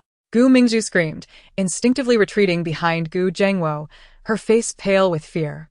When she recognized the person entering, her countenance turned even more frantic, her voice trembling with panic. Chapter 55. Truly blinded by love, Liu, full of rage, rushed forward, grabbing Gu Mingzhu by the hair. Mom, let go. You're hurting me. Gu Mingzhu cried out in pain. Smack. Liu delivered a fierce slap across Gu Mingzhu's face. You wretch. Do you even know I am your mother? I will kill this ungrateful wretch. I will kill you, you shameless harlot. Slap, slap, slap. The sound of her slaps echoed one after another against Gu Mingzhu's face. Not only did Liu slap her, but she also clawed at her face with her nails, leaving horrifying blood marks. No. Dad, save me. Gu Mingzhu cried, utterly defenseless against Liu's wrath. Gu Zhengwo rushed over to intervene. Enough. Let go of Mingzhu. Look at what you've done to her. Liu Yugoslavia's fui intensifia. She redirected her anger, relentlessly striking Gu Zhengwo. You beast. How could you do such a thing? Do you even care about me? Are you even human? Smack. Gu Zhengwo retaliated with a forceful slap to Liu's face, angrily bellowing, Enough. Stop acting like a shrew. Just look at yourself. Do you resemble a lady of a noble family? You're no different from those street harpies, only capable of throwing tantrums. The slap landed heavily, causing Liu to stumble to the ground, her forehead striking the edge of the table. She trembled in pain, her heart aching even more. Her own husband had harmed her and called her a shrew? How shameless. Mom. Gu Xian finally arrived, having witnessed his mother being pushed down by his father. He rushed into the study, helping Liu up while glaring furiously at Gu Zhengwo. Dad, how could you lay a hand on Mom? At that moment, Gu Yan also entered, glancing at Gu Mingzhu on the floor before darkly stating, Third brother, help Mom downstairs. After they settle, we will discuss this matter. Only then did Gu Xian notice the current state of Gu Zhengwo and Gu Mingzhu, feeling sickened and disheartened. He assisted the nearly fainting Liu out of the study, while Gu Zhengwo helped Gu Mingzhu up, soothing her with promises that she had nothing to fear, as he was there to protect her from the shrew. Gu Yan's expression was as dark as coal. Just as Liu and Gu Xian were about to exit, they overheard the words, Beast. Liu, driven to madness, lunged again to strike them. Gu Xian quickly restrained her, dragging her away from the study. Mom, let us wait until they come downstairs to talk, he urged. Liu's anger was palpable. I wish I could tear them apart and feed them to the dogs. As Gu Xian continued to persuade her, he forcibly led her downstairs. Gu Yan, suppressing his disgust, cast a glance toward the direction of the window. He walked over and pulled back the curtains to gaze outside. There was nothing but emptiness. His eyes were chillingly cold. Chu Yiyi had initiated a video call, and the angle was from outside the window looking in. How had she managed to climb out to film from the third floor? The person had already left. He could not catch them. He had to resolve matters at home before considering anything else. 10 minutes later, in the living room, All the members of the Gu family were present except for the hospitalized Gu Qing. Li Yu was still weeping uncontrollably, as if the world had crumbled around her. Upon seeing Gu Mingzhu and Gu Zhangwo descend the stairs together, she could no longer contain her emotions. She seized the ashtray from the table and hurled it forcefully at Gu Mingzhu. "You little beast! How blind was I to neglect my own daughter while supporting you? This heartless wretch!" Li Yu glared at Gu Mingzhu, her eyes bloodshot with rage, wishing she could tear her apart. Gu Mingzhu turned pale with fright, retreating behind Gu Zhangwo. The ashtray missed her but shattered into pieces upon hitting the floor. Gu Mingzhu bit her lip, feeling wronged. "Mom, I never intended to destroy this family. I came to be a part of it." Ah! Li Yu screamed in madness. "Is being a Gu family not enough for you? Why do such a thing? Do you think you deserve my respect? Are you even human? You are worse than a beast. Beasts wouldn't do something so shameless. You're beneath them." She racked her brain for venomous words to hurl at Gu Mingzhu. Yet, seeing Gu Mingzhu with her head bowed, looking so pitiful, only fueled her anger further. In the past, when Gu Mingzhu had conflicts with Chu Yiyi, she would adopt this very expression, and it would tug at Li Yu's heartstrings. But now, as Gu Mingzhu used it against her, she felt as if she could explode with anger. How had she not realized before that this little wretch could act so convincingly, doing something so shameless while pretending to be the victim? Have you not made enough of a scene? If you want to throw a tantrum, take it outside. Don't sully my presence. Gu Zhangwo reprimanded disapprovingly. Li Yu felt as though her heart was being torn apart, glaring at Gu Zhangwo. "Is this how you speak to me? You commit such acts and then call me a shrew? Even if I am a shrew, I am better than you, a beast." Mom, Gu Mingzhu murmured, biting her lip. "Silence. Don't call me Mom. I have no daughter as shameless as you." Li Yugoslavia showed sharply. Feeling aggrieved, Gu Mingzhu wiped her tears. "Since you don't want me, I'll leave this family. If it will calm you, I am willing to do anything." With that, she made to leave. "I am the head of this family. I decide who stays. Regardless of your feelings, if I want you here, you will stay." Gu Mingzhu bit her lip, standing meekly behind Gu Zhangwo. Li Yu cried out in despair. "Gu Zhangwo, you are inhuman. You let her go. But do you wish for me to leave instead?" Gu Zhangwo replied in a deep voice. "That depends on your choice. If you cannot tolerate Mingzhu and constantly target her, then you should leave. I will not allow Mingzhu to leave. If you can come to terms with this, our family can still live together in harmony, as before." Li Yu widened her eyes in disbelief, looking at Gu Zhangwo as if he were a stranger. "What did you just say? For her to stay? To live together harmoniously? How can that even be possible after everything that has transpired?" Gu Zhangwo continued, displeased. "Mingzhu has said nothing. She is willing to endure. What more do you have to complain about? As long as you do not cause a scene, you can still be the envy of others, Mrs. Gu." Li Yu was furious to the point of nearly spitting blood. She found herself at a loss for words, unable to counter this shameless man.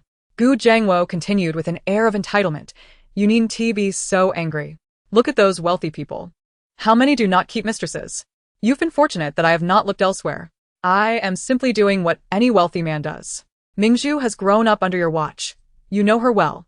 She respects you and will not compete with you. Can you not be a little magnanimous?" Li Yu's face flushed with anger, a knot tightening in her chest, making it hard to breathe. "If she truly respected me, she wouldn't do this." Gu Zhangwo frowned, displeased. "I have spoken to you calmly, yet you still cannot comprehend and choose to be unreasonable. You truly disappoint me. I stand firm on this. Mingzhu will not leave the Gu family. If you can accept her, stay. If not, then leave." Li Yu, overwhelmed, cried out in despair. "What sins have I committed to raise such a wretch? I once neglected my own daughter for her, and this is how she repays me. Truly, the apple does not fall far from the tree. She is just as base and shameless as her maid. I was fooled into treating the criminal who stole my daughter with kindness." Gu Zhangwo, did you know from the start that Gu Mingzhu is not our biological child? Have you been involved with her all along? Initially, she had planned to treat Chu Yiyi well, but over time, her disdain for her only grew. Whatever Chu Yiyi did, she deemed it as cunning. As Li reflected on her past attitude toward Chu Yiyi for Gu Mingzhu's sake, she broke down into tears. "Ha ha ha. This is divine retribution," Li Yu exclaimed, filled with rage and hatred. "Gu Zhangwo, you will face a worse fate than mine. And you, Gu Mingzhu, heartless and venomous wretch, you will meet a dreadful end. You two wretches will suffer the consequences." With fury and vengeance in her eyes, she stood up abruptly, laughing maniacally through her tears.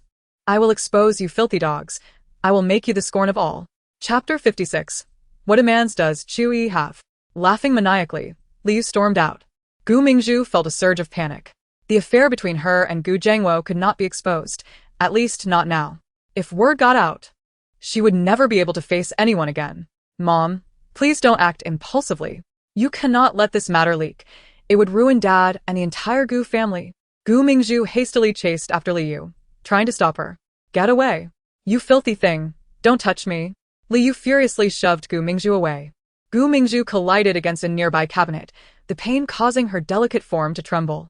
Smack. She covered her swollen face, feeling utterly despondent. Gu Zhengwo barked sharply. Calm down. Don't forget who has supported you all these years. You are like a parasite, consuming my resources, living off my wealth. Everything you have is thanks to me.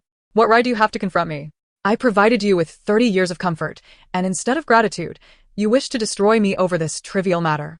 You are ungrateful, truly the biggest white-eyed wolf in this household.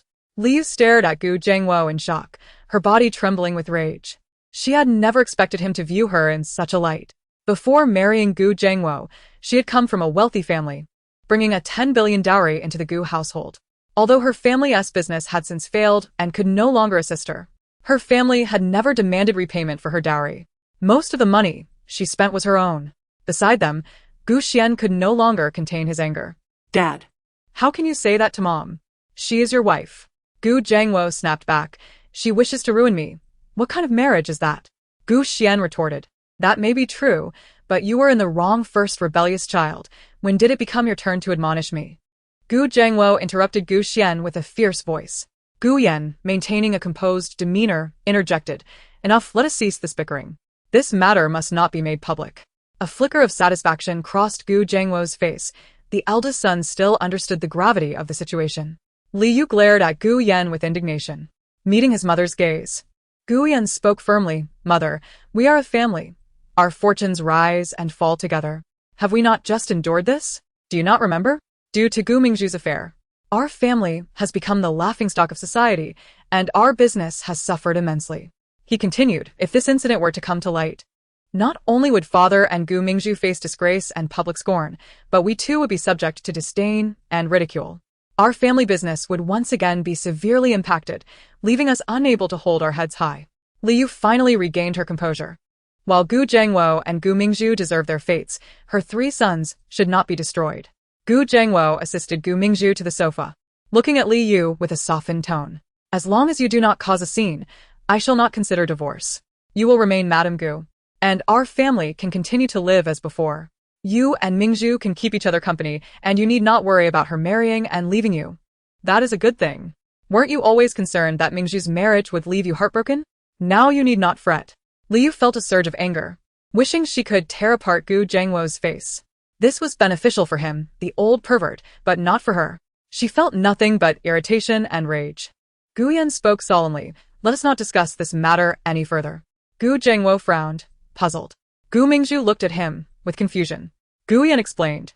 It was Chu Yiyi who created a group chat and initiated a video call, revealing your situation to us.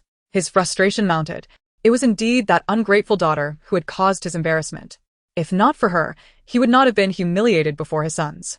Though he maintained a facade of authority, he felt deeply ashamed and indignant, merely putting on a brave front to uphold the family's dignity. Gu Mingzhu clenched her fists, her expression darkening. That wretched Chu Yiyi.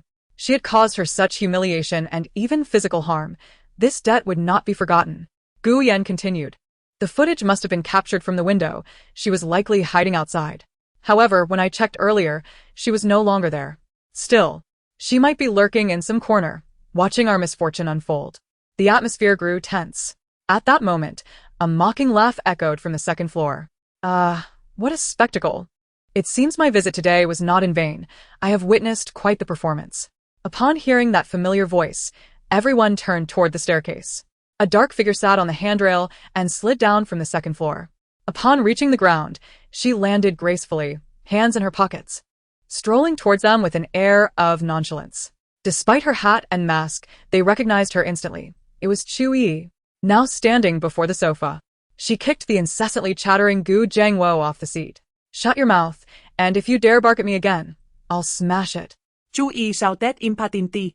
She then proceeded to shove Gu Mingzhu, Gu Yan, Gu Xian, and Li Yu off the sofa, before finding an unoccupied spot and leisurely sitting down. Leaning back against the sofa, she crossed her legs and smirked. What a level of audacity. You think you can sit with me? The faces of the others turned a shade of green with anger.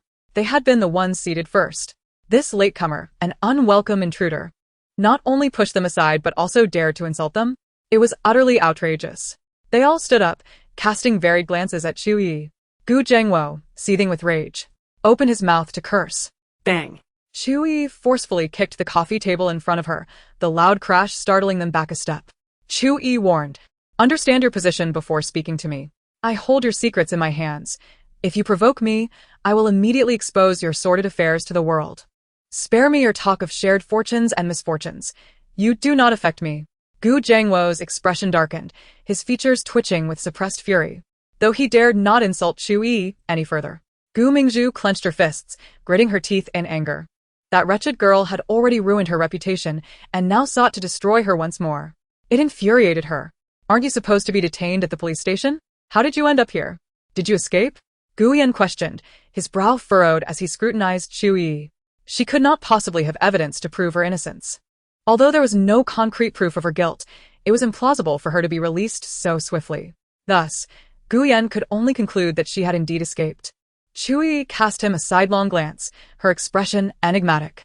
"What you should be concerned about is not how I left the police station, but how you will persuade me not to reveal your family's scandals." The atmosphere grew heavy with tension. Because of Chu Yiyi's actions, Gu Yan had promised to care for the deceased's only relative, slightly improving the Gu family's reputation. If scandal were to break now, it would be exceedingly difficult for the Gu family to recover. Gu Jiangwo thundered, "You ungrateful daughter. I am your father. Do you wish to harm your own flesh and blood? You have already brought calamity upon the Gu family. Will you not relent? Destroy the evidence you possess, and do not let it leak." Chu Yiyi raised her eyelids, casting him a dispassionate glance. "A brain is a precious thing. I hope you possess one. The Gu family's current plight is of your own making. If you insist on placing the blame upon one culprit, that would be Gu Mingzhu. She acted inappropriately during the live broadcast, dragging the entire family into disgrace. That cannot be blamed on me. Even if I had not participated in that show, she would have faced downfall for targeting others. She is a disgrace, just like the rest of you." Gu Jiangwo was left seething, a glint of malice flashing in his eyes. "If you refuse to destroy the evidence and insist on harming us, you shall not leave here today. After all, you escaped from the police station. If you were to die outside, no one would know." Chu Yiyi raised an eyebrow, amusement dancing in her eyes. "You think you can kill me to silence me? Unfortunately, you are no match for me. Oh, and I forgot to mention, I have already shared the video with Fuyu. Even if I were to die, your disgraceful deeds would still be revealed. If you have the guts, go ahead and kill Fuyu." Gu Jiangwo's expression shifted between disbelief and rage. Li Yu trembled as she pleaded, I beg you to delete the video. Though Gu Jiangwo and Gu Mingzhu deserve their fate, your three brothers are innocent. If the video is exposed, they too will suffer. Mother, I find your naivety amusing." Chu Yiyi replied, her tone dripping with sarcasm. "What gives you the impression that I harbor any feelings for those three fools? Do you think I would feel pity for them? Ever since I severed ties with you, I have equally despised each one of you. I treat you all the same, with no favoritism whatsoever. Remember this. Do not utter such foolish words again. They are truly repugnant." Li Yu was deeply struck, her steps faltering as she swayed unsteadily, closing her eyes and shedding tears of despair and frustration. She had neglected her own daughter for the sake of Gu Mingzhu. Now, Gu Mingzhu had seduced her husband. Her own daughter had disowned her and even harbored hatred towards her. Why was her life so miserable? Gu Yan fixed a dark gaze upon Chu Yiyi, demanding, "What must you concede to ensure you won't release the video?" Rather than departing with the footage, she boldly presented herself before them, indicating her desire to negotiate terms. Chapter 57. Chu Yiyi. I have been too benevolent. Chu Yiyi glanced at the few individuals glaring at her and calmly stated, "You all shall kneel and address me." Everyone's eyes widened in disbelief, as if they might pop from their sockets. Subsequently, a torrent of anger surged within them, igniting their eyes with a furious crimson hue. Gu Jiangwo bellowed in uncontrollable rage, "You ungrateful daughter! You dare demand we kneel before you? I am your father. Do you not fear divine retribution? Liu, With reddened eyes, shook her head, disappointment and uncontainable fury evident within her. While I acknowledge my past shortcomings towards you and sincerely wish to mend our mother-daughter relationship, you cannot take advantage of our kindness. We show you courtesy, and you respond with arrogance. Do you truly believe we can kneel to you? Do you not fear for your own longevity? Gu Yan suppressed his anger, his face a shade of gray as he warned, Chu Yiyi. It would be wise for you to know your limits. Gu Xian's expression was complex, yet disapproval shone through. Your demands are excessive. We may tolerate your disrespect, but compelling us to kneel is simply out of the question. Gu Mingzhu added with a disheartened tone, regardless of the circumstances. Demanding one's parents to kneel is an act of extreme filial piety. Chu Yiyi, I understand you have grown accustomed to arrogance, but this is too much. Have you no conscience for your parents and brothers? Gu Mingzhu was particularly incensed, as she harbored the deepest resentment towards Chu Yiyi. Chu Yiyi had caused her to suffer public disgrace during a live broadcast, and now had exposed her scandal with Gu Zhengwo, subjecting the entire family to humiliation. She wished nothing more than to bring harm to Chu Yiyi. Chu Yiyi sneered at them. Surely, you do not presume that I am seeking your opinions? Your family's fate lies in my hands. Whatever I command, you must comply. Unless, of course, you desire the world to witness your family's sordid affairs and wish for the Gu group to face public condemnation. Their expressions shifted dramatically, panic evident in their eyes. Chu Yiyi impatiently declared, choose between kneeling or eating excrement. If you refuse to kneel, then produce your own waste. The mere mention of such a repugnant choice made their faces pale. Gu Mingzhu shouted in exasperation, Chu Yiyi, how can you be so venomous? You either demand we kneel or eat excrement. We are your family. Do you have no heart? Gu Zhengwo, full of indignation, lamented, you wretched child. You should have never been born. Suddenly, Chu Yiyi sprang to her feet and in the blink of an eye stood before Gu Mingzhu. With a resounding slap, she struck Gu Mingzhu's face mercilessly. Gu Mingzhu was sent flying. With a swift kick, she unceremoniously sent Gu Zhengwo tumbling. Chu Yiyi, fraught with agitation, tore off her hat and forcefully threw it to the ground, pulling at her hair and pacing the living room while shouting curses. Are you all insane? Has your brain been devoured by dung beetles? Whatever I demand, you should obediently comply. What gives you the audacity to defy me? I speak to you civilly, yet you push your luck, compelling me to take action. As she passed Gu Yan, she kicked his shins, causing him to collapse to the ground. He attempted to rise, but she slapped his face, commanding, stay down, or I shall break your legs. She then turned and knocked Gu Xian to the floor. Liu, filled with terror, watched Chu Yiyi and pleaded, kneel and speak to me. Do not waste my time. With a kick, Liu's voice transformed into a shriek as she knelt. Chu Yiyi cast a dark glance at Gu Mingzhu and Gu Zhengwo, prompting them to obediently kneel beside the others, not daring to utter a word. Chu Yiyi was indeed unhinged. She would resort to violence. They dared not speak, fearing retribution.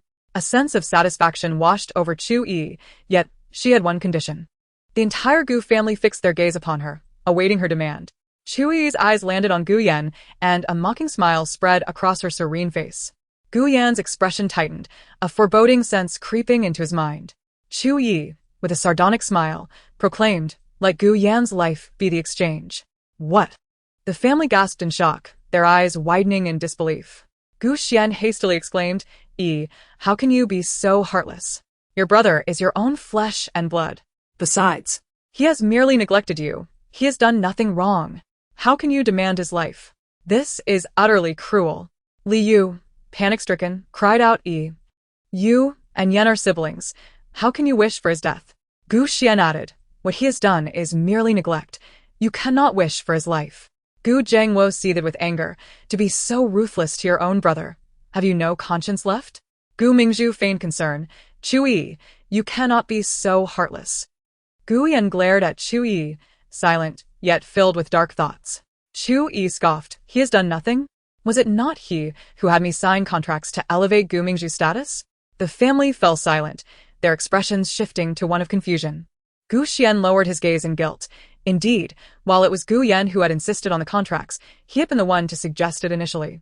Chu Yiyi continued, additionally, he orchestrated Lin Qiuyan's suicide to frame me. Is that not an act of wrongdoing? Gu Yan's gaze hardened, while the others appeared stunned, clearly unaware of the details. Gu Yan clenched his fists, his expression darkening as he glared at Chu Yiyi. You speak nonsense. I did not orchestrate Lin Qiuyan's demise. What proof do you have that I am involved? Chu Yiyi, with a sardonic smile, replied, I possess no evidence, but I trust my intuition. Gu Yan, infuriated, laughed in disbelief. This is absurd. You think you can tarnish my reputation based merely on intuition? Chu Yiyi shrugged nonchalantly. I shall grant you 3 days to deliberate. After 3 days, either Gu Yan must publicly confess his coercion of Lin Qiuyan leading to her suicide and turn himself in, or a scandalous video involving Gu Zhengwo and Gu Mingzhu will circulate, resulting in your family's downfall alongside the Gu group. Li Yu cried out. Your brother has stated he has not harmed you. What can he possibly reveal? I implore you, have a shred of compassion. Spare your brother and the Gu family. Chu Yiyi smirked. No evidence for confession? That can be easily rectified. You may eliminate him in secret. Upon hearing of his demise, I will promptly destroy the video. She glanced at Gu Zhengwo and Gu Mingzhu, declaring, the choice lies with you.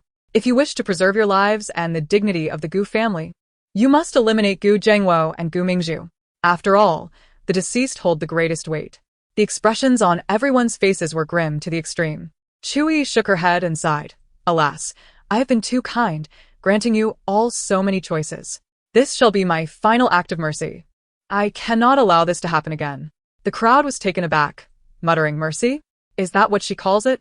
Chu Yiyi stood up, bent to retrieve the hat she had tossed aside, and turned to ascend the stairs to the second floor. You all deliberate carefully. In 3 days, news of one person's demise must emerge from your household, or I shall release the video. She entered her former room and leaped out of the window, knowing there were no cameras in this area, thus escaping unobserved. Downstairs, after Chu Yiyi's departure, the atmosphere in the living room remained oppressive. Each person wore a cloud of despair, their eyes aflame with anger. One by one, they rose from the floor. Li Yu suddenly lunged at Gu Zhengwo, wailing and striking him with fists and kicks, clawing at him in rage. You beast! It is all your fault for being unable to control yourself, for entangling with that wretched Gu Mingzhu, allowing Chu Yiyi to seize leverage and threaten Yenner. If anything happens to Yenner, I will ensure you two scoundrels pay dearly. This mess has been stirred up by you two. Resolve it yourselves and do not drag Yenner into this. Gu Zhengwo forcefully pushed Li Yu away, his voice thunderous. Do not go mad here. The greatest blame lies with you. Li Yu looked at Gu Zhengwo in disbelief. Even now, you wish to shift the blame onto me? What have I done wrong? I have done nothing. Gu Zhengwo retorted. It is your fault for raising her to be so rebellious. That is your sin. Li Yu was nearly apoplectic with rage. Just then, footsteps echoed from the staircase. They turned to see Chu Yiyi returning, sending alarms ringing in their heads. Chu Yiyi smiled and said, I almost forgot my original purpose for coming here today. I intended to vent my frustrations by beating Gu Yan. I cannot lose sight of my initial aim due to unexpected gains. As she spoke, she had already reached Gu Yan, unleashing a flurry of punches and kicks upon him. Gu Yan cried out in anguish, attempting to resist, but he was no match for Chu Yiyi. The others wanted to intervene but dared not approach, fearing they too would be caught in her wrath. By the time Chu Yiyi ceased her assault, Gu Yan was left battered and bruised, collapsed on the ground, unable to rise. Chu Yiyi dusted off her hands and declared, Well, I am finished. You may continue. With that, she turned and departed upstairs, this time for good. Oh, My poor son. Li Yu wept inconsolably as she and Gu Xian rushed to help Gu Yan up. Gu Yan was severely injured, and they hurried him to the hospital. In the house, only Gu Zhengwo and Gu Mingzhu remained. Gu Mingzhu bit her lip and said softly, Father, what shall we do? If we do not comply with Chu Yiyi's demands, our affairs will be exposed, and we shall have no face to show ourselves again. The Gu family's business will suffer a heavy blow. Gu Zhengwo's face darkened with rage.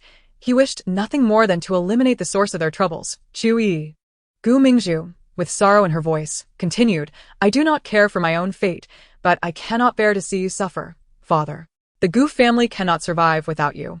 If the Gu group falls apart, how shall you face our ancestors?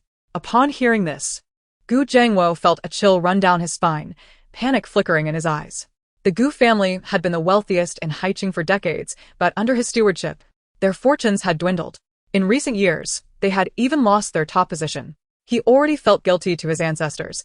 If the Gu family crumbled on his watch, he would have no face to meet them in the afterlife. Therefore, he could not afford to fail. The matter between him and Gu Mingzhu could not be exposed.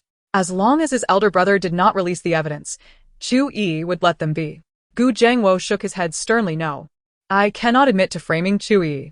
Gu Mingzhu, heartbroken, asked, Does father wish for my brother to admit to framing Chu Yiyi so that we may die while he lives? Father, you may disregard my fate, but you must not die. The Gu family needs you.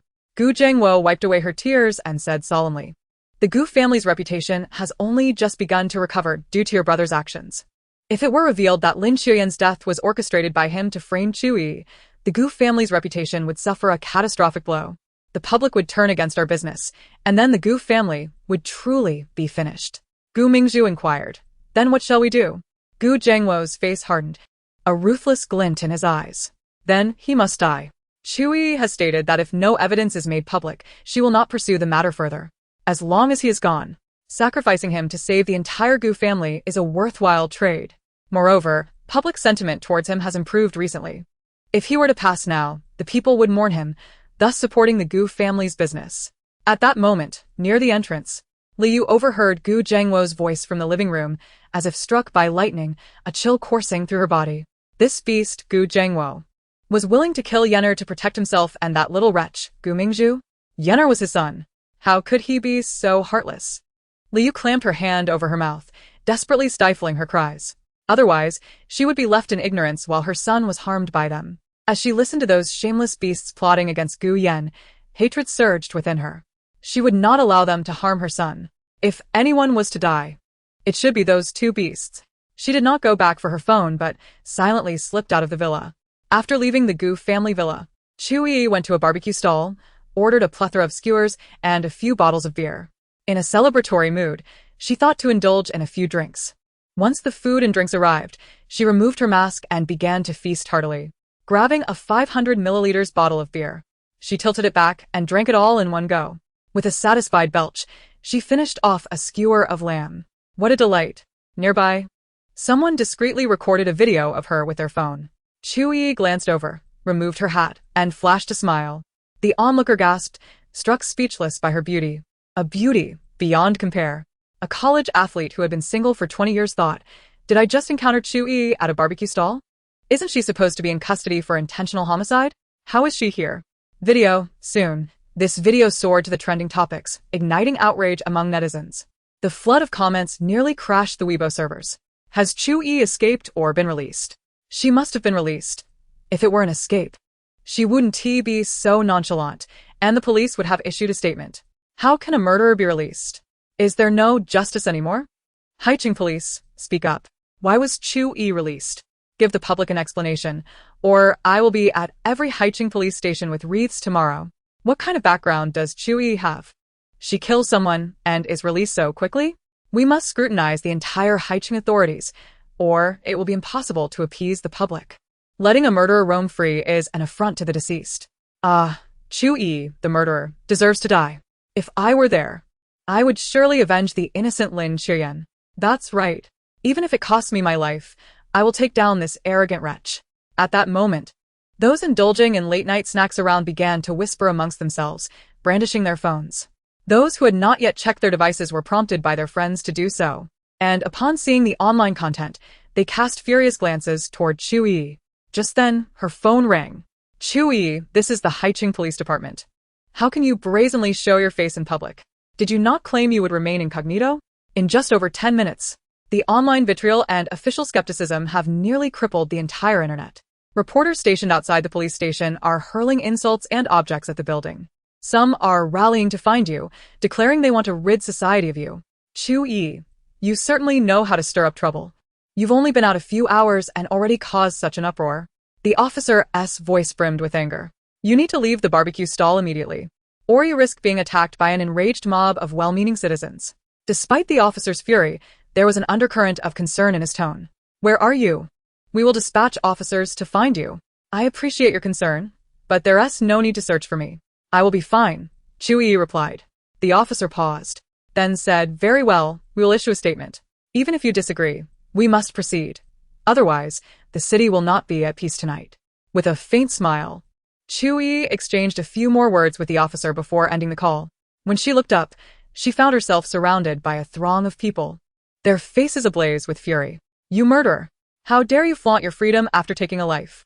Your connections must be formidable. Murder at noon, arrested in the afternoon, and released by night. Shouted one. You should pay for your crime. The law cannot touch you, so we will take justice into our own hands. There is strength in numbers. Let us unite and deal with this vile woman. As anger surged, the crowd's fury reached a boiling point, especially seeing Chu Yiyi so composed, devoid of any remorse. Just as they were about to strike, she spoke, her clear voice cutting through the chaos with an air of authority. Hold on. I understand your urgency, but before you act, take a moment to check the official Twitter account of the Haicheng Police Department. They should have released the video by now. The crowd hesitated, then instinctively began pulling out their phones to log onto Twitter. Their expressions shifted from rage to shock, then to regret and remorse. After they finished watching, their gazes toward Chu Yiyi transformed from anger to embarrassment and apology. Sorry, we were misled. We didn't know you were wronged. We were swayed by online rumors and analyses, and assumed you were truly guilty. I shouldn't have cursed you.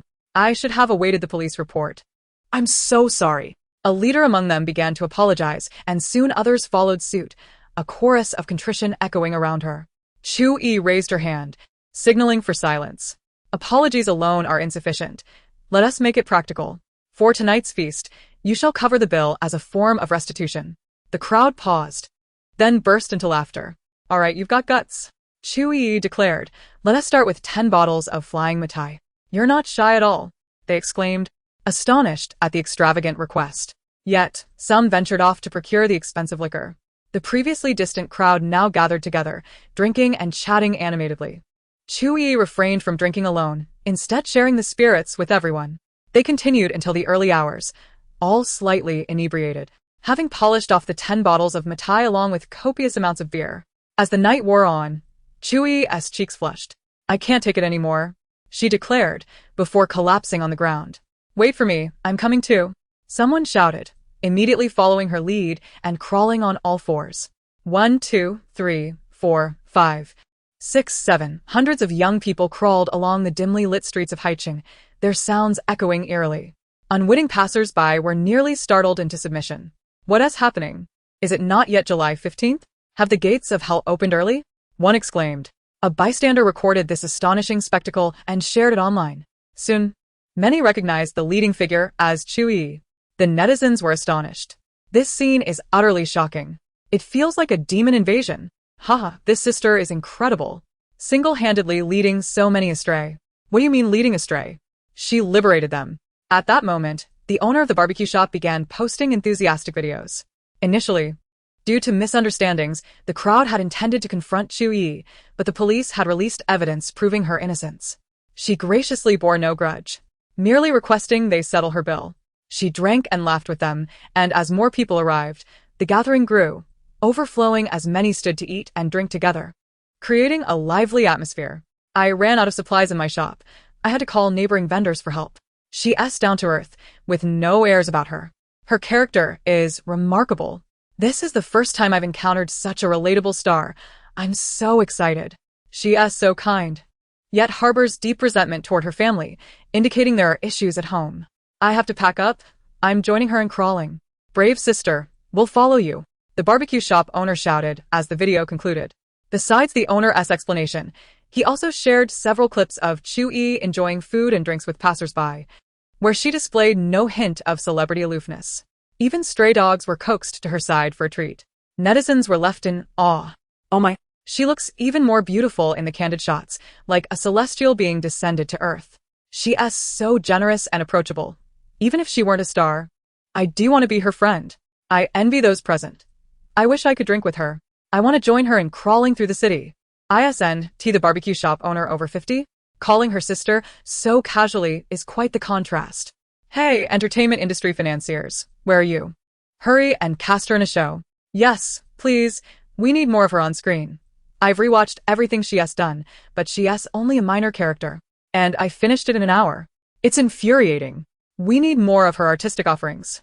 Directors and investors, witnessing the fervor of these comments, felt a sense of urgency, perhaps even more so than the fans. They, too, longed to collaborate with Chu Yiyi. However, they were unable to contact Chu Yiyi. Once a performer with Shanghai Entertainment, she has now terminated her contract with the agency. They reached out to Shanghai Entertainment for her contact information, but were denied. With no means of contacting her, how could they possibly collaborate? They simply hoped that Chu Yiyi would see the cries of the netizens and take a moment to glance at the private messages in her inbox. Presently, Chu Yiyi stands at the pinnacle of the entertainment industry. Who wouldn't wish to work with her? Unbeknownst to her, she was completely oblivious to the happenings online. At that moment, she was swiftly crawling along the sidewalk, pursued by a throng of people, their numbers seemingly endless. Rising to her feet, she began to run, intent on shaking off the crowd. "Hey, sister, why are you running? Don't leave us behind. Wait for us." They too scrambled to their feet, giving chase. But their speed could not match hers. Chu Yiyi moved so swiftly that she left behind mere afterimages, leaving her pursuers astounded. In no time, she vanished from their sight, and they finally surrendered the pursuit. The following morning, she received a call from Mike, the assistant director of Extreme Survival. "Hello, Miss Chu Yiyi, I am Mike, the assistant to Director Smith. He asked me to inquire about the list of contestants you wish to participate." Chu Yiyi nearly forgot about this matter. She promptly mentioned several names, which Mike diligently noted, repeating them to confirm he had heard correctly. Once assured, he said, "Very well, we will make the necessary arrangements. Please ensure your arrival at the country at least a day before filming." Chu Yiyi replied, "First, transfer the funds to me." Mike hesitated. Chu Yiyi interjected, "Without money, I won't go." Mike stammered, "I will relay your request to the boss." Chu Yiyi provided an international account number, instructing him to transfer the funds directly without further contact, reminding him that they were responsible for any transaction fees. After hanging up, she ventured outside to stretch her limbs. She completed 2 laps of crawling, ran 10 laps, and did push-ups. First, she performed 100 regular push-ups, followed by one-handed push-ups using each finger from thumb to pinky, 100 repetitions for each. She then attempted one-handed handstands, eventually transitioning to one-finger support. After these warm-up exercises, she began to punch, her speed and ferocity unmatched. After an hour, she picked up a few leaves from the grass, pinching them between her fingers. She flicked them lightly, causing the delicate leaves to soar like darts. However, they only traveled a short distance before falling to the ground, prompting a frown from Chu Yiyi. She had yet to fully recover. The effects of the medication were potent, and her metabolism sluggish. Even after a year, she had not fully detoxed. Nevertheless, she had made considerable progress compared to before. She anticipated a full recovery in a month. Had it not been for the medication's impact on her body, her physical abilities would not have significantly diminished. 3 months prior, she would not have been ambushed successfully by Gu Mingzhu. The thought of Gu Mingzhu sent a chill through her. Before her departure to the country, she needed to settle the score with the Gu family. She would wait 3 days, allowing them to weaken each other before she made her final move. Meanwhile, atop a lookout tower of the adjacent villa, Fu Yu, Rongshi, and Shen Yuan each held a pair of binoculars, gazing at the frantically training Chu Yiyi, utterly astonished. Rongshi swallowed hard, stammering, "Sister is incredibly strong. Is she even human?" Shen Yuan remarked, "She is undoubtedly the strongest person I have ever encountered." Fu Yu felt a tumult of emotions. He could not comprehend how Chu Yiyi had developed such formidable physical prowess. What about her sister from years ago, who was equally extraordinary? Did they possess some unique training regimen? Rongshi turned to Fu Yu. "Why not give up on sister? If you don't, you won't stand a chance against her. We'll have to prepare for your demise daily. Better to let me take a shot. I can endure the hits." Fu Yu's expression darkened. Shen Yuan added, "I believe I would be more suitable. I'm tough." Fu Yu kicked them both, his face somber. Silence. Sighing, Rongshi said, "Our discussions are futile. This is not about who pursues her, but rather who she chooses. A person of her caliber will select her own companions." With a stern expression, Fu Yu descended from the lookout tower. "Where are you going?" Shen Yuan inquired. Rongshi said nothing. Shen Yuan remained silent as well. They initially considered following him, but upon reflecting on their untrained physiques, which couldn't withstand even one of Chu Yiyi's punches, they ultimately decided to remain and continue their covert observation. Fu Yu quickly made his way to the villa's courtyard, where Chu Yiyi was still training. Upon noticing his approach, she wasted no time and immediately treated him as a target for her attack, launching a high kick aimed at his head. Fu Yu's reflexes were sharp. He sidestepped and took 2 steps back while grabbing her ankle. To his astonishment, Chu Yiyi ensnared his neck with her foot, propelling herself into the air. Swiftly raising her other foot to secure his head, executing a mid-air roll that left Fu Yu off balance, her hold sending him crashing to the ground. He rolled twice before springing up in a fish-like motion, advancing toward Chu Yiyi with a punch. To his surprise, she caught his fist, causing her to stagger back 2 steps. She was taken aback. This guy possesses considerable strength. The next moment, her expression shifted to one of excitement, her eyes sparkling with exhilaration. Since parting with her brother, few had been able to spar with her. Her fists longed for a challenge. The two exchanged no words, their movements swift and fierce, targeting lethal points with each strike. This was the essence of true combat, aiming for the kill. The sounds of their physical clashes and the sweat glistening in the air spoke volumes about the intensity of their battle. On the neighboring lookout tower, Rongshi and Xin Yuan watched in trepidation. Rongshi exclaimed, "They are serious. This fight is brutal. It hurts just watching." Xin Yuan wiped the cold sweat from his forehead. What is Fu Yu thinking? He can't afford to go all out. He won't win her over that way. Rongshi shot him a glare. Sister isn't just any girl. If Fu Yu dares to hold back, she will undoubtedly knock him out. Xin Yuan shook his head. Sister is a law-abiding person. She won't kill him. At most, she'll just injure him. Rongshi said nothing. At that moment, after nearly half an hour of grappling on the grass, a victor emerged. Fu Yu found himself pushed back repeatedly by Chu Yi's relentless series of attacks. Her strikes were swift and fierce, leaving him with no choice but to defend. Suddenly, Chu Yiyi executed a sweeping kick, causing him to lose his balance and fall flat on his back. As he attempted to rise, Chu Yiyi stepped onto his chest. She ground her toe into his sternum, a playful smile gracing her lips. If I were serious, this kick could easily break your ribs and crush your heart. Fu Yu lay on the ground, staring blankly at Chu Yiyi standing over him. The rising sun cast a dazzling light behind her, illuminating her exquisite features in an almost ethereal glow. She stood there, backlit, resembling an untouchable queen. Fu Yu felt his heart race uncontrollably, as if it might burst from his chest. Why did he feel more exhilarated after being struck? Chapter 60. Passing through his legs. Has he been dazed? Noticing Fu Yu lying still, seemingly in a daze, Chu Yiyi furrowed her brow. She hadn't even struck his head. Why was he acting so foolish? She removed her foot from his chest and calmly sat up, stating seriously, I'm not dazed. If you don't believe me, you can test me. Chu Yiyi, what is the solution to the black hole information paradox? Fu Yu. Chu Yiyi, you seem a bit dazed. Fu Yu chuckled helplessly. Sitting on the ground, he looked at Chu Yiyi and curiously asked, how did you become so skilled? I have always been confident in my abilities, yet I never expected to be outmatched by you. Chu Yiyi replied, the area where you focus your attention will flourish. My passion lies in martial arts. I dedicate a considerable amount of time daily to practice, which naturally enhances my physical and combat prowess. Your emphasis is on business, hence your proficiency in that domain. The fact that you have reached this level in your spare time is already remarkable. Fu Yu shook his head, sighing. I still fall far short of you. Chu Yiyi smiled. One should not be overly greedy. You are not favored by fate. So it is unrealistic to expect to excel in every area. Although I am strong in combat, I lack expertise in business. And while I have some knowledge in other subjects, I am not particularly outstanding. Heaven is fair. You'll grow stronger in the area where you invest the most effort. Fu Yu also smiled, surprised at her perceptiveness despite her youth. At your age, I was always dreaming of becoming a polymath. Chu Yiyi shot him a glance. Don't act as if you are significantly older than me. Fu Yu sighed. 6 years is quite a difference. Chu Yiyi said, rest well and leave here. Don't disrupt my practice. Fu Yu responded, practicing alone makes it difficult to improve.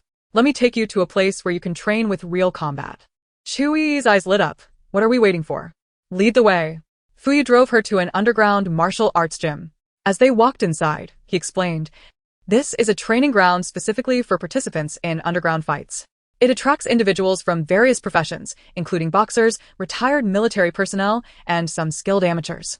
Notably, last month, an Olympic Muay Thai champion joined us. Many of them are in need of money and turn to underground fights to earn quick cash. If one has the ability, they can earn hundreds of thousands or even millions in a single night. However, the risks are substantial. This is not the same as the televised exhibitions. Deaths frequently occur in these rings. Chu Yiyi not dead. She had witnessed such underground fights abroad with her brother. The spectators at these events were primarily wealthy individuals who would invest in fighters or place bets on the outcomes, treating it similarly to horse racing or cockfighting. Even if a fighter did not meet a grim fate in the ring, losing could lead to the investor or better directing their fury towards them. Fu continued.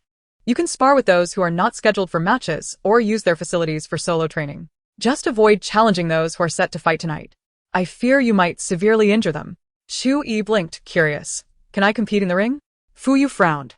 You can, but there will be female competitors, and the audience will be thrilled. The organizers will support you and allow you to register on short notice. However, losing in the ring can be quite devastating.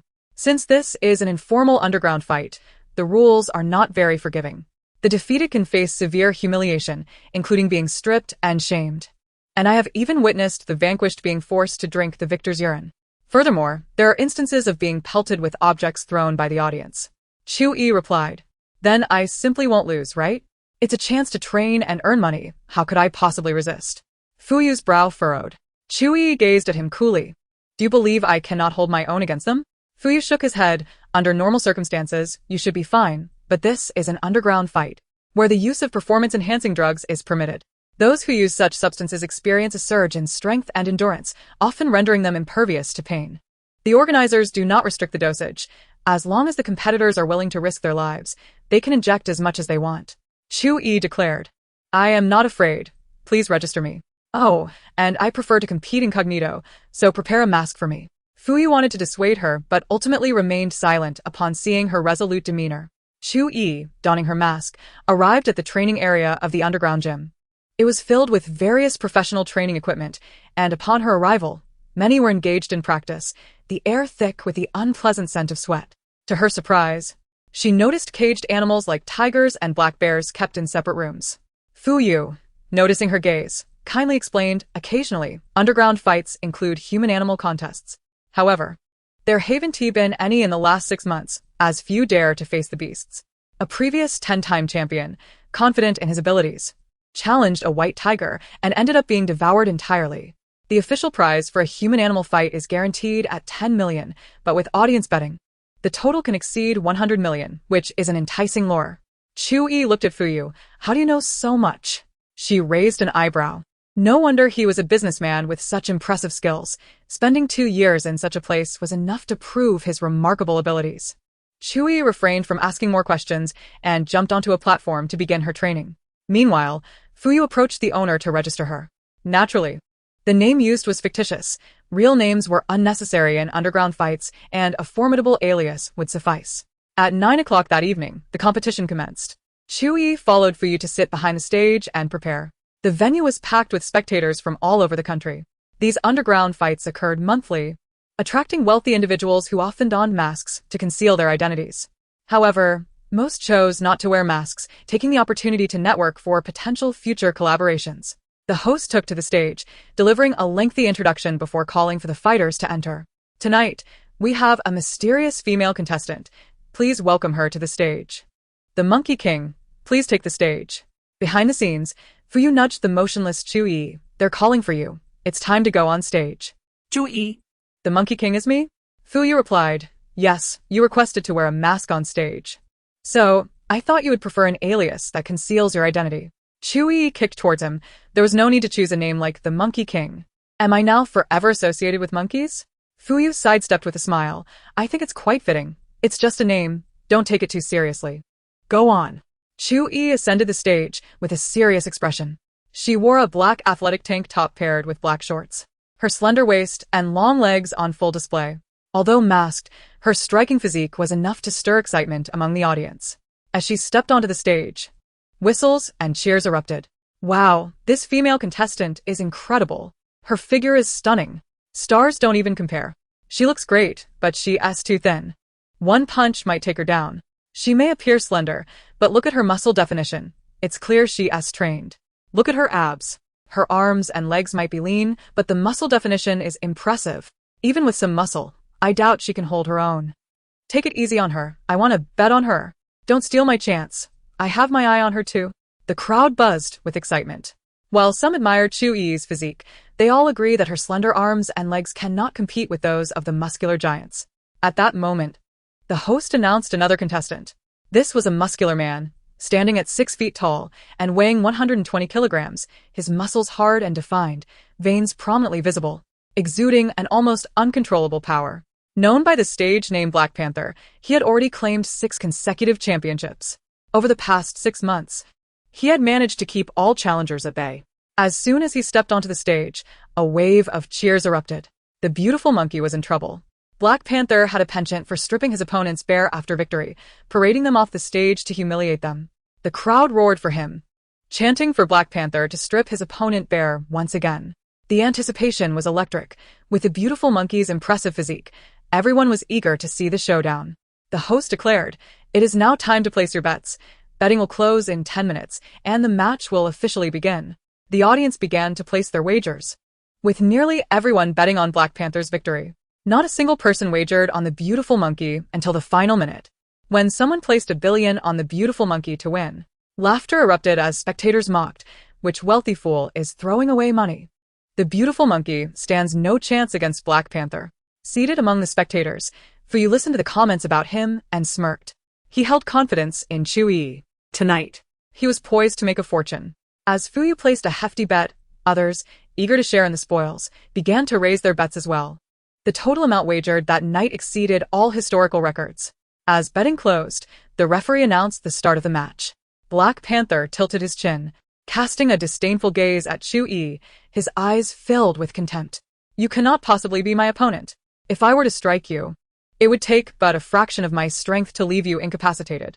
I am rather lenient towards women. If you kneel and concede, if you crawl beneath me, I shall refrain from harming you and allow you to exit the stage unscathed." With that, he spread his legs, awaiting Chu Yiyi's submission. Chapter 61. No matter the place, she could captivate the entire audience. Chu Yiyi responded by launching a flying kick at him.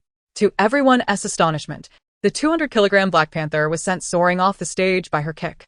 The crowd stared in disbelief at Chu Yiyi. Was it possible? Could her slender legs unleash such tremendous force?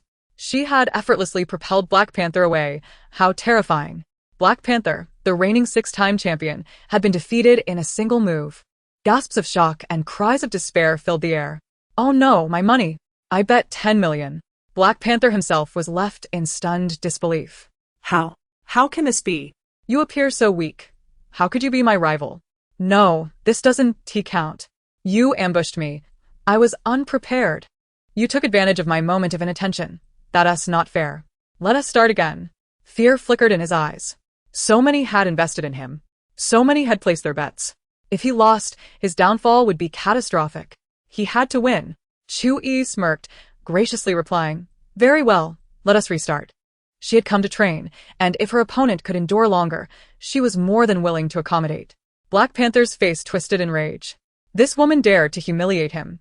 Yet, he called for his assistant to administer a drug. With a swift injection, his face flushed crimson, his heart racing. He felt an overwhelming surge of power coursing through him. "Ah, perish!" Black Panther bellowed, charging at Chu Yiyi. The drug had indeed altered him. Chu Yiyi could feel the wind generated by his punches. She dodged while seeking opportunities to counterattack. 5 minutes later, with a resounding thud, the technologically enhanced Black Panther was once again kicked off the stage. No.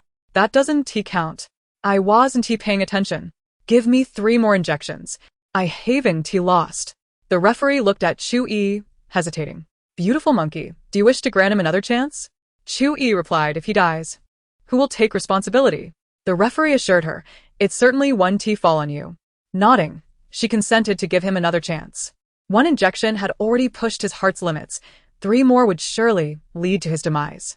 She had no qualms with his drug use. In fact, the stronger he became, the more exhilarated she felt.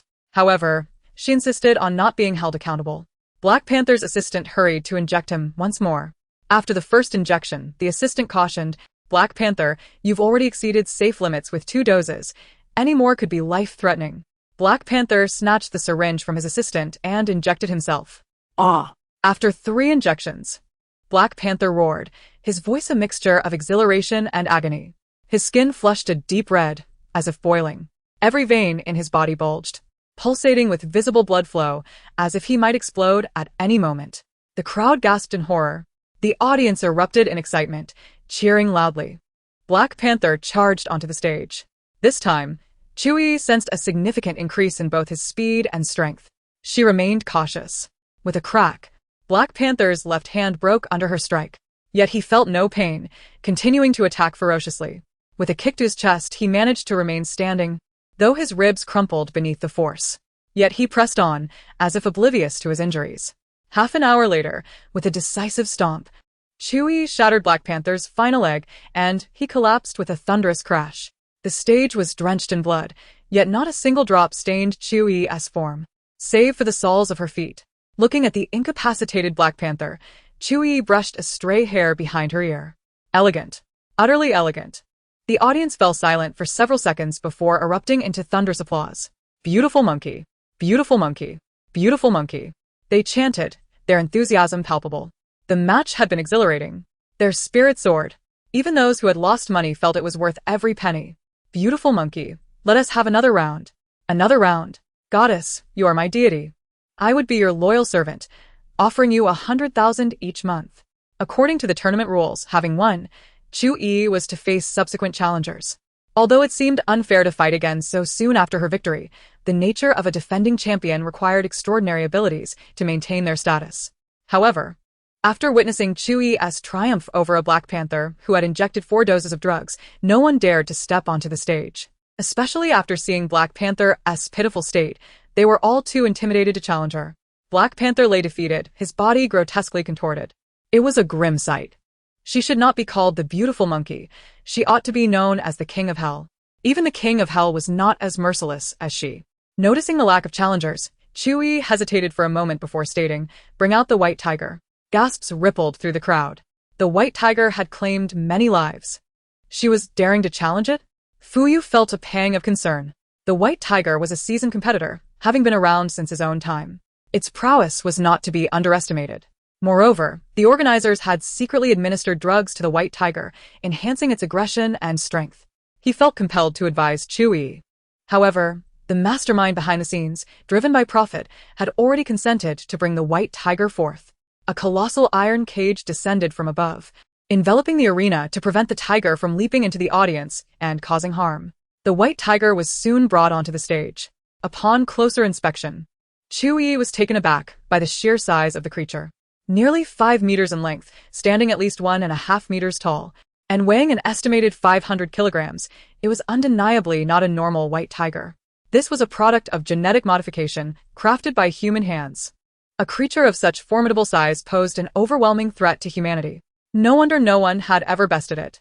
Chu Yiyi's gaze turned grave as she regarded the white tiger. An unprecedented wariness washed over her. Alas, such a magnificent physique. Destined to be devoured by the white tiger, what a pity. Though she was formidable in her own right, she was still leagues away from matching the tiger's might. A single pounce from it could send her flying. One must possess a degree of self-awareness. Her arrogance had clouded her judgment. Having defeated a Black Panther, she foolishly sought to challenge the white tiger, unaware of its true strength. Chu Yiyi disregarded the murmurs of the crowd and turned her gaze towards the referee. "If I defeat it, may I take it with me?" The referee looked to the mastermind, who nodded in response. "Yes, if you win, there will be a handsome reward awaiting you. But that is contingent upon your victory." The owner's agreement was likely predicated on the belief that she stood no chance of winning. A smile curled at the corners of Chu Yiyi's lips as she declared, "Let the match commence." With her words, the iron cage enclosing the white tiger was lifted. The tiger let out a ferocious roar and lunged at Chu Yiyi. She deftly rolled to the side to evade its attack. As the tiger adjusted its trajectory for a second assault, Chu Yiyi quickly crawled on all fours, moving with remarkable speed, even climbing atop the iron cage that loomed over the arena. She leapt agilely between the arena and the cage. The spectators were astounded. Goodness! The Monkey King truly lives up to her name. Her agility rivals that of a monkey. Incredible! I thought she would be swiftly devoured by the white tiger. Yet she has managed to evade it for so long. She is the longest surviving contender thus far. Doesn't the Monkey King seem eerily familiar? Especially the way she scurries on all fours. She bears an uncanny resemblance to Chu Yiyi. I too was reminded of my sister at first. But there's no way she could be the Monkey King. She's a star after all. There's no chance she would engage in such a dangerous contest. Indeed. Stars earn money so effortlessly. How could one expect them to risk their lives in such a place? Unbelievable. I was infatuated with my sister. But now I find myself enamored with the Monkey King. I adore a woman who could easily overpower me. Who wouldn't he love someone so beautiful and powerful? Monkey King, you must survive. Monkey King, we cheer for you. Monkey King, I love you. Fuyu observed the crowd's shift in attitude towards Chu Yiyi, unable to suppress a chuckle and shake his head. Chu Yiyi's allure was undeniable. Wherever she went, her extraordinary prowess and charismatic personality endeared her to others. Such a version of her was beyond his wildest dreams. On the stage, seizing the moment while the tiger was distracted, Chu Yiyi leapt down from the iron bars and mounted the tiger's back, gripping the tiger's neck tightly with her hands and clamping her legs around its massive form. She held on fiercely as it roared and thrashed about. Chu Yiyi clung on with all her might, refusing to relent. The tiger rolled violently, its immense weight causing her face to flush and contort in pain. Blood from the arena stained both her and the tiger, creating a shocking scene. The audience held their breath, their hearts in their throats, transfixed by the spectacle before them. Despite her tenacity on the tiger's back, the creature's tumultuous movements threatened to crush her. Though the Monkey King had proven her strength, she was still human. How could she possibly overpower a beast of such size? Her endurance thus far was commendable, surpassing that of most. Even if she were to fall, she would remain a hero in their eyes. It was a tragic fate for such a formidable human to meet her end at the jaws of a white tiger. Just as the crowd lamented, Chu Yiyi executed a daring maneuver. She lifted her head and struck the tiger's skull with forceful blows. Bang! Bang! Bang! The rapid succession of impacts reverberated through the arena. The tiger roared in fury, attempting to dislodge the human from its back, but no matter how it thrashed, Chu Yiyi maintained her grip, tightening her hold to the point where it struggled to breathe. Humans possess a vulnerable point atop their heads known as the Baihui acupoint, which, when struck, can be lethal. Similarly, animals have a comparable weak spot, albeit in a slightly different location. Chu Yiyi relentlessly targeted the tiger's fragile point, and while it initially fought back, it soon became disoriented, losing its balance. With a thunderous crash, the massive creature fell to the ground, shaking the venue. In that fleeting moment, Chu Yiyi released her hold and rolled off, swiftly repositioning herself behind the tiger to deliver a powerful kick. The dazed tiger let out a heart-wrenching cry of agony as it staggered to its feet, trembling and attempting to flee. Yet, its head injury rendered it unable to maintain stability. Pain coursed through its body, causing its hind legs to quiver uncontrollably, unable to support its weight. Despite this, it dragged its shaky form away from the fearsome human. The struggle was reciprocal. Chu Yiyi's head had also swollen, blood trickling down from her brow, cascading to her chin and dripping onto her chest and the ground. In this moment, she resembled a bloodied demon, enveloped in an aura of lethal intensity. The white tiger, utterly stunned, cowered beside the iron cage, trembling and desperately roaring at the trainers outside. Though none understood the tiger's language, everyone comprehended its intent. It wished to leave the arena. It was terrified of the Monkey King. The onlookers were equally astounded, their jaws agape, their legs trembling in fear. Such ferocity. The Monkey King was merciless, targeting the male's vulnerabilities. One could almost feel the phantom pain. She was undeniably relentless. Risking her own safety to strike the tiger with her head, uncertain of the outcome, did she not fear the potential damage to her own skull? I had never witnessed such a fierce woman before. I would never again underestimate a woman. The Monkey King was extraordinary. I felt compelled to pledge my loyalty to her. Monkey King! Monkey King! The crowd erupted in deafening cheers. The white tiger, already frightened, grew even more terrified at the uproar, clawing desperately at the iron cage. The outcome was clear. The mastermind behind the scenes was beside himself with despair. He had invested a considerable sum to acquire this white tiger. Should it fall, his future earnings would dwindle significantly. Moreover, this was a genetically engineered breed. Procuring another would prove impossible. The Monkey King had defied all odds. How could she possibly defeat the white tiger? He even began to suspect whether this woman was also a product of genetic modification. Could an ordinary human possess such strength? Although she had employed some tricks, her ability to evade for such an extended period demonstrated that her speed and agility far surpassed that of the white tiger. Furthermore, her ability to maintain her position on the white tiger's back without being thrown off proved her strength was formidable. The boss gritted his teeth, reluctantly ordering the removal of the white tiger from the stage, before announcing that the Monkey King was the champion of the night, awarding her the prize money and settling the bets for the audience. After descending from the stage, Chu Yiyi headed to the shower, washing away the sweat and blood from her body. When Fuyu saw her, a smile broke across his face. "Thanks to you, I earned a fortune tonight." Chu Yiyi tapped her forehead, looking somewhat regretful. "Why didn't you remind me to place a bet? I should have wagered on my own victory." Fu Yu was startled and hurried to grasp her hand. Stop hitting your forehead. It's swelling up. If you keep irritating it, you'll look like you have two heads. Chu Yiyi touched the swollen area, dismissing his concern. It's not that serious. It will subside in a couple of days. She shook off Fu Yu's hand and smiled. Thank you. I gained a lot tonight. I feel my combat skills and adaptability have significantly improved. Plus, I won over 100 million in prize money. Earning money is quite easy. Fu Yu chuckled. It's not that earning money is easy. It's that those with abilities find it easier to do so. In any industry, those who reach the pinnacle can easily make money. Chu Yiyi wholeheartedly agreed with Fu Yu's statement. One must master a skill rather than dabble in many things at a mediocre level, for only then can one attain substantial wealth. By the way, that white tiger is mine. Could you help me find a few people to take it away? Fu Yu replied, it's illegal to privately keep a tiger. I'm not keeping it for myself. I intend to give it away. Who I give it to is none of your concern. I'll provide you with an address. Just help me transport it, Chu Yiyi insisted. Fu Yu could only nod. With Fu Yu's involvement, the martial arts school owner dared not withhold the white tiger. After leaving the martial arts school, Chu Yiyi and Fu Yu went out for a late-night snack. After an exhausting night, she felt she could eat a whole cow. They found a roadside barbecue stall and ordered some skewers and drinks. Chu Yiyi bore visible injuries. Even without disguising herself, others would hardly recognize her at first glance, allowing her to eat without concern. The stall owner noticed the large bump on her forehead and, feeling uneasy about the money earned, kindly advised, Miss, is it really necessary to drink? With such a serious injury, you should eat something light and avoid alcohol. Chu Yiyi replied, it's fine. This is special effects makeup. Seeing her confidence, the owner refrained from further persuasion. As the food and drinks arrived, Chu Yiyi and Fu Yu engaged in light conversation while drinking.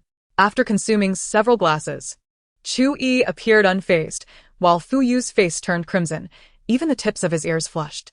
Surprised, Chu Yiyi asked, is your alcohol tolerance that low? You've barely had a few beers and you're already tipsy? Fu Yu frowned, his expression serious.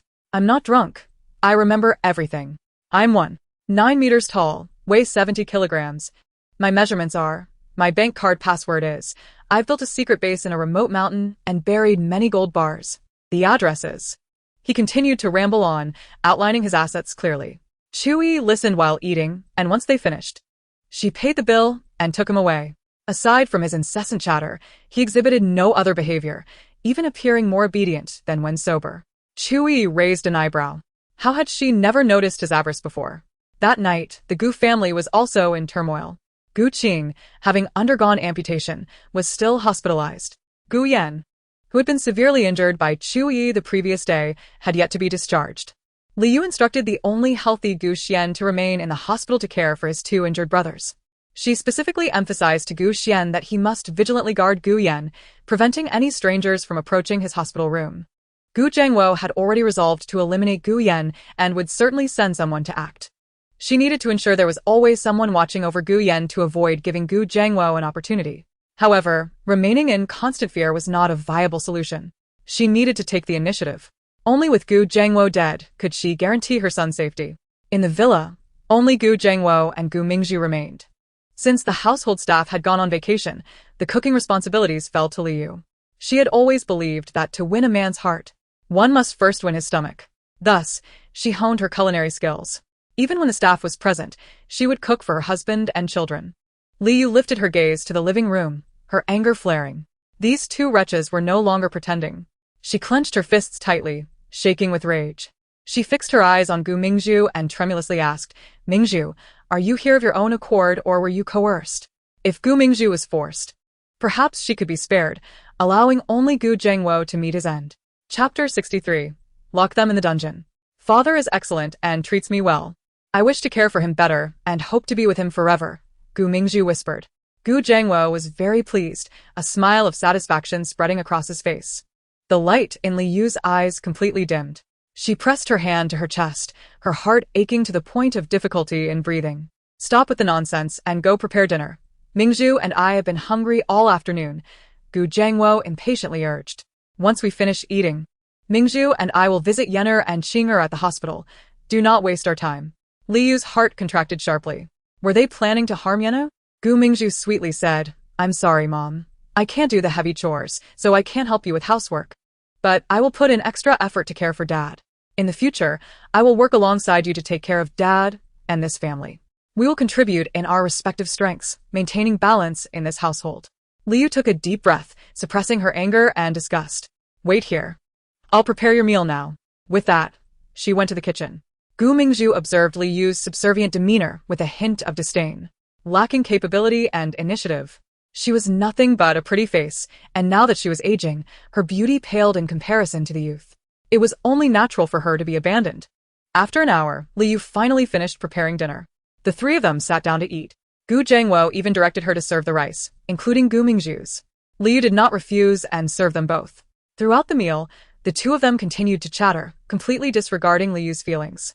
They seemed to be testing her limits, as if taming her, deliberately belittling her to make her willingly submit and serve them as their subordinate. Liu kept her head down, eating in silence. Halfway through the meal, Mingzhu suddenly frowned and rubbed her temples. Mingzhu, what's wrong? Gu Zhangwo asked. Concern etched on his face. Mingzhu weakly replied, I feel so dizzy. I don't know why. No sooner had she finished speaking than she fainted. Mingzhu. Gu Zhangwo's face filled with worry as he quickly scooped her up, preparing to take her to the hospital. Yet, just as he stood, a wave of dizziness washed over him, and he collapsed to the ground before he could utter a word. Liu coldly glanced at the two unconscious figures before continuing her meal. Mingzhu and Gu Zhangwo were unaware of how long they had been unconscious, but they eventually regained consciousness.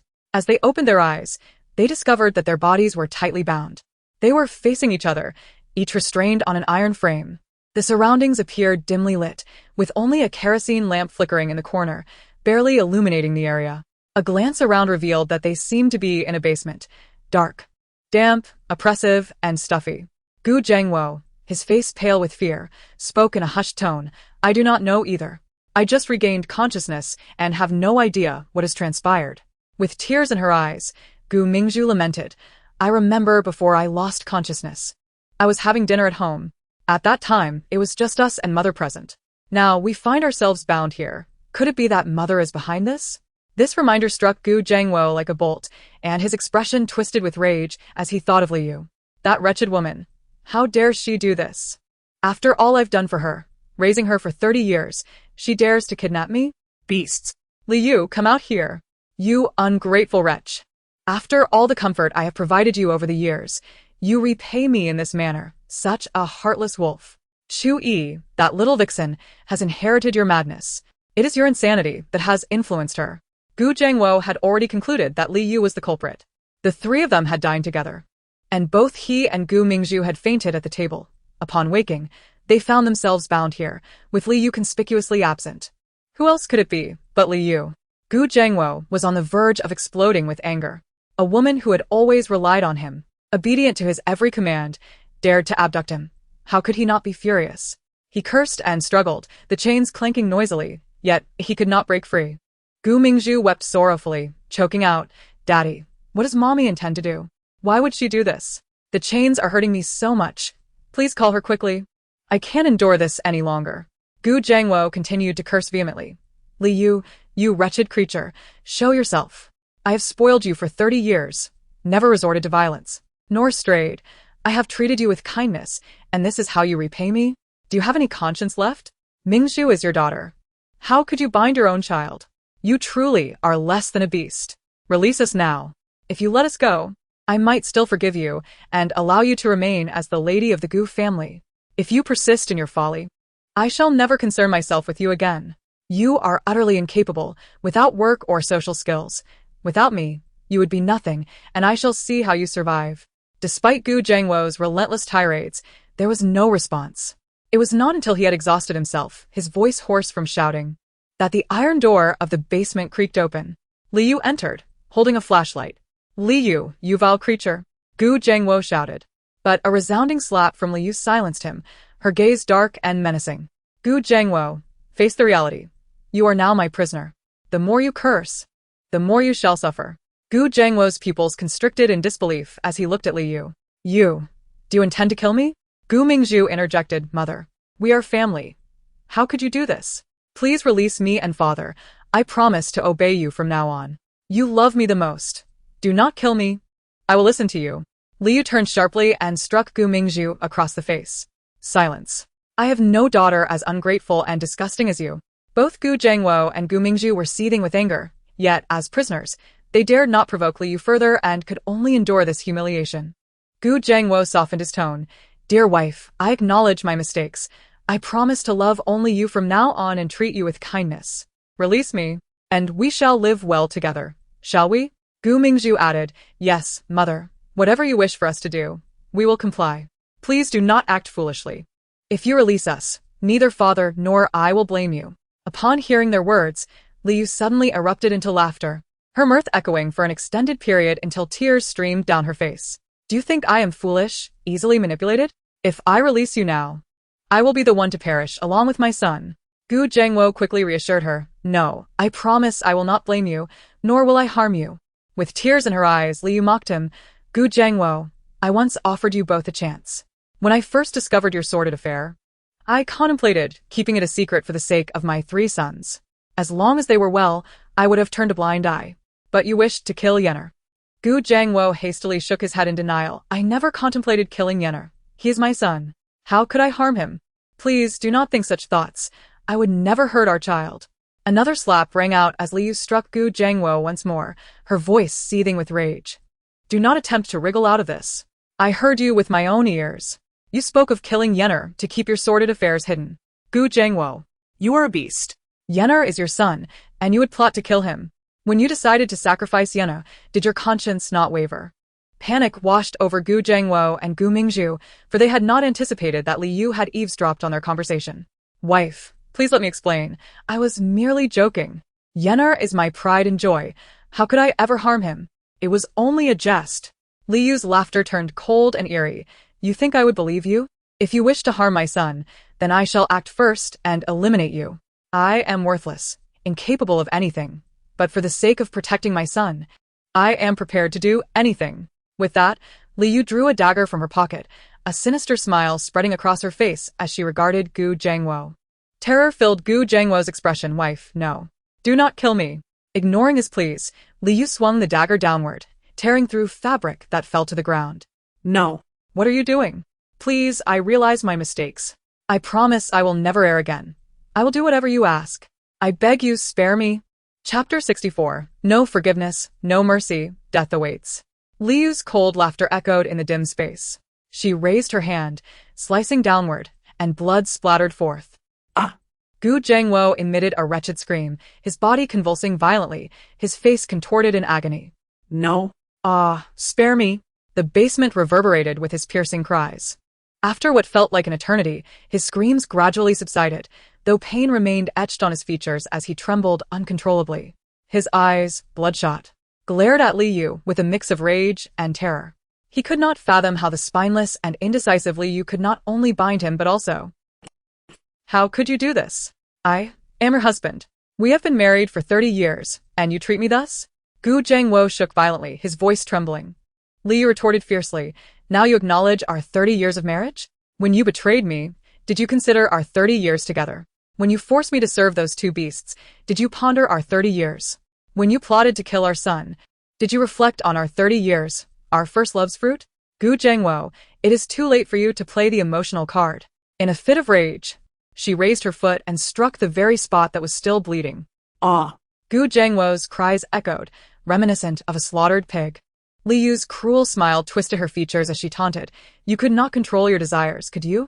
Since you could not restrain yourself, then forfeit them. Having finished cursing Gu Zhangwo, Li Yu turned her gaze toward Gu Mingzhu. Gu Mingzhu bit her lip tightly, her face pale as a sheet, her body trembling incessantly. As Li Yu dealt with Gu Zhangwo, she was rendered speechless, paralyzed by fear of suffering a similar fate. Now, with Li Yu's gaze fixed upon her, terror gripped her heart, tears streaming down her cheeks. Mother, I was wrong. Please do not harm me. I will obey you from now on, serving you like a beast of burden. I beg you, spare me. Li Yu remained unmoved, her expression dark and foreboding. She had granted Gu Mingzhu numerous chances.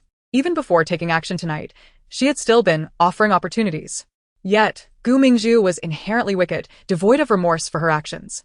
Had she possessed even a modicum of conscience or shame, she would not have persisted in her malice after being discovered. Such a shameless creature was unworthy of sympathy. Desperately, Gu Mingzhu pleaded with Li Yu, "Mother, see how I have listened to you. Please let me go. I promise if you tell me to go east, I shall not go west. If I fail to comply, let me meet a terrible end." Li Yu shook her head. "It is too late. I have given you too many chances, which you have squandered. You all deserve to perish." Gu Mingzhu cried out, "I never intended to harm my elder brother. It was all Father's suggestion. If you must blame someone, blame him, not me. This family is under Father's control. If he wishes to kill my brother, what can I do? Please, Mother, spare me." Across from her, Gu Zhengwo looked at Gu Mingzhu in disbelief. How could this once considerate daughter place all the blame on him? Did she truly care so little for his life? In that moment, Gu Mingzhu was entirely consumed with expressing her loyalty to Li Yu, desperate for her mercy. But Li Yu was impervious to her pleas. No matter how sorrowfully she cried or how earnestly she spoke, it did not sway Li Yu's resolve. Li Yu raised the knife again. Ah! Moments later, Gu Mingzhu's piercing scream echoed through the air. Li Yu glanced at the two still bleeding and chose not to assist them, walking out of the dungeon instead. Ultimately, she found herself incapable of taking a life. Let them bleed to death. She would return in 2 days to collect their remains. "Don't leave. I am still bleeding. Please help me stop the bleeding, or I will die," Gu Zhengwo shouted in terror. Though rendered incapacitated, he still clung to his desire to live. Gu Mingzhu cried out, "Mother, please don't abandon me. Take me out. I'm in so much pain." She exited the basement, slamming the heavy iron door shut behind her. The kerosene lamp in the basement flickered out, plunging the space into darkness. Ah! Gu Mingzhu could no longer endure the humiliation and broke down in tears. "Father, you have brought this suffering upon me." Gu Zhengwo roared in outrage. "I brought this upon you? I am the one who has suffered because of you," Gu Mingzhu retorted. "If you had no wicked thoughts, what use would my hints have been?" Gu Zhengwo fell silent, momentarily at a loss for words. Gu Mingzhu continued through her tears. "Mother tied us up here and intends to kill us, not because of our actions, but because you wanted to kill my brother." Chapter 65, The Final Farewell. "It is all because you wish to kill my brother. Mother is acting against us to protect him. I have been dragged into this because of you." Gu Mingzhu's cries grew louder, filled with blame and regret. Had she only spoken out when Gu Zhengwo proposed to kill Gu Xian, perhaps Li Yu would not have taken such drastic measures against them. She lamented her past inaction, but it was too late for regrets now. Gu Zhengwo shouted angrily. "Chu Yiyi said that either we or Gu Yan must perish. If we do not sacrifice him, what do you propose we do? Should we simply die instead? I want to kill Gu Yan, not for myself, but for you. Yet you insist on placing all the blame on me. You truly have no conscience." Gu Mingzhu screamed back, "Then go kill Chu Yiyi.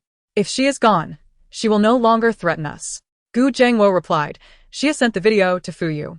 If anything happens to her, Fu Yu will release the video, and we will still be ruined. Besides, he cannot kill Chu Yiyi. She is formidable enough on her own. And with Fu Yu's connections protecting her, he stands no chance." Gu Mingzhu wept, "Then kill Fu Yu as well. Eliminate him, and we will be safe." Gu Zhengwo roared, "If you are so capable, why don't you do it yourself? Do you think it is as simple as killing a chicken? You speak so lightly of it." His body still bore the weight of injury, and confined to such a location, his temper flared. Hearing Gu Mingzhu's constant accusations finally pushed him over the edge. Gu Mingzhu, already on the brink of collapse from both physical and mental torment, could no longer maintain her facade of gentility. "You are useless, and yet you make excuses for yourself. Who is useless? I am speaking of you. You are a failure. The Gu Group was prosperous under grandfather's leadership, but since you took over, it has been in decline, even being surpassed by the newly established Fu Group. If it weren't for the Gu family's wealth, we would have long since gone bankrupt and been left destitute. Do you think that is why my elder brother started his own entertainment company?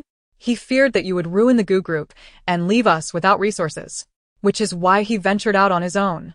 If you are not a failure, then who is?" "You." Gu Zhengwo gasped in anger. Unable to articulate a retort, the truth remained. The Gu Group had indeed faltered under his stewardship. The board members had voiced their discontent more than once. Yet, what right did Gu Mingzhu have to criticize him? The comfortable life she led was afforded by him, so why did she look down upon him? Perhaps Gu Mingzhu had feigned her persona for too long, repressing her resentment. Now that the dam had broken, she unleashed her pent-up fury. "You not only fail in business but also possess poor character, exuding an air of obsolescence. If it were not for your birth into the Gu family, Not even a dog would pay you any mind. You insolent wretch. Gu Zhengwo shouted furiously. Gu Mingzhu defiantly retorted, failure. Wretch. Failure. Wretch. Wretch. Failure. Failure. Failure. His body was still not fully healed, and his face bore bruises. Gu Yan, supported by Li Yu, made his way to the sofa and asked, "Is father home?" "Mother, please call him down. I need to discuss something with him." He assumed Gu Zhengwo was in the study. Li Yu lowered her gaze, concealing the turmoil in her eyes, and replied, "Your father and Mingzhu have gone out. Neither is at home." Gu Yan frowned. "Gone out? Where have they gone?" Li Yu shook her head. "I do not know. I am too weary to concern myself with them. Their presence only brings me misfortune. I wish they would stay away." "Mother, you must try to see things more clearly. What has happened. Dwelling on it will only harm your health. If we do not resolve this by tomorrow, and if Chu Yiyi releases the video, the Gu family will be utterly destroyed." Gu Yan furrowed his brow, looking at his mother with confusion. His mother had always been indecisive, often flustered by the slightest issues, appearing like a headless chicken, anxious and asking for guidance on how to resolve matters. But today, why did she seem transformed? They faced a significant, unresolved issue, yet she remained utterly unperturbed. She appeared calm and composed, seemingly devoid of concern regarding the matter at hand. This was exceedingly peculiar, as it starkly contradicted her character and previous demeanor. When something is amiss, there must be an underlying cause. If all else fails, I shall reveal the truth behind Lin Qiuyan's suicide. Do not think recklessly. Li Yu interjected hastily. Do not speak of it to anyone else. Lin Qiuyan took her own life. It has nothing to do with you. Gu Yan pressed his lips together, choosing silence. Li Yu gently stroked Gu Yan's head, tears streaming down her cheeks.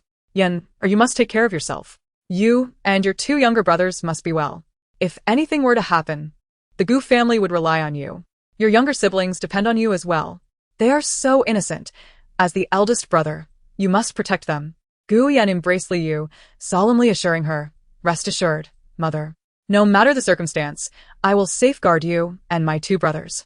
Li Yu forced a tearful smile, recognizing she would not have the chance to be protected anymore. Her sons had a future, but she did not. After a moment's contemplation, she nodded. She had indeed not rested well the previous night. Closing her eyes only invoked terrifying images in her mind. Gu Yan departed the villa, leaving Li Yu in a state of despair on the sofa, tears flowing incessantly. Death requires a death certificate. If Gu Zhengwo and Gu Mingzhu's bodies were sent to the hospital for documentation, it would expose their murder. There was no escaping this. She would also face imprisonment, perhaps even the death penalty. Yet, she felt no remorse. Given the opportunity to choose again, she would make the same decision. She consumed several sleeping pills and lay down to rest. Upon awakening, it was already evening. She ventured into the kitchen, preparing a feast of her son's favorite dishes, which she carefully packed into 3 thermal containers. After securing the meals, she donned a mask and set out for the hospital with the containers in hand. Gu Yan and Gu Qing were placed in the same hospital room, with Gu Xian attending to them. As Li Yu entered the room, all 3 were present. "Mother, what brings you here? You could have called beforehand, and I would have come to fetch you," Gu Xian said, moving toward the door to take the containers from Li Yu's hands. With a tender smile, Li Yu replied, "I am perfectly capable of coming on my own. There was no need for you to fetch me. You must care for your 2 brothers." She distributed the meals amongst them. Gu Qing, however, seemed despondent. Since awakening, he had been listless, unable to accept the reality of Chu Yiyi being a deity, leaving his inner world in ruins. After Li Yu arrived, he weakly uttered "mother" before returning to his despondency. Li Yu set the table and arranged the dishes. "Qing, I made your favorite dishes today. You must eat something." "Mother, I have no appetite." "Even without an appetite, you must eat. If you do not nourish yourself, how will you heal? Please, just a little. This is your mother's intention. If you do not eat now, you may not have another chance." Li Yu gazed at Gu Qing with concern, gently stroking his head. Ultimately, she did not force him, silently putting the food aside for him to eat later when hunger struck. She lingered in the hospital room for an extended period. It was only in the early hours of the morning, once all 3 of her sons had fallen asleep, that she rose, softly kissing each of their foreheads before departing the room. Chapter 66. The Truth Revealed, Gu Yan's Fate. Li Yu confined Gu Zhengwo and Gu Mingzhu in a room on the 2nd basement level of the villa. The Gu family residence comprised 2 basement levels and 3 above-ground floors. The first basement housed the domestic staff, while the second basement was primarily for storage. With the household staff on leave, no one was aware of their confinement. The room containing Gu Jiangwo and Gu Mingzhu was situated in the farthest corner, with a thick door that muffled any cries for help.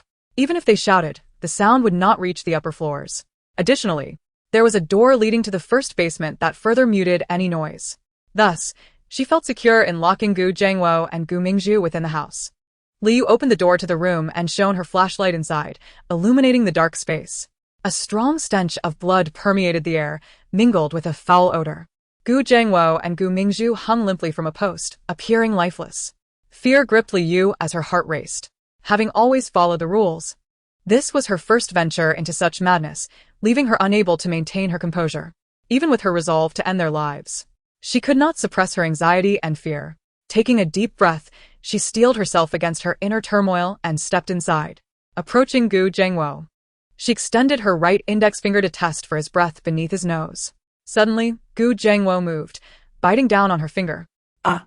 Liu gasped, dropping her flashlight. She swiftly kicked Gu Jiangwo between the legs. Ah! Gu Jiangwo cried out in pain, releasing her finger. The wound that had just begun to heal now reopened and bled anew. Enraged, Gu Jiangwo shouted, "Wretched woman! You vile creature! Release me! I will not let you go even in death." Though weakened, his furious shouts lacked any power to intimidate. Gu Mingzhu awoke to the commotion, weakly lifting her head. Upon seeing Liu, she implored, "Mother, please let me go. I beg you, allow me to live. I promise to do whatever you ask. Just don't let me die." Liu furrowed her brow. How could these two be so resilient? They had lost so much blood and sustained serious injuries, yet they still lived. With determination, Liu picked up the flashlight, scanning the ground until she located the dagger she had left behind the previous day. Grasping the dagger, Gu Jiangwo fell silent, his eyes widening in terror as he beheld Liu brandishing it. Trembling, he pleaded, "Calm down, my dear. Do not act recklessly. Killing is a crime. If you take my life, you will not escape unscathed. Please, reconsider. If you spare me, I promise not to report you." Gu Mingzhu chimed in urgently, "And me too, mother. I promise not to tell anyone. I will claim our injuries were self-inflicted." Gu Jiangwo nodded vigorously. "Yes, yes. Our injuries are not your concern. If you release us, it will be as if nothing ever happened. My dear, do not let a moment of impulse ruin your future. You are only 50, you have another 50 years to live. Don't do something foolish. Mother, it is not worth sacrificing yourself for us. Please stop." Liu coldly replied, "Release you? How shall I explain this to Yi? Letting you go means you could harm Yen-er. No, I would never harm Yen-er," Gu Jiangwo hastily assured. Liu's icy laughter echoed. "Then what do you propose? Let Chu Yiyi make the video public. I do not care about my reputation," Gu Jiangwo declared. "I do not care either," Gu Mingzhu echoed. "It is better to be infamous than to be dead. They are wealthy enough that even if they fall from grace, they can still lead a comfortable life." Li Yuan said in a low voice, "That cannot be allowed. If your scandalous video is exposed, it won't just tarnish your names. Your entire family will become pariahs, reviled by all. Not only Xianer, but also Yen'er and Qing'er may be maliciously speculated about, suspected of having involvement with you. That video must never come to light." Gu Mingzhu shook her head vigorously, tears streaming down her face. "Please, mother, spare me. Just take out your wrath on father alone." Chu Yiyi said that as long as there is news of a death in the family, it need not be two people. "I was coerced. I did not act of my own volition. Please, mother, have mercy. You watched me grow up. I believe you cannot bear to harm me." Gu Jiangwo was furious, nearly spitting blood. "You venomous wretch. I was truly blind before, deceived by you and indulging you for so long, and now you slander me to exonerate yourself. It was you who seduced me. My wife, do not listen to her nonsense. She was the one who ensnared me. My dear wife, after 30 years of marriage, can you truly bring yourself to kill me? Though I have erred, I have genuinely cared for you in the past. Have you forgotten the beauty of our former days? I beg you, just eliminate Gu Mingzhu and allow me to care for you. You have never suffered. If I die, who will take care of you?" Gu Mingzhu shouted. "Mother, do not believe him. He is trying to deceive you. If you let him go, he will surely seek revenge and kill you. But I am different. I could never commit such a cruel act. Please, mother, let me go." Slap. Liu delivered a resounding blow to Gu Mingzhu's face, her eyes filled with hatred. Ha ha ha. You could never commit such a cruel act? Gu Mingzhu, how dare you utter those words? You pushed Yi off the cliff and prevented others from rescuing Xianer. Do you think I have forgotten? If it weren't for Gu Zhengwo, that old fool, defending you, claiming you were frightened, I would have long since cast you out. You are the most heartless of all. Gu Mingzhu shook her head, tears streaming down her face. In the hospital, after Li Yu left, Gu Yan rose from his sickbed and walked alone to the courtyard behind the ward. Sitting on a bench, he gazed up at the barely visible moon, feeling somewhat dejected. He had an inkling of what his mother intended to do. Was she planning to take action against Gu Zhengwo and Gu Mingzhu? Perhaps she had already commenced her plan. Strangely, he did not consider stopping her and pretended to be unaware. In truth, he had always held a measure of disdain for his mother. So enmeshed in family affairs, she lacked her own career, seemingly consumed by domestic trivialities. In a family like theirs, she had never needed to contribute to the household's business due to their former status as the wealthiest in Haicheng. Moreover, she possessed no strong opinions. The slightest issue would send her into a flurry of panic. Even at her age, she could only weep, pleading for assistance in mending the aftermath. She was particularly gullible, easily swindled by age-old scams. Apart from her advantageous birth and fortunate marriage, she had no remarkable qualities to speak of. If she were to eliminate Gu Zhengwo and Gu Mingzhu, preserving the Gu family's reputation, it might redeem her existence, marking her as having achieved something meaningful. Yet, he felt a lingering discontent in his heart. He was too sentimental. Sitting on the bench, he took out his phone to pass the time. He logged into Weibo, seeking to gauge public sentiment. However, upon logging in, he found his private messages flooded. His post offering to assist Lin Xiaoyan's mother had garnered millions of comments. Gu Yan opened the comments and found them filled with curses and condemnation directed at him. His inbox overflowed with vitriol, and some even sent him his black and white photo. Former followers and collaborators had unfollowed him en masse. Once boasting over 10 million fans, he was now down to merely 300,000. Gu Yan's expression darkened ominously. Even if he could prove that Chu Yiyi was innocent of murder, his charitable actions for Lin Xiaoyan should not warrant such backlash. During his hospitalization, he had already learned of the video exonerating Chu Yiyi. Gu Yan pressed his lips tightly together and immediately checked the trending topics. Lin Xiaoyan's mother. Lin Xiaoyan driven to death by Gu Yan. Gu Yan harmed Chu Yiyi, causing Lin Xiaoyan's death. Lin Xiaoyan's last video. Lin Xiaoyan's mother accuses Gu Yan of being heartless. Lin Xiaoyan's mother reveals her letter. Lin Xiaoyan's mother collapses from anger. Chu Yiyi suffers greatly. As Gu Yan beheld these trending topics, he clenched his phone tightly, his face dark as a stormy sea. He clicked on the trending topic featuring Lin Xiaoyan's final video. The video began with a brief, shaky glimpse of his face, then transitioned to complete darkness. Yet the sound of his conversation with Lin Xiaoyan could be heard. It captured their dialogue from the night before her tragic leap. Gu Yan's fists tightened. Lin Xiaoyan had been cunning enough to record their conversation. Chapter 67. They must not be killed. After listening for a few minutes, Gu Yan exited the video. The recording encapsulated their entire conversation. That night, they had deliberated for nearly an hour, and he did not wish to relive their dialogue. The comment section even contained summaries of their conversation for those too lazy to watch the video. Gu Yan glanced briefly, realizing that the video recorded the entirety of their exchange. Suppressing his fury, he clicked on another trending topic. Lin Xiaoyan's mother reveals her letter. Within was a photograph of a handwritten letter containing the following message. Mother, I am Yanzi. When you read this letter, I will no longer be in this world. The news is likely reporting that Chu Yiyi caused my death, but I was driven to this fate by Gu Yan. When Gu Yan proposed a transaction, offering to help me deal with Chu Yiyi in exchange for my life, promising to care for you in your later years and ensuring you would receive better treatment overseas after my demise, I realized I had no other choice. Although I knew Gu Yan was a shrewd businessman who could deceive even his own sister, I had no alternative. Mother, you have sacrificed so much for me. Enduring a lifetime of suffering and now, afflicted by illness, I wish to do something for you. Yet I am utterly useless. In the entertainment industry where wealth is so easily attainable, I cannot even earn enough for your medical expenses.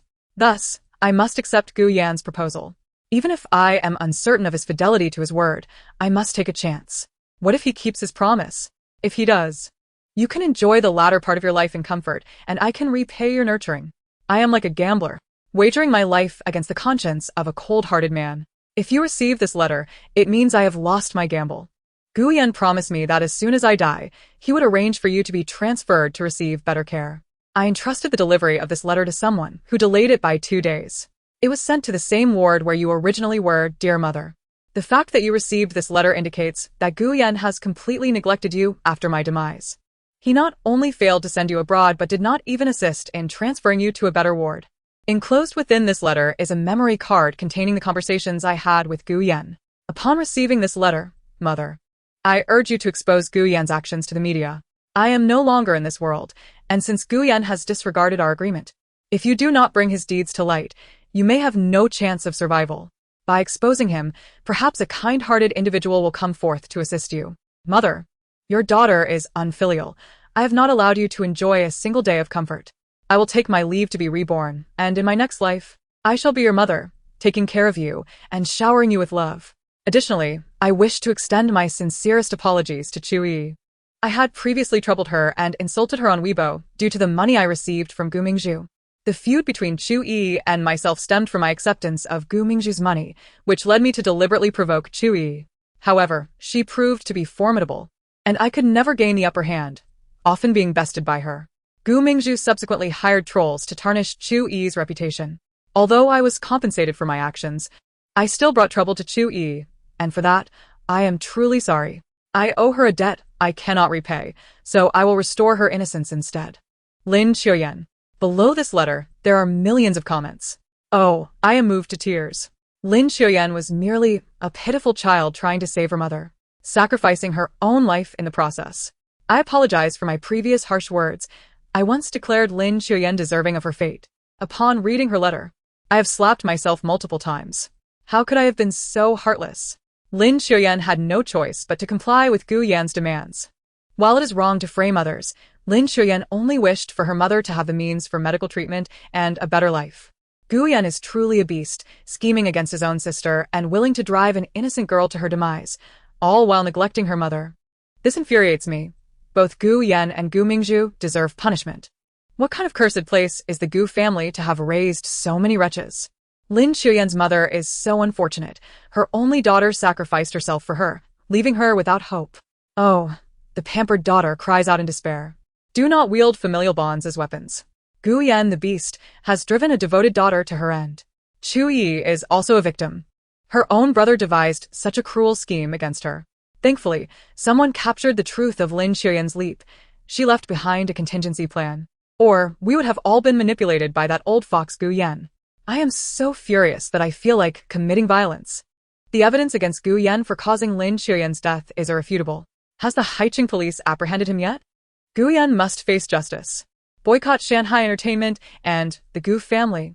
Gu Yan, upon witnessing the news and public outcry online, felt a chill course through him, his gaze dimming. And his phone slipped from his grasp, crashing to the ground. It was over. Completely over. His reputation lay in ruins. The Gu family would suffer a significant blow. This time, he saw no hope of recovery. It was not that he wished to neglect Lin Qiuyan's mother. That night, after being injured by Chu Yiyi, he had no time to attend to her. The following day, he was preoccupied with fulfilling Chu Yiyi's demands, causing him to forget his promise. How infuriating! Why did Chu Yiyi always seem to have such fortune? Ever since she severed ties with the Gu family, it appeared as if the goddess of luck had smiled upon her. While all other artists faced disgrace in the wilderness variety show, she experienced a turnaround in reputation, garnering praise and becoming a global sensation. Despite his efforts to destroy the surveillance, someone still managed to capture a video proving her innocence. And she was released from the police station after only a brief stay. Why did all the good fortune seem to gravitate toward her? It was so unfair. He worked just as hard. Why did fortune not favor him, even slightly? Gu Yan closed his eyes and took a deep breath. After a moment of emotional adjustment, he bent down and retrieved his phone. In the basement room of the Gu residence, Gu Zhengwo and Gu Mingzhu continued to deflect blame onto one another, attempting to persuade Li Yu to eliminate the other and spare themselves. Li Yu remained expressionless, her hand trembling as she gripped the dagger. She did not wish to hear their incessant chatter. It was her first resolve to commit murder, and she lacked the courage. She felt utterly useless, unable to even take the lives of two people who had betrayed her and sought to harm her son. No, she had to act. Tonight was the final deadline. She could no longer delay. Regardless of her fear, She had to make a move. Gritting her teeth, Liu tightened her grip on the dagger, slowly raising her hand. The blade aimed at Gu Zhengwo. She would kill him first. Mother, do not commit murder. The door to the room suddenly burst open, and Gu Yan's imposing figure appeared in the doorway. Clang. The dagger fell from Liu's hand, creating a jarring sound. Upon seeing Gu Yan, Gu Zhengwo's heart soared with joy, and he began to struggle violently, exclaiming, "Yener, you must release me. Take me to the hospital. Your mother has gone mad. She intends to kill me. Call the police." Gu Mingzhu added in a frantic tone, "Oh, elder brother, please save me. Mother has injured me. I am in so much pain. You have always cared for me. Please set me free." Liyu's expression darkened.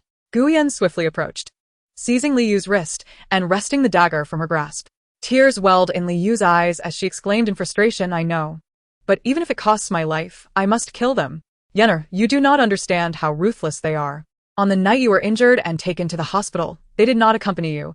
Instead, they plotted your demise while at home." Gu Yan replied, "But you cannot kill them." Gu Zhengwo wore a smug expression, casting a taunting glance at Liu. Panic washed over Liu. If she did not eliminate them, what would happen to Yi? Do we have a conclusion? What conclusion? Liu asked, bewildered. Gu Yan said, "You go upstairs first. I will speak with you later. Or you can check online to find out." Though reluctant, Liu could only choose to trust her son upon witnessing his calm demeanor. She left. Gu Zhengwo immediately urged, "Yener, please release me. Your mother is insane. She has injured me, and I am losing so much blood. I must get to the hospital for treatment." Gu Mingzhu echoed, "Elder brother, I am also in pain. Please help me get free." "Oh, I feel so miserable. I have never endured such humiliation. Mother is too cruel." Chapter 68. Gu Yan escaped. Gu Yan regarded the two incessantly pleading for his assistance with an expression devoid of emotion. His dark eyes held a chilling coldness. Yener. "What are you waiting for? Quickly untie me. Elder brother, I am in agony." Gu Yan's icy gaze swept over them, reflecting, "Mother is truly kind. You have been bound for a day and a night, yet you bear so few injuries." Gu Zhengwo felt a sense of dread. What do you mean by that? "Stop with the nonsense, and release me." Gu Yan suddenly smiled, twisting the dagger in his hand before plunging it into Gu Zhengwo's shoulder. Ah! The excruciating pain forced a scream from him. "Do you understand what I mean now?" Gu Yan rotated the dagger, allowing the blade to gradually scrape against the flesh surrounding the wound, while calmly inquiring of him. Gu Zhengwo trembled all over, his face contorted in agony. You ungrateful wretch. I am your father. How could you treat me this way? You will meet a dreadful end." Gu Yan scoffed. "Did you ever consider that I am your son when you plotted to kill me?" Gu Zhengwo quaked. "Regardless of the circumstances, you cannot lay a hand on me. Your life was given by me. Even if I sought your life, you would have no right to blame me. I have allowed you to live for so many years." Gu Yan replied with a smile, "Father, your genes are truly formidable. I have perfectly inherited your selfish and callous nature. As I plunge this knife into you, I feel neither guilt nor remorse, just as you had no hesitation or sorrow when you spoke of ending my life. We are both devoid of humanity, so none shall cast blame upon the other." Gu Zhengwo gazed at Gu Yan in terror. Gu Yan's demeanor was light and carefree, even tinged with a hint of warmth. Yet it sent chills down Gu Zhengwo's spine. He had always known Gu Yan to be highly rational, sometimes excessively so, lacking a modicum of compassion. Even in matters concerning their parents, Gu Yan prioritized the preservation of the Gu family's reputation over any concern for their well-being. However, he had never before resorted to harming them. Now, as Gu Yan prepared to deal with him, fear gripped Gu Zhengwo's heart. "Yener, please calm down, we are family. Let's discuss this rationally. Besides, murder is a crime. You have a bright future ahead. Don't let a moment of impulse ruin it all. You have always been so composed. Do not act foolishly." Gu Yan shook his head. "I no longer have a future. But mother and my younger brothers, they still have a future. You two, selfish and malicious, will only become burdens to them, potentially dragging them down. Chu Yiyi despises us three the most.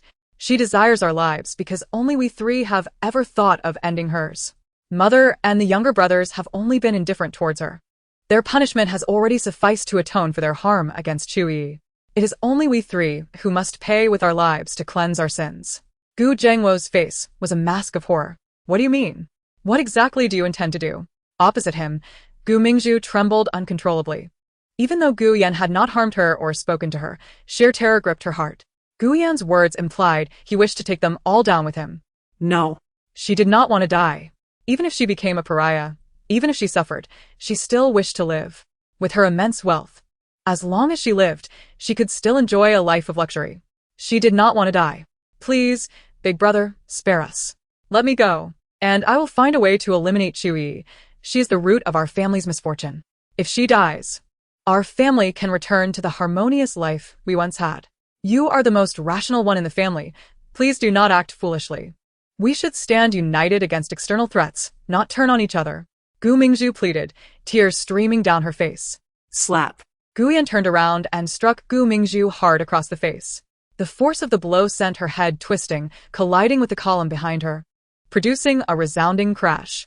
Her head swayed a few times before drooping, motionless. It was unclear whether she had been rendered unconscious by the slap or the impact.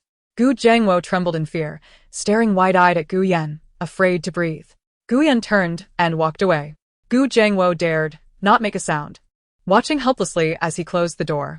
The dagger remained lodged in him, and he could not muster the courage to ask Gu Yan to remove it. It was evident she had already scoured the internet for the prevailing sentiments, and was aware of Gu Yan's actions. Mother. Gu Yan entered the living room, softly calling out. After a long pause, Li Yucai spoke, her voice trembling. Yenner, is what they say online true? Did you really incite Lin Qiyan to commit suicide and frame Yi? Gu Yan pressed his lips together, then nodded. Li Yu's eyes reddened.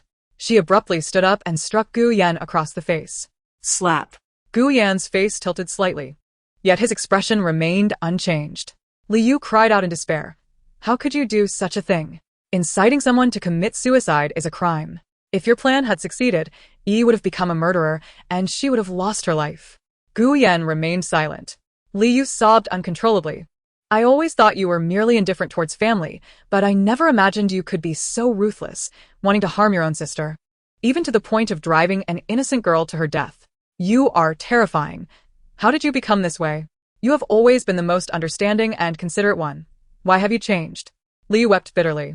Her heart shattered more profoundly than when she discovered Gu Zhangwo and Gu Mingzhu's affair.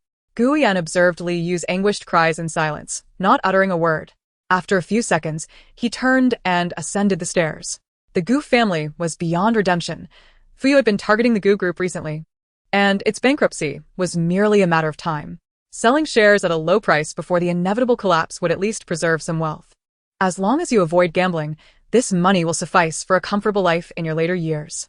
Keep this card for yourself. I have reserved funds for the second and third brothers as well. Li Yu stared blankly at Gu Yan, realizing he had already prepared for this. She was at a loss for words. Gu Yan poured her a glass of warm water and handed it to her. Drink some water and calm yourself. Li Yu accepted the water, sipping it slowly. After finishing, a wave of dizziness washed over her. Before she could inquire, she collapsed onto the sofa. Li Yu had no idea how long she had been unconscious. Upon waking, she found herself in a room, covered with a blanket. Glancing out the window, she noticed the chill of the evening air. Her phone displayed 8:30 a.m. She hurriedly left the room and rushed downstairs, only to find no sign of Gu Yan. She then dashed to the basement, discovering that Gu Zhangwo and Gu Mingzhu were both missing. The dagger was gone as well. The floor had been cleaned, showing no trace of blood. Had they been taken by Gu Yan? What on earth did he intend to do? Where had he gone? Just then, the doorbell rang. Li Yu ran to open the door, only to find several police officers waiting at the entrance. The officer at the forefront produced his badge and an arrest warrant. Addressing Li Yu, hello. We are from the Haiqing Police Department. You are Gu Yan's mother, correct? Please assist us by calling Gu Yan out. The previous night, when the Lin Qiuyan incident erupted, the police had already signed off for the day, preventing immediate investigation. Today, as soon as they began work, they initiated an inquiry into the matter and swiftly applied for an arrest warrant to apprehend Gu Yan. Li Yu's face turned pale as she trembled. Gu Yan is not at home.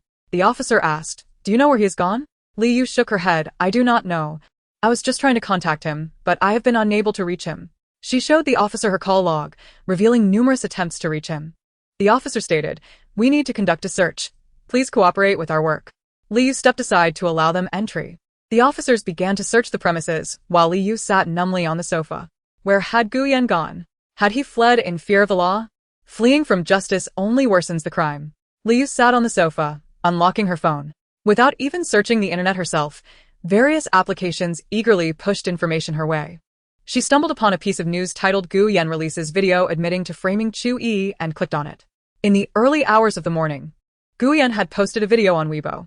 In it, he personally appeared, confessing to having suggested that Lin Qiuyan commit suicide to frame Chu Yiyi, as well as orchestrating an online army to manipulate public opinion and tarnish Chu Yiyi's reputation. However, he claimed he did not coerce Lin Qiuyan. He merely presented her with options, asserting that it was all her own choice. Chapter 69.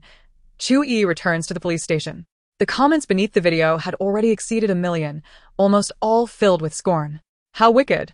How could someone be so malicious? Chu Yiyi is his own sister. And he resorts to such vile methods to frame her, even driving an innocent person to death.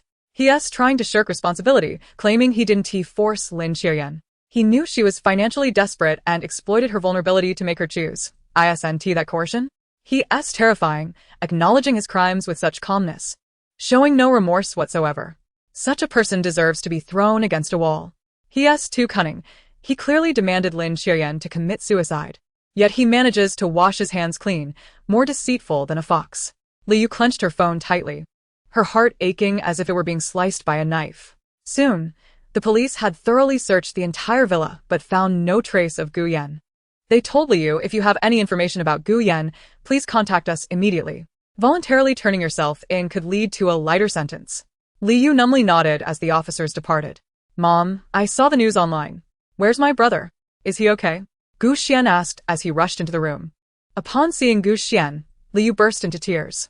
She shook her head, saying, your brother is missing. Last night, he put sleeping pills in my drink.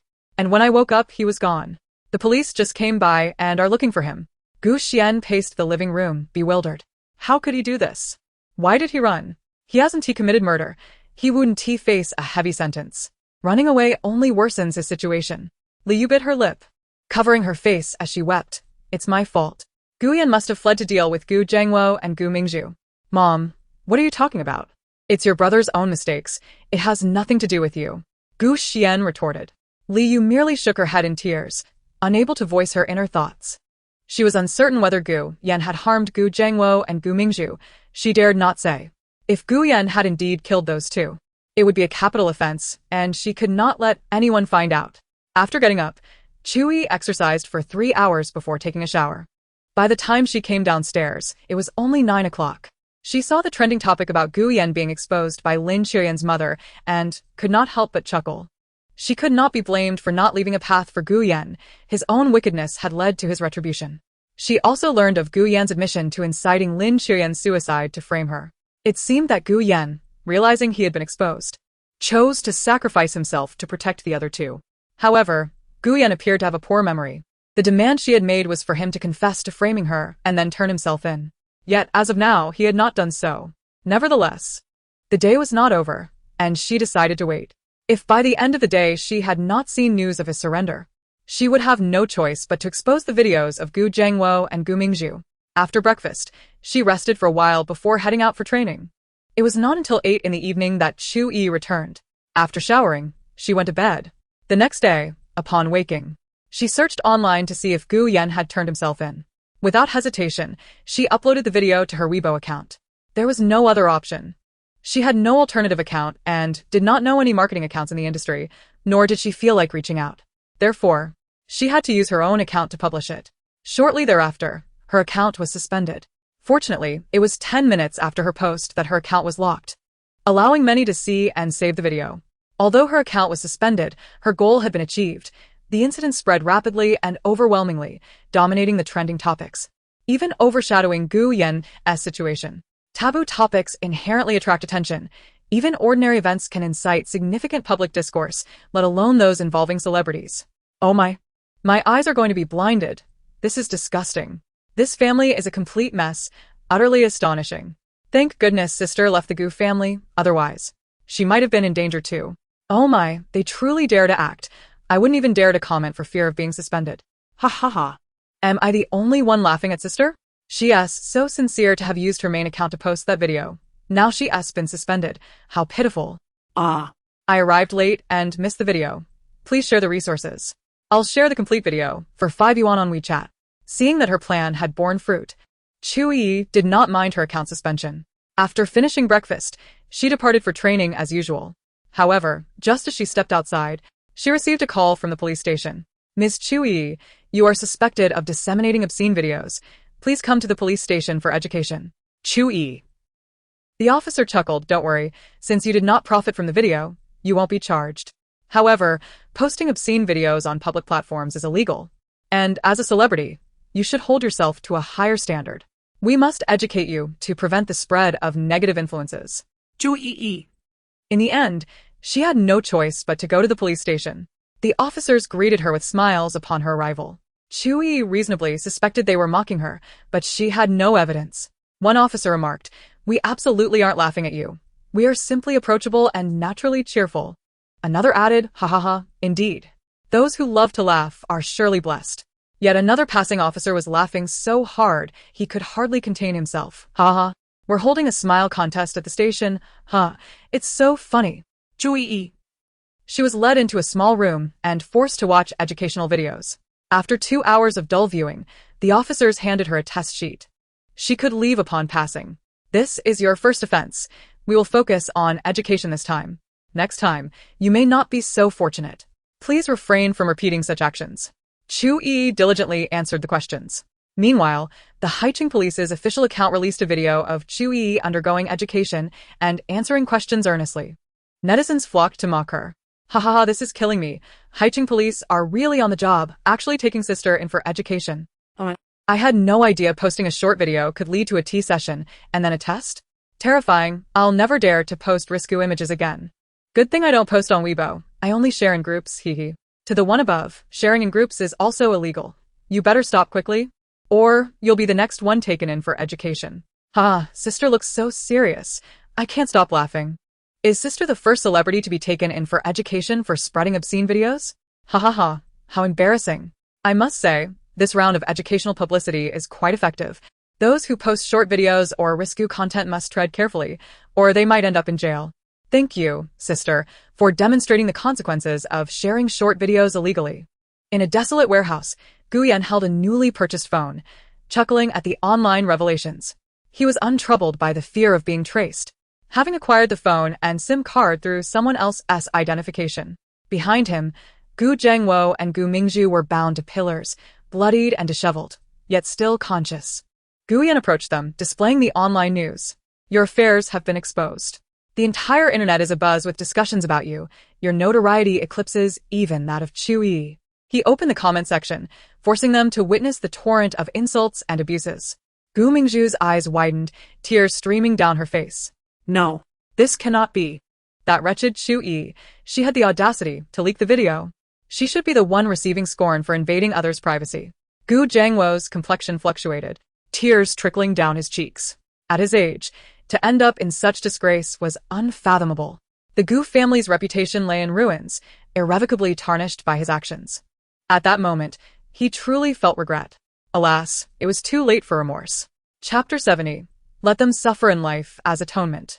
Guyan savored their despair for a moment before putting away his phone and picking up a dagger resting nearby. "You must be hungry after 2 days without food," he remarked.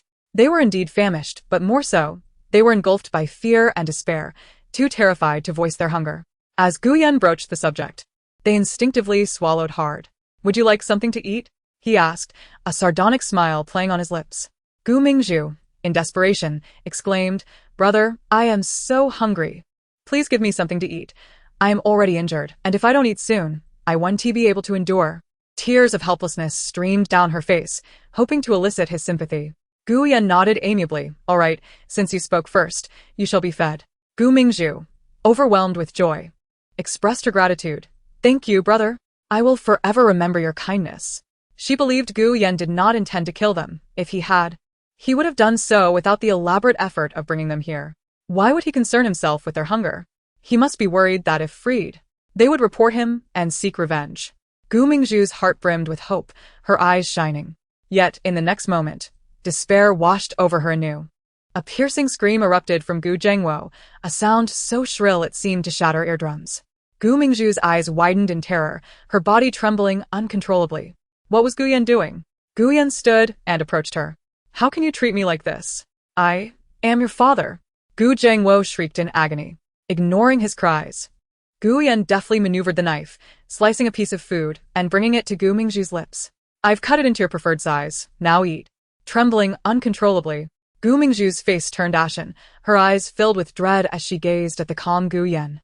She pressed her lips tightly together, emitting fearful whimpers. Shaking her head vigorously, tears and snot flowing uncontrollably. No. Please. Gu Yan's gaze turned icy. Do you wish to squander your brother's kind intentions?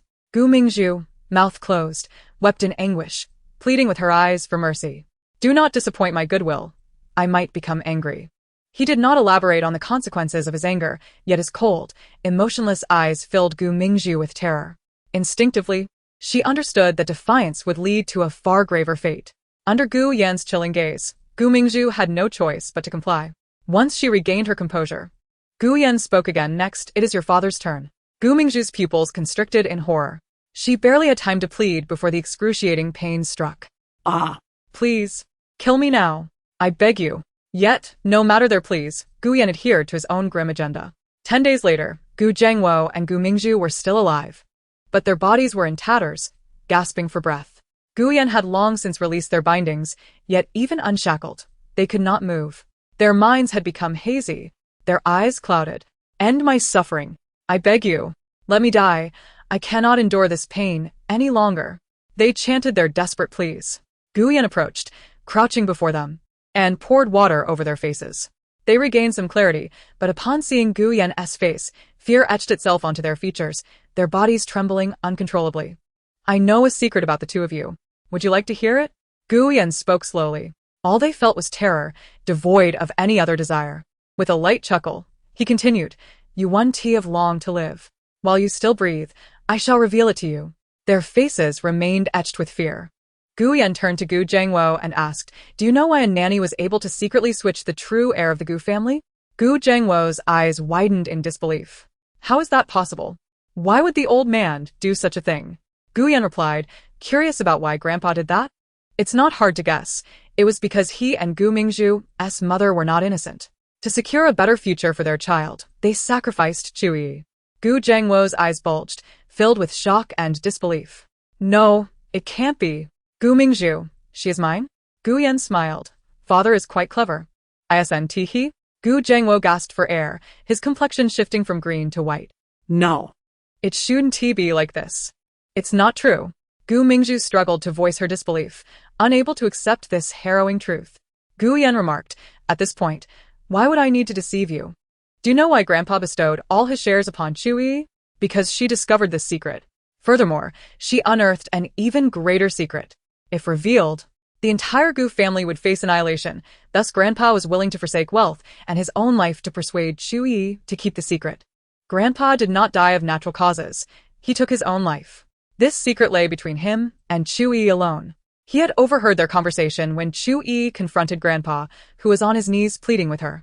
She demanded his shares and his death within 3 days. Otherwise, she would expose the secret. He had feigned ignorance, never contemplating saving Grandpa. Yet now, he felt it necessary for Gu Jiangwo and Gu Mingzhu to understand their relationship before their demise. This cannot be true. This cannot be. Gu Yan. I implore you to end my life, for I no longer wish to exist. They are engulfed in despair, unable to accept the harsh reality before them. Gu Yan fell into a moment of silence before abruptly declaring, I had intended to bring about your demise. However, I have come to realize that for you at this juncture, death would serve as a liberation. Gu Jiangwo and Gu Mingzhu were struck with terror and hopelessness. In their current state, they find themselves incapable of movement, unable to turn, to eat, or even to wipe themselves after nature's call. What purpose does their existence hold? Initially, they yearned for life, yet now their hearts are consumed by a desire for death. This is your retribution. Father, you are well aware of the multitude of wrongs you have committed. And you, Gu Mingzhu, have you forgotten the 2 girls you so enviously harmed during your school days? Their parents, unable to reach an accord, ultimately vanished. Was it not you who orchestrated their fate? Gu Mingzhu and Gu Jiangwo widened their eyes in horror. How could he possibly know? Gu Yan stated, I am privy to nearly all the secrets within this household, choosing to turn a blind eye as long as they do not pertain to our family's financial matters. Glancing at the time, Gu Yan remarked, It grows late. I shall make one final alteration for you before sending for your departure. He grasped a dagger and pried open their mouths.